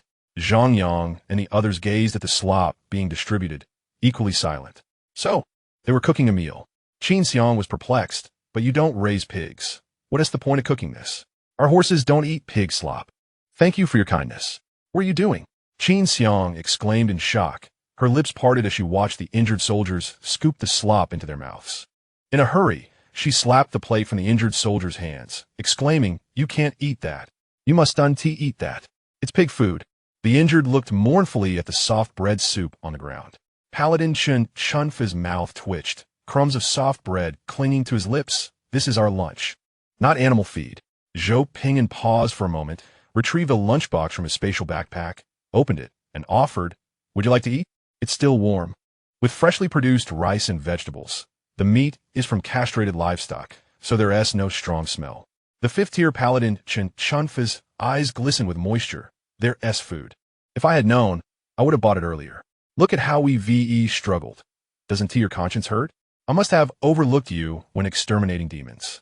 Seeing the food, everyone eagerly turned their eyes to Captain Chen Chunfa.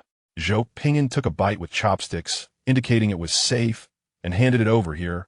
It's freshly made. If it's not enough, there's more in the cart. Chen Chunfa quickly took it, confirming its safety, and eagerly stuffed it into his mouth. His eyes gradually misting. The injured watched with anticipation. "Captain, speak. Is it edible? Don't just eat. Say something." Chen Chunfa nodded through tears. "It's edible." The injured soldiers looked expectantly at Zhou Ping'an. Zhou Ping'an felt a shiver run down his spine under their gaze and ordered his guards to fetch more lunchboxes. He had never anticipated that such humble lunchboxes would be met with such enthusiasm. The medic stood by, distributing different lunchboxes according to each injured soldier's condition, strictly monitoring their diets to prevent any indiscretions. For a moment, only the sounds of slurping and contentment were heard, which looked quite appetizing. Zhou Ping'an and his companions, feeling hungry as well, joined in with their own lunchboxes. After the meal, everyone either sat, leaned, or reclined, savoring the beauty of life. After a brief respite, Chen Chunfa felt as though he had been reborn. He toyed with the lighter in his hand. "Envious, is it for sale? I have magic cores. Choose a few." Zhou Ping'an extended his hand. "It's a gift. You give it to me, and I will make some adjustments for you." Chen Chunfa passed it over. Zhou Ping'an accepted it, using his mental energy to inscribe a fire magic array within the transparent interior, modifying it to automatically draw energy for recharging, and returned it there. "It's done." Chen Chunfa stared in astonishment at the newly inscribed circles of magic on the lighter's interior. "Are you a mage?" "Yes, what of it?" Chen Chunfa's mouth twitched. "Is this a fire magic array?" "Indeed, what of it?" With a hint of frustration, Chen Chunfa swallowed hard. "I have some connections in the holy city. Shall we go together?" "Certainly." Chen Chunfa's expression stiffened. "May the Holy Spirit not bless you." Zhou Ping'an replied. Did you mispronounce that?" "I did not." After an hour of rest, the two teams merged and set forth towards the holy city. Paladin Chen Chunfa, adhering to his duties, conducted a thorough check, confirming that there were no dangerous individuals or items among the group, which was a wholly benevolent noble entourage. He learned that this party had set out to understand the religious history of the Holy Church and would be documenting it. Chen Chunfa's enthusiasm surged as he passionately recounted the history of the Holy Church and the divine. Zhou Ping'an also introduced himself, and his companions as nobles from the Luo kingdom, who had come to the Holy Church to broaden their horizons. As they approached the holy city, Chen Chunfa's mood lightened considerably, his eyes shining with anticipation. "We are almost home." The gates of the holy city were wide open, and various groups were undergoing inspection. Chen Chunfa's expression subtly shifted as he sensed something amiss. He seized a nearby patrolling officer who was about to depart and inquired, "What has transpired? Why has the holy city commenced inspections?" "Captain Chun, you may not be aware, but 2 weeks ago, a demon infiltrated the city and assaulted the divine ritual," the officer responded. Chen Chunfa's face blanched in shock. "This is impossible. How could a demon breach the holy city?" "Alas, the situation has escalated significantly. I have heard that individuals from the distant Daxia Alliance have arrived to collaborate on demon eradication efforts. The demons have become increasingly audacious of late." The vibrant atmosphere within the holy city remained undeterred by the recent minor demon attack. The streets were bustling with throngs of people, all joyfully celebrating the imminent divine selection ceremony. The twilight sun cast a golden hue upon the thoroughfares, resembling a delicate yellow carpet. Laughter and merriment filled the air, with stalls lining the streets offering a variety of delectable snacks and exquisite handcrafted trinkets, adorned with sacred fabrics and miniature angel statues from the Holy Church. It was evident that the locals and visitors possessed distinctly different spirits and demeanors. The locals radiated vitality, their eyes gleaming with fervor, often invoking blessings from the divine. In contrast, the outsiders were largely devoid of such fervor, their gazes fixated solely on profit. Zhou Ping'an strolled along the street, showered with petals by a group of lovely maidens, who delightedly tossed them into the air, creating a cascade of floral beauty. Another figure basking in attention was Qin Xiang, whose noble bearing deterred anyone from approaching. Onlookers merely stood nearby, intrigued by the identity of this disguised saintess visiting the holy city. Paladin Chen Chunfa hastily requested the patrolling officers to escort the injured to the church hospital, while he himself rushed toward the tribunal. Zhou Ping'an and his companions expressed their desire to witness the unfolding events, and after a moment's hesitation, Chen Chunfa acquiesced. Zhou Ping'an instructed the others to find lodgings and accompanied a few core members. As they approached the tribunal, the fading daylight illuminated the sturdy brown walls, constructed from massive stones. Every 10 meters, square windows were set into the walls, balancing aesthetic appeal with natural light. The white trim softened the overall solemnity, while angelic sculptures adorned the upper edges, exuding an aura of sanctity. Such immaculate statues. The custodians must clean them daily to maintain this effect, Zhou Ping'an remarked, astonished. Chen Chunfa, walking ahead, retorted with irritation. "This is the work of the prayer walkers. Their cultivation ensures no issues arise." Understanding dawned on Zhou Ping'an. "Ah, I see. They are resilient." Sighing, Chen Chunfa chose not to engage further with this demon and quickened his pace. As they neared the tribunal, the number of pedestrians dwindled noticeably. Nearly all those present were members of the church, their faces stern, exuding an air of authority that forbade intrusion. At the entrance to the tribunal, 2 groups stood conversing. One comprised the familiar knights of the Holy Kingdom, while the other consisted of armed warriors from the Daxia lords. Surprised, Chen Chunfa remarked, "You all are here? That was fast." The leader of the warrior group turned. "Ah, it's you, little Chun." "Wait, Zhou Su." Zhou Ping'an interjected, perplexed. The vice captain quickly donned a smile. "Your Majesty Zhou, what brings you here? Why are you two dawdling? Inform Su Gu at once." Chen Chunfa cast a surprised glance at Zhou Ping'an, not realizing he possessed such stature, but quickly refocused. The situation was grave, leaving no time for lengthy discussions. "What is the situation inside?" Chen Chunfa inquired. "Captain Chun, you should go in. The matter is quite serious," an officer replied, his expression grave. With a serious demeanor, Chen Chunfa advanced rapidly. Zhou Ping'an followed naturally, seamlessly blending in. Zhang Yang and the others imitated their example. The knight stationed at the entrance glanced at the vice captain, who hastily shook his head, signaling them not to impede, silently indicating the presence of a princess. Upon noticing the regal Qin Xiang, the knights prudently withdrew their outstretched hands. It was wise to recognize when discretion was warranted. Navigating through familiar corridors, Chen Chunfa approached the demon morgue and noted the change in guards. On the left stood his own religious knights. while on the right were demon extermination warriors from the Daxia Alliance.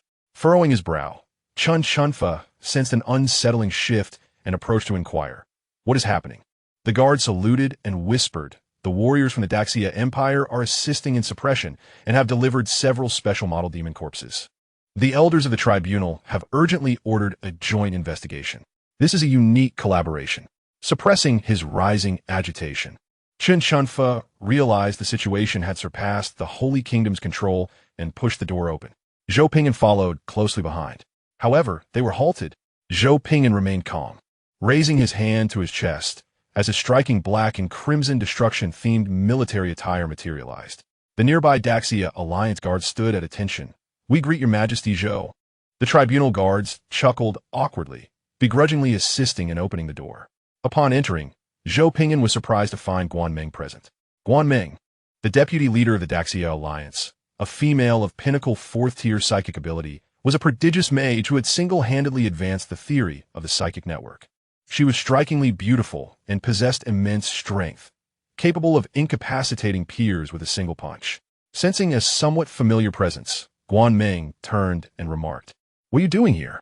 Zhou Ping'an retorted, "Why is everyone so exclusionary? Those beneath you may harbor misunderstandings due to rampant rumors. As a leader, your demeanor toward me influences their perceptions. Do I not deserve some respect?" Guanmeng responded, exasperated, "Old Su was injured en route back on your ship. The safety system consisted merely of a helmet and a parachute. Thankfully, it was Su Shan. Had it been anyone weaker, they would have been eliminated on the spot." Zhou Ping'an frowned. "Does that not mean Old Su owes me 6 alloy? The matter should be settled, yet you remain so petty." Guanmeng replied. Chun Chunfa activated his holy battle aura and approached the demon corpses, accepting a mask handed to him by a nearby priest. Frowning, he remarked, "The demons have seized the Empire's armored suits?" On the dissection table lay a demon clad in intelligent battle armor, its goat-like head drooping, tongue protruding, and hollow eyes staring blankly ahead. A gaping wound marred its chest, where coagulated demonic blood had pooled, and it clutched a cursed alloy combat knife. Chun Chunfa's expression turned grave. Since ancient times, many precious artifacts have been lost to the annals of history. The Holy Kingdom alone preserved a relatively intact belief system, while the Empire maintained a comprehensive production system for the Divine War Armor. Now, these disorganized and undisciplined demons had donned the war armor. Had the Empire abandoned the war armor factory? Guanmeng, covering her mouth and nose with a handkerchief, observed gravely, "It is worse than you think. These are produced by the demons themselves. Observe the joint sections." Chun Chunfa scrutinized closely, his expression darkening. The joints of the demons differed from those of humans. The armor's joints were indeed tailored to the demon's anatomy. Zhou Ping'an leaned closer, intrigued. Demon technology at T1? This is becoming interesting. Guanmeng enveloped her palm in psychic energy, lightly tapping the chest of the demon's intelligent battle armor. A fragment of an energy core levitated, her tone laden with implication. "Look at this. It is on the verge of becoming a T2 energy engine." Zhou Ping'an raised an eyebrow and said, "Xiaoxiang, come over here and take a look at this. Do you see any similarities with that batch we encountered in the Shenghua?" Qin Xiang, pinching her nose, leaned closer to examine it intently and furrowed her brow. "This is a downgraded product. The demons from Shenghua are far more advanced." Guanmeng's expression shifted slightly. "Shenghua? What is going on?" Zhang Yang stepped forward to explain the situation. Guanmeng put her hand to her forehead, realizing the implication. "So, you mean the subordinate civilizations of the T4 Demon Empire have set their sights on us, and we might even face an invasion from the T4 Demon Empire itself? This is alarming." Lu Qian shrugged. "Yes, we should find a way to salvage the situation. With the trial time limit lifted, we must respond promptly to the demon disaster invasion." Zhou Ping'an silently observed the demon corpse, extending his hand to plunge it into the wound, extracting a handful of demonic blood. The dark tides of the illusory realm reflected in his eyes as distorted scenes began to surface in his mind. The surroundings fell eerily silent. Suddenly, everyone scattered, aiming their weapons at Zhou Ping'an, who had made direct contact with the demon's heart blood without any protective measures. In his pale hand, the pitch-black demonic blood roared and writhed, violently attempting to break through the surface to infect living beings. Zhou Ping'an narrowed his eyes slightly. releasing a trace of purple illusory energy from his palm. The dark demonic blood was instantly eroded, transforming into purple illusory energy that lay quietly in his hand, awaiting its master's command. Zhou Ping'an dripped the assimilated demonic blood into the chest of the demon corpse, his gaze tranquil. The wound on the demon's chest began to heal slowly, its eyes transforming into a glowing purple, staring at the disaster Emperor Zhou Ping'an. Zhou Ping'an's expression remained indifferent. "Where do you come from?" "The eternal throne." The revived demon let out a cry of anguish as its body swiftly disintegrated, leaving behind only a pile of worn battle armor on the surface. Information on the Star Sea demon disaster has been acquired. Congratulations on receiving a new phase reward. Ether Convergence Engine. Disaster Emperor. You have obtained the technology for the Ether Convergence Engine. Congratulations on officially embarking on the path of disaster. The entire universe will succumb to your eternal glory. Ignite the engine and become the supreme deity. The cost is merely an inconsequential universe. Henceforth, you and your kin shall no longer be bound by the limitations of the mortal realm, transcending all time and space. Every thread of the universe will be dictated by your will. Zhou Ping'an twirled his fingers and smiled slightly. "I have good news and bad news.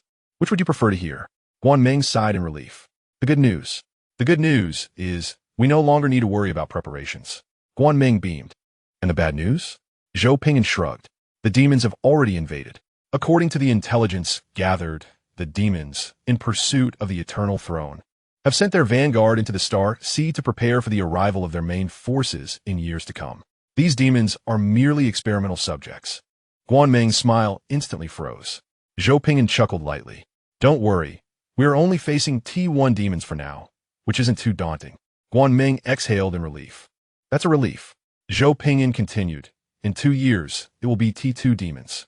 Guanming felt her heart race uncomfortably and clutch her chest. "Could you please say it all at once?" "Oh, it's just an invasion of demon disasters comparable to the combined might of all forces in the Star Sea. What we are facing now is merely an appetizer. At most, it will be T3. So just take it easy." Guanming's face turned ashen. "Strictly speaking, we are currently at T0 level." Zhou Ping'an replied, "Oh, as long as I'm not T0, that's fine." Guanming trembled as she sent a message to Su Shan. Su Shan's roar echoed through her wristwatch. "What the hell? I have to fight against T0 to T3 demon disasters." After a month of effort, my anxiety has finally died down. I thought we were facing T0 demons. Now we have to deal with all of them, from T0 to T3. Damn it. ISNT this the graduation trial? Why is the difficulty suddenly set to the Star Sea battlefield? Zhou Ping'an blinked and glanced at the disaster window that popped up, quietly closing it with his mind. Current disaster invasion level: Demon Disaster 1, Insectoid Disaster 1, Mechanical Disaster 1, Fourth Disaster 1.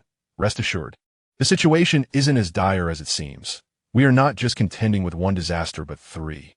If fortune favors us, the Daxia Empire may be deemed the 4th disaster by the Starsea Alliance. At that point, I will be aiding the Daxia Empire in resisting the entire Star Sea and the 3 great disasters. What? You ask why the Daxia Empire would oppose the whole world? Because I am of the human race, and the Ascension effect includes racial ascension. Do you think a normal super empire would refuse the temptation of having a page in history? The answer is no. By the way, can you guess what the engine fuel is? Congratulations, you got it right. The entire Star Sea. Ignite the entire Star Sea, completely forging my supreme status as the Disaster Emperor. I kindly request everyone not to abandon the book. The specific data on the first day of the premiere is not very friendly for the sheep. Alas, it seems I will have to rely on everyone's gifts to survive. Chapter 45. Whispering Pyramid. The results of examining the demon corpse were heartbreaking. Su Shan had no choice but to grit his teeth and call Zhou Ping'an over to discuss the demon disaster. The meeting place was set in the Grand Hall of the Sacred Church, where the Pope conducts his business. For this collaboration, Su Shan personally took charge, arriving here a week earlier than Zhou Ping'an. Under the guidance of Chunfa, Zhou Ping'an and the others arrived at the church hall, witnessing Su Shan in discussion with the Pope about matters of cooperation. Su Shan sensed the heartbreaking aura and turned around, looking helpless. The situation is urgent.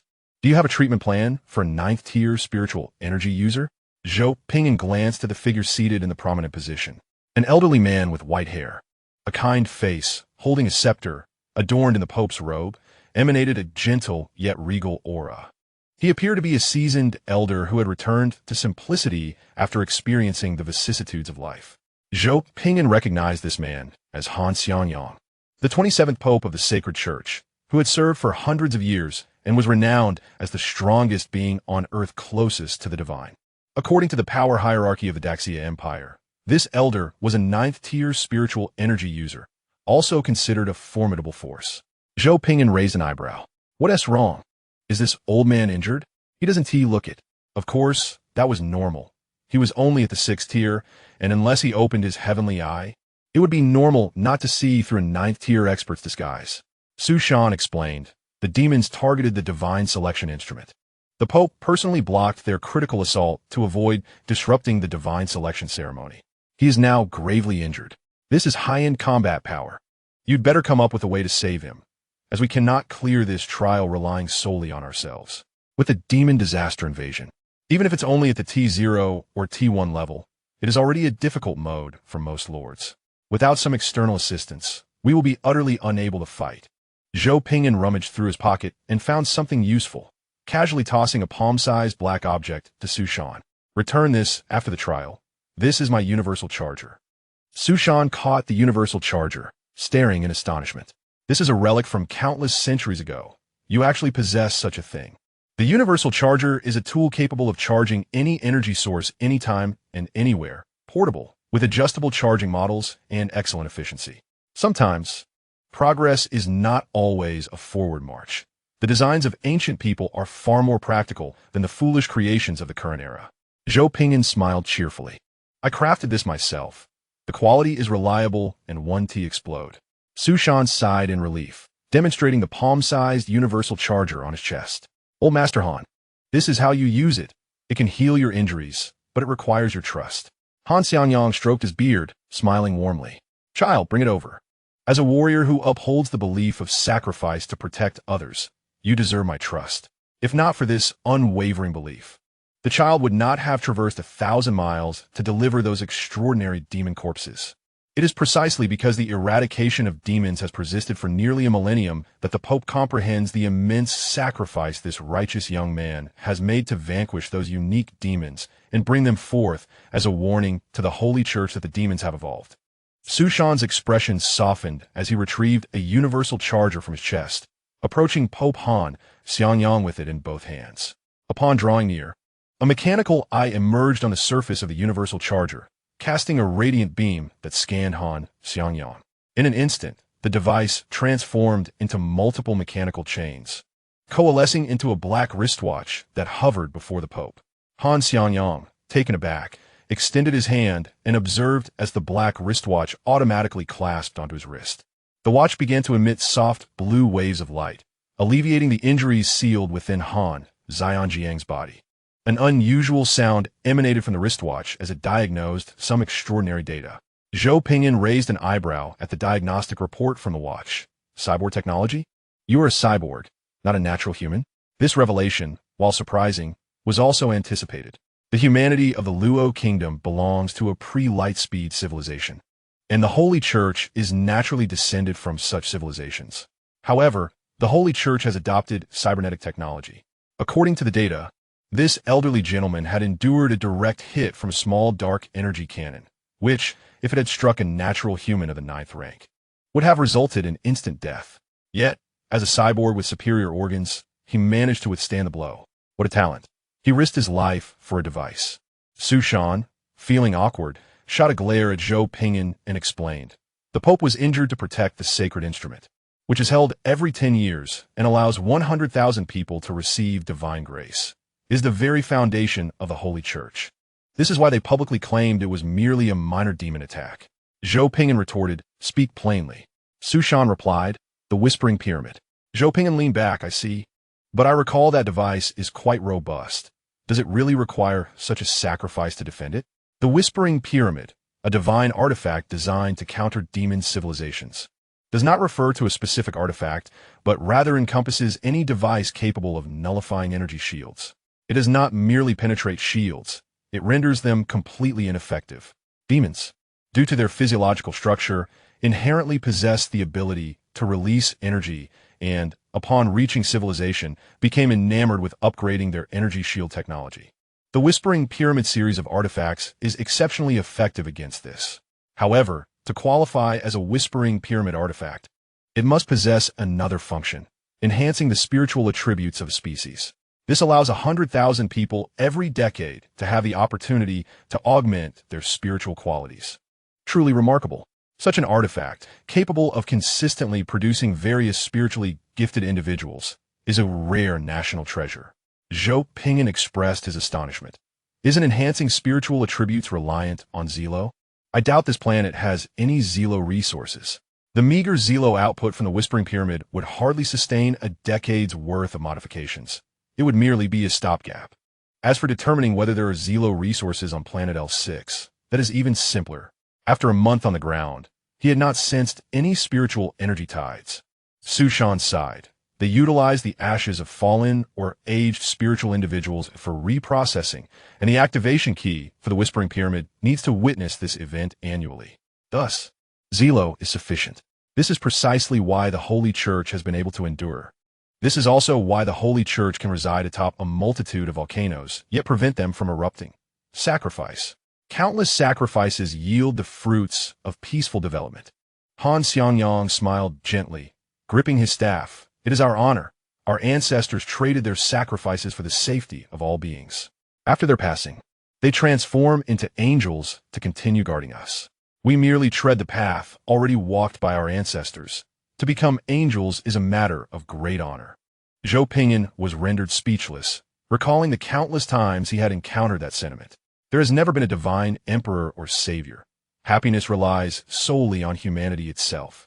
The Pope understands better than anyone that no deity will save them. Only the multitude of ordinary individuals who have perished in flames have exchanged their lives for peace. It is no wonder he would risk his life to protect the instrument that serves as the activation key. As the esteemed ruler of the Holy Church, a ninth-rank spiritual wielder, he possesses numerous methods to intercept deadly attacks from demons aimed at the instrument. Yet, he chose the most prudent approach, his own chest. This is not solely his instrument. It is an instrument stained red with the blood of countless compatriots. Chapter 46. A lightning cannon for Zhou Ping'an. With a full consensus established between both parties, collaboration swiftly took shape.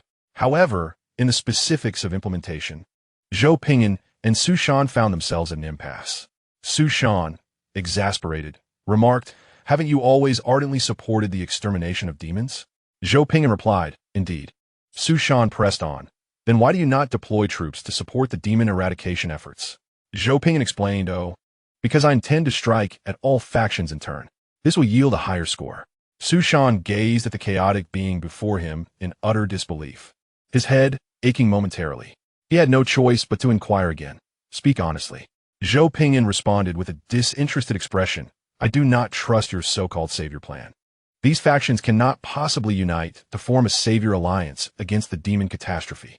Su Shan's plan was straightforward: to rally all possible forces on the central continent to collectively protect their homeland. A noble dream, indeed.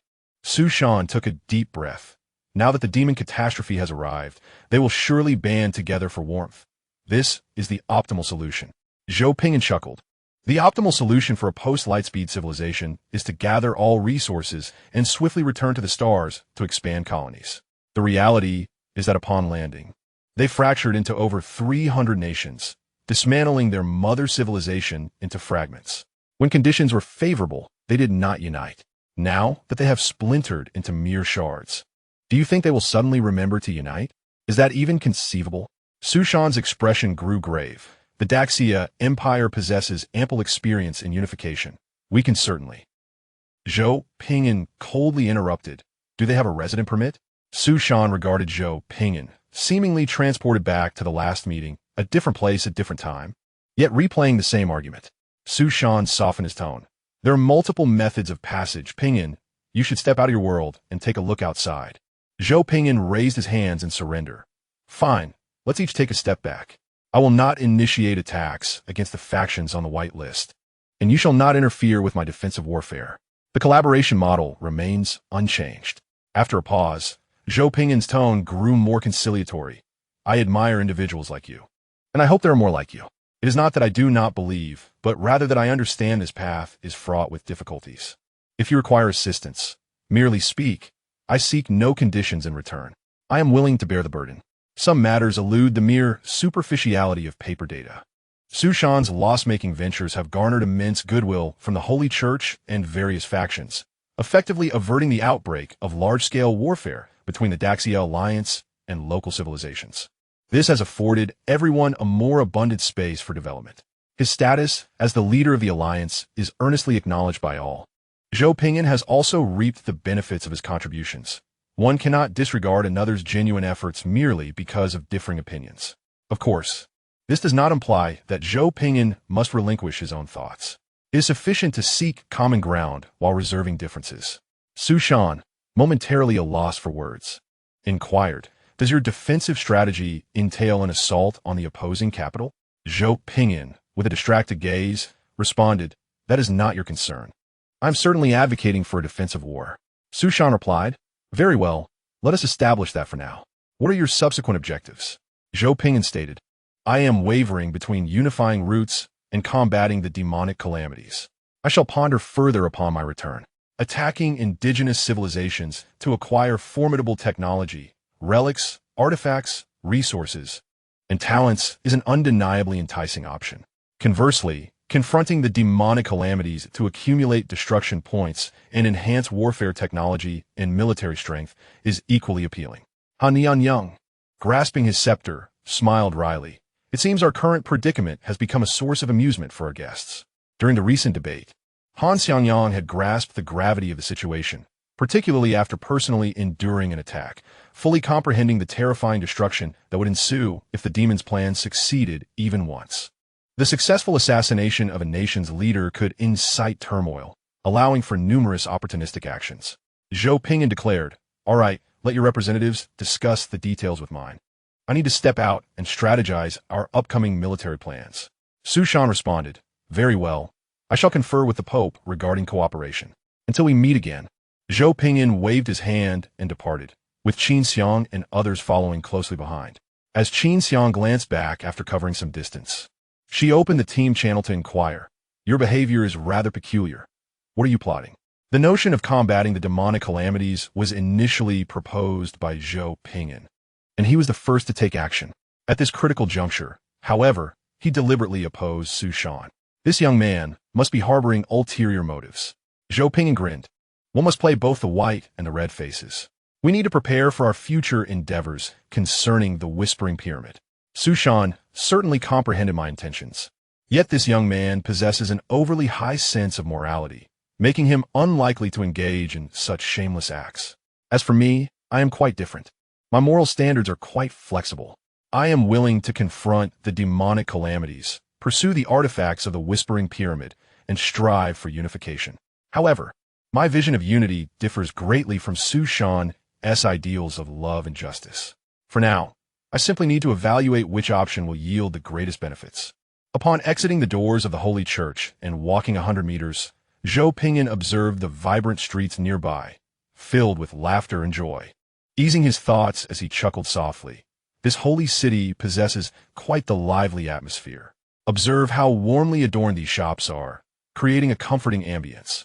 The quality and texture of the street tiles feel delightful underfoot. The devotees here are also quite pleasing to the eye.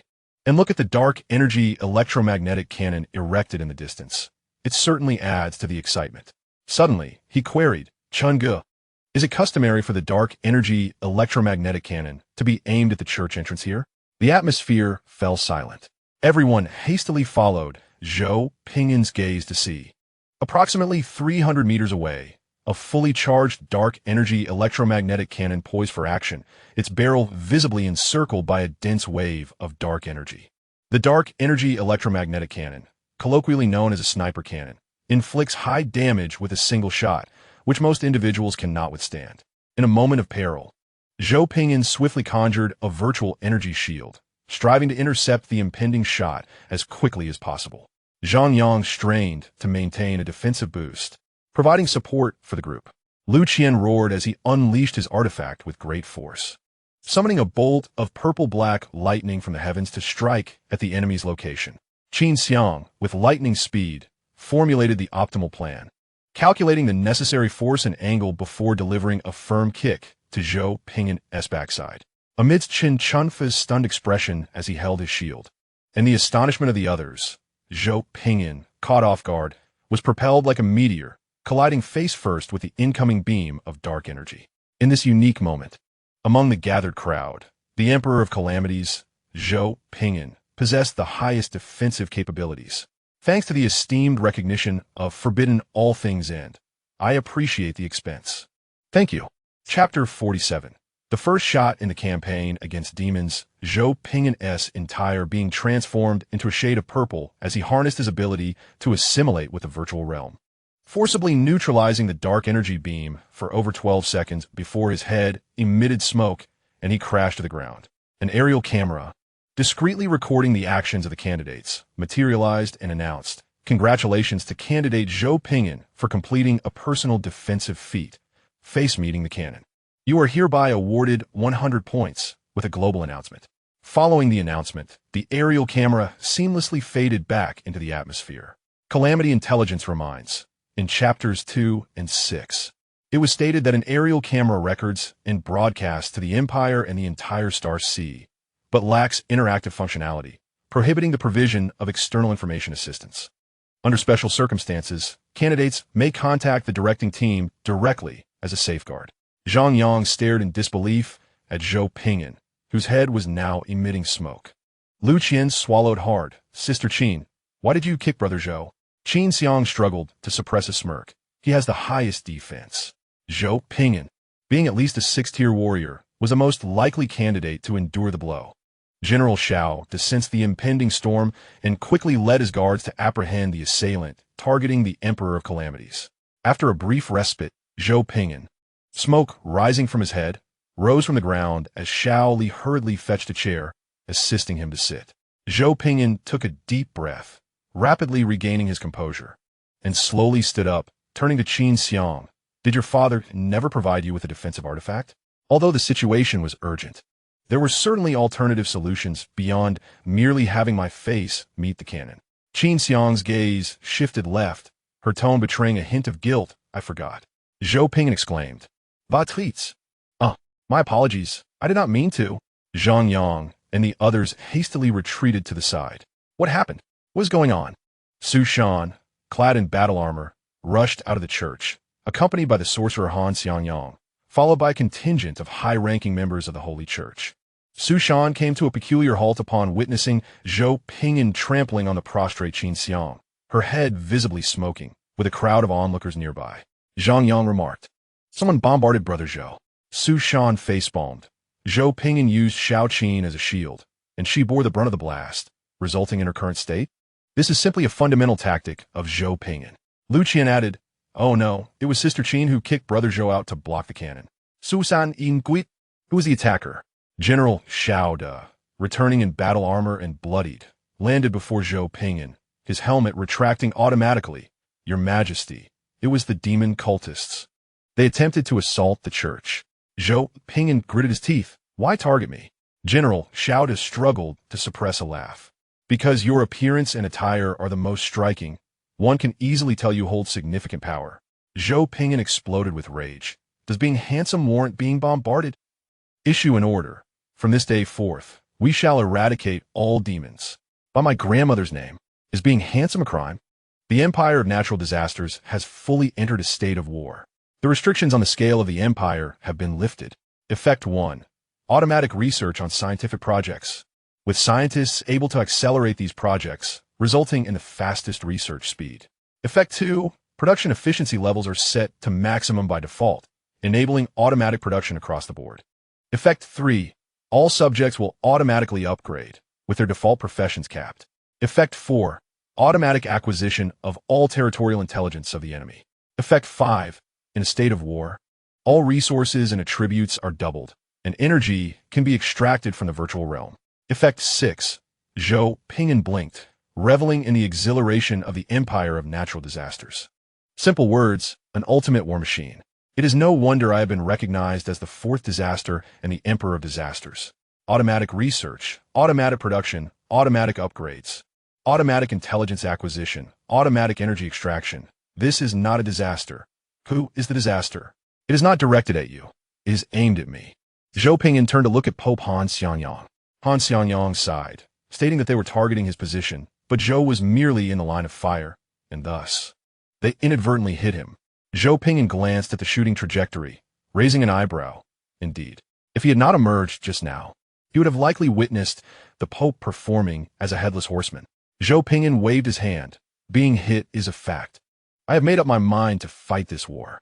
Initially, he hesitated about whom to strike. Now, the decision is clear. First, combat the demon disaster and form the alliance of salvation. Those who do not fight the demons will find their graves overgrown with grass. A flicker of concern passed through Han Xianjiang's eyes. I hope you can accept the commission to inform all nations and beings about the impending arrival of the demon disaster. May it lessen the suffering of the innocent. Zhou Ping'an turned to Su Shan. Such matters of love and peace are only those that this great benevolent would be willing to bear a loss for. Su Shan pondered for a moment and gritted his teeth. Fine. The general outline of the plan has been settled.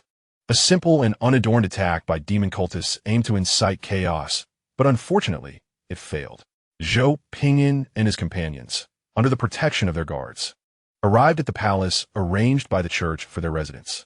General Xiao De glanced outside, and several guards immediately stepped out, standing vigil nearby. Chief Officer Xiao Li cast a spell, blocking external investigations into their location. Qin Xiang placed her father's toy nut on the table, and the divine nature of the artifact from the supreme god of the star seemed naturally formed a barrier, isolating them from mystical inquiry. General Xiao's expression turned slightly strange. Your Majesty, it is indeed demon cultists, but there are certainly traitors within the Holy Church. The real-time location of the Pope and the list of key figures in this collaborative effort are known to the enemy. They came prepared. Pope Han Xiangyang was evidently aware of this issue, which is why he willingly took on the obligation of owing Zhou Ping'an and the Xia alliance a favor. Zhou Ping'an smiled playfully. An extra bargaining chip, a good thing. Qin Xiang covered her head, where a bump had formed. Yes, after all, it was a price paid with one's face. Bang! Qin Xiang, with tears in her eyes, covered her forehead with both hands. Zhou Ping'an, calm in demeanor, shook his hand and turned to Chief Officer Xiao Li. Chief Officer Xiao Li, adjusting her glasses, operated her tablet. Your Majesty, I have already devised a battle plan. Now I require you to make a decision. Please look here. In the northern region of the Holy Church, a critical location has been captured by demons. The Holy Church has dispatched the Judgment Army to reclaim it, but they are still en route. If we set sail, we can arrive 3 hours earlier than them. Zhou Ping'an stroked his chin. Merely due to the terrain? Terrain can be modified physically. Chief Officer Xiao Li smiled sweetly. This land is very fertile, suitable for cultivating crops that enhance genetic growth attributes. Furthermore, it is ideal for livestock, allowing for the breeding of nutritious animals. This will significantly promote the growth of our genetically enhanced subjects. Zhou Ping'an's DNA stirred, his eyes brightening as he sat up straight. Splendid. We must seize this place. If you say it is suitable for farming, I must capture it to see what it entails. The farming DNA of the Xia people. I love farming, salivating JPG. Not enough land, troubled JPG. You're stepping on my land, smiling JPG. You disagree? I'll plant you in my field, calm JPG. If this land is suitable for cultivation, then we must secure a piece of it. Zhou Ping'an took the tablet from Xiao Li's hands and saw that she had already completed the planning. We can capture this area, connect it with the Luo Kingdom, and use it as a core for development, expanding outward. Building upon existing foundations, we will steadily advance, employing strategic tactics to obliterate the demons. Excellent. Let us commence from here, firing the first shot against the demon disaster. The results have indeed been rather lackluster. I was writing earnestly, as per usual, encouraging everyone to contribute for love with free gifts. Ahem, if you feel it is worth it and have the means, then feel free to bestow generously. Chapter 48. Your demons are numerous, yet my soldiers are endless. Zhou Ping'an had just boarded the escort ship for the return journey when he received a communication request from Su Shan. The connection was established. Su Shan, with a look of helplessness, stated, "Do not tell me that your so-called demon eradication involves seizing a key city from our allies." Zhou Ping'an feigned innocence. What? How could I engage in such a trivial endeavor? Su Shan replied. Next time you fly, remember to disable attack mode. It is too obvious. Flying straight to Bianshan City. Anyone could guess your intentions. Zhou Ping'an leaned back in his chair, sporting a nonchalant expression, his tone indifferent. Oh, what can you do about it? Is my behavior illegal? Su Shan stared at this chaotic troublemaker, realizing he could not expect this rascal to not create further complications. Yes, it is legal, but it is unreasonable. Damn. A war criminal lord. Su Shan took a deep breath. Everything I do is to spare innocent human compatriots from suffering. This time, I will cover you. You may act freely. Just this once. Su Shan, tired of quarreling, promptly ended the communication. Zhou Ping'an clicked his tongue, a favor owed, noted for future repayment. Shortly after, Chief Officer Xiao Li's wristwatch lit up. Chief Officer Xiao Li respectfully reported, the Pope has decreed that Bianshan City belongs to us, but we must take it ourselves. Zhou Ping'an shrugged. I wonder what old Su sold to achieve this. Send a ship over to assist the Judgment Army in their rescue efforts. We have ample time. We will prepare the Legion thoroughly before engaging in battle. Chief Officer Xiao Li replied, Understood. The ground army marches at a speed of 502,000 kilometers per day. Let them walk over to conserve energy. We will not use air transport, as it consumes energy. We should conserve where we can and spend where necessary. The energy saved can be used for another upgrade of ground combat technology. The march can completely transform the mechanized units into transportation tools, enabling our genetically enhanced comrades to advance efficiently. Agreed. Once we arrive, we will assess the situation. 3 hours later, the escort ship arrived at Bianshan City. Along the way, everyone engaged in games that did not consume the battleship's energy, such as rock, paper, scissors, truth or dare, card games, and more. The warships of the Empire of Natural Disasters are somewhat unique. They enjoy music. Zhou Ping'an and his companions disembarked and instructed the escort ship to activate stealth mode for reconnaissance. Zhou Ping'an lay atop the mountain, clad in a camouflage battle suit, peering through binoculars at the suburban landscape of Bianshan City. He lowered the binoculars, his face a mask of astonishment. It was indeed a regular demon army. Chief Officer Xiao Li squeezed beside him, exuding a sweet fragrance, timidly nestled next to the Emperor. Reporting in a hushed tone, Bianshan City has a population of 40 million, serving as a significant border city of the Sacred Empire and a frontline city resisting the Empire and foreign races. Recently, a T0 level demon army launched an assault here, having captured most of the urban area, with only the inner city still holding out. Although all are T0 level, there exists a distinction between strengths and weaknesses. Most indigenous civilizations are stuck in the eras of cold weapons and firearms, with some regions undergoing scientific enlightenment. The attacking demon army, however, is evidently industrialized, even reaching a level of electrification.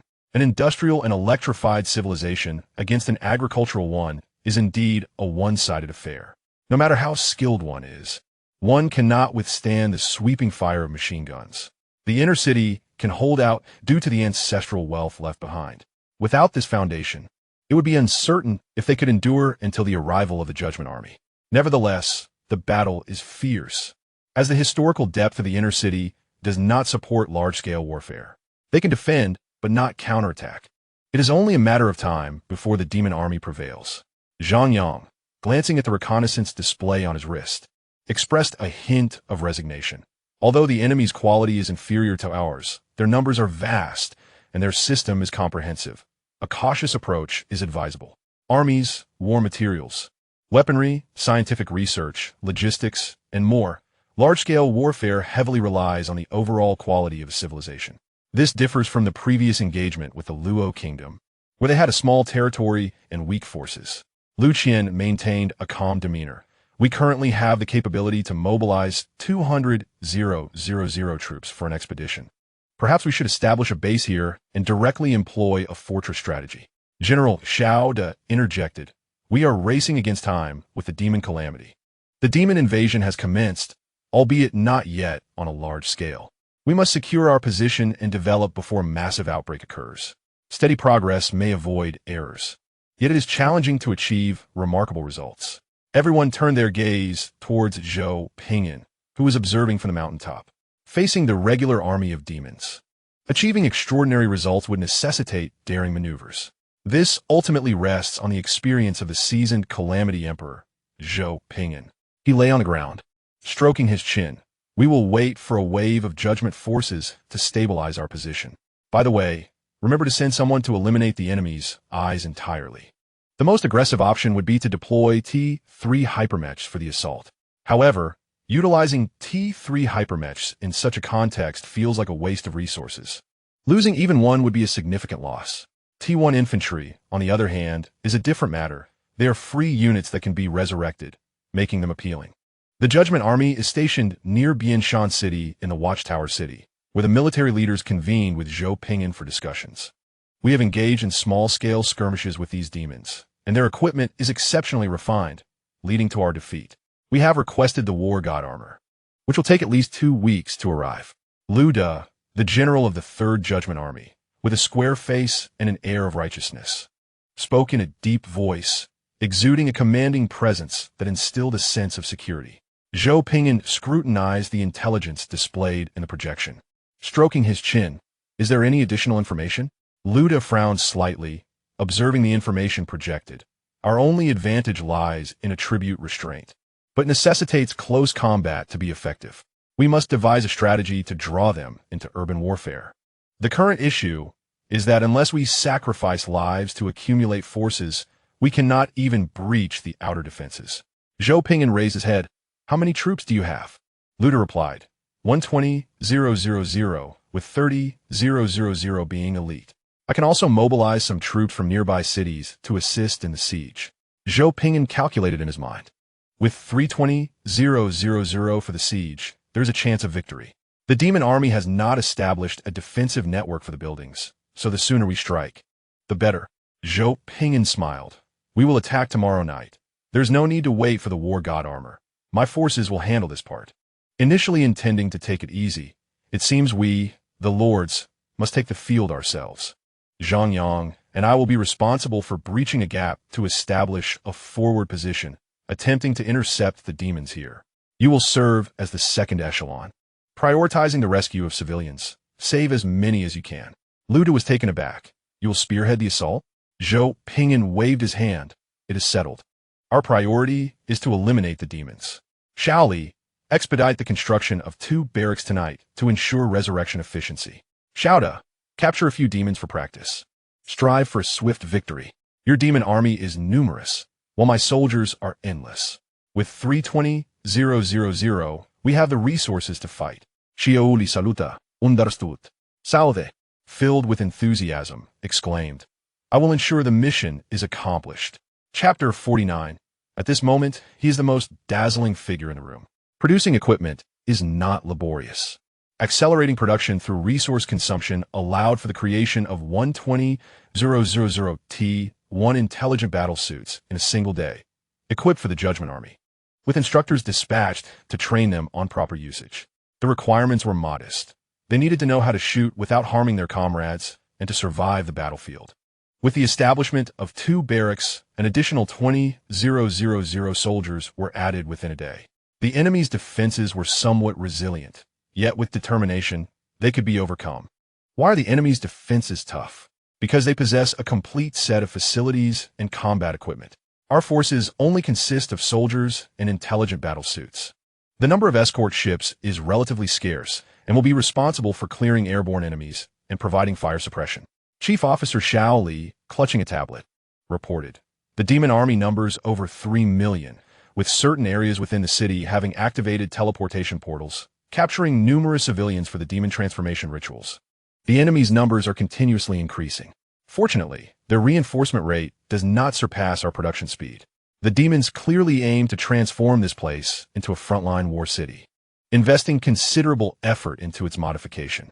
General Shao stated, "We have expedited interference technology, which will disrupt their communication facilities, granting us a command advantage." Zhang Yang gritted his teeth. "I will release the Lord's blessing." Lu Qian, with a placid expression, chimed in, "Count me in." Zhou Ping'an, maintaining a calm demeanor, pointed at the southern city wall of Bianshan. "I will lead the troops in from here. You'll follow up. Establish the fortress here and build a defensive line. The Calamity Wolf Army will prioritize attacking and eliminating enemies, while the Judgment Army will focus on rescuing people. Once we have saved the residents here, we can unleash our full might. Zhang Yang shivered. Brother, does unleashing our might refer to employing colonization ships in peaceful cities? The verb of peace. Although we can resurrect, the psychological burden is somewhat overwhelming. Zhou Ping'an's gaze remained tranquil. We will alter extreme pacifism to extreme militarism. Chief Officer Shao Li immediately executed the command. With the ideology of the Calamity Emperor in place, changing national policy requires no cool down. A mere thought suffices. Extreme militarism increases attack speed by 40, doubled for the Calamity Empire, allows the use of the doctrine of fighting to the death. Fighting to the death, doubled for the Calamity Empire, damage 80, attack speed 80, daily regeneration 40. With 220,000 undying disaster troops against over 3 million demon troops, the advantage lies with us. Lucian lamented, Brother, resources cannot keep up. The resource reserves of the Calamity Wolf Empire have been set aside for war preparations. However, those resources are insufficient to support such a resource-intensive large-scale siege. Zhou Ping'an chuckled. Notify the Alliance to send over first-tier resources. Zhang Yang and Lucian were taken aback.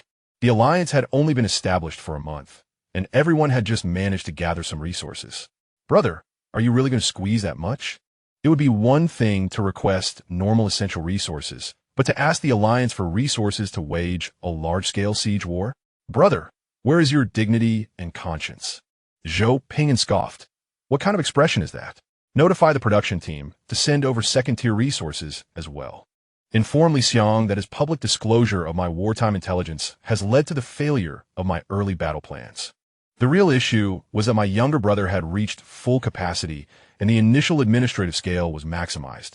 Qin Xiang gazed at Zhou Ping'an and remarked, Although I have known you for quite some time, I am perpetually astonished by your audacity. While others express politeness, you respond with impudence.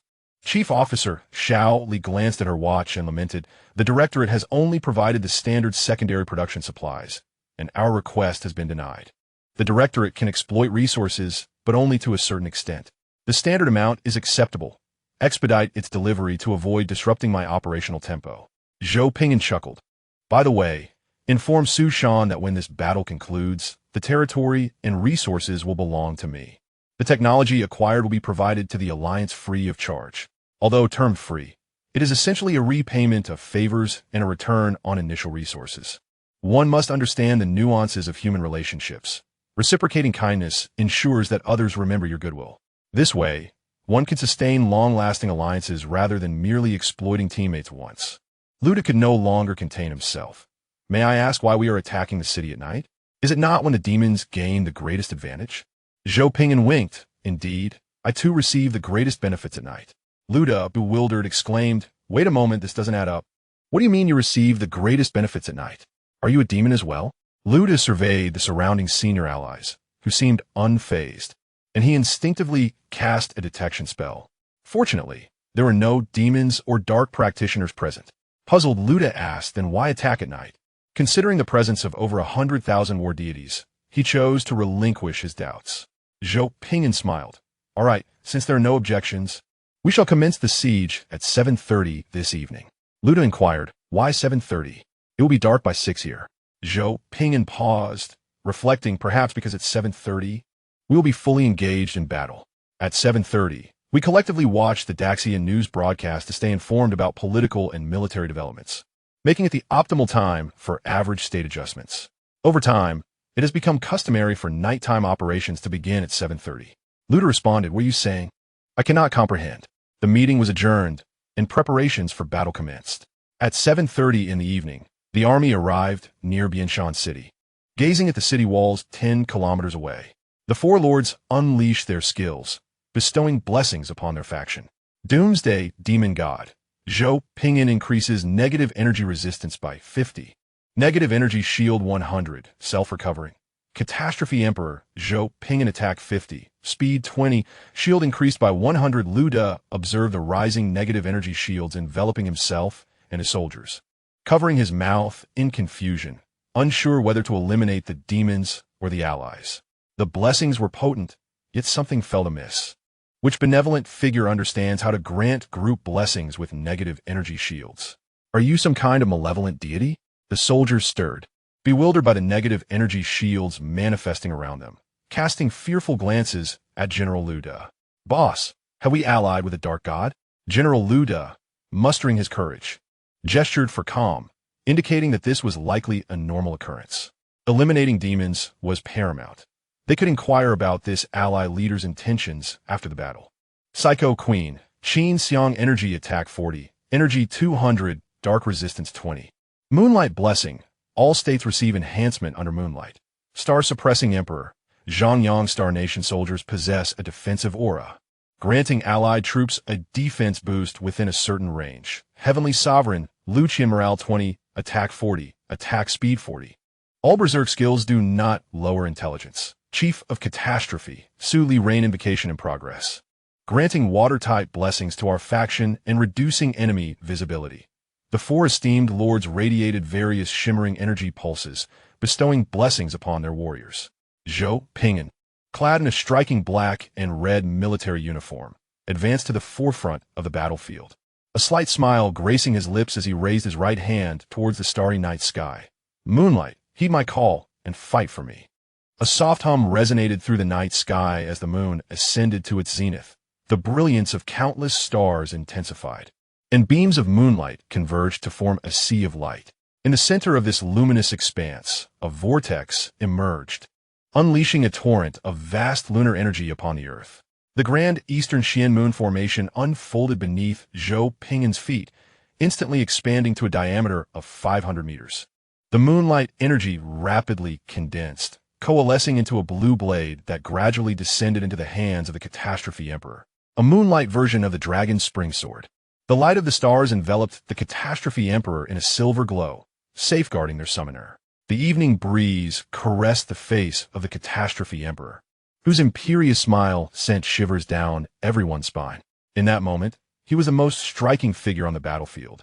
A profound silence enveloped the area as all eyes widened in awe at the formidable being who summoned the moon god and the brilliance of the stars. Absolutely magnificent. Zhou Ping'an smirked, extending his left hand towards the ground, where another 500-meter diameter pale, yellow earth formation emerged. Divine Sword, respond to my call. The earth resonated with a mighty sound, an infinite energy converging in the palm of the Catastrophe Emperor, and a yellow-brown dragon spring sword gradually manifested. The pale yellow energy provided an impenetrable, intangible defense for the Catastrophe Emperor, with a yellow sword in his left hand and a blue moon sword in his right. Bathed in a dual glow of blue and yellow, the Catastrophe Emperor beamed. Gentlemen, let us march forth. Zhou Ping'an declared, I am so striking. Offer some gifts in exchange for equipment, and just say if it's agreeable. Atop the walls of Bianshan City, groups of demon priests congregated, wielding alloy staffs from which eerie black light emanated through electronic chips, accompanied by the haunting sounds of corruption. A grand black crystalline wall rose, providing formidable defense for their city. Towering over 100 meters high and stretching the entire length of the southern wall, the crystalline barrier reflected a menacing demonic visage, its crimson eyes fixated on the approaching foes. The demon general defending the city wore a grim expression, his claws pressed against the wall. Summoned the priests quickly. This enemy is formidable. The enemy's numbers were few, but their strength was unparalleled, especially the leader opposing them. The ability to cast a 500-meter diameter magic circle indicated that, should they desire, they could unleash a group spell to besiege the city. The demon general turned to assess the situation, feeling a swell of trepidation. Only 300 priests? Hurry and call all the priests here. The demons hastily mobilized to gather more priests and sought ways to reinforce their ranks to defend the wall. Zhou Ping'an smilet nonchalantly. Little bu. The watch glowed. Present, master. Play the song Ambition. Certainly, master. BGM, welcome to this desolate forest. Zhou Ping'an strode forward, followed closely by thousands of black-armored warriors. From 9 kilometers away, he effortlessly slashed at the black crystalline wall with a crescent-shaped blade as a test. The brilliant blue moonlight transformed into a massive crescent, surging forward. Within 2 breaths, it traversed the great distance, crashing against the thick black crystalline barrier. The collision erupted in a tremendous explosion. The air trembled, The ground shook, and countless demonic shadows screamed as they evaporated, while the blue crescent sword energy created fissures, scattering black crystalline fragments, revealing the terrified faces of the demons atop the wall. The frantic priests quickly intensified their connection to the group spells, hastening the repair of the shattered black crystalline barrier. In the rear, a procession of sacrificial priests rode swiftly upon their hellish steeds, brandishing alloy electronic wands aloft while fervently chanting dark incantations. They merged into a collective magical network, rapidly fortifying the defenses of the black crystal wall. In a brief span, their numbers swelled to over 500. Observing the enemy's response, Zhou Ping'an felt a sense of measure within himself, a radiant smile gracing his face. Are they gathering priests to counter me? How intriguing. To provoke his adversaries, Zhou Ping'an advanced step by step, his right hand gathering the ethereal moonlight into the moonlight sword. The ethereal blue radiance coalesced into strands, encircling the sword and offering its purest energy, while the starlight flickered brilliantly within the ocean of moonlight. Ignoring the darkness, the Emperor's gaze fixated on the enemy, who had amassed over 800 priests. Remarkably, the subsequent priests slowed their chanting, with 800 or 900 demon priests arriving. How could they not defend a city? The Emperor's light laughter echoed. The rules are to fight for this sacred land. The power of the blue crescent doubled, and with a resounding boom, the moonlight scattered across the sky. The black crystal wall erupted, revealing a narrow fissure 20 meters long and 7 meters wide. Shadows of magic near the breach transformed into bursts of ink, shooting outward as numerous demons were obliterated by the residual shockwave, their black blood raining down upon the city. The demon general, filled with dread, ordered, "Cast spells. Reinforce the crystal wall. We cannot allow the enemy to breach our defenses. Should such a formidable foe penetrate their defense system, it would result in a merciless slaughter, leading to a complete rout on the battlefield." Upon the city walls, countless priests were compelled to deepen their connection with the black crystal wall, their arms aglow as they clutched their alloy electronic wands, chanting in unison to mobilize the dark energies of the heavens, hastily repairing the black crystal wall. They awaited the enemy's approach, ready to unleash the shadows bound within the wall to charge forth, creating a suitable zone of fire suppression. The enemy was still 5 kilometers away. Once they drew within 3 kilometers, it would be the optimal range for firepower suppression, no matter how powerful they were. Zhou Ping'an remained unfazed. The demon general gritted his teeth, counting down the distance, claws clenched, his gaze fierce. Wait, just a little longer. Once we reach the optimal suppression distance, we can eliminate this enemy leader. The Calamity Emperor wore a satisfied smile as the demon priests further intensified their connection to the collective spell. The Calamity Emperor advanced with measured steps, raising the moonlight sword, fervently drawing in every drop of blue moonlight from the night sky, as countless beams of moonlight converged like stars in homage. In an instant, a colossal blue blade of light descended upon the earth. This time, the Emperor intentionally incorporated a resonance effect. The first slash was to comprehend the composition of the black crystal wall and the spell-casting methods of the priests. The second slash served to stimulate the priests to strengthen their connection with the spells. These preparations were to set the stage for the most lethal third strike. Some relish sheer, brute strength, a mindless obliteration of all. Yet Zhou Ping'an favored precision and elegance, expending not a trace of energy, wielding the most exacting force to achieve the anticipated effect flawlessly.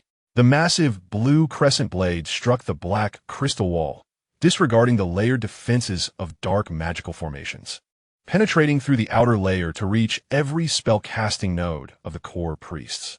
The Calamity Emperor smiled. 1,006 demon priests.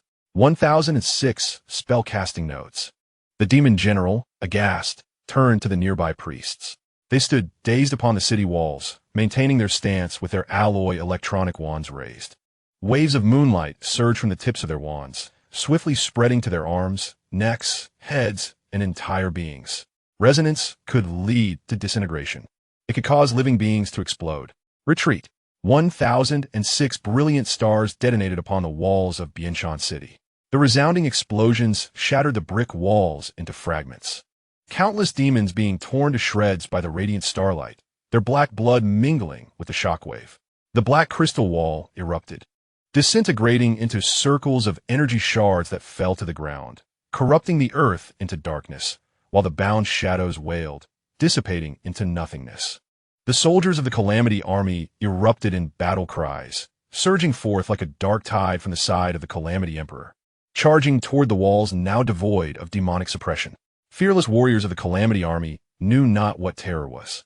Where the Emperor directed his gaze, there the Calamity Army would charge. Victory belonged to the human race, to the Emperor. Loyalty to the Emperor. The demon general, with his bloodied wings flapping, floated in midair, clutching his left arm, his expression twisted in rage. Firepower suppression. The demons, regaining their senses, hastily took to the air to operate nearby dark energy rapid-fire cannons and fallen light spears. The brown-hued earth sword soared, crashing into the already shattered walls with tremendous force. The walls exploded, creating a breach over 30 meters wide, clearing the surrounding area of demons, leaving only torrents of black blood raining down. The ravenous warriors mounted on the backs of transforming soldiers unleashed firepower to suppress the nearby demons. The transforming soldiers of the Calamity Army erupted with energy flames, carrying their comrades, laughing maniacally as they charged toward the breached walls, their cannons further blasting the gap open wider. Countless soldiers of the Calamity Army rushed into the city, bathing in the blood of demons as they activated their berserk skills, swiftly firing upon the armored demons nearby. In berserk mode, the soldiers of the Calamity Army, with their exceptional combat prowess, dominated the battlefield, rendering countless demons incapable of lifting their heads. All demons within the line of fire were ruthlessly targeted, torn to shreds in an instant. In just 3 minutes, the southern wall of Bianshan City fell, and the vanguard of the Calamity Army successfully seized this position, establishing a stronghold to suppress the surrounding tide of demons. The Calamity Emperor, stepping through pools of blood, moved forward, the blood rippling outward, reflecting the flickering laser beams nearby. Zhou Ping'an extended his hand, withdrawing the brown earth sword embedded in the ground, allowing the dark blood of demons to rain down upon his face, dripping steadily as his demeanor remained tranquil. With a thunderous roar, Chief Officer Xiao Li's rain-summoning spell took effect. Dark clouds above Bianshan City unleashed torrential rain, obscuring the demons' vision while bestowing the Calamity Army with a blessing of water, enhancing their sight. Zhou Ping'an lifted his gaze towards the demon general, who defiantly refused to retreat even a step. The demon general, having torn apart a transforming soldier, glared at Zhou Ping'an with a face full of frenzied rage. Zhou Ping'an released his grip on the moonlight sword, allowing it to embed itself into the ground, his index finger pointing at the demon general in the air, gathering the most lethal dark curse beam. Circles of black energy converged towards Zhou Ping'an's fingertip. The demon general, horrified, beheld the black beam that arrived at his forehead in an instant. With a resounding thud, the demon general's head exploded, his face frozen in shock as he plummeted to the ground, crashing into the blood-soaked earth and sending up a wave of crimson. The Calamity Emperor Zhou Ping'an hummed a tune as he grasped the moonlight sword, advancing deeper into the battlefield of Bianshan City. The proper use of high combat power to annihilate the enemy's spell-casting forces, breach the city, and eliminate high-ranking enemy units. The remainder shall be entrusted to the soldiers. Countless warriors of the Zai Jun have sacrificed their lives and spilled their blood to carve out a battlefield for their emperor, unleashing fervent battle cries. Gift for the Red Sheep. Oh yes. Chapter 51. The Lord of the Xia sets forth. The torrential rain continues to fall, mingling with the flowing blood. The Tian Zai Emperor moves slowly as the warriors of the Zai Jun encircle him to form a front line, repeatedly clearing the advancing demons. In the face of an endless tide of demons, the Zai Jun warriors present their finest selves to protect the emperor. The Tian Zai Emperor gazes into the distance, where towering hellish beasts, clad in hellish composite armor, charge forward, flames of crimson hellfire consuming their forms, causing the ground to tremble beneath them. Nearby Zai Jun warriors urgently call for suppressive fire, yet they cannot halt their advance all at once. These beasts possess formidable ranks and sizes, unleashing terrifying effects on the battlefield, swiftly striking with a resounding boom. A brilliant blue sword light erupts, expanding to over 20 meters, violently severing their heads. The hellish beasts collapse onto the streets, obstructing the path, their residual hellfire igniting nearby buildings, only to be extinguished by the relentless rain, ceasing only when one side's energy is completely depleted. The first echelon retreats. The second echelon charges forth. General Xiao De, clad in battle armor, stands behind the emperor, his light magnetic gun continuously blasting the elite demons that leap forward, ensuring no obstacles remain before the emperor. Zhou Ping'an pauses, summoning the war panel for a brief survey. Chuckling softly, the enemy's demon towers and portals are continually replenishing their ranks. While the quality of these demons may be inferior, their numbers are indeed infinite. Behind these demons stands a civilization, a complete demonic civilization. The Xilang Empire has only recently arrived, and it is indeed challenging to compete with such a long-established demonic civilization in terms of numbers. This is not merely a battle for a city. This is a fight for civilization. To seize this place, the portals, demon towers, and all demons must be destroyed. In the distance, a new wave of demons forms. An unrelenting black tide, threatening to engulf everything in its path. Chief Officer Xiao Li, donned in psychic battle armor, stands at the rear. Raindrops cascading down her elegant curves and onto the blood-soaked ground, creating rippling circles. Your Excellency, Lord Su Shan inquires if we require support. Behind you stands a civilization. Behind me is the Xia civilization. The Tianzai Emperor stands amidst the blood, observing the terrified, trembling individuals hidden in cellars and secret passages. The Xilang Empire can confront the demonic civilization. With its rapid evolutionary speed and devouring capabilities, it is merely a matter of time before this place is taken. However, the people here cannot afford to wait. Yet, what is the cost of salvation? BGM. In justice, there are questions that remain unanswered. Everyone yearns to exchange their urgent hearts for a piece of dragon scale. Mama, mama. In the distance, a paladin dashes towards the city outskirts, cradling a crying little girl. While not far behind her is a frail mother who has stumbled and fallen. Behind her looms the approaching demon tide. This is a mother desperately trying to rescue her child from a sea of suffering, placing her last hope for survival in the hands of her offspring. Nearby, Zai Jun warriors hastily redirect their fire in assistance, yet they cannot advance. This area far exceeds the rescue zone. The troops here must defend their position to facilitate support for the rear. Losing the position would mean losing firepower suppression, resulting in more lives that ought to be saved being lost. It is the paladin who has risked venturing beyond the rescue zone to save an ordinary person who would likely perish in the demon tide. The duty of a soldier prevents the warriors from stepping beyond a certain threshold. Yet, the kindness of humanity compels everyone to redirect their aim, buying more time for that frail mother to rise. Alas, it is evident that this mother will struggle to reach the rescue zone before the demon tide arrives. Instinctively, the Tianzai Emperor steps forward, instantly appearing behind the frail mother, his strong form shielding her from the deluge, his voice steady and commanding. Take her away.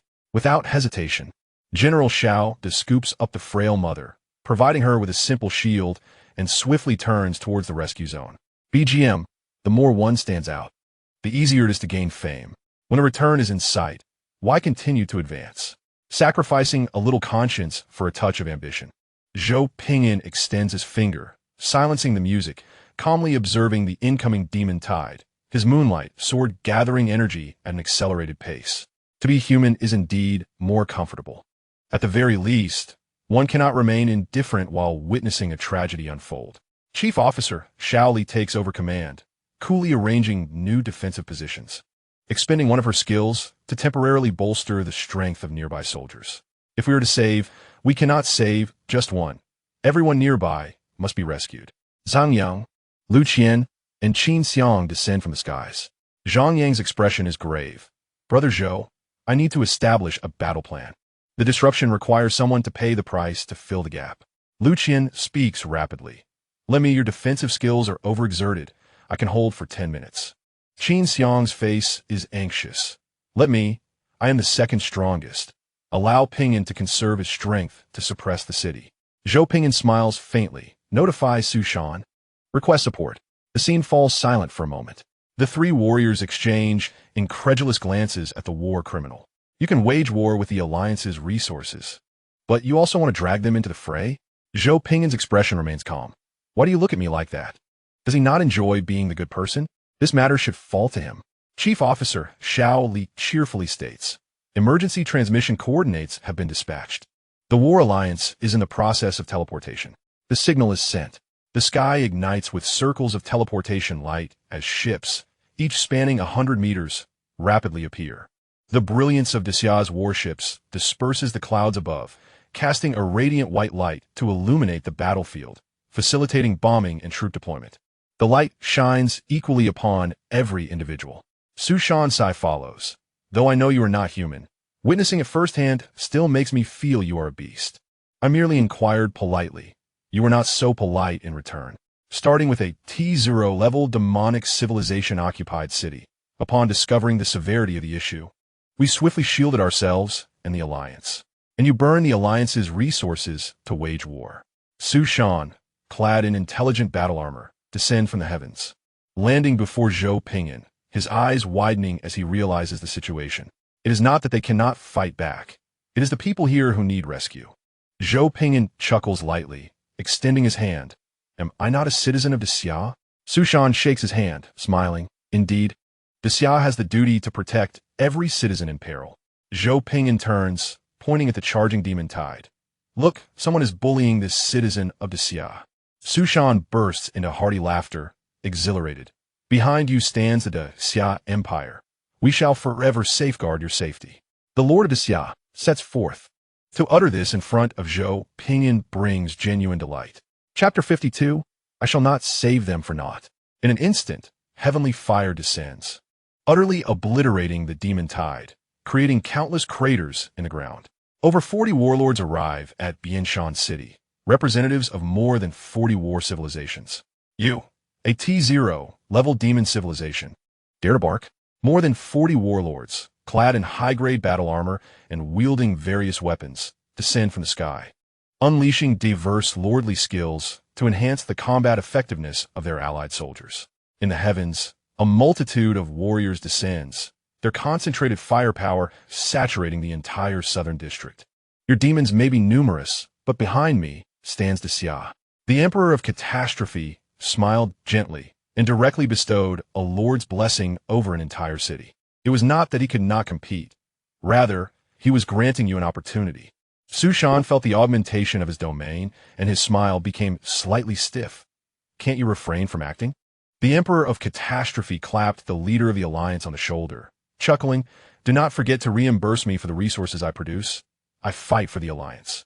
Su Shan's face contorted with anger. You claim to fight for the Alliance, yet you are a war criminal feasting on its resources. You've devoured what S in the bowl and still wish to package what S in the pot. Zhou Ping'an interjected, I still have several technologies to sell. Automated research, you can always rely on me. Su Shan firmly grasped his elder brother's hand. Zhou Gu, you're being too modest. We must seize the opportunity. Did you not hear Zhou Gu mention rewards? Last time, the hydroponic farm had salvaged the morale of the War Alliance. It had been immensely profitable. This time, he wondered what treasures he could glean from his elder brother's fingers. On planet L6, in the second month of the year 0 of the Lord S Chronicle, the War Alliance and the Disaster Wolf Empire captured the first major city, Bianshan City, which had been occupied by T0 demon civilization. The inner city S nobles, opposing the garrison of the Disaster Wolf Empire, were all beheaded and displayed publicly.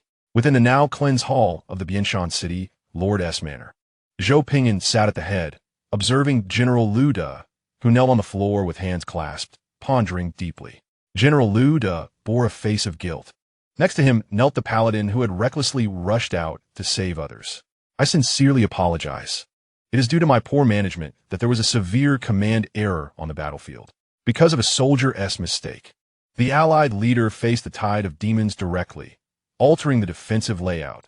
This is a grave battlefield taboo. Moreover, it led the allied leader to summon more troops to the battlefield. The dynamics of the battlefield shift rapidly, and any mistakes could jeopardize the hard-won advantages. This could require many more to fill the gaps. The outcome was favorable, but we cannot overlook the fact that the allied leader was forced to confront the demon tide. Zhou Ping'an tapped his fingers on the table and smiled. I shall do this noble deed just this once. I hope you will showcase our battlefield records to the church upon your return, allowing the church to appreciate our remarkable achievement of capturing Bianshan City overnight. Kindness deserves recognition. The power to annihilate should also be admired. I can direct artillery fire upon the demons, but I can also turn it upon you. The Daxia Alliance is not a soft persimmon, and I'm certainly not one either. This is a successful display of strength. General Liu De accepted the projector with a bitter expression, ultimately bowing in gratitude as he left the hall with the paladin who had erred. Su Shan rubbed his temples. I must say, it is sometimes astonishing how such error-riddled civilizations can operate normally. Zhou Ping'an leaned back in his chair and tossed an apple towards him. So, can you guess why the Daxia Empire is a superpower? Su Shan caught the apple. Resigned. All right. The Daxia cultivates us to alleviate suffering, not to belittle their ignorance. The War Alliance primarily aims to eliminate demon disasters, which is within the bounds of rules. You need not overthink it. Many warlords yearn for a thrilling battle. Haha. With a little maneuvering, this could become a substantial political capital. This is also a splendid opportunity to showcase the strength of the Daxia Alliance to the native civilization. Through this occasion, the members of the War Alliance formally established contact with the Emperor of Catastrophe, paving the way for smoother future developments. Mutual benefits abound. You have technology. I have resources and funds. Zhou Ping'an nodded. That makes sense. Remember me when dividing the cake. Su Shan's expression darkened. Can you not be greedy for everything? Leave me some soup to drink. Zhou Ping'an replied. Oh, so you mean I don't get share the profits I spearheaded? The name I provided. The vanguard I led.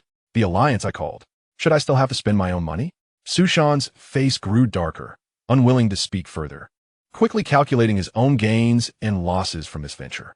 This fellow truly understood the rules, consistently exploiting them legally. Su Shan took a deep breath. 30% of the profits. I'll have the church cover the losses. The T0 level demon civilization extermination coordinates belong to you. Zhou Ping'an's face brightened. Very well. Su Li, let us tally the accounts. Chief Officer Xiao Li adjusted her glasses. The Alliance has secured a primary production. The secondary production standards from the Directorate have yet to be utilized. The T0 level demon civilization extermination coordinates, along with 30% of the profits, plus a war evolution baptism, and numerous T3 mining technologies. The T3 mining extraction technology was the core technology of the former aristocratic family of Bianshan City. Now only the resources of Bianshan City remain unaccounted for. Zhou Ping'an took a sip of tea. I possess T1 level 25 mecha technology. Those willing to forego claiming resource spoils can exchange for T1 level 2 mecha technology based on their achievements. If one is willing to pay, T3 mecha technology can be purchased. Level 4 will be available next month, and level 5 mecha technology will only be accessible after I have developed level 6. By the way, I have some use for the resources of Bianshan City. For many warlords, especially in the early stages, war technology is more crucial than war resources, as they can engage in lawful looting with multiple strategies. However, such actions would undoubtedly lead warlords to spend their own funds, while Zhou Ping'an monopolized the coveted resources and returned home with the mecha technology. Technically speaking, everyone profited, but in terms of resources, everyone suffered immense losses. Su Shan's mouth twitched. Why don't you just go and loot? Zhou Ping'an winked. ISNT this faster than looting? Can't you ask the church for compensation? Su Shan retorted. They're so impoverished they're burning their ancestors. What resources can I possibly ask for? I can't possibly integrate them into the power grid for electricity. I could ask, certainly, but only for a meager amount. The Emperor of Catastrophe chuckled. You see, your conscience is holding you back. Unlike me, I have already made these native sign repayment contracts. And they've all gone down a mine. They work as beasts by day and contribute to the power grid by night. Normal treatment will only be restored once the debt is repaid. It's impossible for me to rescue them for nothing. I possess a modicum of kindness, but not in abundance. Since we are at war, I cannot relax my demands. A weekend off? What nonsense. All holidays are canceled. 8 hours of sleep are integrated into the power grid. 8 hours are spent on learning and entertainment to cultivate combat power, and 8 hours are dedicated to resource production. The highest work standards of Daxia are strictly enforced, with no days off throughout the year, maximizing individual value to provide energy for the vast military system. Normal standards will only be restored once the war concludes. The natives are inherently weak, without making extraordinary sacrifices. Do they truly believe they could defeat demons far beyond their capabilities? Without great sacrifice, there can be no great achievement. A dangerous glimmer flickered in Zhou Ping'an's eyes as he propped his chin on his hands. Next, it would be intriguing to observe how many of these natives would resist such harsh working conditions. In Daxia, a 6-hour workday is already considered extremely arduous. An 8-hour workday is beyond standard expectations. Living a fully scheduled life for 24 hours each day is so cruel that one cannot fathom the depth of their anger. There was a delay in updating due to other matters. The data is lacking. Oh, brothers and sisters, not even 1,000 pleas for updates can be fulfilled. For those who have not given a 5-star review, I kindly ask you to move your fingers and leave a 5-star rating, hastening us toward a 9-point score. Friends with leisure may also assist in promoting the book. Thank you. Putting out the bowl, seeking gifts. Chapter 53, Disaster Wolf Lore this way. After a brief 3-day rest, Chief Officer Xiao Li initiated a grand speech event, allowing the leader of the Disaster Wolf Empire to personally address the public, enlightening these ignorant natives that their days of happiness were irrevocably over. In the future, a stringent adherence to the trifecta of 8-hour work, 8-hour study, and 8-hour sleep shall dictate the miserable existence of contractual servitude. You will lose your precious freedom, poor indigenous folk. The castle at the very heart of the inner city of Bianshansheng has been dismantled, and the soldiers of the disaster army have tirelessly transformed this space into a colossal public square, complete with fountains, grassy areas, flower beets, and shrubs, alongside fitness equipment and benches for rest. Additionally, 2 intersecting thoroughfares have been constructed to facilitate movement throughout the city and promote economic development. The creation of the public square is ingrained in the very DNA of the Daxia lords. Without its establishment, an unsettling sense of incompleteness looms. The walls separating the inner and outer cities have also been removed due to their obstructive nature, given the large audience expected for the speech. Free food and bottled water have been prepared along the roadside, with medical teams stationed every 100 meters to prevent any unfortunate incidents among the frail indigenous populace. Residents are kindly urged to refrain from collapsing in the streets. Should you feel unwell, please seek out the nearby medical teams clad in white. Amidst the clamorous announcements, the flustered indigenous people are compelled, as families, to traverse the streets towards the newly constructed grand public square to heed the speech of the Disaster Wolf Emperor. If you haven't eaten, take this. Look at your pale lips. Do not perish on the streets and disrupt the Emperor's mood. A soldier forcibly hands a box meal to a gaunt man with ashen lips, also providing a bottle of water. The emaciated man, trembling in fear, clutches the offering, paralyzed by apprehension. Have you lost your wits? Move forward. Startled, the thin man shivers and continues to follow the throng, only realizing after several paces that he holds the meal, tears of joy streaming down his cheeks as he hurriedly attempts to open it. A sharp slap on his right hand jolts him, and he looks up to find another armored soldier, this one clad in black, holding a basin of water. Wash your hands before you eat. Give that meal to this fellow. Once you cleaned up, you can have it back. You indigenous folk truly lack hygiene. The trembling man complies, washing his hands before retrieving his meal, urged onward, feeling as though he were in a dream. The lofty knight personally attends to his own hand-washing. Regaining his senses, the gaunt man hastily reopens the box, shoveling a handful of food into his mouth, tears of delight cascading down his face. It is simply delectable. He has never tasted such exquisite fare in his life. This is the ultimate sustenance, worth every hardship. Along the roadside, the black-armored soldiers distributing meals whisper among themselves. These poor indigenous people are truly pitiable. They are reduced to tears. Good heavens, if I were condemned to consume such lifeless, nutrient-deficient meals, I too would weep. Indeed, the cruelty is unfathomable. I shudder to think how they would react upon realizing they are limited to merely 3 meals a day, with no midnight snacks. Correct. The only benefits remaining are the 5 insurances and 1 fund, weekly beverage allowances, and Friday afternoon fitness subsidies. All else has vanished, and they must endure 8-hour workdays. The horror of such conditions is beyond comprehension. An hour and a half later, under the guidance of 300,000 black-armored soldiers and the order maintained by 1 million troops, All indigenous residents of Bianshansheng are forcefully directed to the grand public square. They are compelled to take their seats for the convenience of listening to the emperor's monumental address. The black-armored soldiers spread out, exuding an aura of authority that quells any dissenting spirit among the soon-to-be contractual slaves. Once everyone is assembled, the disaster Emperor Zhou Ping'an, clad in military attire, approaches the central podium of the public square, accompanied by an entourage from the Lord's mansion. The projector activates, casting the figures of the disaster emperor and his high-ranking officials upon the sky. Zhou Ping'an surveys the crowd, momentarily taken aback by the unusual emotional state of the indigenous people. I have yet to deliver my speech. Why are you already in tears? Are you frightened? Huh. Well, you should be. If you weren't, I would have to instill fear in you. He taps the microphone and tests it. Good morning. Can you hear me?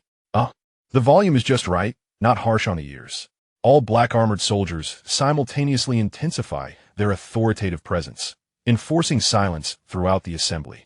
Zhou Ping'an's malevolent grin widens as he opens his arms. Indigenous folk of Bianshansheng, due to your frailty, you have fallen into the grasp of the disaster wolf emperor. From this day forth, you shall know no respite. Destruction value, 1001001001000. The rapid influx of energy surges within him. Zhou Ping'an nods in satisfaction, his smile both arrogant and sinister. Indeed, from now on, you shall rigidly adhere to an 8-hour workday, 8 hours of labor to produce resources, 8 hours of study to enhance your combat prowess, and 8 hours of sleep integrated into the power grid. You are permitted only 1 day of rest per week. Your wages shall increase just once every 3 months. Annual leave is halved, leaving you with a mere 15 days of vacation each year. Bonuses shall be dispensed once a year. Zhou Ping'an exuberantly proclaims the most draconian of working conditions, feeling a rush of exhilaration as his thoughts crystallize and his soul ascends. This is what it means to become a supervillain. The sheer thrill of imposing an 8-hour workday upon these indigenous people is intoxicating. To limit wage increases to every 3 months is truly merciless. Destruction value, 100100100. Yet suddenly, he is taken aback. Why is my energy meter reversing? The disaster emperor Zhou Ping'an wears a look of astonishment, abruptly ceasing to siphon the mental waves of these bewildered indigenous folk. What is wrong with these people? Is the water here tainted with nuclear waste? Surely there is no nuclear power station nearby to instill such folly. Hail! Hail! Hail! The indigenous populace exclaims fervently. Su Shan looks on in shock. Old Zhou, these indigenous people have lost their minds. Qin Xiang, filled with terror, states, I suddenly have no desire to accept the indigenous nation as our subservient allies. Zhang Yang and Lu Qian tremble, nodding in agreement. The prospect of warfare is arduous enough without the additional burden of managing these dim-wit indigenous folk. I shudder to contemplate the toll it would take. General Lu De's sorrow transforms into sheer bewilderment as he gazes at Zhou Ping'an's back in disbelief. I thought you were a tyrannical despot, yet you present such generous benefits? Is this paradise? A sanctuary blessed by the divine? The disaster Emperor Zhou Ping'an, unyielding, adopts a fierce demeanor. The black-armored soldiers swiftly respond, re-releasing their oppressive aura to restore silence. Zhou Ping'an, determined to unveil his ultimate threat, declares with malice, from this day forth, you shall be limited to 3 meals a day, consisting solely of the insipid, nutrient-deprived food hastily produced in hydroponic farms. We shall not concern ourselves with your midnight meals. If you find yourselves hungry, you may only drink the nutritional supplements from the 8 culinary schools. Yes, the very ones I hold in my hand. Zhou Ping'an brandishes a bottle of bland, white nutritional supplement, illustrating the cruelty of denying them delectable food, leaving them to subsist only on such sustenance when hunger strikes at night. Zhang Yang sobs at the mere thought of consuming the supplement. The crowd falls into an eerie silence, many indigenous people staring blankly with tears streaming down their faces. Zhou Ping'an nods in satisfaction, tentatively attempting to absorb the emotional waves of the indigenous folk. Are you frightened now? Have you come to realize my cruelty? Destruction value, 200-200200, withdrawing from his absorption. The disaster Emperor Zhou Ping'an is now engulfed in self-doubt, plagued by a wave of negativity. Have these indigenous people truly lost their minds? Am I really to accept them as subordinates? Have I chosen the wrong path? Disaster Emperors offer destruction value. 300, 300, 300. Hail, hail, hail. The Disaster Emperor Zhou Ping'an feels a sense of frustration. If you wish to chant hail, do so sooner rather than later. Do not delay, for my energy readings are reversing. The Disaster Emperor Zhou Ping'an contemplated a multitude of thoughts in an instant, swiftly devising a remedy. Money, salaries. Such are the harsh conditions that no office worker can bear. With a sweeping gesture, the Disaster Emperor Zhou Ping'an commanded silence, his expression fierce. Let me make this clear. Overtime will yield only double pay, and holiday work will be compensated at triple pay.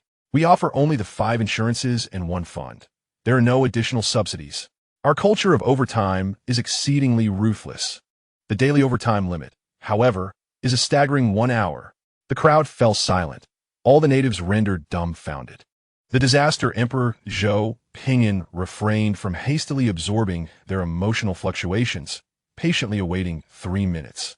Even instructing the black armored army to elucidate to the natives just how terrifying the notion of receiving only double pay for overtime and the 5 insurances and 1 fund truly was.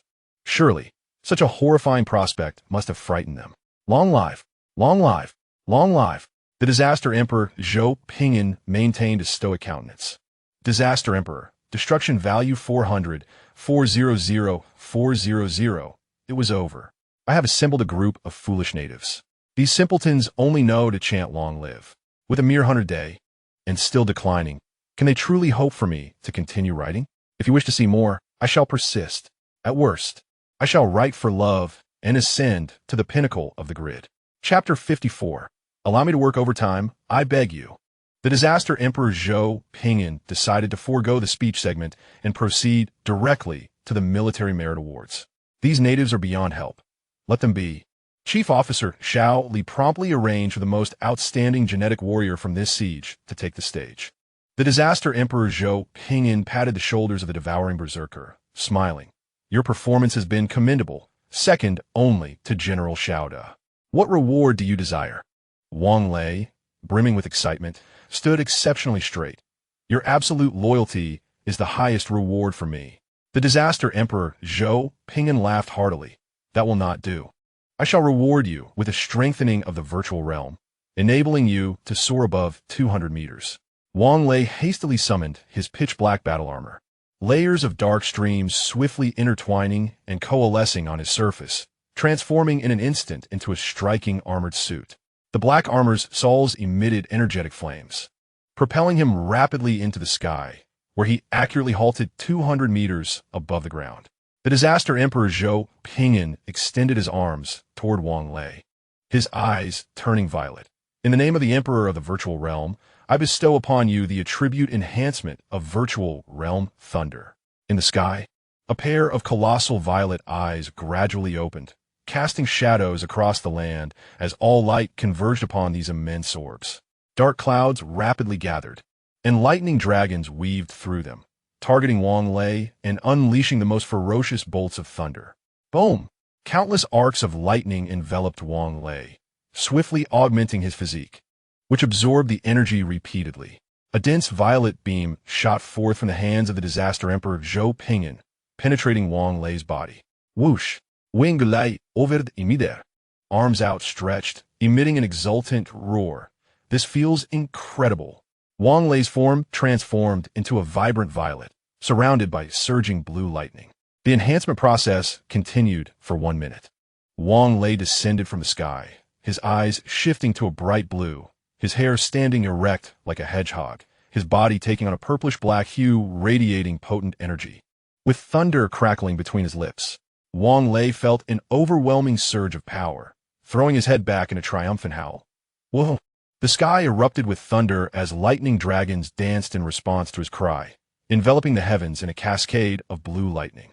After a moment, Wang Lei ceased his howling, his complexion flushed with admiration as he gazed at the emperor. The Disaster Emperor Zhou Ping'an beamed. Is there anything else you desire? Wang Lei stood tall, exhilarated. I desire a wife. The crowd erupted in laughter. Wang Lei, somewhat embarrassed, scratched his head. after fighting alongside the emperor for 4 years. I had no time for romance. Zhou Ping'an laughed until tears streamed down his face. All right, the emperor grants permission. Everyone remember, our hero is Wang Lei, who has received the enhancement of the virtual realm's thunder. Are you satisfied? Wang Lei stood tall, shouting with fervor. Thank you, Emperor. Haha, you may go now. Wang Lei eagerly grasped the emperor's hand, shaking it vigorously for 3 seconds, then swiftly produced his phone for a selfie, posting it online, only to be lightly kicked by Xiao and bounce down from the stage. The disaster Emperor Zhou Ping'an, satisfied, declared, Su Li, arrange the remaining rewards. Natives, do you see? Only those who fight valiantly can earn such rewards. The native populace gazed with fervent admiration, their shouts growing increasingly frenzied. Long live! Long live! Long live! Zhou Ping'an's smile waned slightly. Had he not experienced what came before, he would have laughed heartily.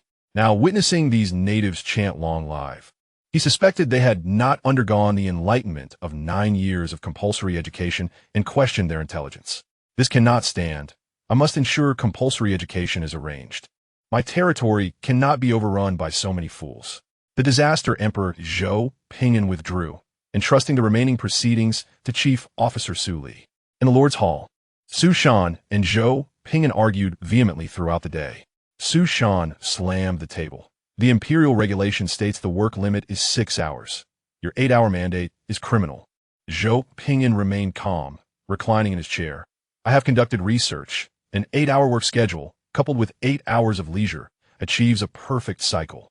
This has been scientifically validated. Do not bark at me. My extreme measures are without fault. Su Shan, infuriated, his veins bulging, at the very least. You should manage late-night meals. You must ensure people are fed. What is this nonsense of giving them nutritional supplements? You have food. If necessary, the Alliance can supply it. The food for 40 million people is hardly beyond the Alliance's means. Zhou Ping'an chuckled. One must invest to reap rewards. If they cannot endure this little hardship, how can their civilization ever rise? Are we to protect them for eternity? Su Shan took a deep breath. 6-hour work system. Zhang Yang, pale as a ghost, trembling, staggered in, aided by personal guards, and collapsed into a chair. Brother Zhou, I have personally experienced it. Their overtime is inhumane. While Su Shan and Zhou Ping'an were embroiled in argument, Zhang Yang undertook a citywide live broadcast to the mines, demonstrating the brutality and inhumanity of the 8-hour work system to the natives. Zhou Ping'an nodded in satisfaction.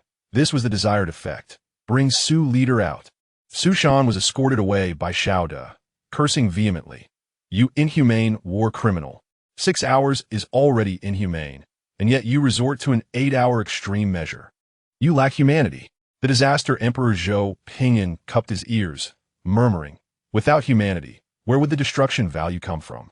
Xiaoyang, where's the test video? Let me see.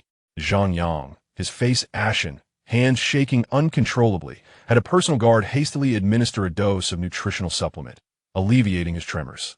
Zhang Yang burst into tears. It is inhumane, utterly inhumane.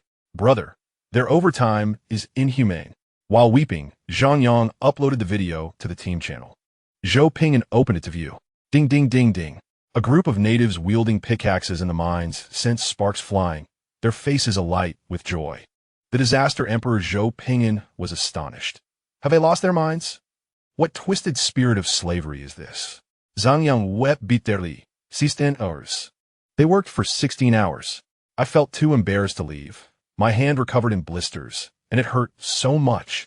If it weren't for needing the natives to forcibly integrate into the grid for sleep, I wouldn't have had a chance to leave the mine.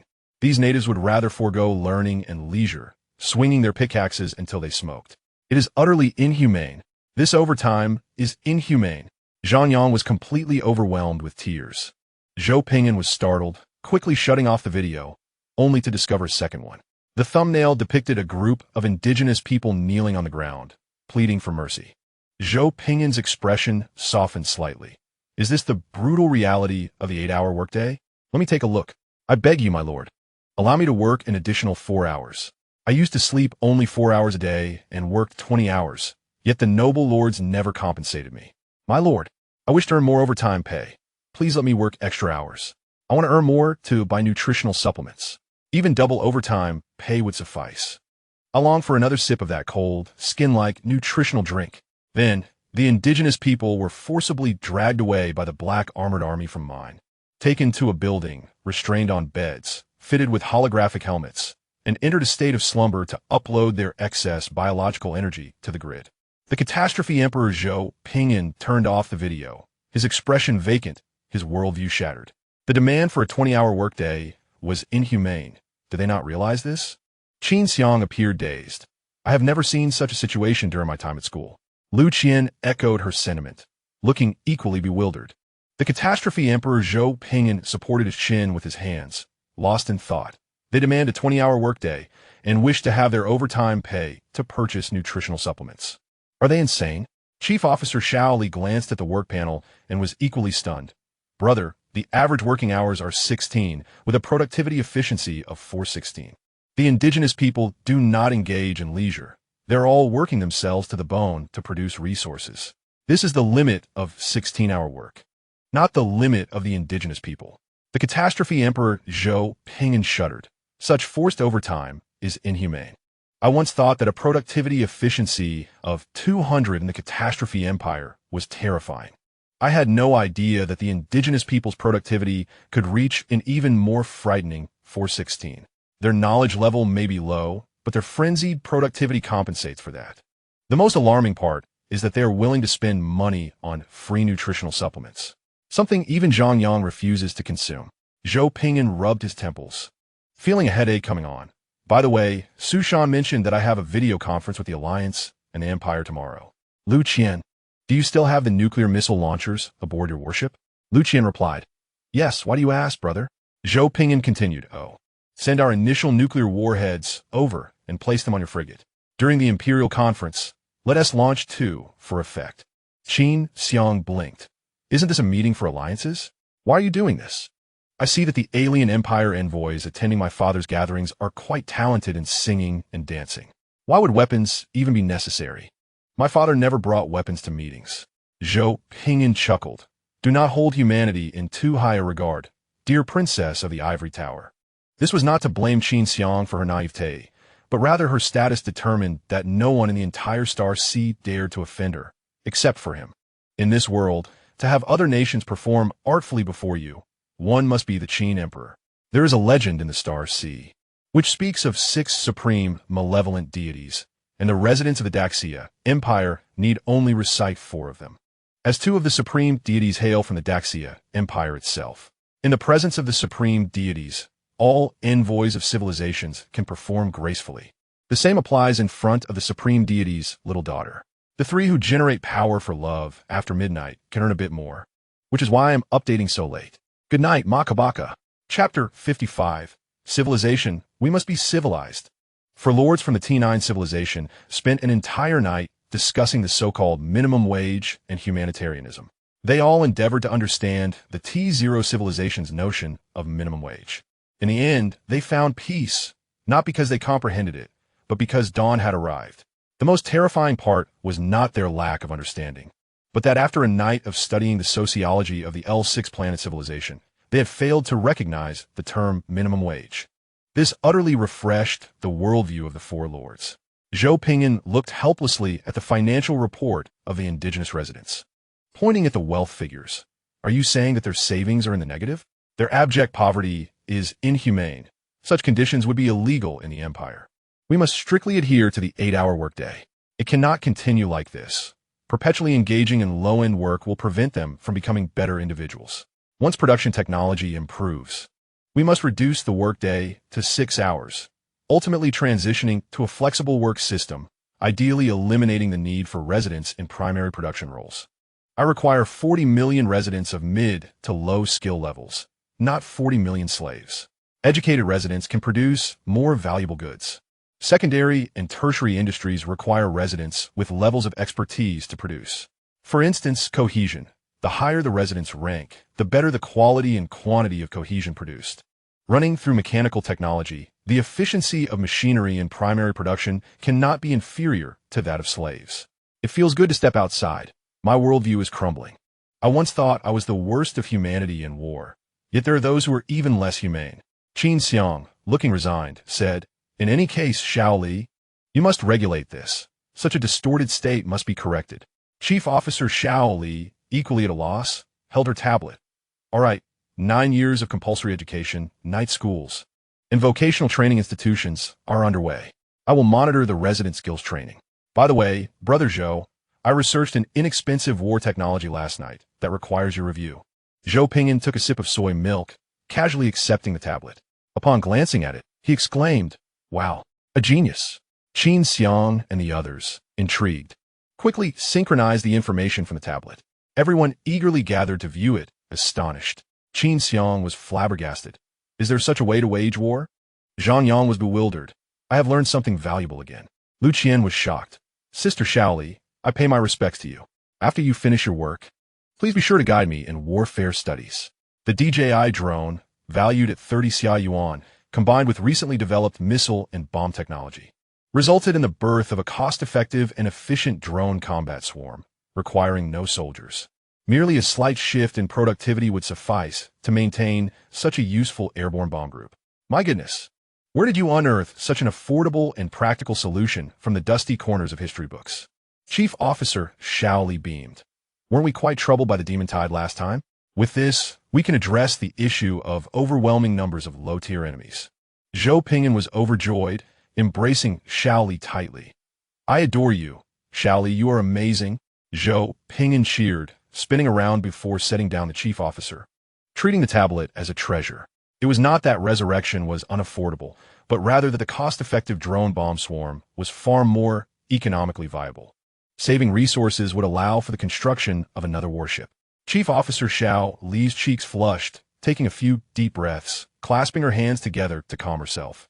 Her voice sweetly ringing. "Brother, should we sell this technology to the Alliance?" Zhou Ping'an hesitated for a moment, but ultimately chose a different approach. "Let us share it for free with them. This technology can significantly reduce the combat losses of our Daxia Alliance members. The Alliance shares common technology with us for free. We cannot be so ungrateful. By the way, set the price for T1 Level 3 mechs to recoup some profits. It's free, but not entirely so. A touch of conscience, but not overwhelmingly so." "Understood. I have already raised the mech technology prices by 35. A small profit." Chief Officer Xiao Li promptly shared the research package and usage plan to the Alliance Technology Repository. Qin Xiang glanced at the time. "It's time for the meeting. Let us prepare." Zhou Ping'an returned the tablet. "All right, I'll check in with Su Shan first." The video conference was initiated. Su Shan, clad in military attire, sat upright with a solemn expression, exuding an aura of authority befitting a leader. "Ah, Lao Su, good morning," came a casual voice. Su Shan, momentarily perturbed, relinquished his formal posture and retrieved a cup of milk from off-screen, sipping through a straw. "I thought it was the Empire," he remarked. Has Su Li shared the strategy? A swarm of drone bombs. This is promising. Wait, no cost? That is not like you." Zhou Ping'an chuckled. "The price of mechas has risen by 35. It's a small profit." Su Shan, momentarily speechless, replied, "Well, thank you for your contributions to the Alliance. It will not forget your efforts." Zhou Ping'an waved it off. "No need for thanks. It's only right." Su Shan countered, "Climb on. I haven't thanked you." Zhou Ping'an shrugged. "By the way, how do you plan to negotiate with the Empire?" Su Shan, resting his chin on his hand, sighed. "Just a normal discussion. The number of demons is too great. If we don't unite, these natives will surely face annihilation." Zhou Ping'an pressed on with a smile. "I have prepared nuclear weapons. They may not understand, but they will certainly comply." Su Shan, exasperated, stated, "How did my great motherland raise such a scourge as you? Civilization must be preserved. We are a cultured nation, and we must act like civilized people. We must help them understand to gain their genuine support. They need to feel the light of wisdom to truly embrace civilization and the essence of truth." Zhou Ping'an chuckled softly. "Isn't ignorance and folly also an efficient tool?"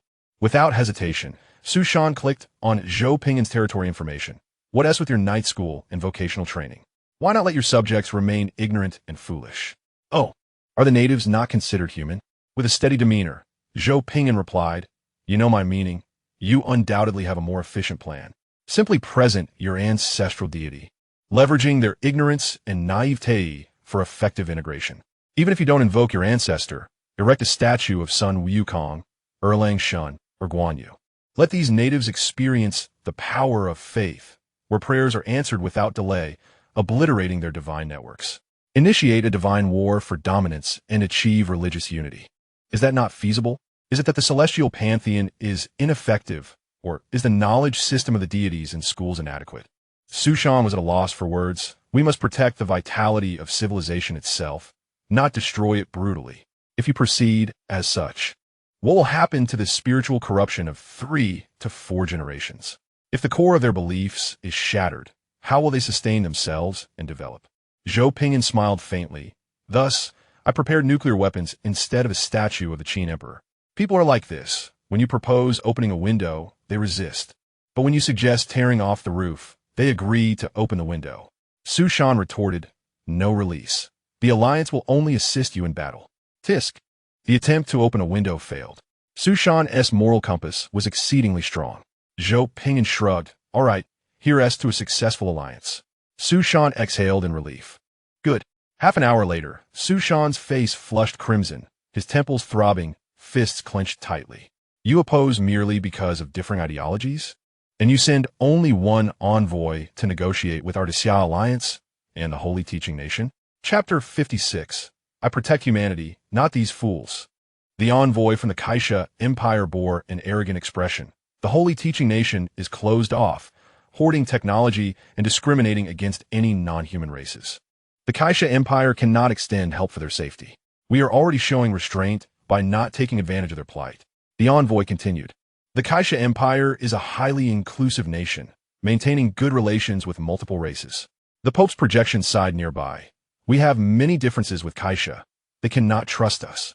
Su Shan inhaled deeply. The video has been sent. The demonic calamity has already emerged. All civilizations must unite, or we cannot withstand this disaster. The Kaisha envoy laughed, It's the people of the holy nation who are dying. What does that have to do with us? Little brat. Don't think that just because you have a bit of technology, you can act like an ancient noble. In the presence of true ancient nobles, you would have to crawl on the ground and lick our shoes. You lowly peasant, humph. The Kaisha envoy abruptly ended the video call. Su Shan stared blankly at the disconnected screen. As a young master of the Su family from the capital of the Desya Empire, son of a general from the god of war lineage, and an heir to the celestial war pantheon, he had garnered countless honors and was recognized by numerous powerful beings and deities. With a single command, he could summon 800,000 warriors from the divine protector ranks. Yet, he was belittled as a lowly peasant by a native. Su Shan, who had worked tirelessly for their protection, faced this humiliation for the first time in his life as the leader of the Desya alliance. Zhou Ping'an remarked pensively, when a race splits into 2 empires, the contradictions must be intense. I just didn't expect them to be so fierce. I sensed this, hence the preparation of nuclear weapons. But I didn't anticipate such provocation. Su Shan stared blankly at the position of the Kaisha envoy, his eyes glistening with tears. Zhou Ping'an sighed. I hope we can avoid using the nuclear weapons. Like you, I wish for more beauty in this world. Su Shan wiped his eyes. Do not unleash them. Zhou Ping'an placed a hand on his forehead. You truly are a good-hearted person. Your nobility will only serve as an excuse for them to humiliate you. Su Shan gnashed his teeth. Infuriated by the ignorance and folly of these natives, Desya protects human civilization, right? Zhou Ping'an acknowledged, yes, what of it?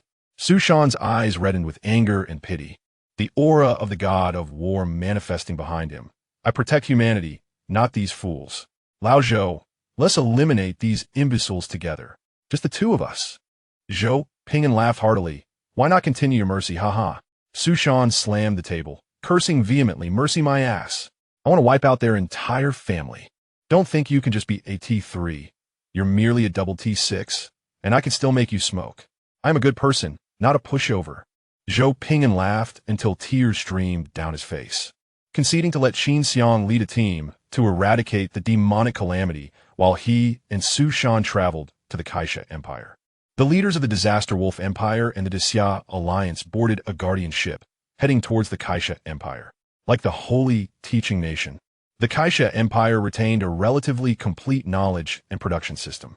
However, due to a break in succession, much knowledge was lost upon the passing of the older generation. The reasons for this break were all too real, struggles for power and influence. To address this, the Kaisha Empire established an ancient academy dedicated to studying ancient knowledge. Achieving some results, but not enough. They remained unable to prevent the entire empire from sliding into the abyss. A detrimental atmosphere pervaded the Kaisha Empire, corrupting their societal structure. If the culture were even slightly normal, they would not engage in such foolish actions. As Zhou Ping'an perused the documents, he frowned increasingly. What were you thinking before? Didn't you investigate? Su Shan sighed. I did, but I didn't expect them to make the worst choices. A poor outcome inevitably stems from a series of unfortunate precedents. Zhou Ping'an, confused, asked, did you not clarify the value of the Xiao Alliance? Su San Zipli? They said I was dreaming well and should be more realistic next time. They even suggested I work as a helper in their ancient academy to learn genuine ancient knowledge instead of relying on folk science. The highly educated Su Shan, graduated from the prestigious military academy of the capital, was regarded as a quack by the natives. Zhou Ping'an, this is Ralisha the Mumin. Loving fartily. Su Shan retorted coldly. You laugh all you want. When the promotional video was sent, they looked down upon your shabby warship the most. Had I known, I wouldn't have included you. It's truly embarrassing. Zhou Ping'an remained speechless, concluding that they simply did not comprehend the intrinsic value of his strategy to dismantle their forces. Opting not to elaborate further as he prepared to unleash his power upon them, Su Shan paused briefly before calmly stating that he had regained his composure. Our mutual objective of humiliation will suffice. You should withdraw that nuclear warship to a safe distance. Zhou Ping'an blinked in confusion, inquiring about the nuclear warship he mentioned. Su Shan, expressionless while wielding the divine sword of war, revealed that his reconnaissance technology had rendered Zhou's modest holographic projection ineffective. Zhou Ping'an retorted, am I truly that ruthless? Wang Lei, shift the vessel slightly. After all, I cannot afford to risk damaging it without a backup. Zhou Ping'an chuckled, so now that you are calm, has your perspective changed? Su Shan's demeanor remained unyielding, contemplating whether to eradicate the root of the problem. Zhou Ping'an remarked, a more contemplative approach. Kaisa, oh Kaisa, why did you provoke him? Now, your entire family faces dire consequences. Su Shan added, I do not kill out of rage, but for efficiency. Zhou Ping'an insisted, no need for explanations. I shall be more decisive when the time comes. Su Shan grimaced slightly. There is no need to be excessively cruel. I am merely angered by their obstruction of the alliance, not seeking their total annihilation. Leader, we cannot advance. There is a surveillance network ahead, reported a subordinate. Zhou Ping'an stood, donning his black and red military attire, and smiled. Shall we proceed? Su Shan rose, summoning a complete set of war artifacts, his expression serene. Let us go. The duo of Brother Gua and Tycoon Brother embarked on their first collaboration. Although Su Shan's power was relatively modest, his innate talents, divine physique, and artifact set compensated significantly. The cataclysmic emperor hovered in the air, directly emanating his divine visage. A towering, violet-hued avatar clad in imperial garb gazed down upon the vast, multi-layered circular city beneath. The leader of the Daxia Alliance, Su Shan, submissively acknowledged his superior as the Daxia war god materialized, donning the illustrious armor of war. Casting a fleeting glance at his son before surveying the city below, instinctively furrowing his brow, the violet avatar mirrored the frown. Zhou Ping'an and Su Shan's brows furrowed in unison. Zhou Ping'an, visibly displeased, summoned the moonlight sword, exclaiming, what is this refuse? The chaotic energies are swirling, and countless thoughts are fragmented, transforming all beings into mere shards. Su Shan reasoned, to be fair, I initially believed that merely eliminating a few high-ranking imperial officials would suffice to demonstrate our strength. However, it appears a broader purge is necessary. Zhou Ping'an asked, shall I strike first, or will you? Together? Very well. The cataclysmic emperor's eyes turned violet, entering a state of combat readiness as he unleashed his overwhelming aura upon the surrounding realm. The war monarch resonated with his divine artifacts and his father's presence, reaching peak performance as a terrifying wave of war pressure descended upon the world. The capital of the Kaisa Empire, which had only sounded its alarm 7 times since antiquity, now emitted its 8th desperate wail. Warning. Divine invasion. Warning. Divine invasion. The cataclysmic emperor, the war monarch, proclaimed, royal family of the Kaisa Empire, submit or perish. The esteemed military academy of the Daxia Empire offered courses on divine entities. In Nuan City, the capital of the Kaisa Empire, renowned for its comprehensive military defenses, the alarm blared incessantly. The Kaisa Emperor, clad in T3 intelligent battle armor and wielding a scepter capable of releasing light spears, gazed calmly at the two divine avatars in the sky. After a moment's hesitation, he inquired, "Why would the gods of the human race attack us? Furthermore, they do not appear to be deities from the holy teachings." It was evident that these were genuine beings with free will. The courtiers behind the Kaisa Emperor exchanged bewildered glances, their faces a portrait of confusion. Above Nuan City, a pale blue energy shield enveloped the entire city as countless light spears ascended from their concealed positions, targeting the divine figures above. The Kaisa Emperor raised his hand in a gesture of restraint, his expression grave. "Hold your fire. This is the first appearance of divine beings since the Cataclysm. We must ascertain the situation. Bring me the microphone." "Here it is, Your Majesty." The Kaisa Emperor took the microphone, his demeanor solemn and dignified, preparing to politely inquire, but was interrupted by an itch in his nose. Achoo! A resounding sneeze resonated through the city, amplified by the speakers directed at the divine figures, morphing into a sonic assault that struck the two avatars. In an instant, silence enveloped the city. The Kaisa Emperor stared in horror at the microphone he had inadvertently crushed in his hand due to the sneeze. The courtiers gaped in disbelief at their emperor's unintended sonic attack on the divine beings. This was disastrous. In the sky, Zhou Ping'an was momentarily taken aback, his ears ringing from the sonic onslaught, unable to believe what he witnessed in Nuan City below. "You think the emperor of the virtual realm won't unleash his power? Do you perceive me as a mere sickly cat?" Su Shan's head buzzed as he stared in disbelief towards the palace. Did they just launch a sonic attack at us? Was it that my artifact set was insufficiently powerful, or was my father's divine presence lacking? I concede that we had restrained ourselves somewhat, but this blatant disrespect is too much. Su Shan's astonishment gradually morphed into fury, his fists clenched. "These native fools are utterly uncouth." Zhou Ping'an, incensed, dove toward Nuan City, shouting, "Do not hinder me. I shall eradicate these ill-mannered wretches." Su Shan, e guali en they, followed suit. "Do they truly believe that I am a patient soul who will not retaliate?" The avatars of the virtual emperor and the war monarch surged downward in unison, their weapons rapidly charging, illuminated by a dangerous glow. Boom! The two furious avatars unleashed formidable beams upon the palace, their high-energy attributes overpowering the lower ones.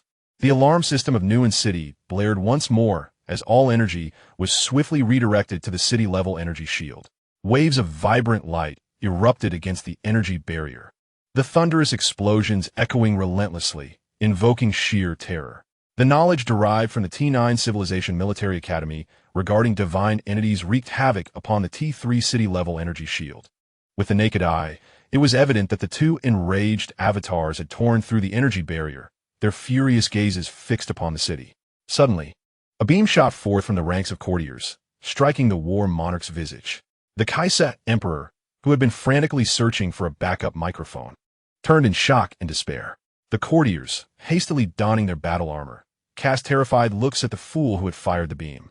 The fool, overwhelmed by despair, watched as the rapidly firing cannon followed the divine figure's head with precision. "It's on automatic fire." The Kaisa Emperor bellowed in desperation. "Who authorized you to use a lock-on attack?" Lock-on attacks are typically employed in scenarios where threats surface, capable of swiftly eliminating any adversary threatening the ancient nobility.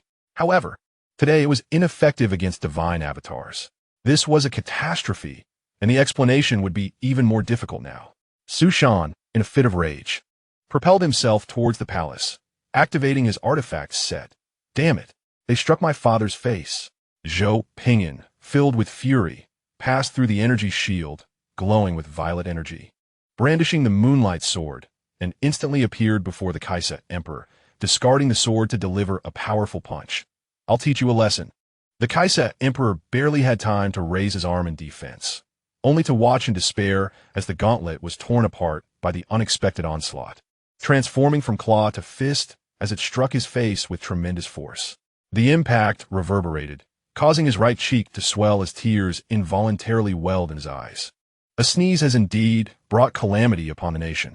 Su Shan charged into the fray, mercilessly assaulting the assembled courtiers, who were still struggling to don their battle armor, leaving them battered and bruised. Zhou Ping'an fully leveraged the attributes of the virtual realm to overwhelm his opponent, tearing apart all of his armor without allowing him to exert even the slightest advantage of rank, leaving him battered and bruised. It was proven that ambush tactics are indeed highly effective, particularly when the adversary is unprepared for defense and their civilization level is vastly inferior. Zhou Ping'an seized the collar of the Caixia Emperor, his face a mask of fury. Do you agree or not? Su Shan stood beside him, equally enraged. Yes. Do you agree or not? The Caixia Emperor, his mind a muddle, with one eye swollen shut and the other barely open, stammered W.A.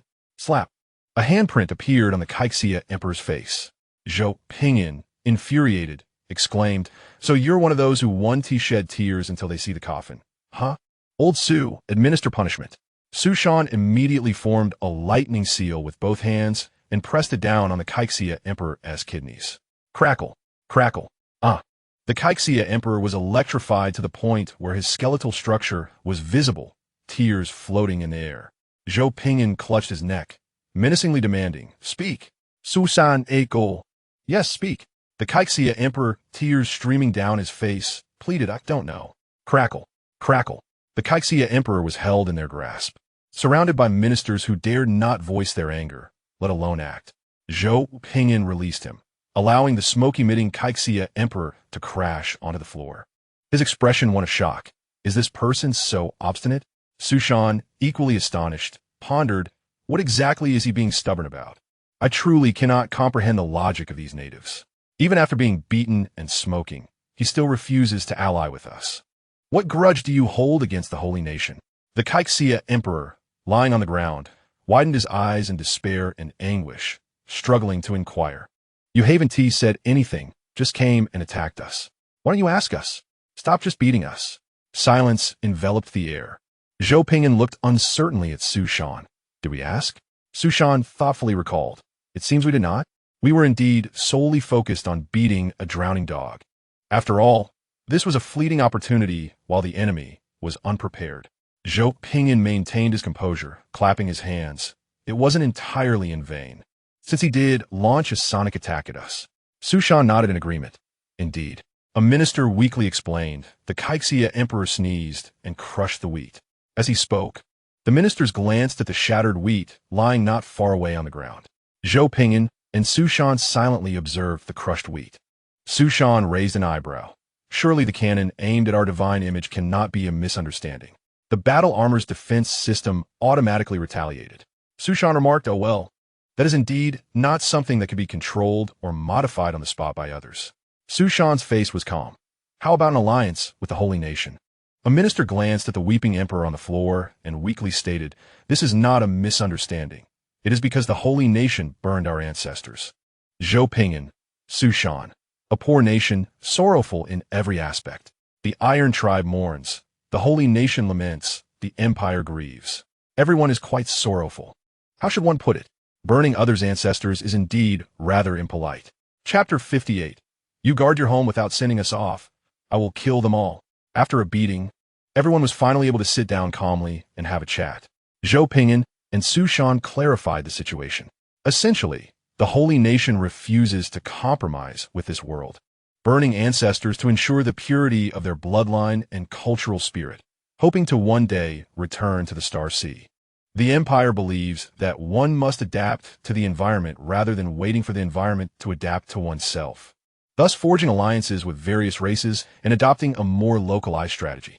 Strong adaptability is essential for better resource accumulation and development. It is difficult to ascertain right from wrong. One can only say that they chose different paths for survival. The point of division between the two empires stemmed from the holy nation burning everyone's ancestors. Silence hung in the air, a calm bridge for the night. Zhou Ping'an and Su Shan exchanged glances, momentarily unsure of how to evaluate this matter. As it turns out, this situation is quite tricky. Su Shan stared in disbelief. Don't you have resurrection technology? Why not just resurrect them? Zhou Ping'an replied, Body, soul. You must leave me something to pinpoint the restoration of the whole, right? It hasn't been long since they were burned. Where would I arrange for their resurrection?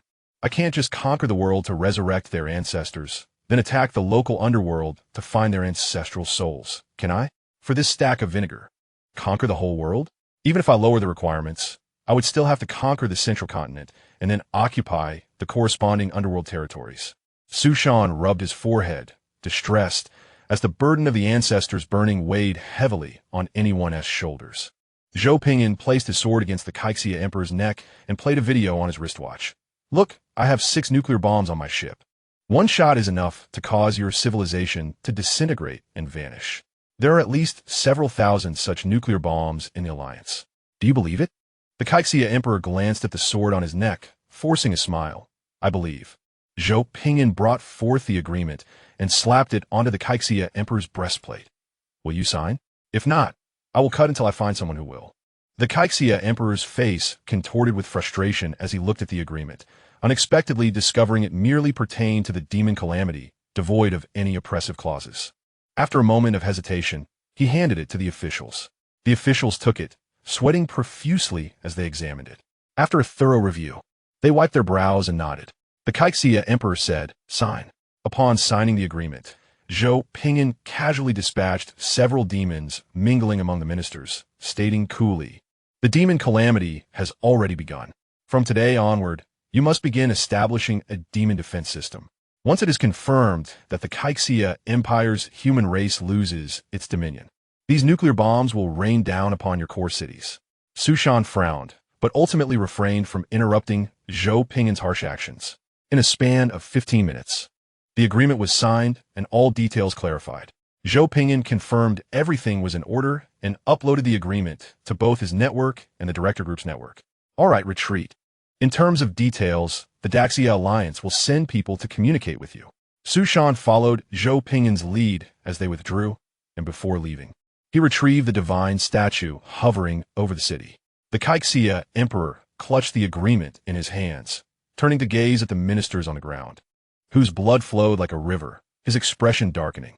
Who is handling the demon cult issue? The Empire was not unaware of this matter. They simply did not anticipate the severity of the situation. It was severe enough for 2 powerful deities to descend and tear apart the energy shield, arriving at the palace. The Emperor replied, "It is the ministers." The Caixia Emperor commanded, "Execute him. This matter will be personally handled by the Chancellor." The ministers wept, kneeling, "Thank you, Emperor, for your great grace. Long live the Emperor." Su Shan, seated in the escort ship, collected his weapons and artifacts, sighing in resignation. To be honest, I do not wish to resolve issues in such a brutal manner. We are all of the human race. Why make things so unpleasant? Zhou Ping'an shrugged. Your method is not ineffective. It is merely too time-consuming. It is irresponsible to those civilians suffering from demon incursions. Accomplishment is more important than perfection. As long as it is usable, what is there to fuss about? Su Shan was left speechless. I do not wish to argue with you. We will proceed as you say this time. How is the handling of the demon calamity on your side? Zhou Ping'an opened the panel to check and raised an eyebrow. It's going well. We are hastily clearing the nearby demon forces. Su Shan fell silent for a moment, solemnly stating, the Deist Lord and the Astrological Lord have predicted that planet L6 is teeming with demons. Zhou Ping'an responded, that aligns with the intelligence I received. Su Shan remarked, then the problem arises. What we have encountered is merely the tip of the iceberg. Where are all those demons hiding? The escort ship patrolled the skies, undoubtedly finding nothing above. The most terrifying aspect is not merely the existence of a demon calamity, but the awareness of it with eyes wide open, yet not witnessing a corresponding scale of demon tide. Zhou Ping'an stated calmly, in subspace, such as the realm of the deities, in the realm of divine spaces, we have encountered an organized army of demons. Su Shan rubbed his temples. This implies that within the uncharted subspace dimensions, there exists a realm brimming with demons. Alternatively, the subterranean depths of planet L6 may be teeming with them. Regardless of which scenario is true, neither portends good news. Zhou Ping'an wore a contented expression, his hands resting upon his abdomen. Remain calm. You discuss your alliances while I deal with my demons. With our combined efforts, we shall surely prevail. Su Shan sighed in resignation. Let's hope so. Beep beep. Zhou Ping'an connected the video call and saw Qin Xiang soaring through the sky, the backdrop shifting rapidly. With fireballs over 20 meters in diameter streaking past, Qin Xiang shouted urgently, "Ping'an, come back quickly. A multitude of demons are attacking the city." Zhou Ping'an sat up straight. "Send the coordinates."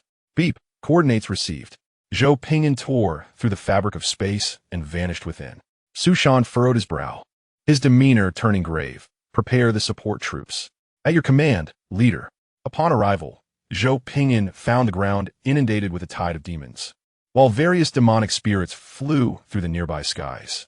A swarm of self-destructing drones, valued at 30 yuan, carried explosives into the demonic tide, crashing into it and creating but a ripple before being swiftly engulfed. Zhou Ping'an turned to see Bianshan City in the east. Without a moment's hesitation, he drew the moonlight sword and slashed at the ground. The virtual energy transformed into terrifying sword energy that cleaved into the earth, tearing it open with a tremendous gash. Boom!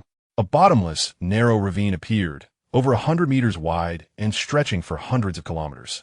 Within the chasm, countless sword energies roared and surged. The charging demons attempted to halt, but were unable to stop, pushed forward by those behind them, screaming as they plummeted into the abyss. Torn to shreds by the sword energies, blood mingling with the whirling blades.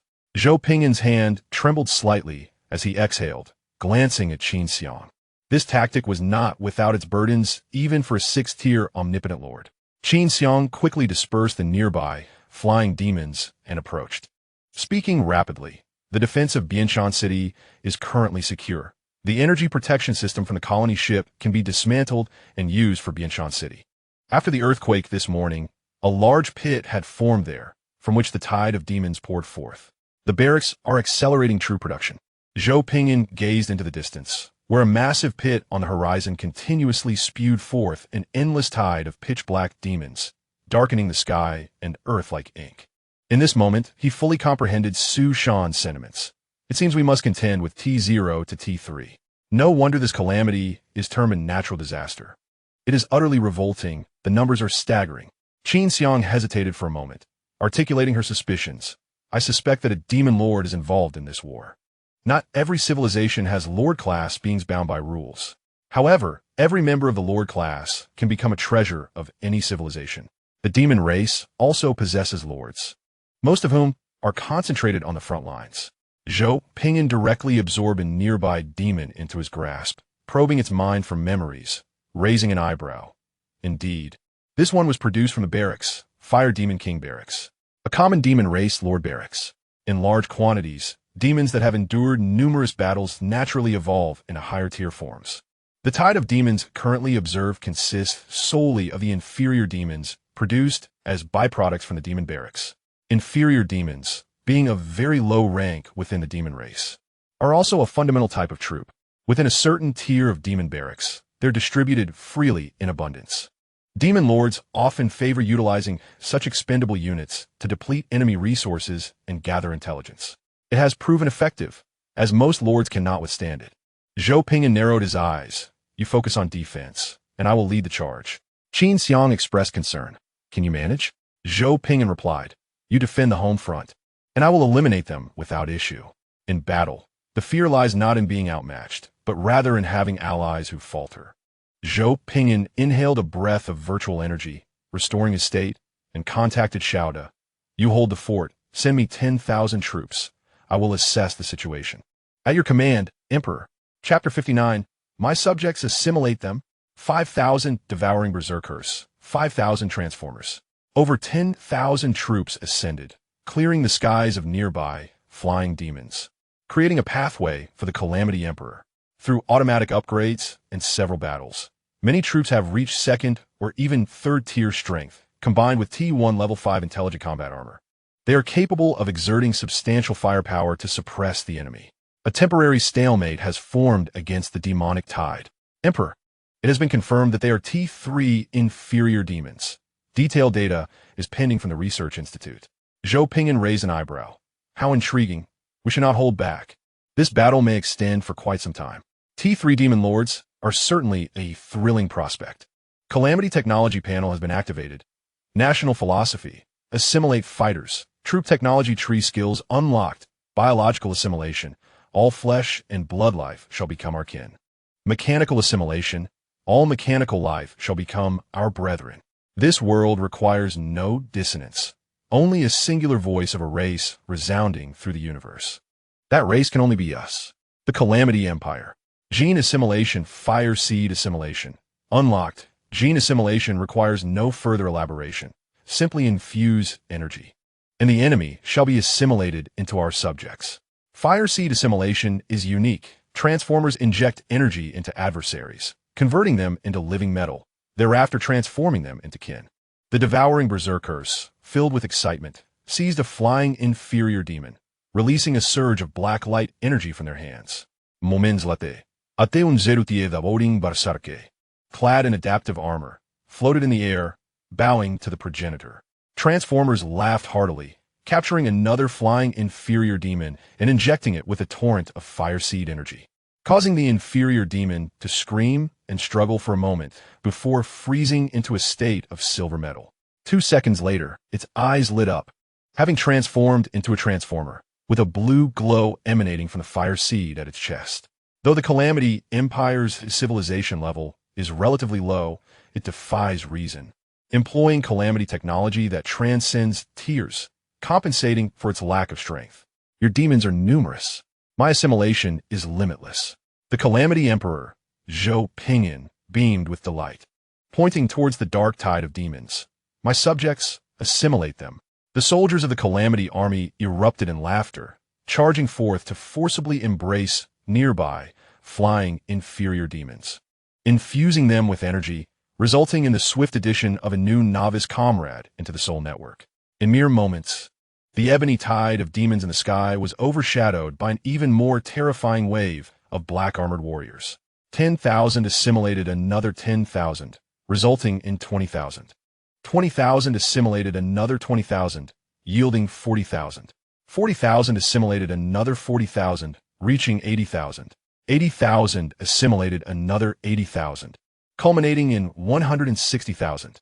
In less than a minute, troop numbers surged to nearly 200,000. This was merely the initial level of the assimilation skill, yet to be upgraded. This exemplifies the exponential growth potential of assimilation. Zhou Ping'an laughed heartily, seizing the opportunity before the opposing demon lord could react, directly bestowing speed. Calamity Emperor, Zhou Ping'an speed 100, resistance 20, assimilation speed 100. The soldiers of the Calamity army grinned widely, seizing the inferior demons and fervently assimilating them. Your tide of demons is impressive. It now belongs to me. In just a few minutes, the aerial tide of flying demons was entirely assimilated, with many novice soldiers diving towards the ground, forcibly capturing groups of demons for assimilation. In a mere 7 or 8 minutes, the Plague Legion had successfully assimilated a vast expanse of territory, establishing an effective front against the demonic tide.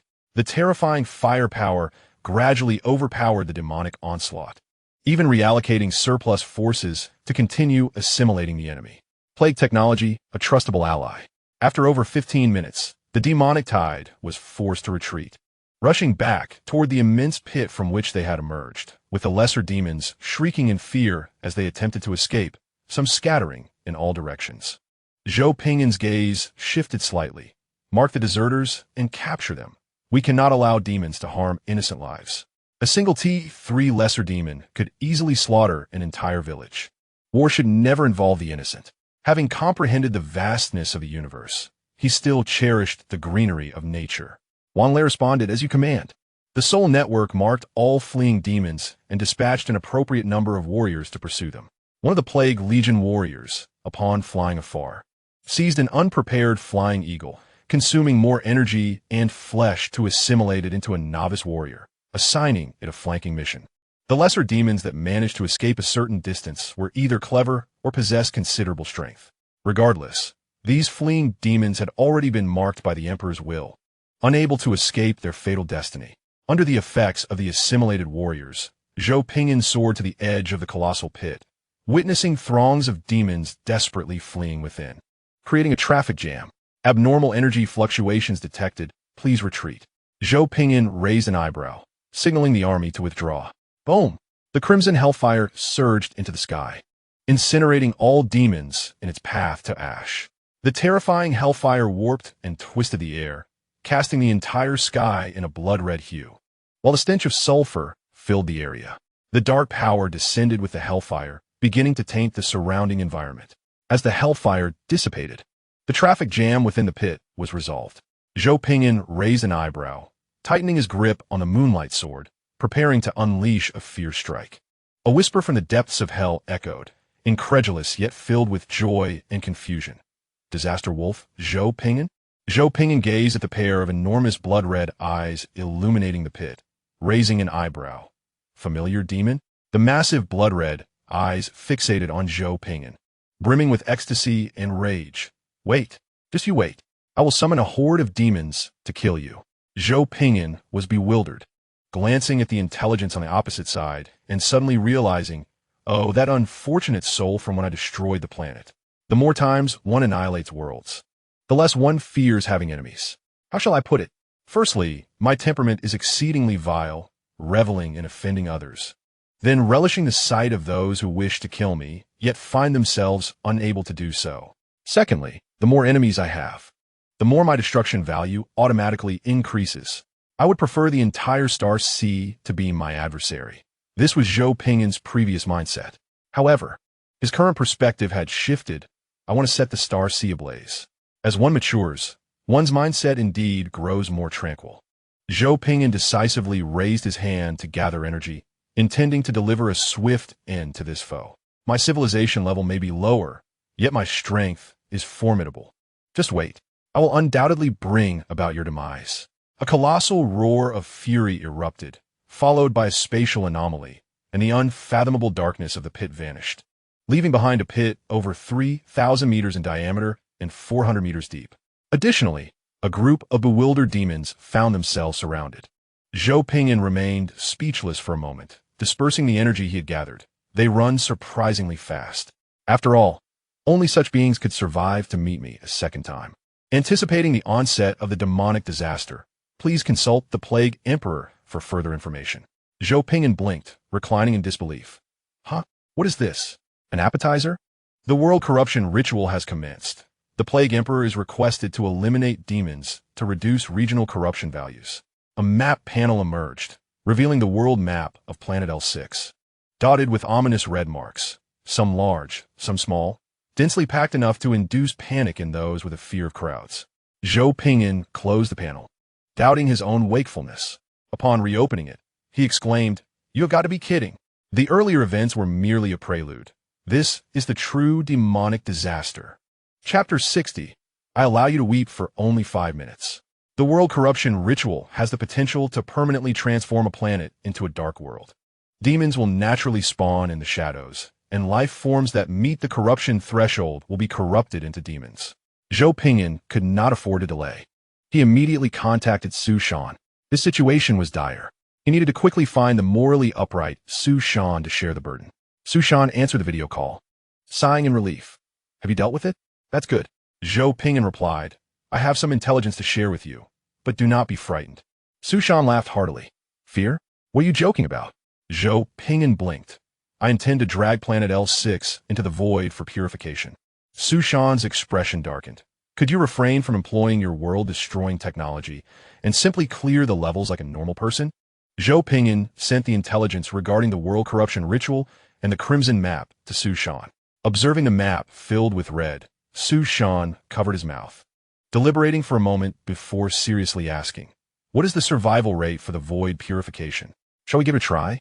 "Brother Su, I admit I may have spoken a bit too loudly just now." Zhou Ping'an rolled his eyes. "I was joking. If we truly drag it into the void, planet L6 will be utterly finished." The void, also known as the Void Universe, is a subsidiary universe of the main universe, harboring boundless primal energy and countless unknown powerful deities and demons. Once drawn out, planet L6 could end up in any condition except for the survival of surface civilizations. Su Shan clutched his head in despair. "What can I do? I'm just a recent graduate. I'm merely a 21-year-old who just celebrated his birthday. I thought I had reached my limit with the anxiety I felt before, but it seems I can still face utter devastation again. I am truly losing my mind. What a ridiculous trial this is." Zhou Ping'an scratched his head, attempting to console him. Stay calm, stay calm. We do have nuclear weapons. Su Shan placed his forehead in his palm. And then what? Directly targets cities inhabited by numerous life forms? Some ritual locations are clearly cities with substantial populations. It doesn't matter which side we choose to sacrifice. It's all flesh. Zhou Ping'an silently stared at the sky. Once unified, let us take down the underworld. Su Shan's expression contorted, battling within himself. His previous anxiety resurfaced, fighting the demonic disaster, unifying the 5 continents, and attacking the underworld. Who still remembers that we initially only needed to run through the technology to clear the levels? Zhou Ping'an reminded him. Conscience is worthless if you sell it, but if you wish to keep it, it becomes precious. Utilizing nuclear weapons to disrupt the world corruption ritual is entirely feasible. Setting aside the inhumane nature of the method, it could indeed prevent the civilization on this planet from heading toward extinction. Su Shan might conceive a better, more humane solution.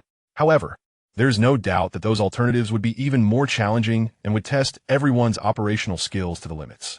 Being a good person is often far more difficult than being a villain. Su Shan took a deep breath. The void.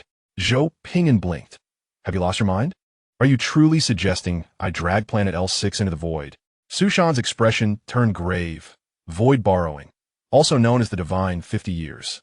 It involves signing a contract with the powerful deities of the void, gaining immense blessings for 50 years, and then paying a heavy price after that period. Even the slightest mishap could lead to the invasion of the main universe by void species. Numerous civilizations have paid the price for this. In the history of the Star Sea, only one individual managed to sign a contract with the gods of the void without facing consequences. Qin Huang. The method was quite simple. He simply beat up all the deities that came to collect their dues. Zhou Ping'an stroked his chin. You are even more reckless than I. The price to be paid 50 years from now is not something an ordinary civilization can afford. Su Shan clenched his teeth tightly. You hold the title of Virtual Realm Emperor, and the Alliance has proposed a contract based on your position, solidifying your esteemed title. 50 years hence, there will be some room for maneuver. It is unwise to seek out other deities of the virtual realm, for they harbor a deep-seated hatred for the Xia Empire, eager to impose the harshest penalties within their power. It is far more prudent to rely on our own. Zhou Ping'an blinked. My title of Virtual Realm Emperor is indeed a reality, but if you wish to reinforce it, I am open to that. Outsiders may perceive it as a mere nominal title, unaware of its true value. Zhou Ping'an swiftly calculated through the soul network, narrowing his eyes. It is insufficient.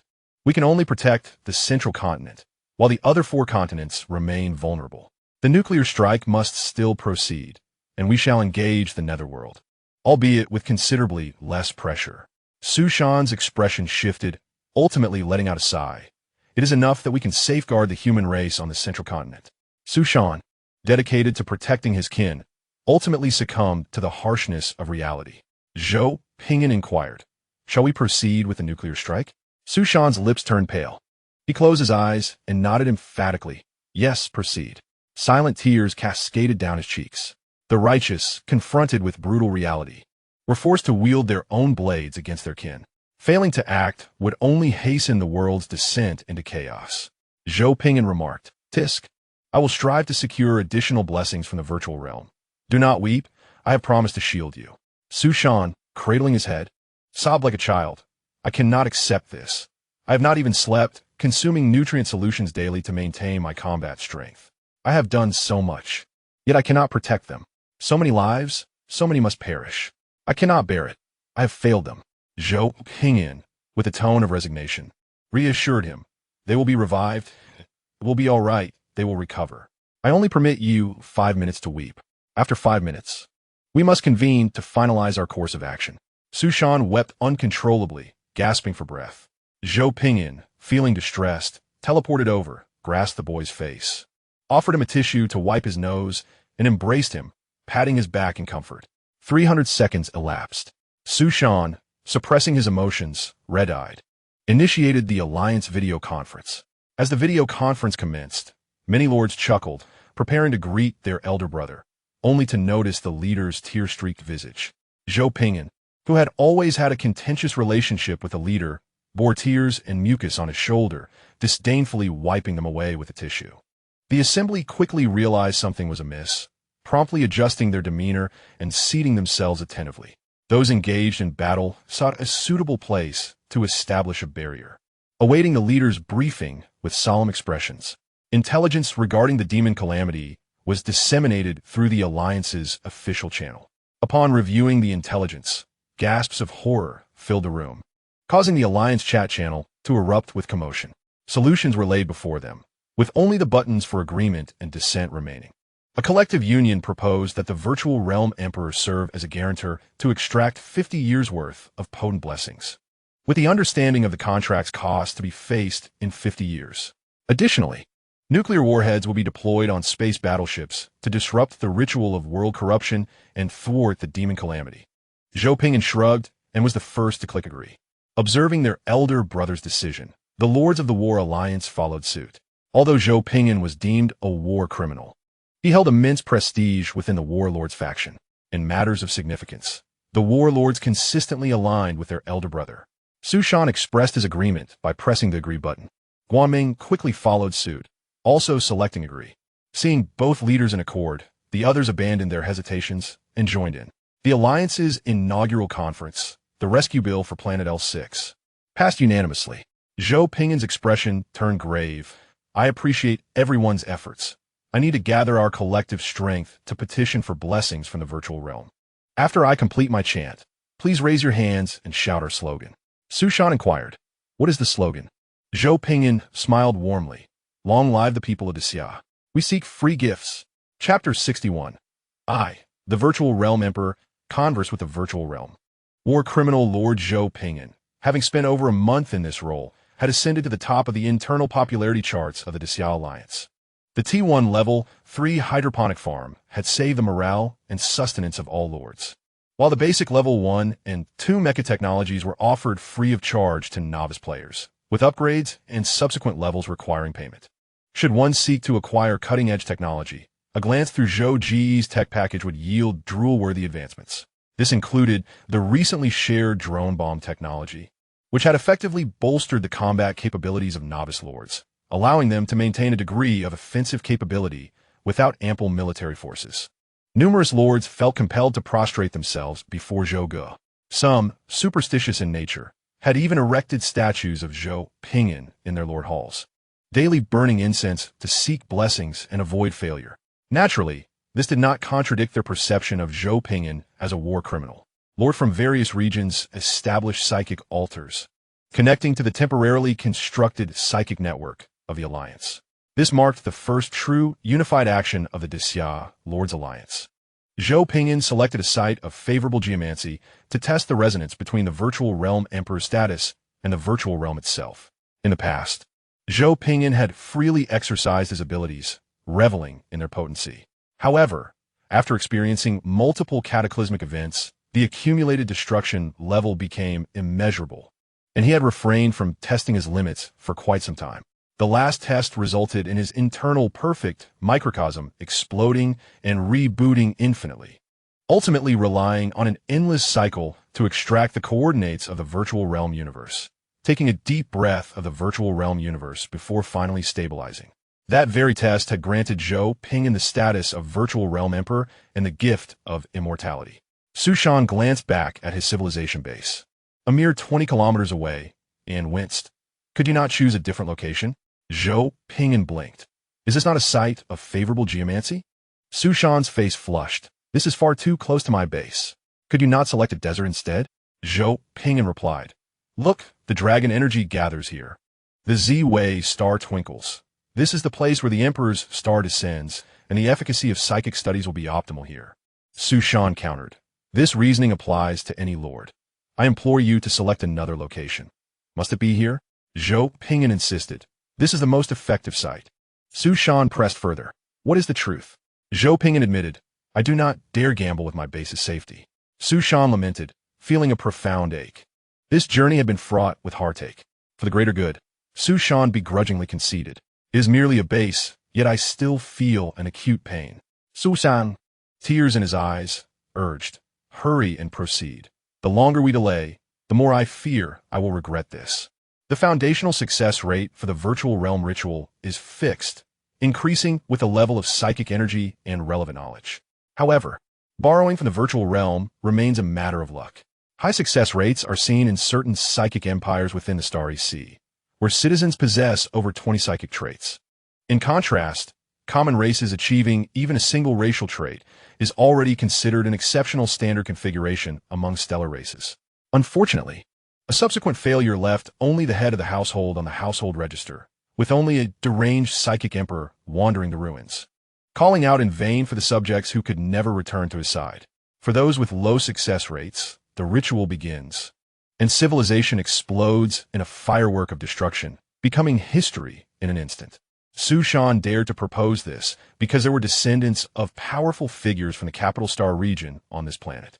For instance, Qin Xiang, and again, Qin Xiang, and once more, Qin Xiang. The gods of the virtual realm do not grant favors lightly. However, they show particular deference to the Qin Emperor, perhaps due to first-hand experience of the Qin Emperor's formidable strength. The ritual commenced. Zhou Ping'an ascended into the heavens, radiating purple light, as the surrounding space-time gradually warped into the environment of the virtual realm universe. Simultaneously, the prepared psychic network isolated all risks, protecting the survival environment of planet L6. Su Shan raised his hands high, shouting, "Long live the people of Xia!" In the central continent, Guanming raised her hands high, shouting, "Long live the people of Daxia!" Qin Xiang stood at the front, with Zhang Yang and Lu Qian following closely behind, also lifting their arms and echoing, "Long live the people of Daxia!" The lords from various regions raised their hands in unison, exclaiming, "Long live the people of Daxia!" The resounding calls converged, reverberating beside Zhou Ping'an. The voices surged like an ocean, repeatedly washing over Zhou Ping'an's stature, elevating him to a level where he could converse with the realm of the void. Su Shan's complexion turned pale, his body weakened, and he collapsed to the ground. White foam trickling from his mouth as the world before him began to spin. Struggling to voice his thoughts, he muttered, "Damn it. You didn't mention that you were draining our entire energy." Though they were not in the same location, all the lords collapsed to the ground, foaming at the mouth, their eyes swirling with dizziness. Cursed. Associating with Zhou, the criminal, is far too perilous. He could care less about our demise. He drains the energy of us all in one go. Doesn't he fear bursting himself? No wonder he boasts of a 100% success rate. Damn it. He has turned us into mere lanterns, thus increasing his success rate. Zhou Ping'an stood amidst the firmament, feeling the entirety of the energy contributed willingly by the lords of Daxia, along with the aura imbued with resolute faith, his face alight with a radiant smile. "Beings of the world, I am the representative of the Daxia Lord Alliance, and I come to converse with you." He paused, allowing everyone a moment to absorb his words. "The world upon which we depend is about to be besieged by demonic calamities. To protect our realm, I beseech you to raise your hands and contribute your strength. Following this, I shall bestow blessings of protection upon you and unleash a wide-scale destructive spell. Survivors, please seek refuge in the nearby territories of the Daxia Lords, and we shall provide you with sanctuary. To those who have perished, do not harbor resentment towards us. We shall invade the realm of the dead and utilize divine power to resurrect you. Earth, sky, ocean, all spiritual beings, grant me the strength to negotiate with the realm of the void." A magnificent surge of power gathered, swirling behind Zhou Ping'an, forming the ring of the world. The world will of planet L6 awakened, casting its gaze, willingly pressing the world's power upon Zhou Ping'an, while many great wills, in alignment with the world will, also contributed their strength. The world was aware of the cosmic seas and recognized the existence of the Daxia Empire, understanding that there were powerful beings on this planet capable of influencing the tides of the cosmic seas, thus holding a high degree of trust in Zhou Ping'an. Sensing that the energy had nearly reached its peak, Zhou Ping'an beamed with joy, directly addressing the gaping void in the cosmos. "I, the Emperor of the Void, come to converse with the void." The rift of the void echoed with a bewildered murmur, and a grand consciousness descended to scrutinize, freezing the atmosphere. In the next moment, a furious and frenzied storm of the void swirled at the rift. Zhou Ping'an. Zhou Ping'an blinked. "Huh? What is happening?" "Celestial calamity Ascension. Your Majesty." A gentle reminder. "You are the mortal enemy of the void. Last time, You seize the title of the Void Emperor by relying on the infinite restart of the universe. So that's the case. The Void is rather stingy, unwilling to part with a mere title of the Void Emperor. Zhou Ping'an began to peruse the technology tree of celestial calamities, preparing to find a formidable means to compel the Void to agree to a contract. Your Majesty, your title can be exchanged with the ancient evil god, or with the demon ancestor of the subspace. Zhou Ping'an, oh, why? Because he hails from the ancient era of Daxia, contemporaneous with Qin Huang, and bears no enmity.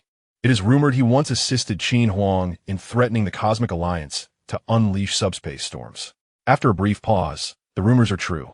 When others suspect you are an evil god, it is best to genuinely embody an ancient evil god.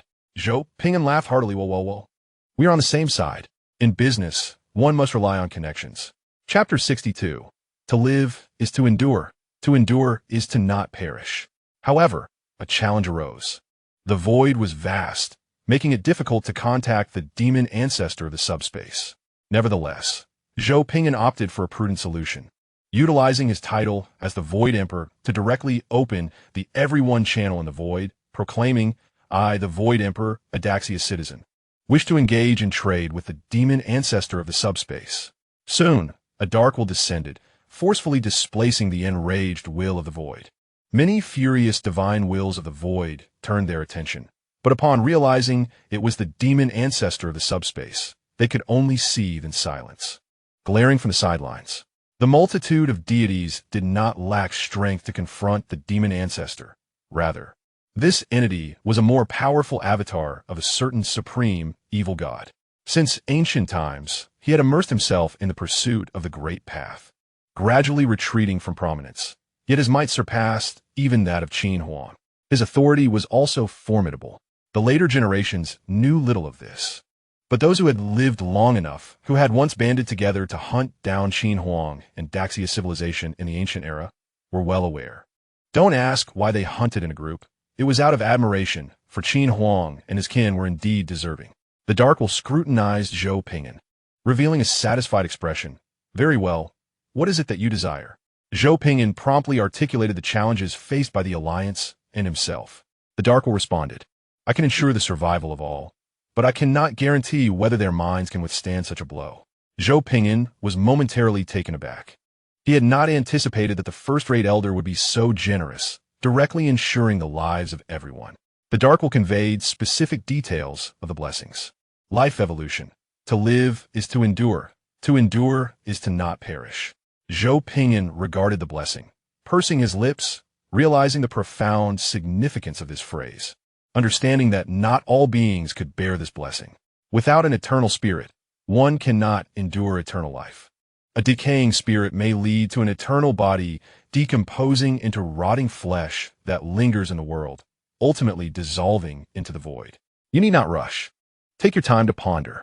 I can pause time until you reach a decision. Zhou Ping'an, startled, raised his head, surveying his surroundings. Time had frozen. Everything had come to a standstill. Silently, the powerful figures of the Directorate stood outside the ritual venue, unaffected by the constraints of time and space, quietly observing the ceremony. They gazed upon this perilous, ancient, evil god. A few void deities struggled against the tides of time, muttering curses through gritted teeth, yet dared not cross the threshold. Zhou Ping'an looked on enviously. Is this what it means to be formidable? Halting time for contemplation. Almighty One, I humbly seek your guidance.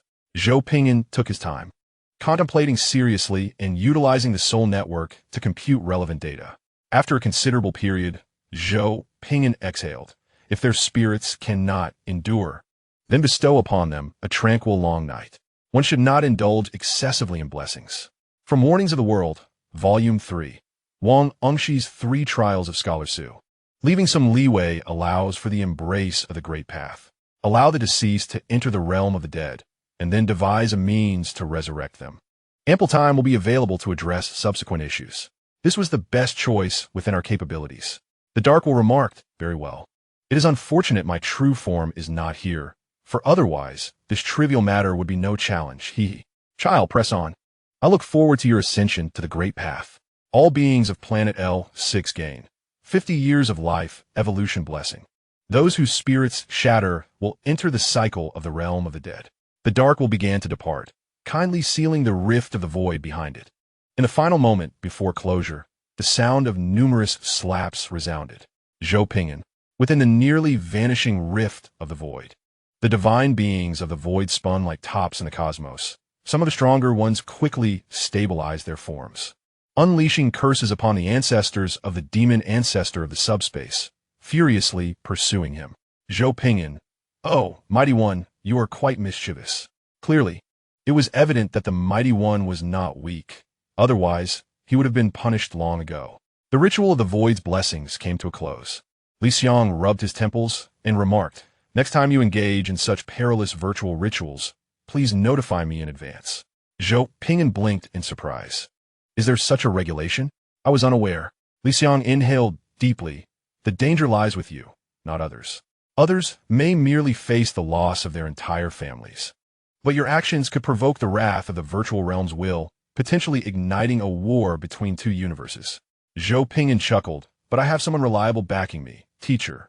Surely that ancient, malevolent deity is dependable? Li Xiang's expression turned peculiar as he recalled unsettling memories. Dependable? That entity is one who governs life and death without concern for burial. Should you request something from that being, he will assuredly provide a solution. But do not concern yourself with the method. Merely inquire if a resolution exists. The last time he intervened to mediate a conflict between two extraterrestrial civilizations, it nearly threatened our agricultural planet. Instead, he inadvertently enhanced those alien races with traits of delicious, unintelligent, and highly productive, reducing them to livestock ultimately canned and distributed throughout the Star Sea. Not only did he achieve physical mediation, but he also improved agricultural and livestock yields, leaving the agricultural supervisors in tears, begging the Empire to refrain from enlisting such grand beings for problem-solving in the future. His demeanor towards humanity is exceedingly genial, yet he exhibits a stark disdain for other races, possessing a peculiar obsession with racial purity. This resolved the core issue of whether the Star Sea conflict would impact the industrial chain of the Daxia Empire, simultaneously deepening the ingrained stereotypes surrounding it. Zhou Ping'an shrugged. Is there anything else, teacher? If not, I shall return to my examination. Li Xiang scanned planet L6 with his mind, confirming all was well, then sighed, go ahead. Next time you undertake any illicit actions, you must inform me. The legality of such actions hinges upon whether a formidable being, indifferent to the currents of time and space, is present during the ritual. Zhou Ping'an blinked. Would notifying you absolve me of wrongdoing? Not at all. It merely facilitates my ability to bring you before a military tribunal. Li Xiang Raplia. Zhou Ping'an laughed. You truly are mischievous, teacher. I am not, Li Xiang retorted. Zhou Ping'an noted. The powerful members of the directing team meticulously scanned the entire planet with their divine senses, and only after confirming everything was in order did they withdraw from the floating city, resuming their watch. The blessing from the subspace demon ancestor, akin to a weakened version of the Empire's localized resurrection mechanism, enables these beings to survive nuclear explosions while filtering out those unfit for existence, sending them into the underworld to await reincarnation. Do not underestimate the subspace demon ancestor. He accomplished this feat in less than a second, installing personalized adaptive resurrection mechanisms for every life form in the civilization, along with interfaces for underworld transportation mechanisms. His capabilities are not limited by his own strength, but rather by the inherent limitations of the life forms within the civilization of planet L6. The great beings gradually dispersed, continuing to provide protection for the new generation of the Daxia Empire during their trials. Zhou Ping'an gazed at the clear sky and smiled silently, feeling his burdens lighten considerably. With such powerful guardians, it is indeed fortuitous. Therefore, he must strive to pass his trials and become a figure of similar stature. For they are the three great calamities that instill fear across the Star Sea. Zhou Ping'an descended to the ground, observing Su Shan struggling to rise, taking a sip of nutrient solution while gritting his teeth.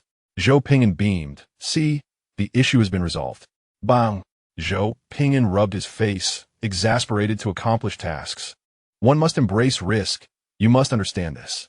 The matter of virtual realm borrowing was indeed excessive. Many actions deviated from the original plan discussed. From a moment of power absorption, it veered off the agreed-upon course. This was done solely to extract the most refined energy when everyone was at their peak vitality. The actions were those of a war criminal, yet the outcome was favorable. Su Shan clenched his fists, gritting his teeth. You nearly brought ruin upon us all. Had you left any room for error, we could have maneuvered through unforeseen circumstances. Zhou Ping'an patted his shoulder, smiling. But the result is good, is it not? Su Shan felt the blessing coursing through him, remaining silent as he tightened his grip. Zhou Ping'an pressed his hand on Su Shan's shoulder earnestly. I understand your thoughts. But without such measures, we cannot protect more lives. Risk is also an opportunity. Su Shan remained silent, his brow furrowed tightly. Next time, be more cautious. Zhou Ping'an rubbed his face in resignation. For doing good, I still face punishment. You owe me an apology. Su Shan embraced Zhou Ping'an tightly, his voice filled with sorrow and helplessness. You are also a citizen of Daxia. Should any risks arise, you will be the first to perish. Indeed, Zhou Ping'an replied. Zhou Ping'an smiled, returning the embrace, his eyes slightly moist. Yes, I am a citizen of Daxia, which is why the Alliance must safeguard me, a child of Daxia. Su Shan pledged, I swear I will. Unaware of who the new readers of the Great Being are, they can check out my previous book. By the way, gifts are appreciated. My daily income has plummeted below 100. I work for love, and everyone should contribute too. Chapter 63. The Great Mushroom Smoke Rises. The eternal nuclear sunset is round Zhou Ping'an. At this moment, I wish to compose a poem. Su Shan, you understand poetry? Zhou Ping'an, with hands clasped behind his back, gazed at the intelligence display screen, recited, The great mushroom's lone smoke rises straight. The eternal nuclear sunset is round. Su Shan quipped, You are truly hellish. 8 hours after receiving the blessing, Zhou Ping'an expended his destruction points to acquire the technology for shelters. The lords hastily constructed these sanctuaries, fearing that delays would render them mere dust in the physical sense. All lords had relocated to the shelters, while the populace donned intelligent battle armor. And all buildings were powered with emergency energy shields, striving to withstand the impending shockwave of nuclear explosions. One by one, nuclear bombs ascended, traversing the sky before detonating at predetermined locations. The sky became adorned with additional suns, illuminating the expanse of planet L6, regardless of the previous climate of planet L6. For a considerable duration into the future, it would be marked by nuclear winter and an age of desolation. Su San Sai, do you think that if I were as strong as Teacher Li Xiang, I could single-handedly resolve the demonic calamities? Zhou Ping'an replied, You could. But remember this, it is only through the T9S among us that this fragile civilization is preserved. Other civilizations besieged by demonic disasters do not enjoy such privileges. Su Shan interjected, Could you refrain from shattering my resolve? Zhou Ping'an countered, Your resolve is indeed fragile. Beep beep. Zhou Ping'an raised his wristwatch, noting a notification from the directing team. Directing team. Effective immediately, the Star C 3rd Legion will take control of this star region to ensure the quality of the candidates' trials. Additional combat avatars of the Qin Emperor and a 19th-tier ancient cultivator will be stationed.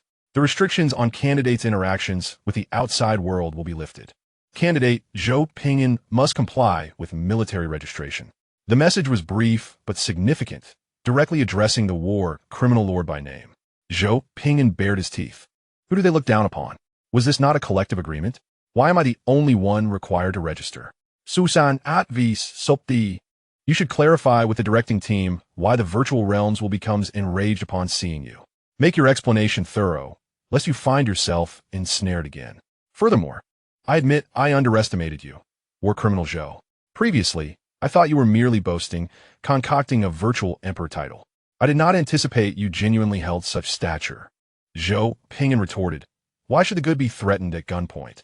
Setting aside the facts, my actions were absolutely safe. Do not concern yourself with how I completed the task. Simply affirm that I succeeded.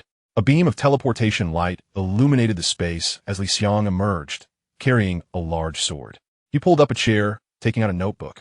Come, sit down. Zhou Ping'an, grinning with a playful demeanor, replied, Teacher Li, what brings you here personally? Li Xiang snapped his fingers, and several floating cameras appeared nearby.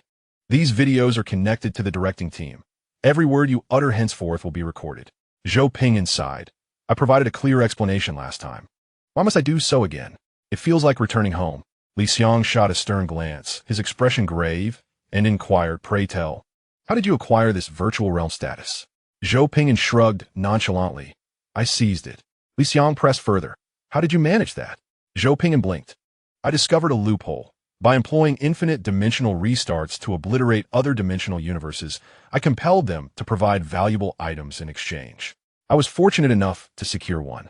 Li Xiang, feeling a headache approaching, remarked, "I am aware of the 8th-tier evolution of the inner world of Xian, and I comprehend the concept of infinite evolution. However, what exactly do you mean by infinite dimensional restarts?" Zhou Ping'an cleared his throat lightly. "On that day, while conducting an experiment, I accidentally stumbled upon a method to initiate infinite dimensional restarts.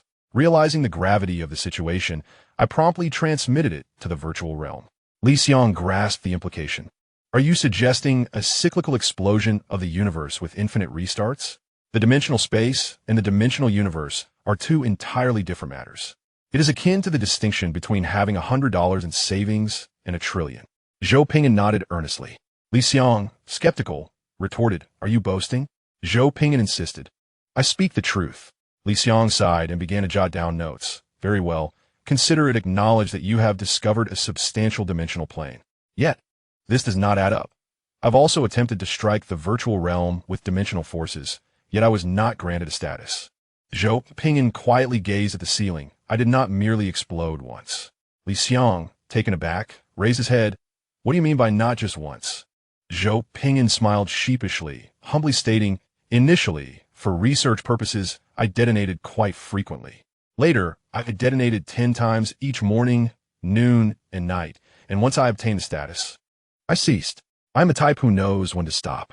I tend to be reclusive and do not enjoy wandering through other universes. It is certainly not due to fear of retribution from the virtual realm as cosmic will." Li Xiang's face flushed with indignation. "Let us not even discuss where you found so many dimensional planes. I simply wish to ask, how did you not meet your demise?" Zhou Ping'an blinked. "I fear death. So I selected the eternal immortality talent. 2 forms of eternal immortality exist. One from ascending due to cataclysms, and the other from the status granted by the virtual realm." Suddenly, Li Xiang's expression shifted dramatically. "Where did you conduct your tests?" Zhou Ping'an replied, "During my school days." Li Xiang was astonished. "Where on earth did you attend school?" Zhou Ping'an clarified, "Oh, on Capital Star, didn't you know?" Li Xiang, in a fit of excitement, lunged forward and grabbed Zhou Ping'an by the collar, shouting, "You lunatic! Are you not afraid of obliterating us all?" Zhou Ping'an nonchalantly grabbed a folder to shield himself from Li Xiang's fervent outburst, calmly responding, "What is there to fear? Emperor Qin is unafraid. Why should you be?" Li Xiang gritted his teeth and released Zhou Ping'an. "How do you know the Emperor Qin is unafraid? You, the immortal, are the one who instigated the virtual realm black hole incident." Zhou Ping'an burst into laughter. "If Emperor Qin had an objection, would he not have captured me long ago?" Li Xiang retorted, "Of course he has objections. 30 virtual realm black holes daily have left him too frightened to deactivate the capital star's defense system. He has commanded us to capture the culprit and ensure a public execution. Our neighboring residents are constantly bombarded by dimensional explosives, leading Emperor Qin to believe a great demon has emerged, keeping him on edge as he suppresses the capital star district." Zhou Ping'an chuckled awkwardly. "Is that so? I thought the time-space barrier of the capital star district was robust enough to withstand even the slightest magnetic storm. When the first accidental explosion occurred, I was terrified. However, upon realizing it had no impact on the main universe's time-space, I felt reassured in my detonations. Only now do I understand that it was the formidable defense system of our own capital star." Li Xiang remarca solemnly. "So it was you who frightened Emperor Qin into 3 years of inaction, causing him to become a prisoner on his own throne. He dares not leave his imperial seat for fear of unforeseen consequences." Zhou Ping'an sighed. "I have tested the data. It will not affect others. You must trust me. This has been calculated with utmost precision." Li Xiang's expression darkened. "I trust you. Every day, the vibrations beneath Emperor Qin's throne are identical." Zhou Ping'an chuckled. Li Xiang, resignat, recorded the information. "So, this is how the virtual realm emperor status was acquired? By detonating excessively? Please provide an approximate count." Zhou Ping'an shrugged. "I do not know. The last explosion was of infinite dimensions, and my counter was destroyed." Li Xiang grinned, documenting, I have sent the records to Emperor Qin. You shall take the examination first. After the test, Emperor Qin will decide your fate. Zhou Ping'an lamented, what fate? When I inherited the virtual realm emperor status, Emperor Qin had no objections. Li Xiangkuntarat. He certainly had objections. Had he known you were right under his nose, he would have dealt with you immediately. Li Xiang left, filled with frustration, lamenting the arduous nature of childcare, feeling that 100 years of life would be a light penalty. Su Shan, shaking his head, remarked, brother, I should not have doubted the weight of your war criminal status.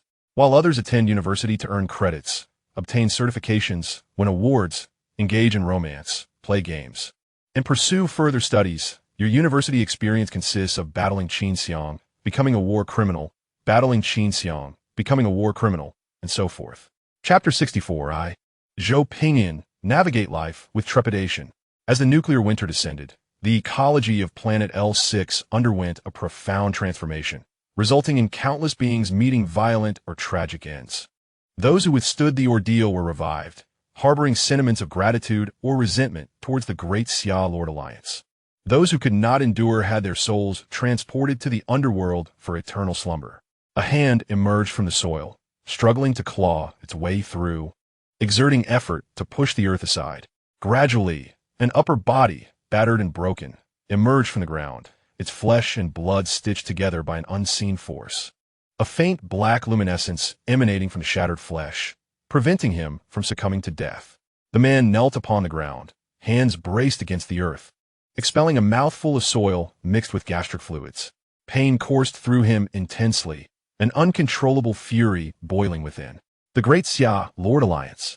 The man lifted his head, his eyes bloodshot, filled with a mad rage teetering between life and death, his hands clenched tightly, nails digging into his palms as blood flowed alongside the excruciating pain. Unyielding. Why must we even be deprived of the choice of death?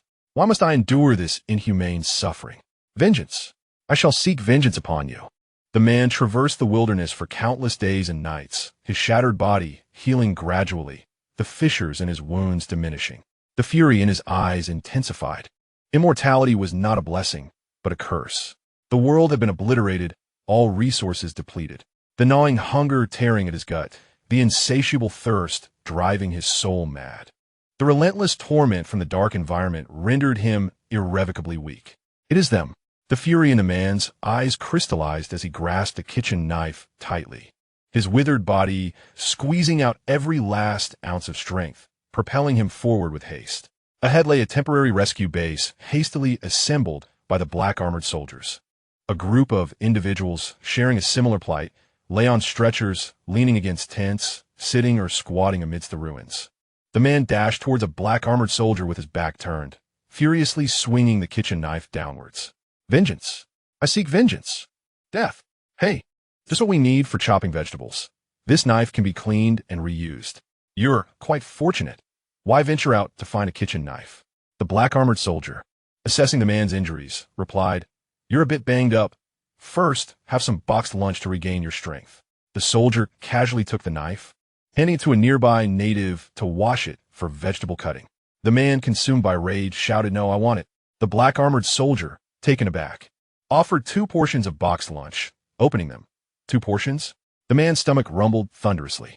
The bloodshot hue in his eyes faded somewhat as he licked his cracked lips. This is water.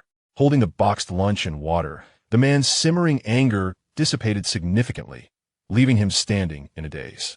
Why did I just attack him?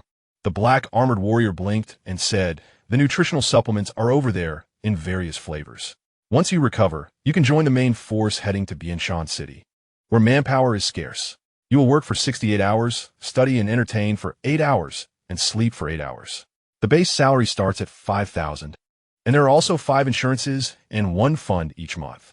If you settle in now, you will receive a house and 5 acres of land, which you can lease to others for an annual profit of 1,000 yuan. For further details on benefits, you may inquire with the recruitment personnel over there. The man, looking at the food and water in his hands, felt a wave of guilt wash over him upon hearing such treatment. His attitude softened dramatically, and he spoke humbly and remorsefully. I apologize, my lord.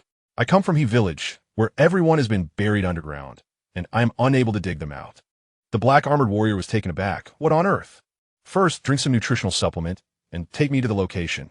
Saving lives is our priority. Zhou Ping'an listened to the report with resignation. Being weak is indeed the original sin. Those who died in the explosions, if they are willing to endure the pain, can be resurrected and gradually return to normal. The unfortunate ones are those who endure immense suffering and ultimately succumb to mental breakdowns and death. The abyssal demon sovereign has granted the right of voluntary death to the underprivileged, yet therein lies the problem. The natives are unaware. It is quite simple. They only need to communicate with the powers they possess to understand. However, for the untrained natives, this step is akin to a fool's dream. It is like giving a smartphone to a monkey. It may manage to turn it on, but without luck, it will take a long time. Sadly, even a civilian from a T1 civilization has access to such knowledge. Residents from T1 to T9 civilizations can manage simple operations to resolve issues. Only in the backward T0 civilization is there a lack of such educational dissemination. The plight of being backward and weak is profoundly tragic, a sorrowful original sin. Chief Officer Su Li's eyes were filled with compassion. Indeed, I am beginning to understand why Lord Su Shan desires to do better. Zhou Ping'an gently patted Su Li's head. Given the constraints of time and conditions, we have already performed admirably. Once we pass the trials, everything will improve. Look ahead, he added. Chief Officer Zhou Li collected herself. The lords across various regions have initiated rescue operations, and psychological counseling has commenced. The city-level energy defense shield is also undergoing upgrades. Protective suits for the wasteland work are being mass-produced, and gene clinics have been established.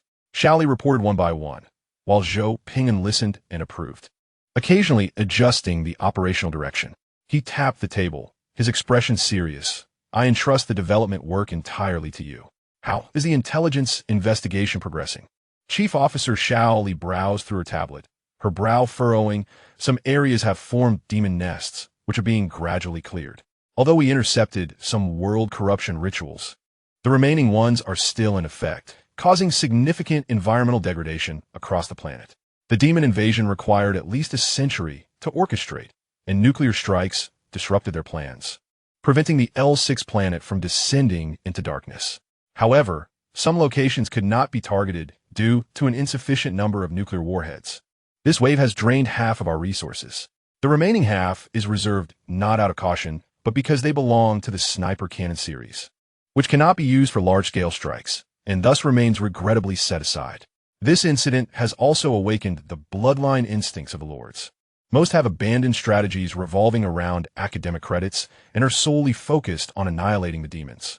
Before coming, they were resolute. Upon arrival, they stood guard at the borders.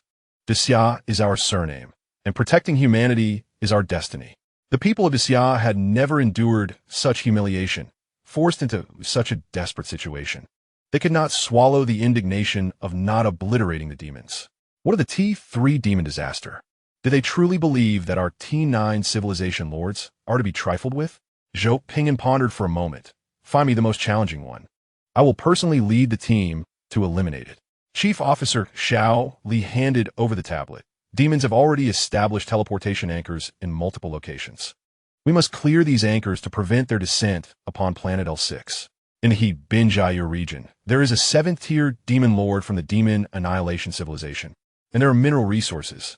We are researching troop technologies, which require substantial mineral consumption. Capturing this location will allow us to upgrade our troop technology immediately.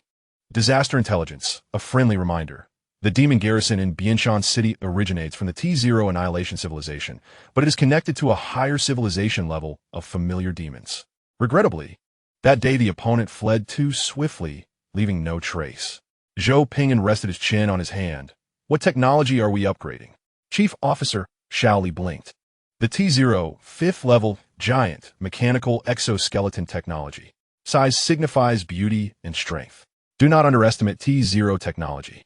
For instance, an excavator equipped with bulletproof glass and armor, once the door is closed, can unleash devastating power in certain environments, akin to a divine being. A single scoop can decimate lower-tier beings. Not to mention the T0 5th level giant mechanical exoskeleton technology. This level is sufficient to crush mid, to low-tier demons from T0 to T2 and can be used for both siege and defense.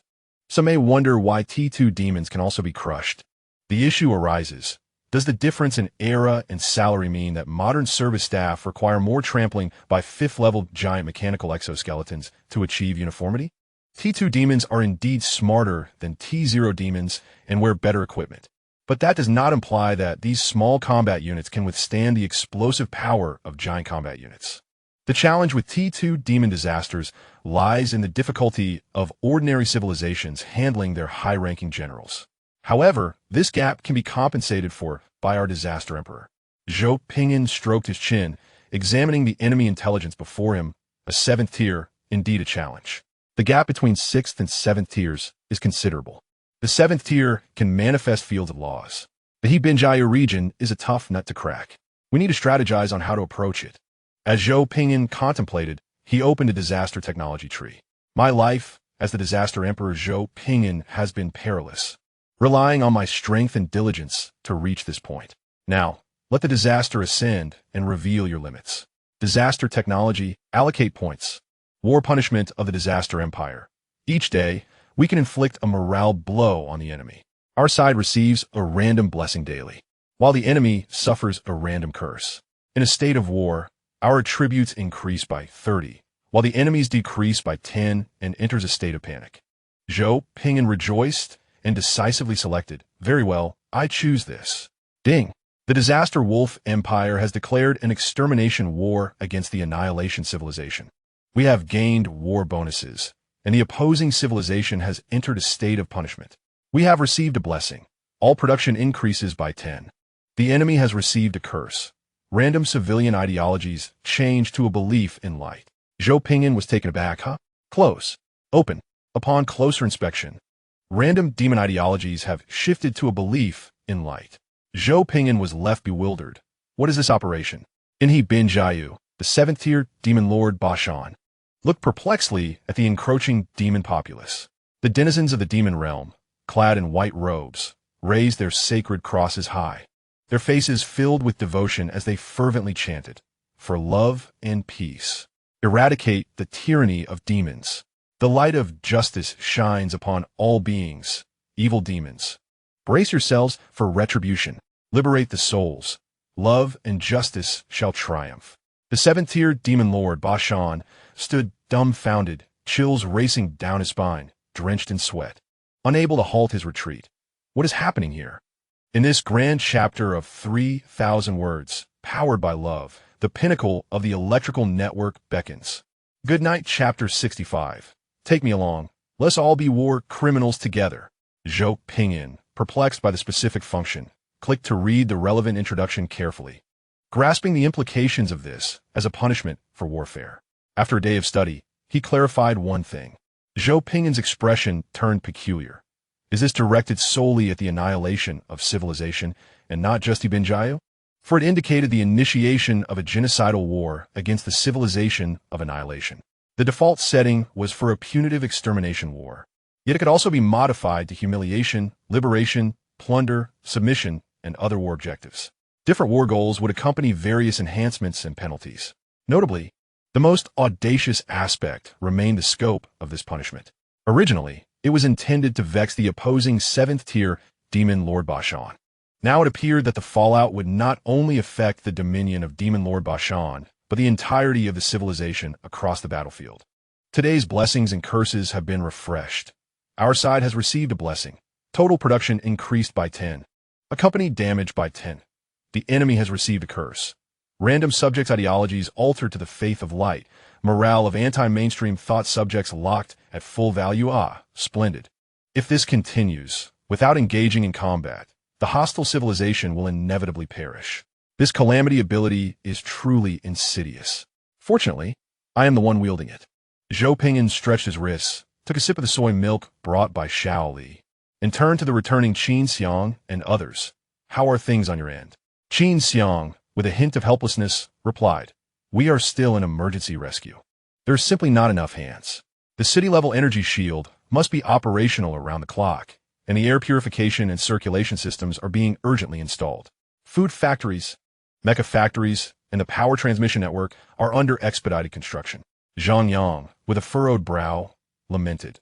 If it weren't for your help, Brother Zhou, our production would be in the negatives. Lu Qian gritted his teeth. Indeed, with the sudden shift, everyone is facing considerable difficulties. A collapse is unlikely.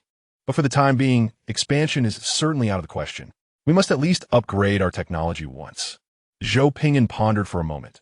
Sell the surplus production resources to the Alliance. They can owe us the funds for now, and we can charge standard interest. The Disaster Wolf Empire, with its comprehensive automation, is considerably wealthier than other Lord civilizations and has some leeway to support our brethren. Chief Officer Shaoli responded. Understood. I will arrange this immediately. Qin Xiang, looking concerned, said, Aren't you going to save some for yourself? The situation is quite unique, especially since we still need to attack He Bin Jiayu. Every resource is precious. Zhou Ping'an looked at Qin Xiang in surprise. Qin Xiang slightly pursed her lips. We should be playing low against the high. Accumulating more resources would be wise. Taking good care of oneself ensures the ability to care for others. Zhou Ping'an was once again operating at the limit, this time maximizing resource management. Zhou Ping'an raised an eyebrow. Trust me, I can conquer He Bin Jiayu. Once He Bin Jiayu is secured, the issue of resource limitations will cease to exist. The strong act, while the weak serve. This is derived from Chapter 40 of the Tao Te Ching. When everyone thrives in unity and peace, I can maximize benefits as a war criminal. When everyone is in peril and distress, I can maximize benefits as a hero. One must be adaptable in life to live comfortably. To put it simply, the greater the storm, the more valuable the fish. Qin Xiang remarked softly, You must be responsible for the three of us. You are the leader. Your experience as a war criminal does not imply we share the same expertise. Zhou Ping'an discerned the underlying meaning in her words and laughed heartily. All right, I take responsibility. You all come along to witness my operations in battle. Qin Xiang, slightly resigned, replied, Fine, I will follow your lead. As long as Ping'an is aware of the situation. That is sufficient. After all, he does not possess much experience in cooperative win-win scenarios. This is quite different from his usual methods of collusion. Zhang Yang and Lu Qian exchanged glances, refraining from interjecting. The elder brother and sister had decided on the important matter. The younger siblings would simply follow. After all, in times of trouble, they would rely on the elder brother or sister to resolve it. With internal affairs settled, Zhou Ping'an set forth with his younger sister and younger brothers, preparing to investigate the situation in He Bin Jiayu. Upon exiting the City Lord's Hall and walking along the thoroughfare of the People's Square, they encountered an eerie absence of pedestrians. After walking several hundred meters, Zhou Ping'an spotted Wang Lei leading a team, blocking a group of civilians and reprimanding them. The civilians were wailing and pleading. Zhou Ping'an was taken aback. Wang Lei, what are you doing? Wang Lei hurried over, saluting with a look of helplessness. They refused to adhere to the 6 to 8 hour work schedule, citing very valid reasons. We have already relaxed some of the execution requirements, but their demands are now utterly unreasonable. Zhou Ping'an was speechless. Wasn't it agreed to enforce this strictly? Bring them over. I want to see what the issue is. The civilians were brought forth, and one middle-aged man in casual attire hurriedly approached, kneeling in tears. Your Majesty, we beseech you to lift the 24-hour work schedule. Zhou Ping'an rubbed his forehead. Though I anticipated this, isn't the 24-hour work schedule a bit excessive? I grant you a chance to explain. The middle-aged man trembled, his eyes brimming with tears, and spoke in a quavering voice. Your Majesty, we wish to save our homeland. Silence enveloped the air. Zhou Ping'an, in contemplation, recognized the extent of his elevated position and the ignorance of his decree regarding the 8-hour work schedule. He squatted down to assist the middle-aged man. In the Xia Empire, there are no slaves. Kneeling is unnecessary. What is your name? Lu Gong. Tears streaming down his face, replied, Your Majesty, I am called Lu Gong. Zhou Ping'an, his gaze calm. My subjects are cultivators. They can handle the burdens of overwork. You are ordinary people, unable to endure such excessive demands. Lu Gong cried, Your Majesty, if I mine an extra stone, I can provide an additional meal for the night. The night can then rescue our families and drive away those demons. This is our home. It is our home. In the face of calamity, endurance is irrelevant. There is only the necessity to act. Zhou Ping'an sighed, grasping Lu Gong's hand. Lift the 24-hour work schedule and provide unlimited supplies of nutritional agents. Lu Gong, with tears in his eyes. Your Majesty, please let us go. We will not perish, and we wish to contribute our strength. We know where people are located nearby. Zhou Ping'an. There are demons outside. Darkness breeds demons. Lu Gong's eyes reddened, choked with emotion. My child, my wife are out there. Zhou Ping'an exhaled. Permission granted. But you must find a team to cooperate and prioritize safety. Lu Gong knelt and bowed, but Wang Lei intervened to assist him up. Zhou Ping'an. Very well. I must go fight the demons now. Everyone, let's strive together. We shall drive away the demons. Zhou Ping'an waved his hand and continued onward with Qin Xiang and the others. After several hundred meters, the atmosphere within the group grew heavy. Zhou Ping'an smiled. Xiao Xiang. Look, we need not worry about resources. These natives are willing to yield a production efficiency of 600. Qin Xiang, with red eyes, dabbed at her tears with a tissue. It seemed endless. Zhang Yang and Lu Qian shed tears as well, wiping their faces with their hands. Zhou Ping'an chuckled heartily. Smile. I have violated imperial law. And once this trial concludes, I shall face a military tribunal. Destruction value 1,000, violation of law. Can earn substantial destruction value rewards. Qin Xiang shot him a glare. Go away. My territory must also enforce the 24-hour work schedule. I find that being a war criminal is quite profitable. A production efficiency of 600 is practically cheating. Zhang Yang, smiling through his tears. I want to be a war criminal too. Being a war criminal is wonderful, and we're bound to win. Lu Qian wiped away his tears and extended his hand, saying, So you guys are secretly getting rich, huh? Count me in. I want to be a war criminal too. Zhou Ping'an, Qin Xiang, and Zhang Yang tacitly placed their hands on top of his. Zhou Ping'an smiled. Let us all be war criminals together. 3, 2, 1. The four leaders shouted in unison. Let us all be war criminals. Zhou Ping'an continued. Just look at my subjects and consider the free gifts for the readers of Hongyang. Come on, share a little with him, everyone. Chapter 66. Comrades of the Disaster Army. This way, please. Qin Xiang, Zhang Yang, and Lu Qian stared in silence and shock at the scene before them. Comrades of the Disaster Army, please walk this way. Comrades of the Demon Army, you are too kind. Let's talk as we walk. Zhou Ping'an beamed with joy, donning white gloves as he warmly grasped the hand of a white-robed, horned demon.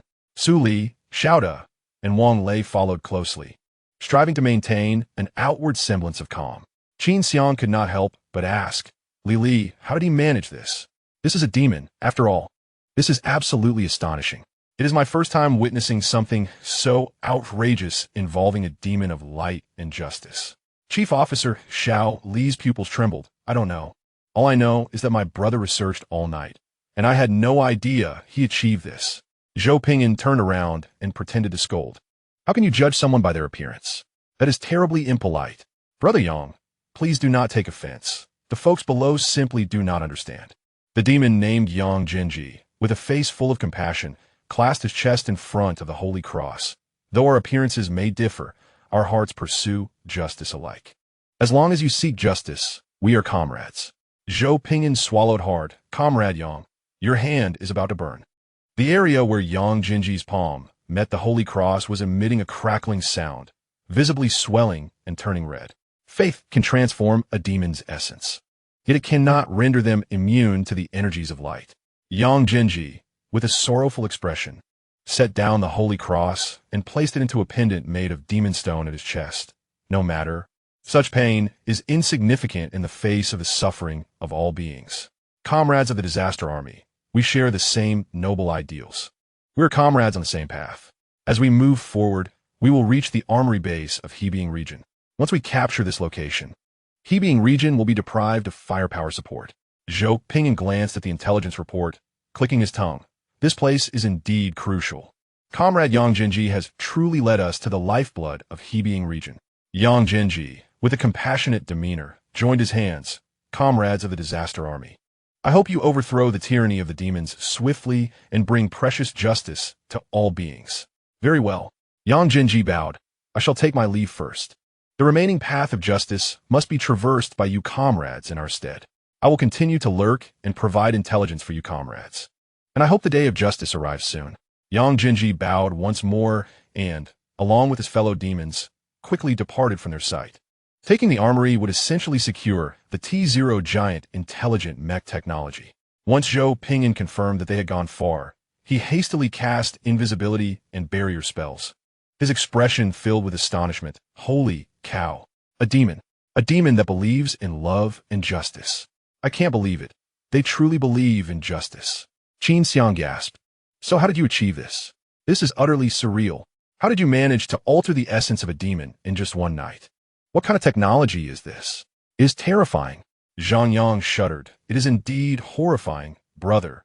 He truly believes. This means that as long as Zhou Ping'an is willing, he can completely alter a person's inner essence to the opposite.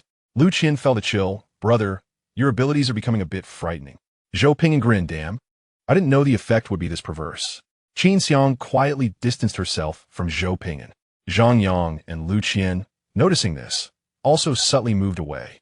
Though they were all human, there was an unsettling aura emanating from Zhou Ping'an. If he were to utilize mind control technology, they would all understand. However, Zhou Ping'an chose to distort the very essence of demons. Such a power is truly terrifying. Zhou Ping'an called, Hey, why are you looking at me as though I would use this technology for something unethical? I am a war criminal, not a scoundrel. Qin Xiang replied with reluctance. Fine. I will trust you this once. Xiao Zhang, Xiao Lu, could you both help me run some psychic protection technology? Zhang Yang and Lu Qian exchanged awkward smiles, but did not agree. How should one put it? Among the three, if anyone was most likely to be chosen by Brother Zhou as a test subject, it would undoubtedly be Sister Xiang. Qin Xiang shot them a glare and huffed. Zhou Ping'an's expression grew slightly serious. No more jokes. How many troops do we have available to deploy? We need to eliminate a few key bases in Hebing region to weaken their forces. We must destroy their structures and racial advantages, forcing Bashan to leave Hebing region to fight. Within Hebing region, there are many advantages for the demon race. We must do our utmost to diminish the enemy's strengths to maximize our benefits. Chief Officer Xiao Li stated, including the other three leaders. We have a total of 500,000 troops at our disposal.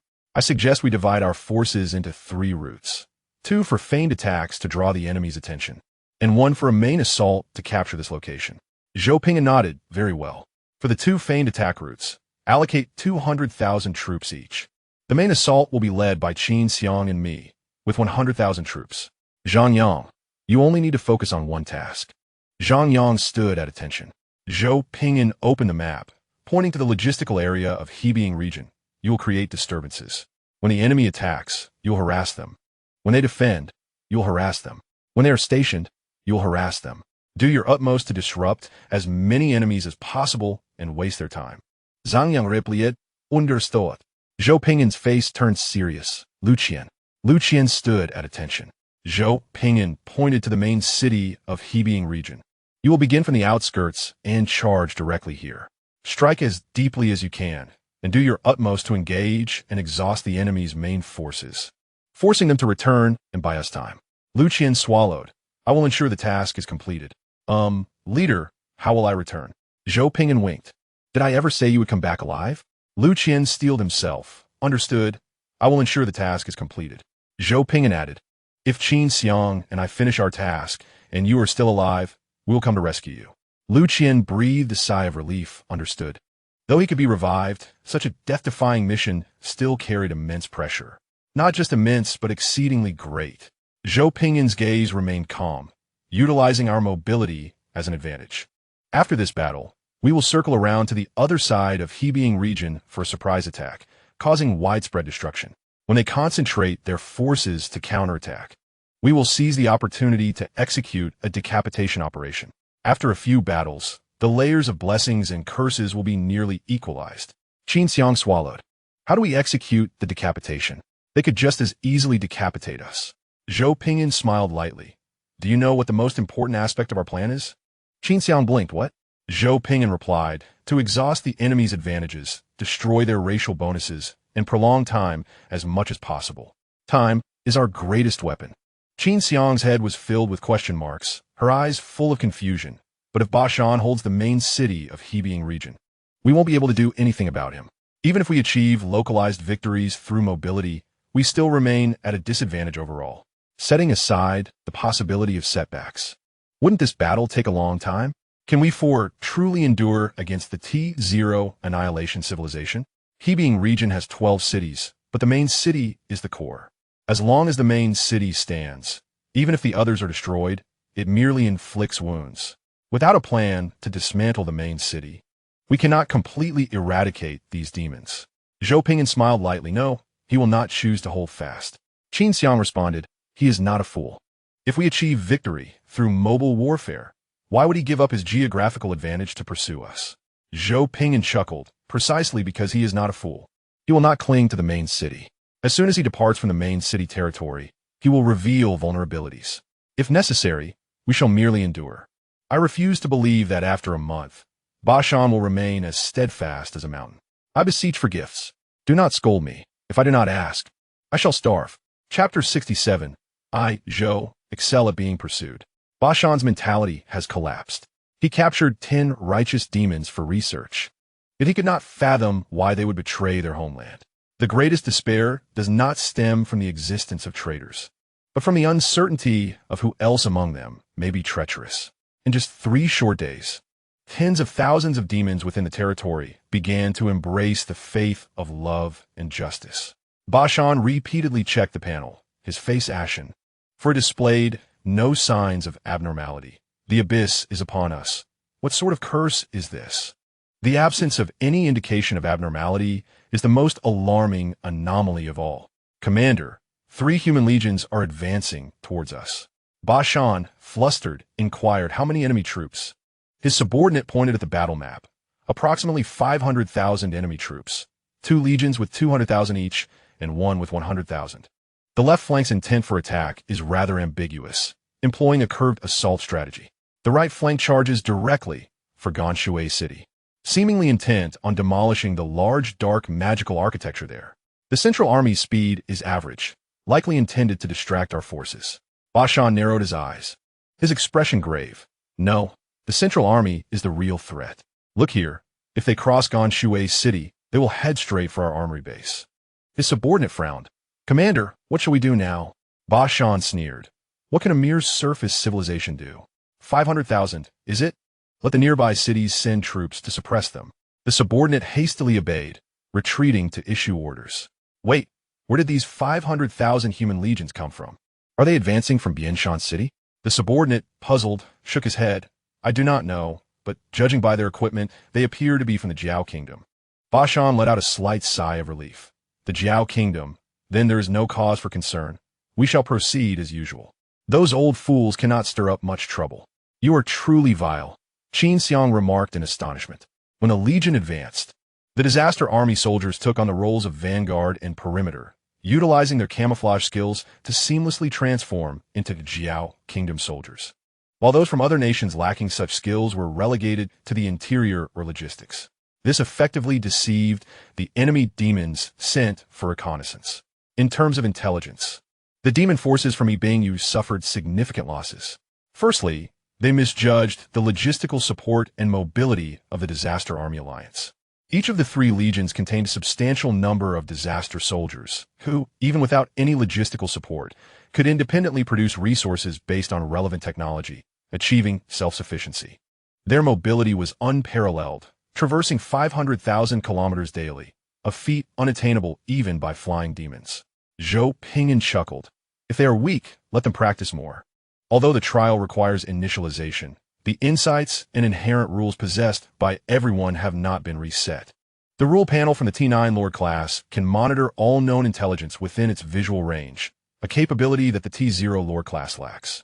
The most unfortunate aspect is that if the T9 Lord class understands the relevant foundational technology, they can easily block some of the intelligence networks of the T0 Lord class.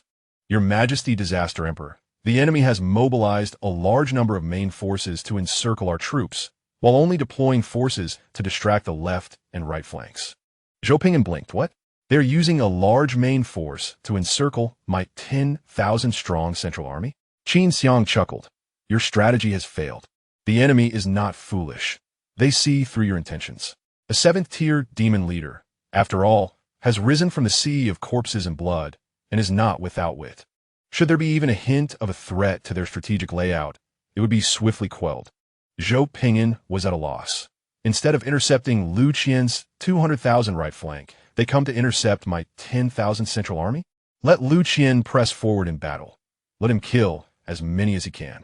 Zhang Yang may unleash his tactics as he sees fit, continuing to distract and harass the enemy forces. As long as the He Bingyu demon army cannot contain themselves and rush to assist, the central army can breach the defense line and seize the armory in one fell swoop. Zhou Ping'an contemplated. In the rear, let us construct defensive fortifications, and along the march, let us establish underground barracks. If we truly find ourselves in a war of attrition, we will have ample space to maneuver.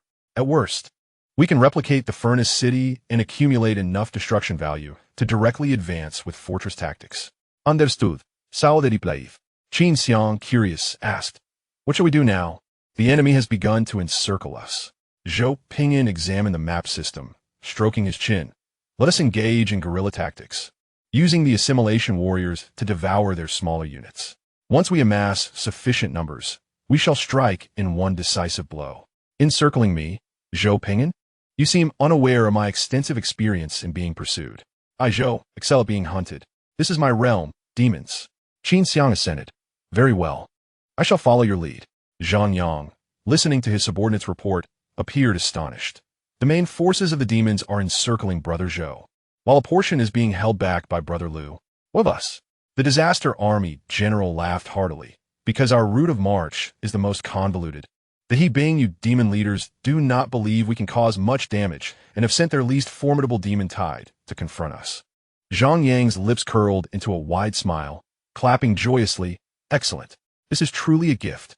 Quickly, advance on all fronts, using the assimilation warriors to consume them. How many demons are in this tide? Let me revel in my joy. The disaster army general's grin widened. No less than 200,000. With more reinforcements on the way. Splendid. Onwards. Abandon the construction of barracks. All in for assimilation. If you're to send regular troops against us, with integrated air and ground forces, the assimilation warriors would struggle to make much of an impact. But if you send a tide of demons, the most inferior of them, to exhaust our strength, laughable. Your demon tide belongs to me. Zhou Ping'an dodged a shot from Fallen Light Spear, the mountainside behind him exploding, debris hurtling towards the disaster army soldiers retreating tactically. Zhou Ping'an spat out dirt, grinning as he retaliated with a burst of explosive artillery, assisting his troops in their retreat. By my grandmother's leg, an industrialized demon army is truly effective. Had I known, I would have waited until after industrialization to engage in battle. The He Bingyu demon army not only brought along a multitude of dark energy electromagnetic missile magical vehicles, but also a significant number of mechanized air forces for bombardment, complemented by multi-functional ground vehicles advancing in collaboration with demon squads, maximizing their firepower suppression. This was exceedingly unfriendly to the Disaster Wolf Empire, which had only invested in army unit technology and standard mech technology, fortunately, occupying the technological advantage in troop types and battle armor. The casualties among the Central Army were kept within manageable limits, and the pressure for revival was not overwhelming. Being pursued by over 800,000 demon troops, with merely 100,000 successfully escaping while inflicting damage on the enemy, was already an impressive feat. Chief Officer Shao Li sighed. Indeed, which is why I wish to complete the giant mechanical armor technology. Ding ding. Zhou Ping'an casually fired a shot, detonating a demon vehicle missile in midair, and amidst the chaos, he glanced at a message, his eyes widening. What is this? Xiao Zhang has amassed over 500,000 troops. Where did he acquire them? Chapter 68. Field Combat. This is our forte. In the face of such a battlefield, the assimilation warriors are rendered ineffective. The demons show no mercy to their comrades. Any approaching enemy is indiscriminately obliterated. Zhou Ping'an's expression was one of shock. Qin Xiang surveyed the battlefield intelligence, remarking, "Of course he can, for the most formidable demon legions are pursuing us." The pitiful demon tide has all been sent towards Zhangyang. Lu Qian's forces were adhering to standard tactics, successfully drawing a considerable number of enemy troops. But the assimilation warriors have yet to demonstrate greater effects, such as fate. No one could have anticipated that the seemingly idle Zhangyang would, due to a lack of offensive capability, gain the greatest advantage first. Zhou Ping'an rejoiced at the prospect. Let Xiao Zhang lead the main force to breach the He Bingyu defense line and converge here. devouring the entire 800,000 demon legion. Afterwards, we shall gather to seize Ganshui City, assimilating the demon inhabitants within and absorbing their technological advancements. Securing a mature, industrialized military city will serve as our stronghold to launch an offensive against Binjiu.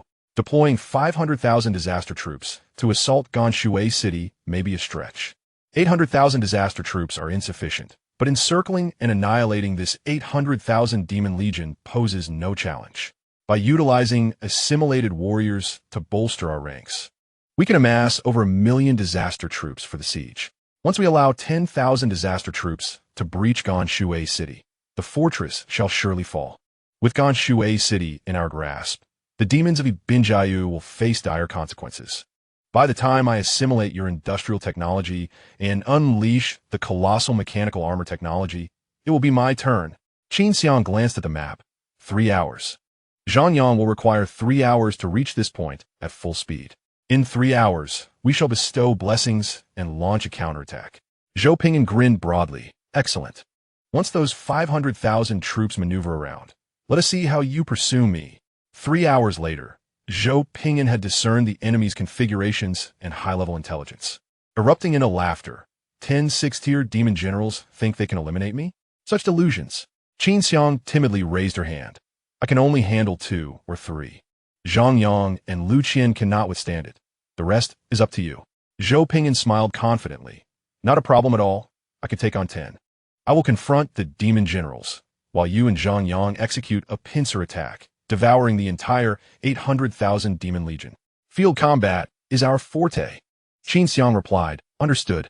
The 10 6-tier demon generals sat in the command tent atop the colossal floating warship, watching the retreating black-armored legion below, their expressions grave. Something is amiss. The enemy is luring us away from Binjiu. If we cannot inflict effective casualties within the next 30 minutes, we must retreat. This is certainly not the tactics of the teaching nation's forces. They lack such flexible combat strategies. After half a day's pursuit, we have not encountered a single corpse. Could there be a plethora of necromancers among their ranks? Indeed, we must swiftly address the enemy forces at the border in Ganshui City. Those 400,000 enemy troops pose a significant threat. The demon generals wore anxious expressions, realizing the peculiarities of this war.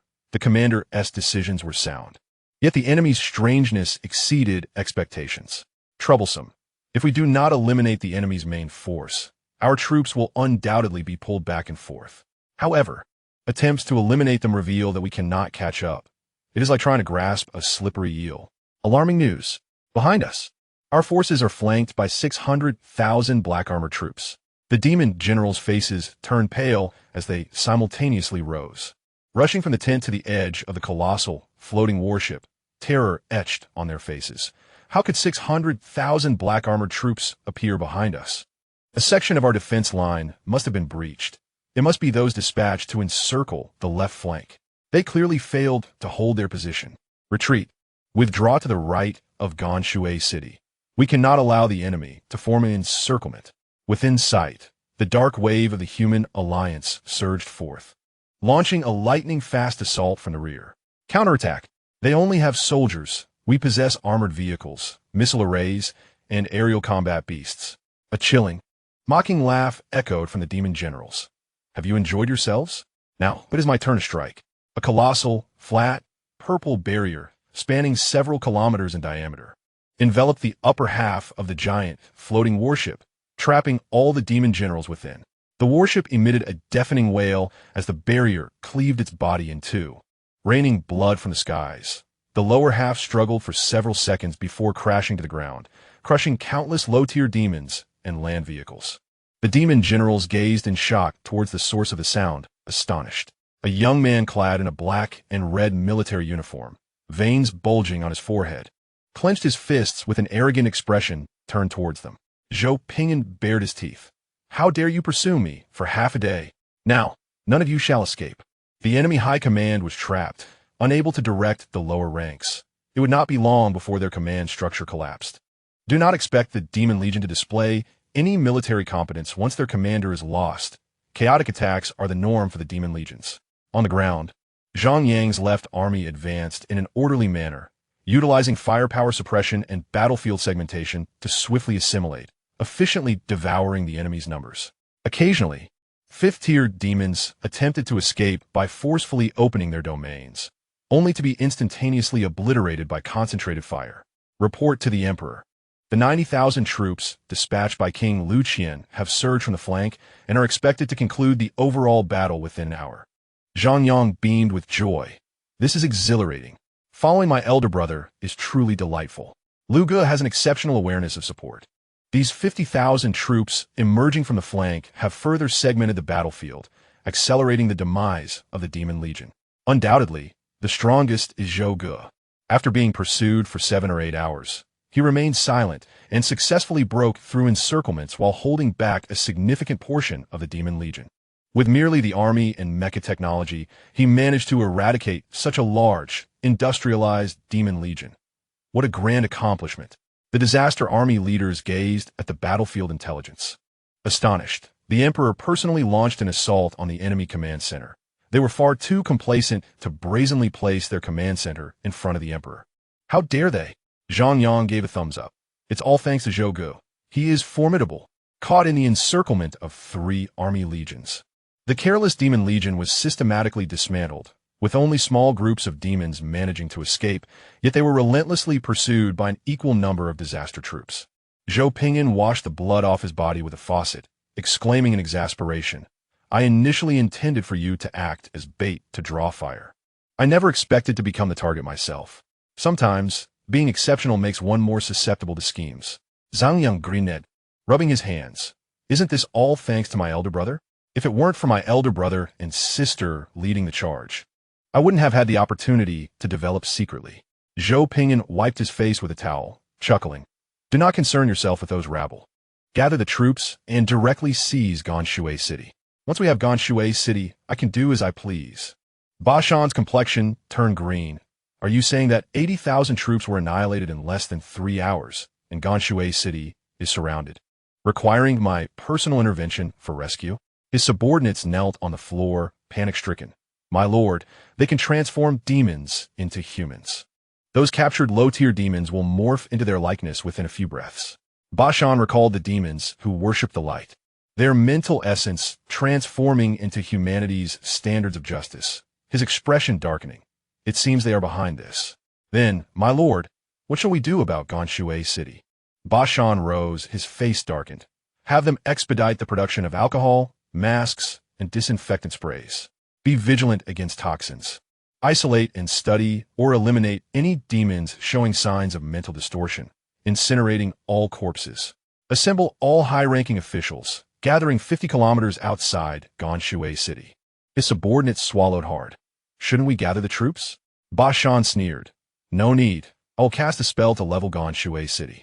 Ants will always be ants, relying solely on such lowly and unsophisticated techniques. Want Ganshui City? Very well, I shall grant you that. You may pay with your lives. His subordinate wiped the sweat from his brow. My lord, Ganshui City is rife with dark magical architecture. Once we lose it, our territorial defense technology will falter. Ba Shan's gaze was piercing. Allowing these viral humans to enter Binjayu is the most fatal error. Help! Seeing those 50 to 60 units of reading revenue. I feel as though I've been stripped bare and taken advantage of. Chapter 69. Losing a city and then unleashing a grand move? Ganshui City was successfully captured.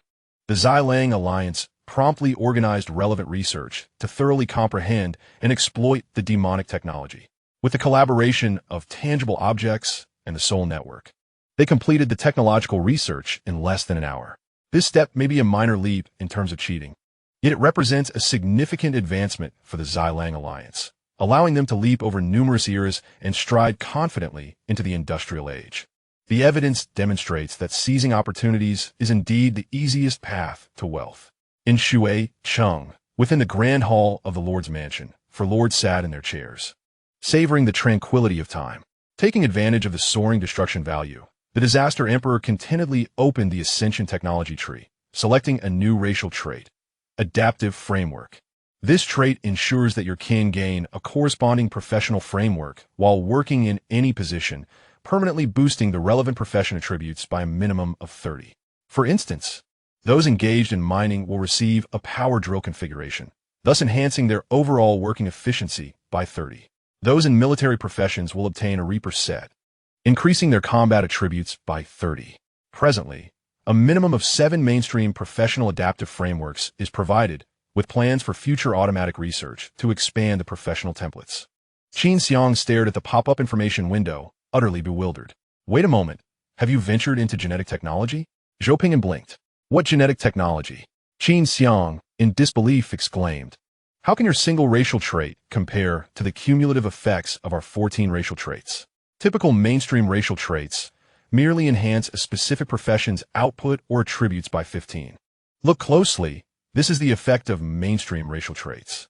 Why does yours equate to a 30 attribute increase for all professions? Zhou Ping'an smiled shyly. It's not that exaggerated. I merely clicked on the technology at random. Qin Xiang's face flushed, rendered speechless as she gazed at the window. Zhang Yang, in a daze, checked the Xia Empire's technology database. Brother, why can't I find it in the technology library? What kind of technology is this? Why can't I access it? Lu Qian, in a low voice, remarked, it's normal for you not to find it, but it's absurd that Sister Qin couldn't either.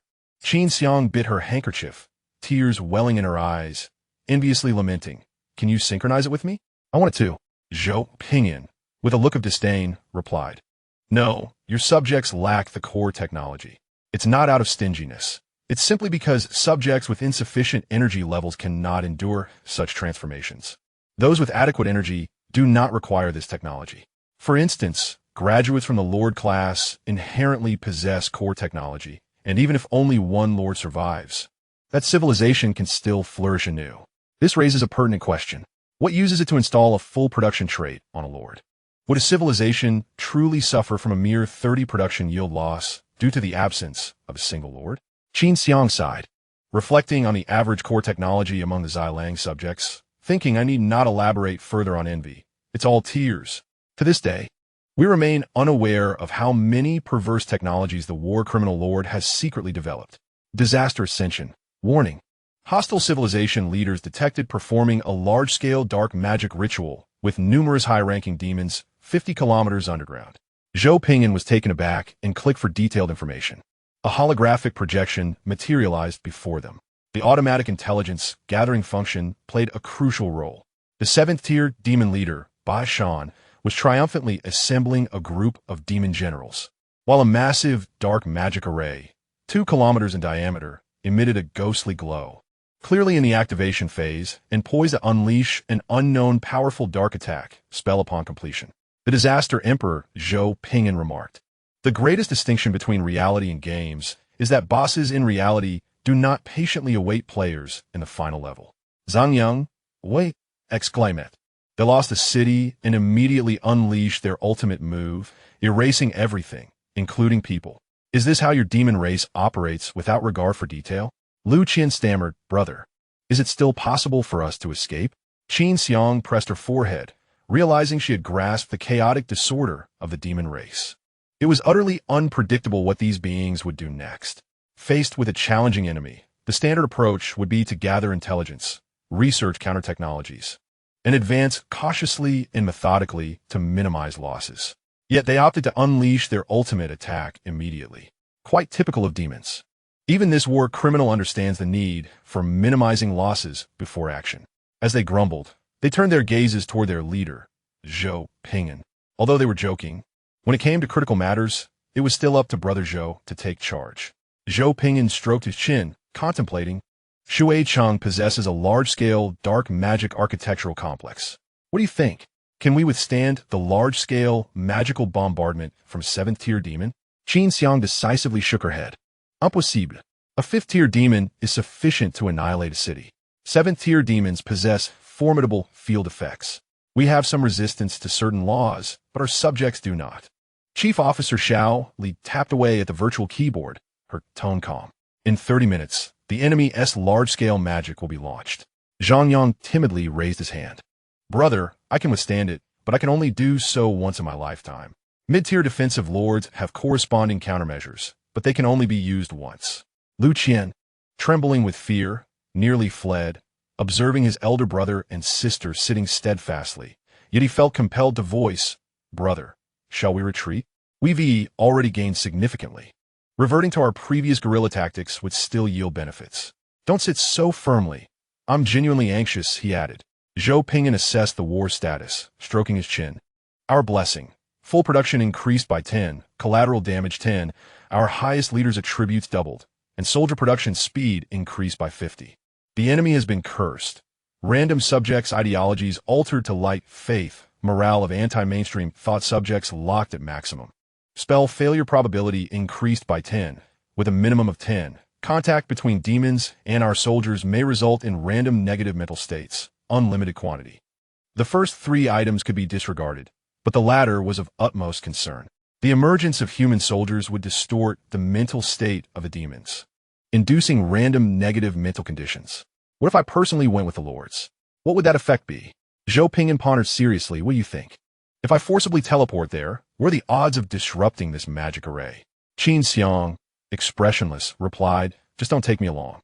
Zhou Ping'an, content, clapped his hands. "Excellent.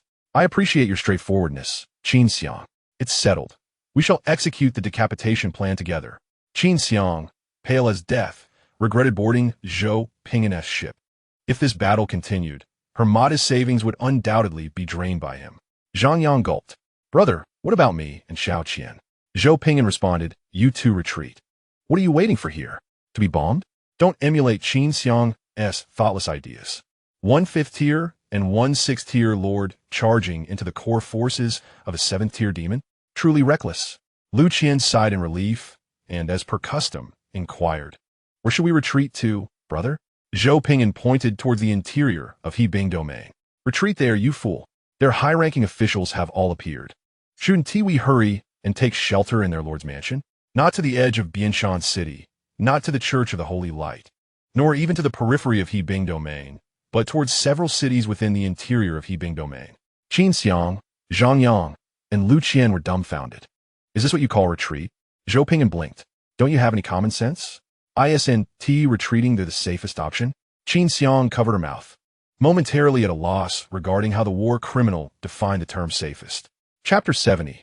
Comrade, are you also a partner of justice?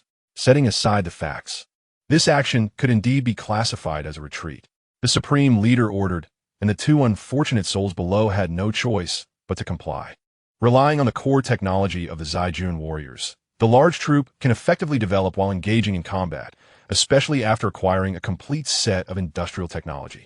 Although it is a technique of the demon race, even with rough modifications, the Zhaijun warriors can utilize it. If it weren't for the floating surveillance cameras, the Tianzai warriors could have foregone even this step of camouflage. Zhang Yang and Lu Qian, begrudgingly fulfilling their orders, led the large troop deeper into the Hebing region. However, before retreating, they still stationed a portion of the Zhaijun warriors. In the event that the Zailang Emperor and the Psychic Emperor succeed, these Zhaijun warriors could reutilize Ganshui City, restoring production and construction. Near the underground passage, 50 kilometers outside Ganshui City, 2 elite demons were under mental control, kneeling devoutly before Zhou Ping'an and Qin Xiang. Qin Xiang silently activated the artifact. "To be honest, the abilities you possess are somewhat sinister. I have seen demons control other beings. While there are instances of humans controlling demons, they are usually not of benevolent character." Zhou Ping'an observed the last curse acquired by the enemy. "Do you believe we can compel Bashan to abandon his evil plans through mental attacks?" Qin Xiang replied softly, "I don't believe it. Bashan has no kin to resurrect as a sacrifice." Zhou Ping'an retorted, "Mind your own business. Just shout the slogans when we go in." Qin Xiang, must we shout? "I have my dignity. I don't want to shout. This is a public broadcast across the galaxy." Zhou Ping'an, "If you don't shout, I will upload all your embarrassing videos to the Alliance."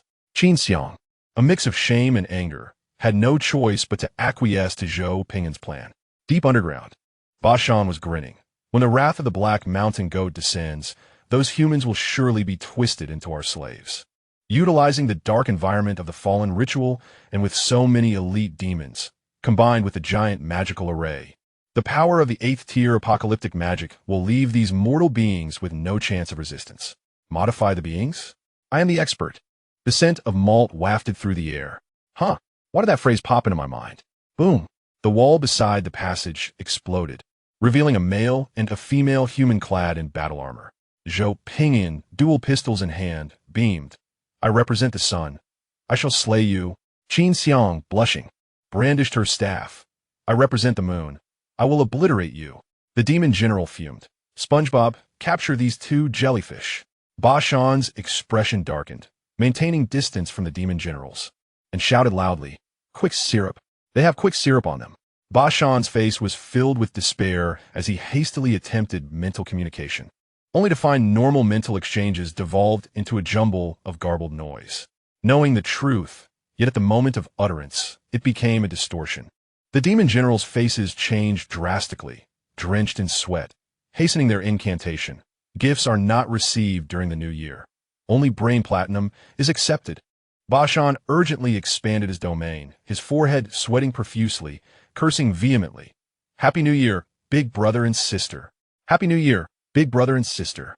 Happy New Year to you, big brother and sister. Unable to dispel it. Damn it, it cannot be dispelled. Qin Xiang stared in disbelief. What have you done to them? What did you do to stop them from loading the magical ritual?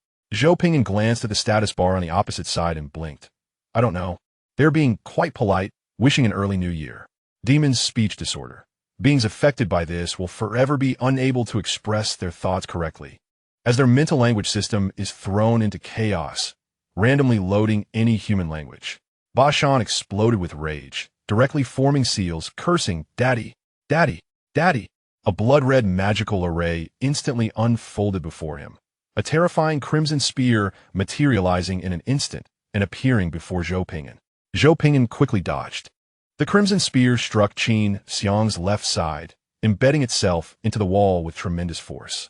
Qin Xiang, in despair, looked at the evading Zhou Ping'an, simultaneously activating the artifact to dispel the magical effect while releasing a healing spell. I truly admire this old trickster.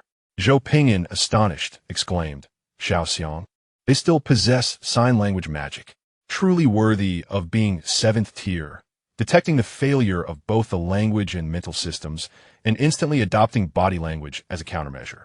Qin Xiang spat blood. What are you shocked about? Don't you know it too?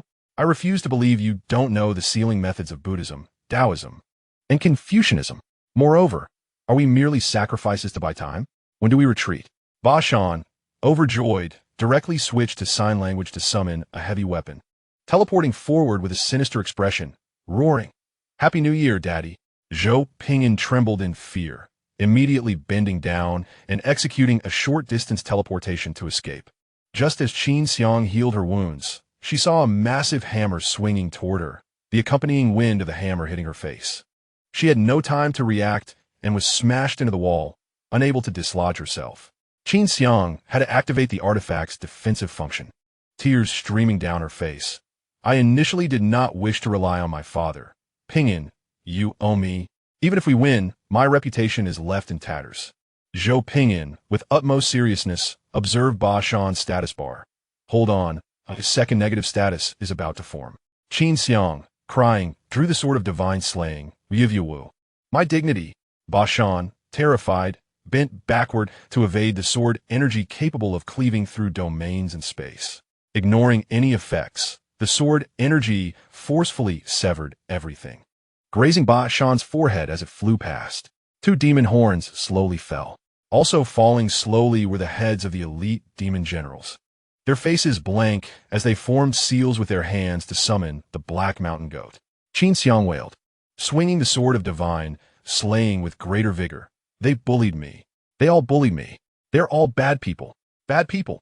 Countless sword energies surged like waves, inundating the entire underground cavern, directly severing the vitality of the unprepared demon generals.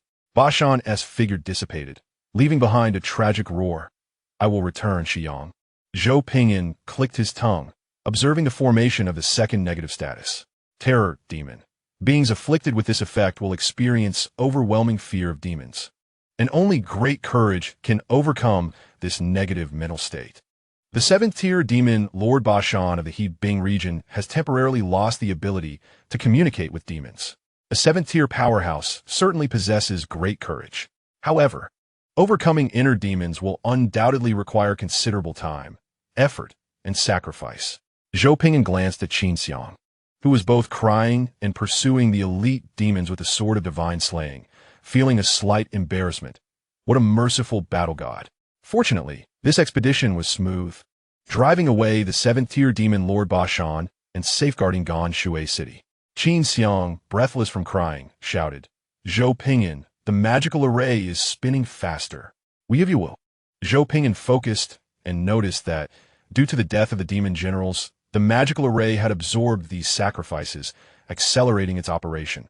What the heck? Zhou Ping'an, without a second thought, dashed to the center of the magical array, rapidly modifying the landing coordinates. At the last moment, as the progress bar reached 9999, Zhou Ping'an adjusted the coordinates to the local area. Time was limited. This was all he could manage.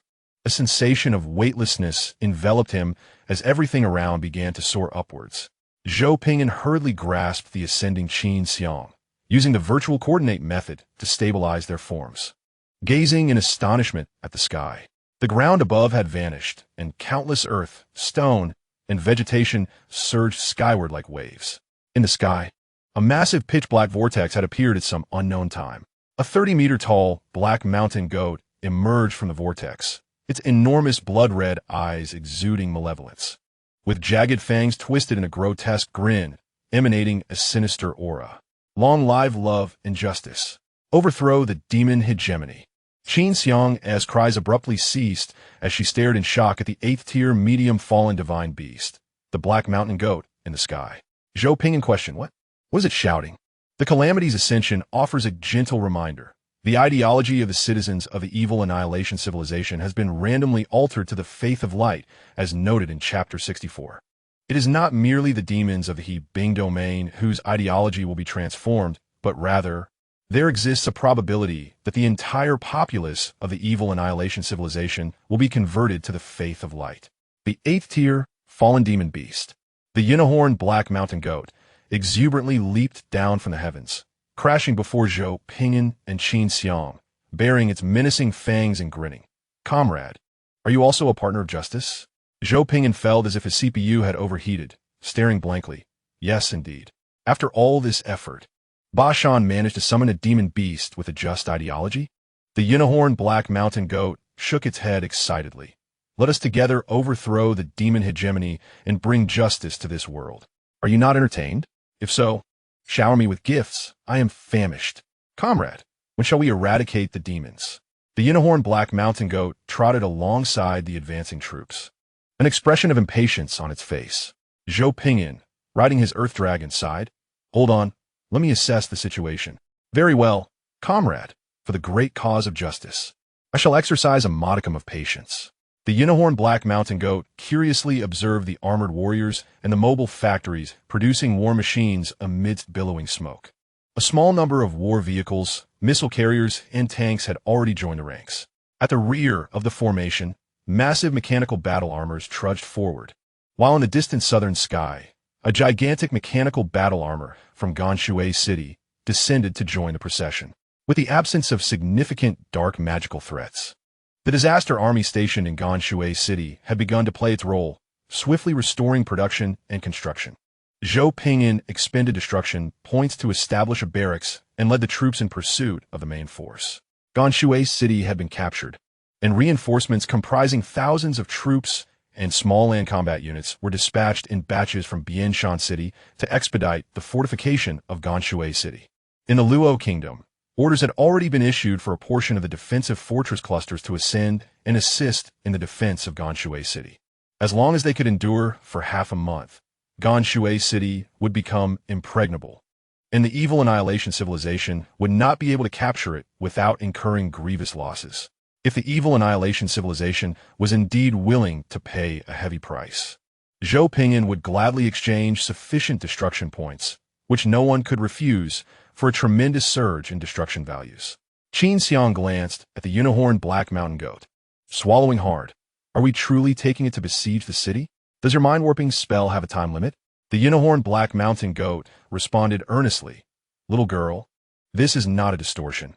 I am inspired by the light of justice and willingly contribute to this grand cause. When I confront death, I reflect upon my life and feel no shame for my seemingly unremarkable existence. Instead, I will remember that my life is dedicated to the most magnificent endeavor of liberating all beings. Qin Xiang increasingly believed this was a mind distortion, especially as it quoted famous lines from How the Steel Was Tempered. This is a human classic, not a demonic one. How could a divine beast from a demon civilization be familiar with the treasured wisdom of human civilization? Zhou Ping'an reviewed the intelligence, gritting his teeth. I'm uncertain of the duration of this effect, but it appears stable for now. The instability lies with a negative mental state interference, which is time-limited. If the demons distance themselves from our troops or expend mental energy to resist, it can reduce both time and effect. As long as battles ensue, the demons will inevitably suffer from negative mental states. If we can accumulate them to a certain extent, I wonder if we might witness the collapse of the demon's rationality. Qin Xiang appeared momentarily dazed, recalling the scenes of battle, shivering involuntarily, yet unable to suppress a smile. How bizarre.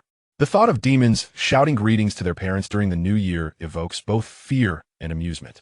Zhou Ping'an glanced back at the 8th-tier fallen demon beast, the unicorn black mountain goat, and a thought sparked in his mind. Xiao Xiang, do you think we can manage it in one go? Qin Xiang quickly calculated and shook her head. No, we have only achieved industrialization at a technical level. We need to be fully armed to possess fighting capability. Attacking directly now would incur too great a loss, and the probability of failure is also considerable. Zhou Ping'an raised his hand, signaling the entire troop to halt. In the Soul Network, the emperor's will descended without delay into the minds of every citizen. The entire formation seemed to press a pause button, all eyes fixed upon the emperor. Zhou Ping'an recalled Su Shan's tearful cries, the commoners kneeling before him, pleading to save their homeland and families, the souls that had dissipated into the underworld amidst the oppressive darkness. Zhou Ping'an gazed into the swirling black wind devoid of life, the distant wasteland echoing with anguished cries. Twisted trees reached skyward like ghostly hands, and the parched grass, overgrown with deep green thorns, concealed pairs of ominous blood-red eyes glimmering with malice in the far-off dark jungle. Zhou Ping'an spoke earnestly. I do not favor this world. Su Shan was correct. I do not appreciate his self-sacrificing sense of justice, but I admire his unwavering commitment to create and protect a better world. Qin Xiang's expression grew complex. I too do not favor it, but what is the cost? Zhou Ping'an laughed heartily, especially at hearing the sentiment from Qin Xiang, who opposed his becoming a war criminal. Zhou Ping'an laughed until tears streamed down his face, wiping them away. Have we exchanged ideals? Qin Xiang sighed, placing a hand on her forehead. We must be responsible for our citizens. Any errors will yield catastrophic consequences. Your plan has only a 15 chance of success, with an 85 failure rate. Zhou Ping'an blinked. If I gamble everything to create a miracle, the suffering of the beings in He Bing domain will vanish. Will you join me? Qin Xiang pursed her lips, extending her hand. Rationality tells me to avoid gambling. Emotionally, I'm inclined to say count me in. When necessary, I am willing to sacrifice. I fear not sacrifice. Zhou Ping'an has never disappointed those who accepted his promises. Zhou Ping'an smiled, extending his hand for a fist bump. Thank you. I am extremely fortunate to have met you and appreciate your support. Qin Xiang grinned playfully. Likewise. The troop began to accelerate, halting the advance of the main force. Zhou Ping'an caught up with Zhang Yang and Lu Qian, sharing his thoughts. Zhang Yang and Lu Qian exchanged glances. Zhang Yang took a deep breath. Brother, as long as you speak, I will comply without question. A rascal must possess the awareness of a rascal. Lu Qian swallowed hard. Brother, I am willing to cooperate, but is this action truly wise? I am willing. The inner conflict and hesitation are inherent to human nature. Agreement arises from human conscience and a yearning for peace. Zhou Ping'an smiled, fist bumping everyone. Very well. Since we are all in agreement, I shall take a gamble. Boshenish wundit. Now is the opportune moment to strike. It is worth a grand adventure. Zhou Ping'an accessed the Calamity Technology Tree, upgrading Assimilation Warrior. Assimilation Warrior, Fusion Warrior. Fusion, a classic skill that merges similar life forms to obtain a more powerful existence. Note, the fusion process requires time, and upon becoming a higher life form, energy consumption will intensify, corresponding to a time limit. Upon disbanding, all fuse members will enter a weakened state. This ability should not be utilized unless in critical moments. Such a vast and diverse cost brings forth terrifying peak combat power. Yet, before usage, one must ask oneself a question. Is the cost worth it? Zhou Ping'an chuckled. Hold on, as long as we behead Ba Shan, the Hebing domain, bereft of its lord, will undoubtedly crumble. This plan is thrilling, yet victory is assured. Because I am all in, completing industrialization. Destruction point expedite. T0 military industrialization completed. Wishing the Calamity Emperor prosperous fortune. All in is a form of wisdom. To win, one must be willing to fight. Send over 15 T3 supercharged corrupted mechas. I enjoy exhilaration, but I will never engage in an unprepared battle. In conclusion, Zhou Ping'an contemplated for a moment before responding earnestly. Notify Su Shan to prepare the support troops. If I cannot prevail, he must come to our aid. We also need to identify those who will take the blame. In times of crisis, someone like Su Shan is indeed the most trustworthy contingency plan. He will go to any lengths to protect those who are suffering. While his words may be harsh, his actions speak otherwise. Qin Xiang felt a pang of embarrassment and implored, please do not make Su Shan take the fall. He is the leader, not a scapegoat. Zhou Ping'an chuckled lightly. To fish, one must bait the hook. Inform him that I possess T0 comprehensive industrialization technology. Qin Xiang sighed, realizing that Su Shan was likely to take the bait, and couldn't help but feel a twinge of sympathy for this righteous and passionate man. Zhang Yang and Lu Qian slapped their foreheads, scarcely daring to imagine how chaotic the situation would become. The leader was in a dire predicament, toyed with by Zhou Ping'an, the war criminal. In Chapter 72, Long live all beings, eradicate the demonic tyranny. The chief officer Xiao Li's wristwatch projected a hologram of Su Shan, the leader of the Daxia Lord Alliance. Su Shan, Sapata, exclaimed, is it not enough to attack a border city? You wish to assault Hebin Jiayu as well? Hebin Jiayu has 13 major cities including the main city. Are you planning to charge and head first? And you expect me to cover for you? I would rather not. Su Shan nearly let slip a string of curses directed at Zhou Ping'an, feeling overwhelmed. Taking a deep breath to compose himself, Su Shan stated, the Alliance is a place for collective survival, not a dictatorship under Zhou Ping'an, nor merely your reserve forces. Zhou Ping'an, reclining with a relaxed demeanor, replied with a smile. I merely wanted to inform you. The Daxia Lord Alliance is not a dictatorship, but in matters of war, I indeed hold sway. Despite Zhou Ping'an's numerous flaws, he commanded absolute prestige among the warlords.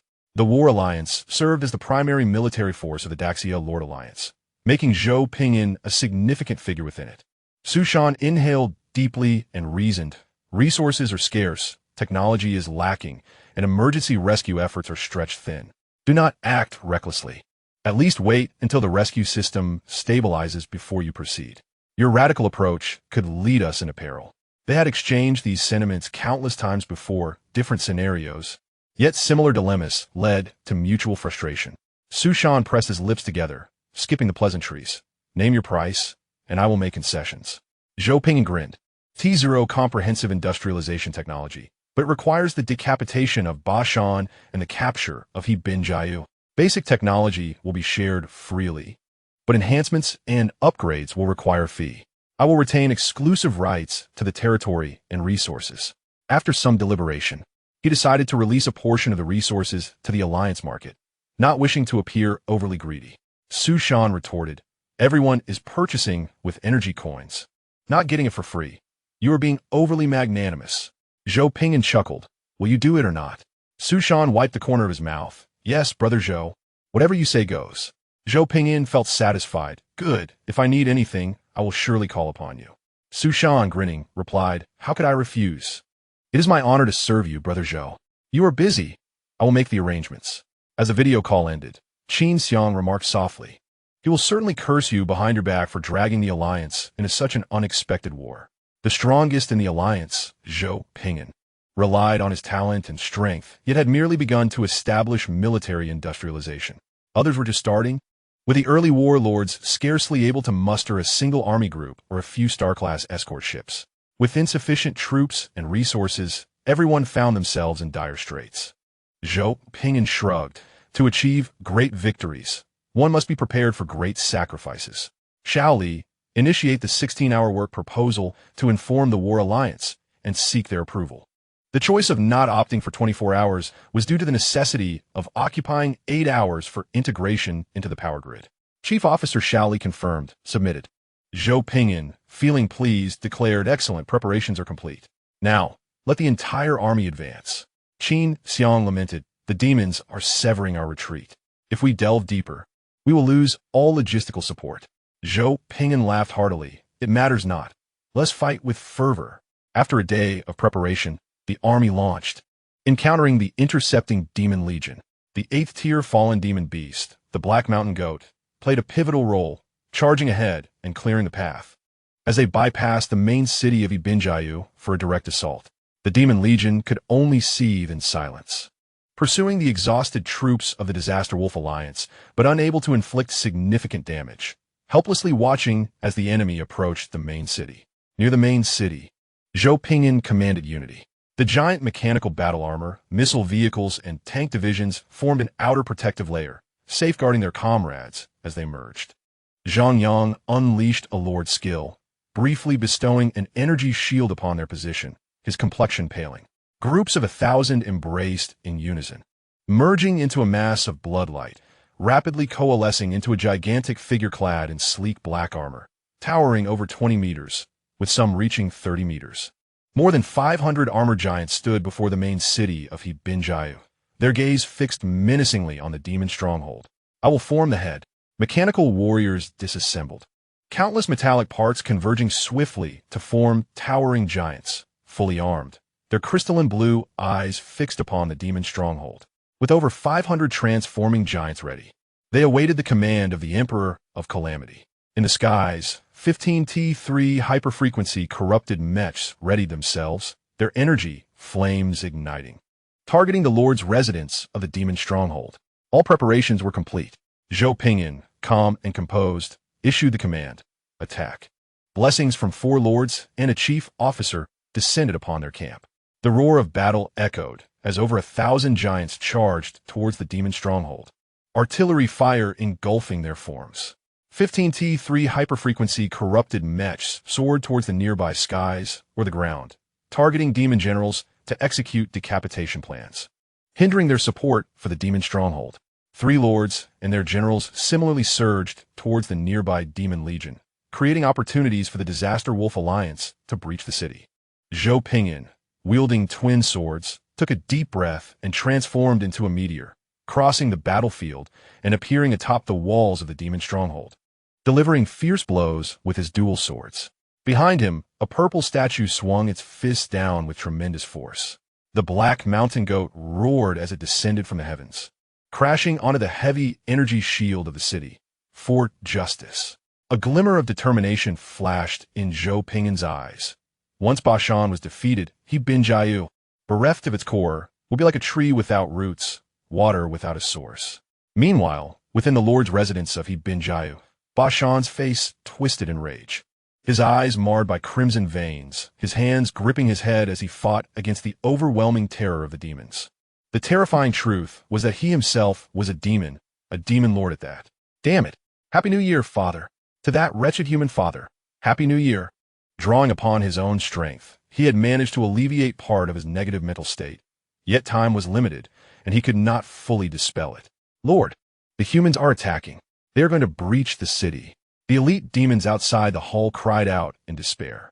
Bashan's body trembled involuntarily as he gritted his teeth. Silence. And master, they are conducting some sort of fusion ritual. If the main city falls, the consequences will be dire. Bashan recalled the recent bizarre and frustrating events, his anger rising. Damn it. With a thunderous crash, the tension escalated. A fist struck the floor with tremendous force, creating a deep crater in the ground. The hall was engulfed in a terrifying shockwave that shattered everything within it, and the grand doors bulged outward, covered in cracks. Bashan listened to the sounds of battle cries and the explosive impacts on the city's energy shield, resolve hardening within him as he raised his hand to his eyes. With a swift motion, he plucked out 2 demonic bloodshot eyes, casting them onto the fractured floor. Enduring excruciating pain, Bashan covered his eyes with a black cloth.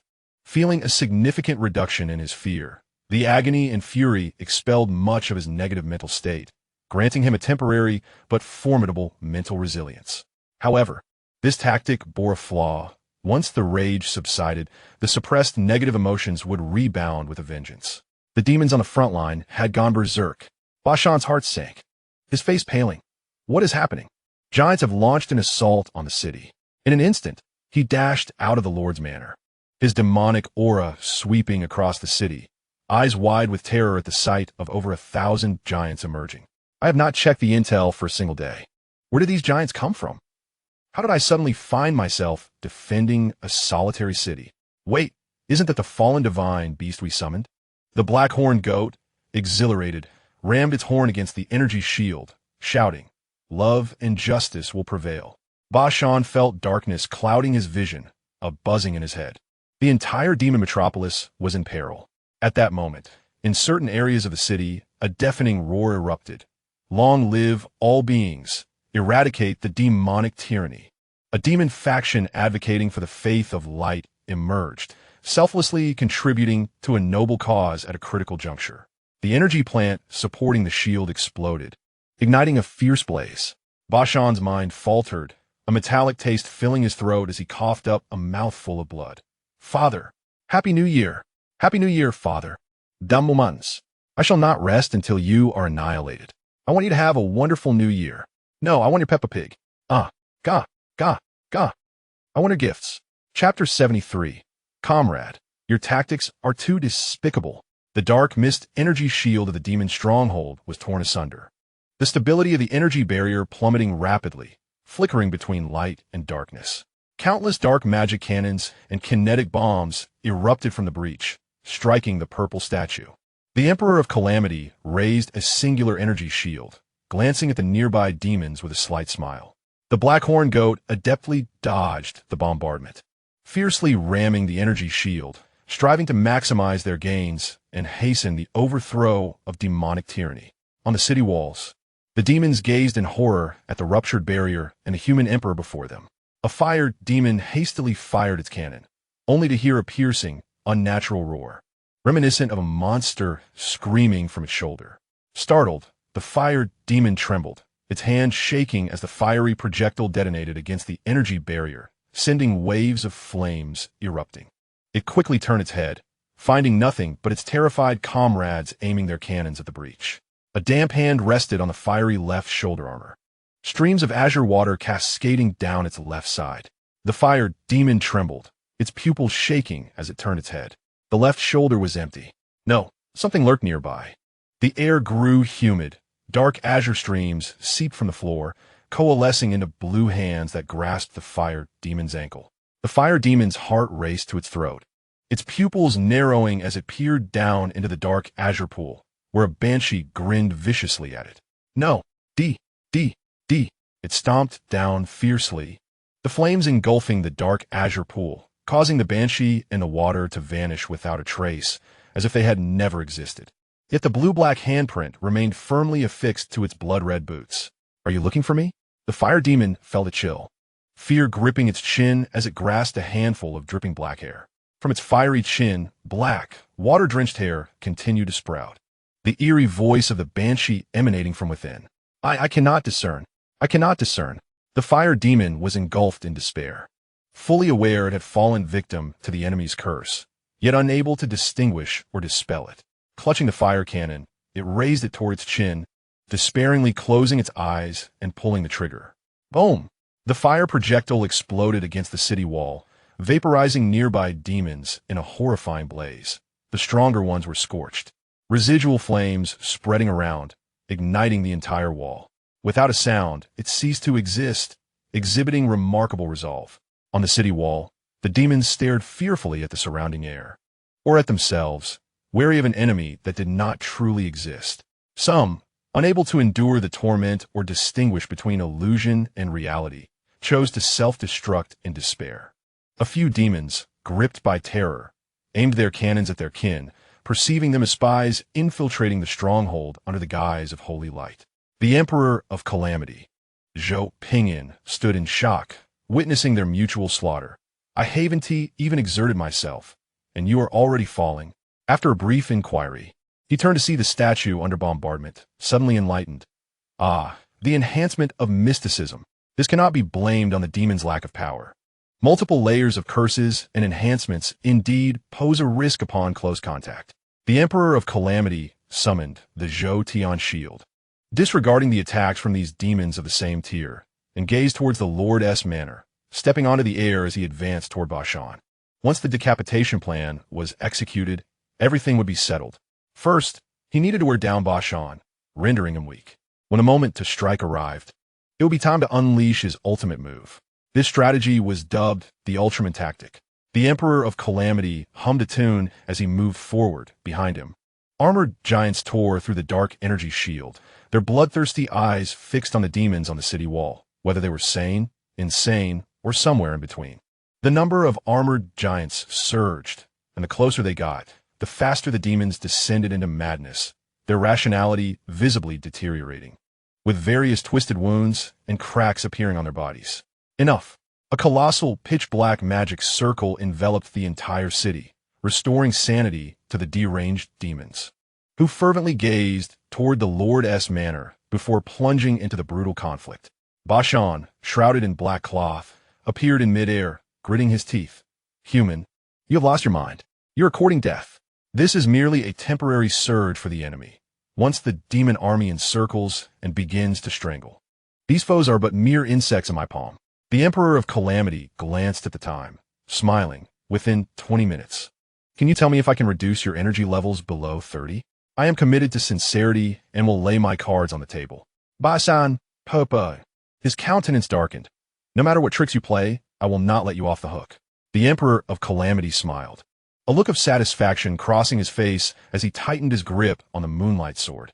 How unfortunate that you do not trust my honesty. With such a robust accumulation of energy at the 7th tier, what do you believe I must do to deplete your energy? Bashan scoffed. I can fight you for a year.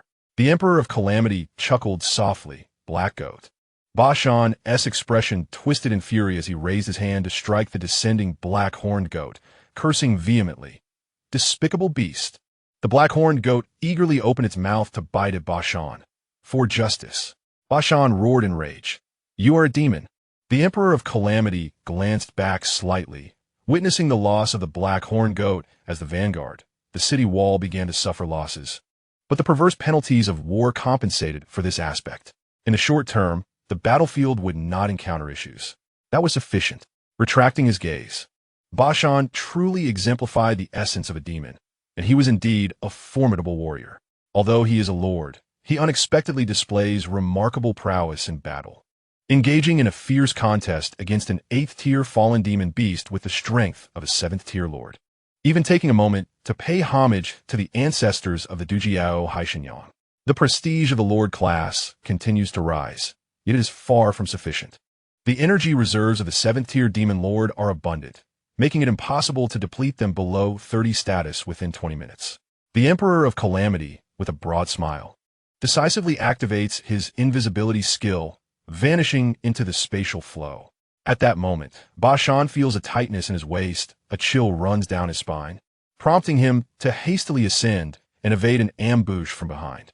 A bright blue moonlight sword aura, traveling at a terrifying speed, slices through the air, striking between Bashan's buttocks. The luminous blue sword aura, accompanied by a spray of blood and 2 severed testicles, soars through the air. The Dujiao Haishinyang, startled, hastily tightens his legs and ascends. Comrade, your tactics are too despicable. Bashan stands frozen, the excruciating pain exceeding his limit naturally shielded by his body. Yet the cold sensation beneath him and the sight of the familiar severed testicles confirm that his experience is not a mere illusion. The Emperor of Calamity stares dumbfounded at the eunuch demon Lord Bashan, bewildered. I merely intended to launch a frontal assault. I only aim to intensify the energy consumption to facilitate the strategic objective. Do you believe me? Bashan turns to look at the Emperor of Calamity, who is hurriedly donning his top-tier black and red intelligent battle armor, his eyes filled with bloodshot rage. You shall die. The Emperor of Calamity remains expressionless as he gazes at the enraged eunuch demon Lord Bashan charging towards him. Oh, shift. The good news is that the strategic objective can be achieved. The bad news is that Bashan is going all out. In Chapter 74, Fire at Me, The Emperor of Calamity, Zhou Ping'an, has been a law-abiding citizen for over 20 years. Today, he drives the fastest car of his life, skillfully employing various techniques that would be deemed felonies on a civilized planet. Theoretically, even if the Emperor of Calamity were a 6th tier, he could still contend with a 7th tier. In reality, if you encountered a rabid dog on the street, you could normally kill it, but would you want to gamble your life against a mad dog? The Emperor of Calamity perceives himself as a civilized individual and believes he should not stoop to the level of a rabid dog. Thus he speeds away, fearful of being caught by the crazed eunuch demon lord behind him. The Dujiao Haishinyang strives to intercept but can only disrupt Ba Shan's flight speed, unable to thwart his intent to eliminate the Emperor of Calamity. The Dujiao Haishinyang shouts, "Comrade, what should we do now?" The Emperor of Calamity, in desperate tones, cries out for help. "Save me." The furious Ba Shan, his eyes blood-red and expression exceedingly ferocious, wields dual blades. "I will castrate you." The Emperor of Calamity, in despair, pushes his energy to the limit, accelerating. "I merely wish to engage in a standard energy depletion. Why does the plan fall behind the changes?" The Emperor of Calamity, Zhou Ping'an, shouts, "Ba Shan, my genetic technology is mature. I will have my subordinates bring you back." Ba Shan's fury is unstoppable, the space beside him warping as he accelerates further. "I want you dead. I will sever your roots." The Emperor of Calamity has no choice but to grit his teeth and continue speeding, his mind racing for solutions. The Emperor's plight resonates through the soul network, reaching all. The three lords urgently gather, gazing in shock as their elder brother is pursued by the opposing demon lord. Zhang Yang, taken aback, stutters, "I'm not proficient in blessing speed. What do you think?" Lu Qian's lips twitch. "I've already bestowed blessings. If I do it again, I'll lose my combat ability." "Sister Xiang, what do you think?" "Huh? Sister Xiang, what are you doing with the camera?" Qin Xiang activates the automatic tracking feature, letting the camera follow alongside, her face alight with excitement. This is his dark history. We must capture it. Zhang Yang feels a chill. "Sister, stop joking. We need to come up with a solution." Qin Xiang, exasperated, retorts, "You tell me, with him speeding so fast, how can I bless him? What can I do?" The two watch as their elder brother becomes a purple light streaking into the sky, feeling utterly helpless. They cannot possibly ask him to slow down. A cunning smile crosses Qin Xiang's face. "Since Ping'an wishes to accelerate Ba Shan's energy depletion, I shall grant Ba Shan a frenzy and blood fury, allowing for a quicker strategic outcome." Zhang Yang, alarmed, stutters, "Sister, don't joke. It could cost lives." Lu Qian, drenched in sweat, adds, "Don't do it. Elder brother could be reincarnated." Qin Xiang gathers her energy, aiming at Ba Shan, and throws it with precision, bestowing the power. Ba Shan's speed immediately increases a notch. Zhang Yang murmurs, "If we can't hit elder brother, can we hit Ba Shan?" Qin Xiang turns away, feeling guilty. "Luck, it's all about luck. I will not intervene until he is dead. Let him bully me." The Emperor of Calamity, Zhou Ping'an's cries for help grow louder. "Shaoli, Xiaoda, Wang Lei, help me." In another part of the battlefield, the three watch their purple light streaking Emperor, feeling helpless, only able to brace themselves to tackle the immediate crisis. It was already an overburdened surprise attack. They had little energy left to support the Emperor. Should they attempt to assist him, the localized battle would collapse. Nevertheless, they grit their teeth and allow Chief Officer Xiao Li to assist. Chief Officer Xiao Li gazes at the purple light streaking Emperor, filled with concern. "What now? Wait, I'll charge power for the Emperor." Chief Officer Xiao Li hastily transmits her energy through the soul network to enhance the Emperor's strength. She commands the idle energy groups to immediately empower the Emperor, making the purple light streaking Emperor even more of a streaking light. Chief Officer Xiao Li, astonished, exclaims, "Your Majesty, should we notify the Alliance?" The purple light streaking Emperor, Zhou Ping'an, defiantly refuses. "I will not. If Su Shan and the Alliance find out, what will happen to my face?" The Emperor of Calamity grits his teeth, speeding around the main city with the eunuch Ba Shan in pursuit. Qin Xiang's actions are indeed correct, yet her intentions are far from altruistic. This is still insufficient. The battle must intensify. Gritting his teeth, the Emperor of Calamity turns and swings his sword. "Ba Shan, meet your end." Boom! The Emperor of Calamity witnesses the terrifying black and red, dark energy brush past him. tearing the surrounding space into fragments, accompanied by the wails of countless vengeful spirits. He steels himself and strikes down. The moonlight sword aura colliding with the second wave of dark energy, resulting in a massive explosion. Utilizing the shockwave from the explosion as cover, he enters battle mode, bestowing himself with countless blessings in that fleeting moment. The Emperor of Calamity, with a serious expression, tightly grips the moonlight Long Quan's sword, its blade entwined with purple light. Bashan, today, either you perish or I survive. Enraged, Bashan charges towards the sword aura. In an instant, the two engage in thousands of exchanges, the terrifying aftermath of their battle collapsing numerous structures within the demon tribe's main city, many demons perishing from the shockwaves. The soldiers of the disaster army desperately escape, teetering on the brink of life and death. The full-scale clash between 6th-tier and 7th-tier powers vividly illustrates the concept of individual might. The battlefield continuously shifts outward. Any life form approaching the two formidable beings is mercilessly crushed by the residual waves. The disaster army and demon legion flee continuously, managing to retreat at least 30 kilometers before barely enduring the aftermath of the confrontation between these two titans. The gathering demon legion grows larger, and the disaster soldiers consolidate their ranks, shielding their three lords. Outside, the demon legion has completed its encirclement. Qin Xiang, anxious, wonders, what is his plan? It's nearly 20 minutes now. Zhang Yang keeps his gaze fixed on the screen. Bashan's energy is below 30. Hurry and notify Brother Zhou. The Emperor of Calamity, Zhou Ping'an, receives the notification from his younger brother and, seeing the still enraged Bashan, bursts into laughter as he rushes forward to tightly embrace Bashan. Bashan, it's your end. In that moment, the Emperor of Calamity, Zhou Ping'an, maximizes his power and the effects of his binding spell. Bashan exerted himself to the utmost, only to discover that his strength was no match for this human, who radiated a terrifying energy capable of eroding all. This was perplexing. The quality of the human race was far inferior and could not be compared to that of the demon race. Enraged yet composed, Bashan declared, 1 minute. You can imprison me for no more than a minute. The disaster emperor, Zhou Ping'an, gritted his teeth and activated teleportation beams for all allied personnel present, enhancing the spatial confinement of the battlefield. One by one, the beams illuminated and countless soldiers of the disaster army were bewilderingly transported away. Zhou Ping'an clutched Bashan tightly, his eyes brimming with anguish, and shouted, Su Shan, fire at my coordinates. In the distant heavens, swirling blue portals emerged, through which the fleet of the Alliance emerged. The charge cannon barrels aimed at the sky above the city of Yibing, where the disaster emperor and the demon lord Bashan stood. The cannon mouths glowed with a vibrant energy, yet hesitated to fire. Zhou Ping'an cursed vehemently, Su Shan, fire already. I can't hold on any longer. Bashan, filled with horror, struggled against the embrace of the youth. Are you insane? Let me go. You'll die too. The explosive dark energy clashed violently with the purple energy. Zhou Ping'an laughed heartily. Mind your own business, haha.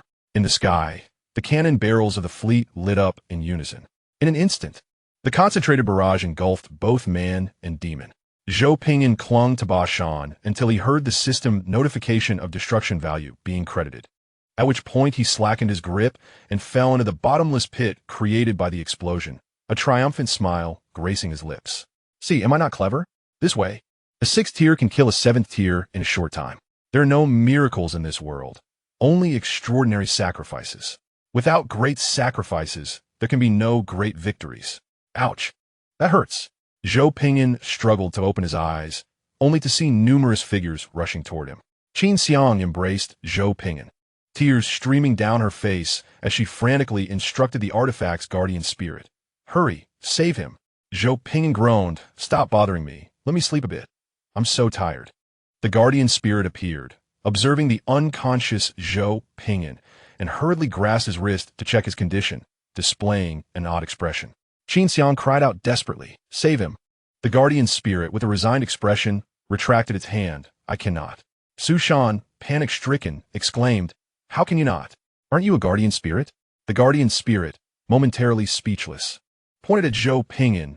He is merely tired. He is asleep. Zhou Ping'an lay with his eyes closed, his chest rising and falling rhythmically, accompanied by soft snoring sounds. Su Shan was bewildered. You took such a pounding and fell asleep? What does that even mean? Qin Xiang's crying abruptly ceased. You fell asleep? How could you possibly sleep? Zhang Yang cleverly cast a soundproof barrier and produced a silent electric fan. Qin Xiang, torn between throwing him aside and holding him close, ultimately resigned herself to embrace Zhou Ping'an, not daring to disturb his slumber. Su Shan sighed. Does no one know how outrageous his plan is? To be honest, when I received such an absurd request upon teleportation, my heart nearly stopped. Only after confirming it a second time did I reluctantly give the order to fire. Qin Xiang, carefully using a soundproof spell on Zhou Ping'an's head, lamented if even one person here knew, they wouldn't let him act recklessly. Su Shan sighed. I will go clear out the nearby demon legions. The rest is up to you. The Alliance has many matters to attend to, and our forces are stretched thin. Qin Xiang, cradling Zhou Ping'an, declared on his behalf, the Disaster Wolf Alliance will also engage in battle until we capture this place. We will take the remaining 11 cities ourselves. Su Shan, with a serious expression, saluted and departed to expedite the elimination of the demons. Qin Xiang took a deep breath to compose herself. Zhang Yang, let the soldiers handle the fan. You and Lu Qian assist with the Alliance's combat. Zhang Yang scratched his head, promptly handing the fan to a nearby guard before pulling Lu Qian to assist in battle. Qin Xiang, holding Zhou Ping'an, felt a mix of despair and admiration. Beyond this, she could not fathom how to confront this extraordinary being, allowing such a monster to take first place. She truly felt no envy. Shaoli gently suggested, let me hold his majesty. After a moment of thought, Qin Xiang shook her head. Never mind, I'll do it. I know some healing spells. He can recover faster this way. You set up a medical examination system to monitor his condition and hasten recovery. Shaoli nodded eagerly, yes. I want a gift. Chapter 75. The Trampling of War.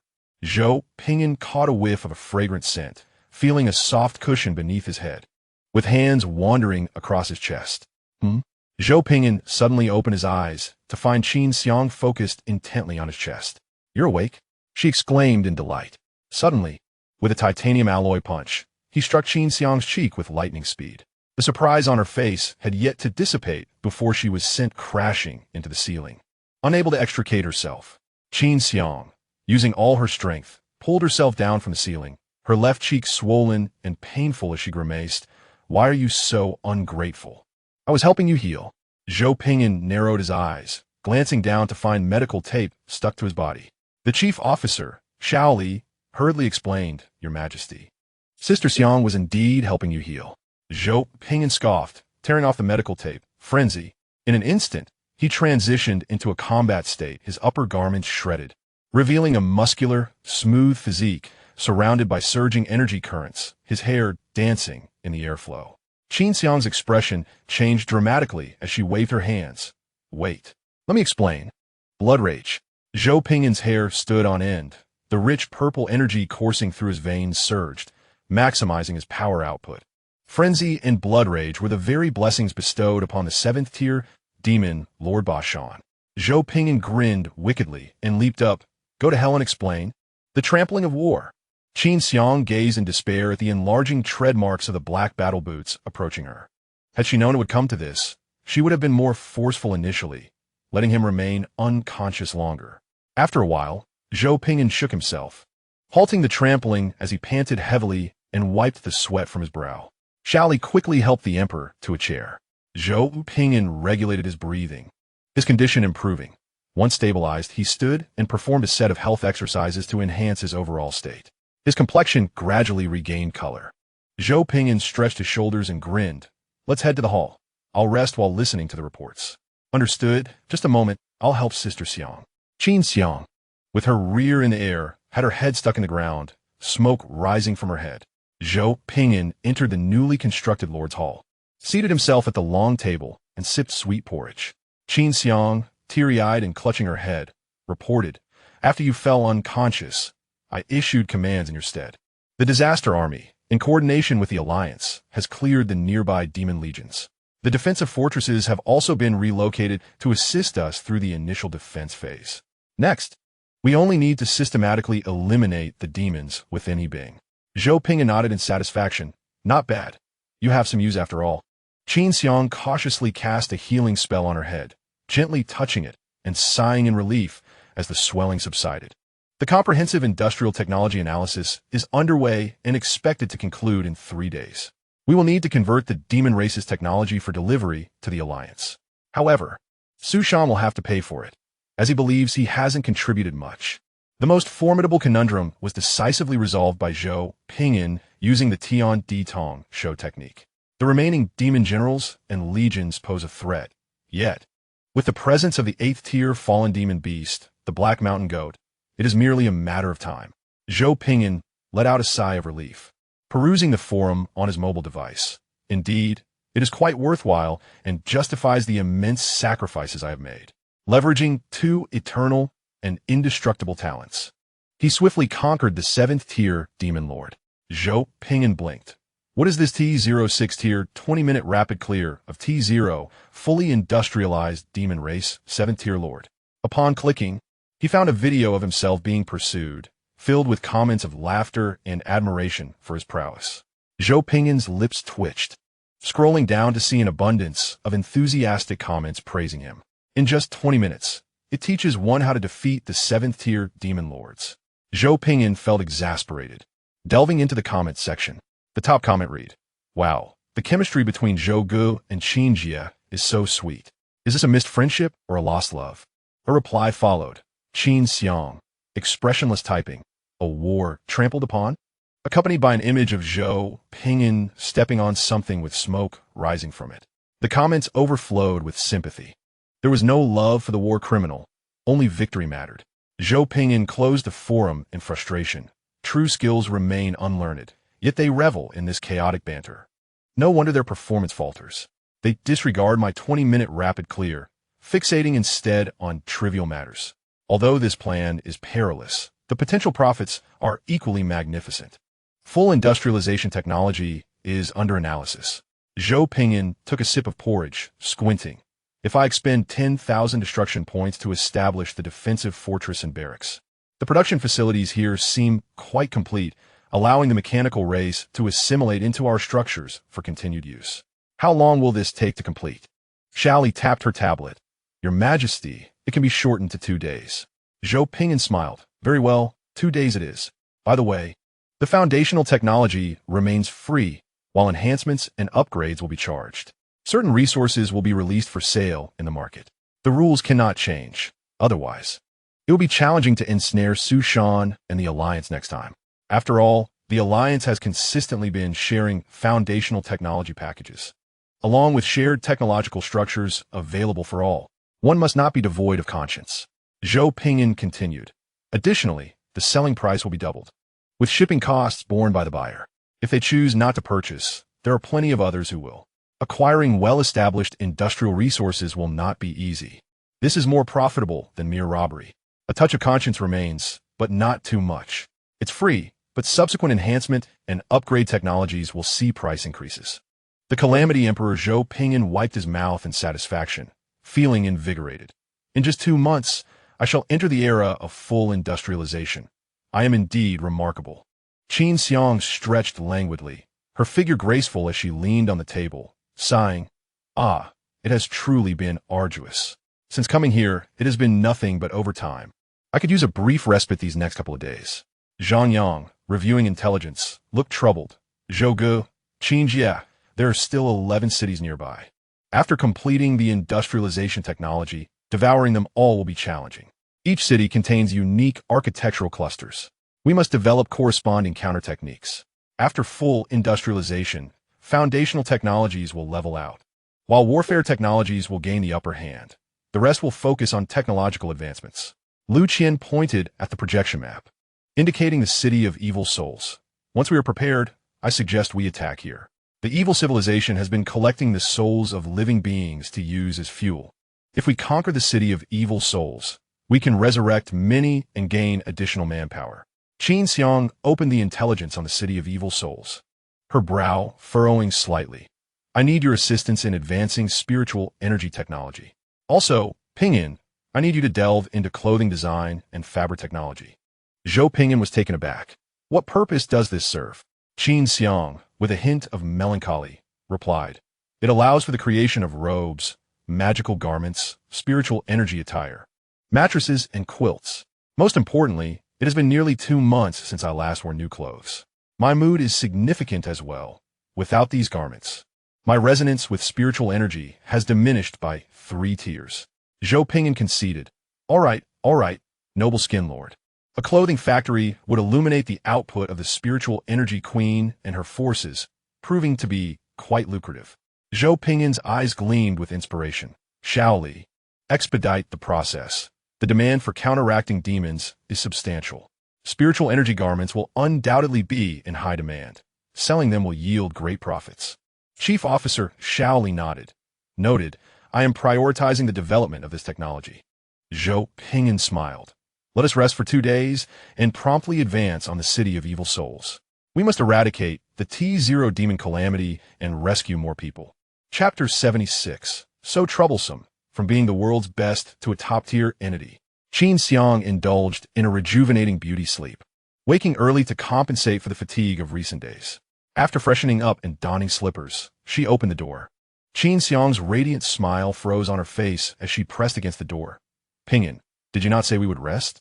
Zhou Ping'an, adorned with sunglasses, was busy hand-welding a spiritual energy staff, surrounded by numerous completed and data-logged spiritual energy staffs. Zhou Ping'an removed his sunglasses, his smile bright. I am resting. Isn't this peace without battle considered rest?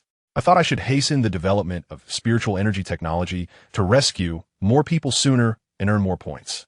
Clad in sleepwear, Qin Xiang turned to find her room enveloped in a meticulously crafted soundproof and light control barrier, causing her to tremble with anger. Who placed this here? Had it not been for this barrier, she would have discovered Zhou Ping'an laboring diligently, thus preventing her from falling behind due to a single night's effort. Zhou Ping'an, with a benevolent smile, remarked, I did this for your sake, allowing you to rest well. Alas, you failed to recognize kindness. Zhou Ping'an ducked as a shimmering dagger flew past him. Qin Xiang, infuriated, slammed the door shut. Just wait. I'll be right back after changing. Your so-called kindness means nothing. Zhou Ping'an sighed, turning to Zhang Yang. Help me test the charging. Zhang Yang obediently took the spiritual energy staff to charge. Lu Qian, holding a timer, focused intently. 1. 6 seconds, too slow. We must find a way to shorten it to 1. 2 seconds. The charging speed of the spiritual energy staff directly influences the casting speed and intensity of the spiritual energy troops. Achieving 1. 2 seconds would facilitate the seamless execution of third-tier spells. Zhou Ping'an furrowed his brow. Raw materials remain a limitation. The resources gathered nearby are all of low quality. Qin Xiang, having tied her hair back, approached and noticed them testing the weapon. After a moment's hesitation, she picked up her personal dagger, cut off a portion of her long hair, glancing back at it with sorrow before handing it to her attendant. Preserve this. Long hair is cumbersome for research and development. If one is not careful, it may get entangled. Qin Xiang feigned nonchalance as she approached, grasping the spiritual energy staff. In that case, we must enhance it through formations and circuits. Unless you have a method to purify the materials, we cannot reduce the charging time to 1. 2 seconds. Zhang Yang and Lu Qian stared in astonishment at Qin Xiang, gaining a new appreciation for her determination. For such a minor gain, she is indeed relentless.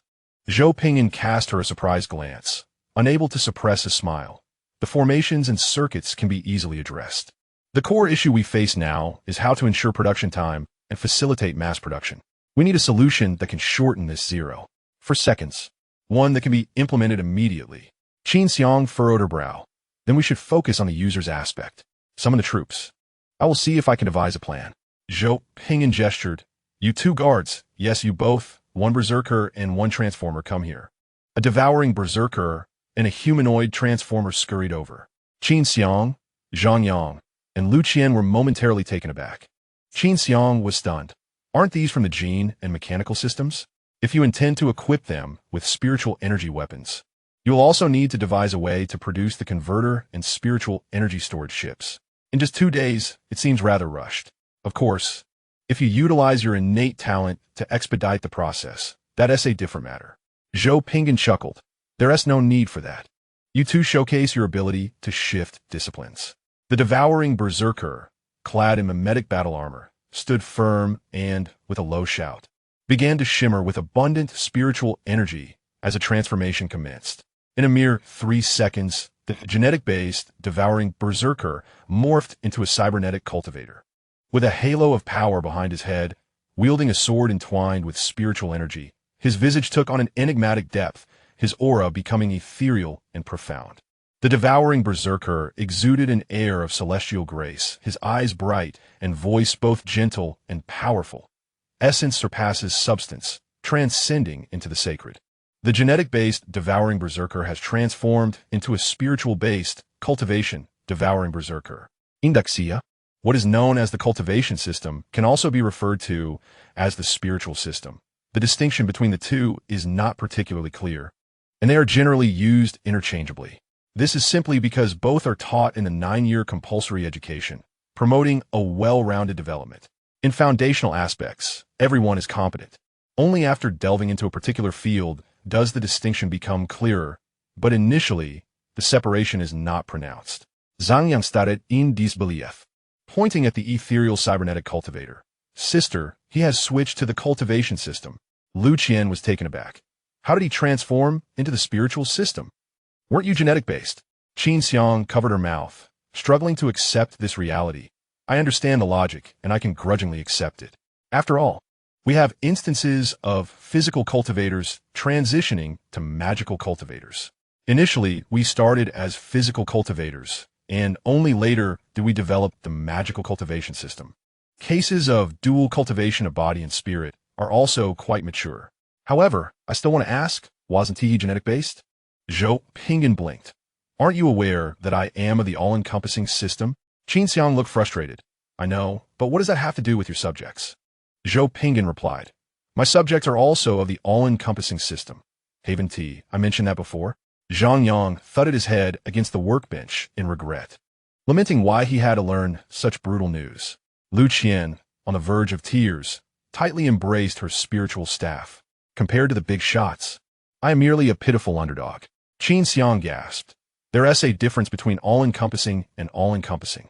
Didn't you initially say it was genetic-based, all-encompassing? Zhou Ping'an blinked again. Didn't I say it was an all-encompassing type of subject? Disaster intelligence. A gentle reminder, during Chapter 8, Zhou Ping'an mentioned that his subjects were of the all-encompassing type.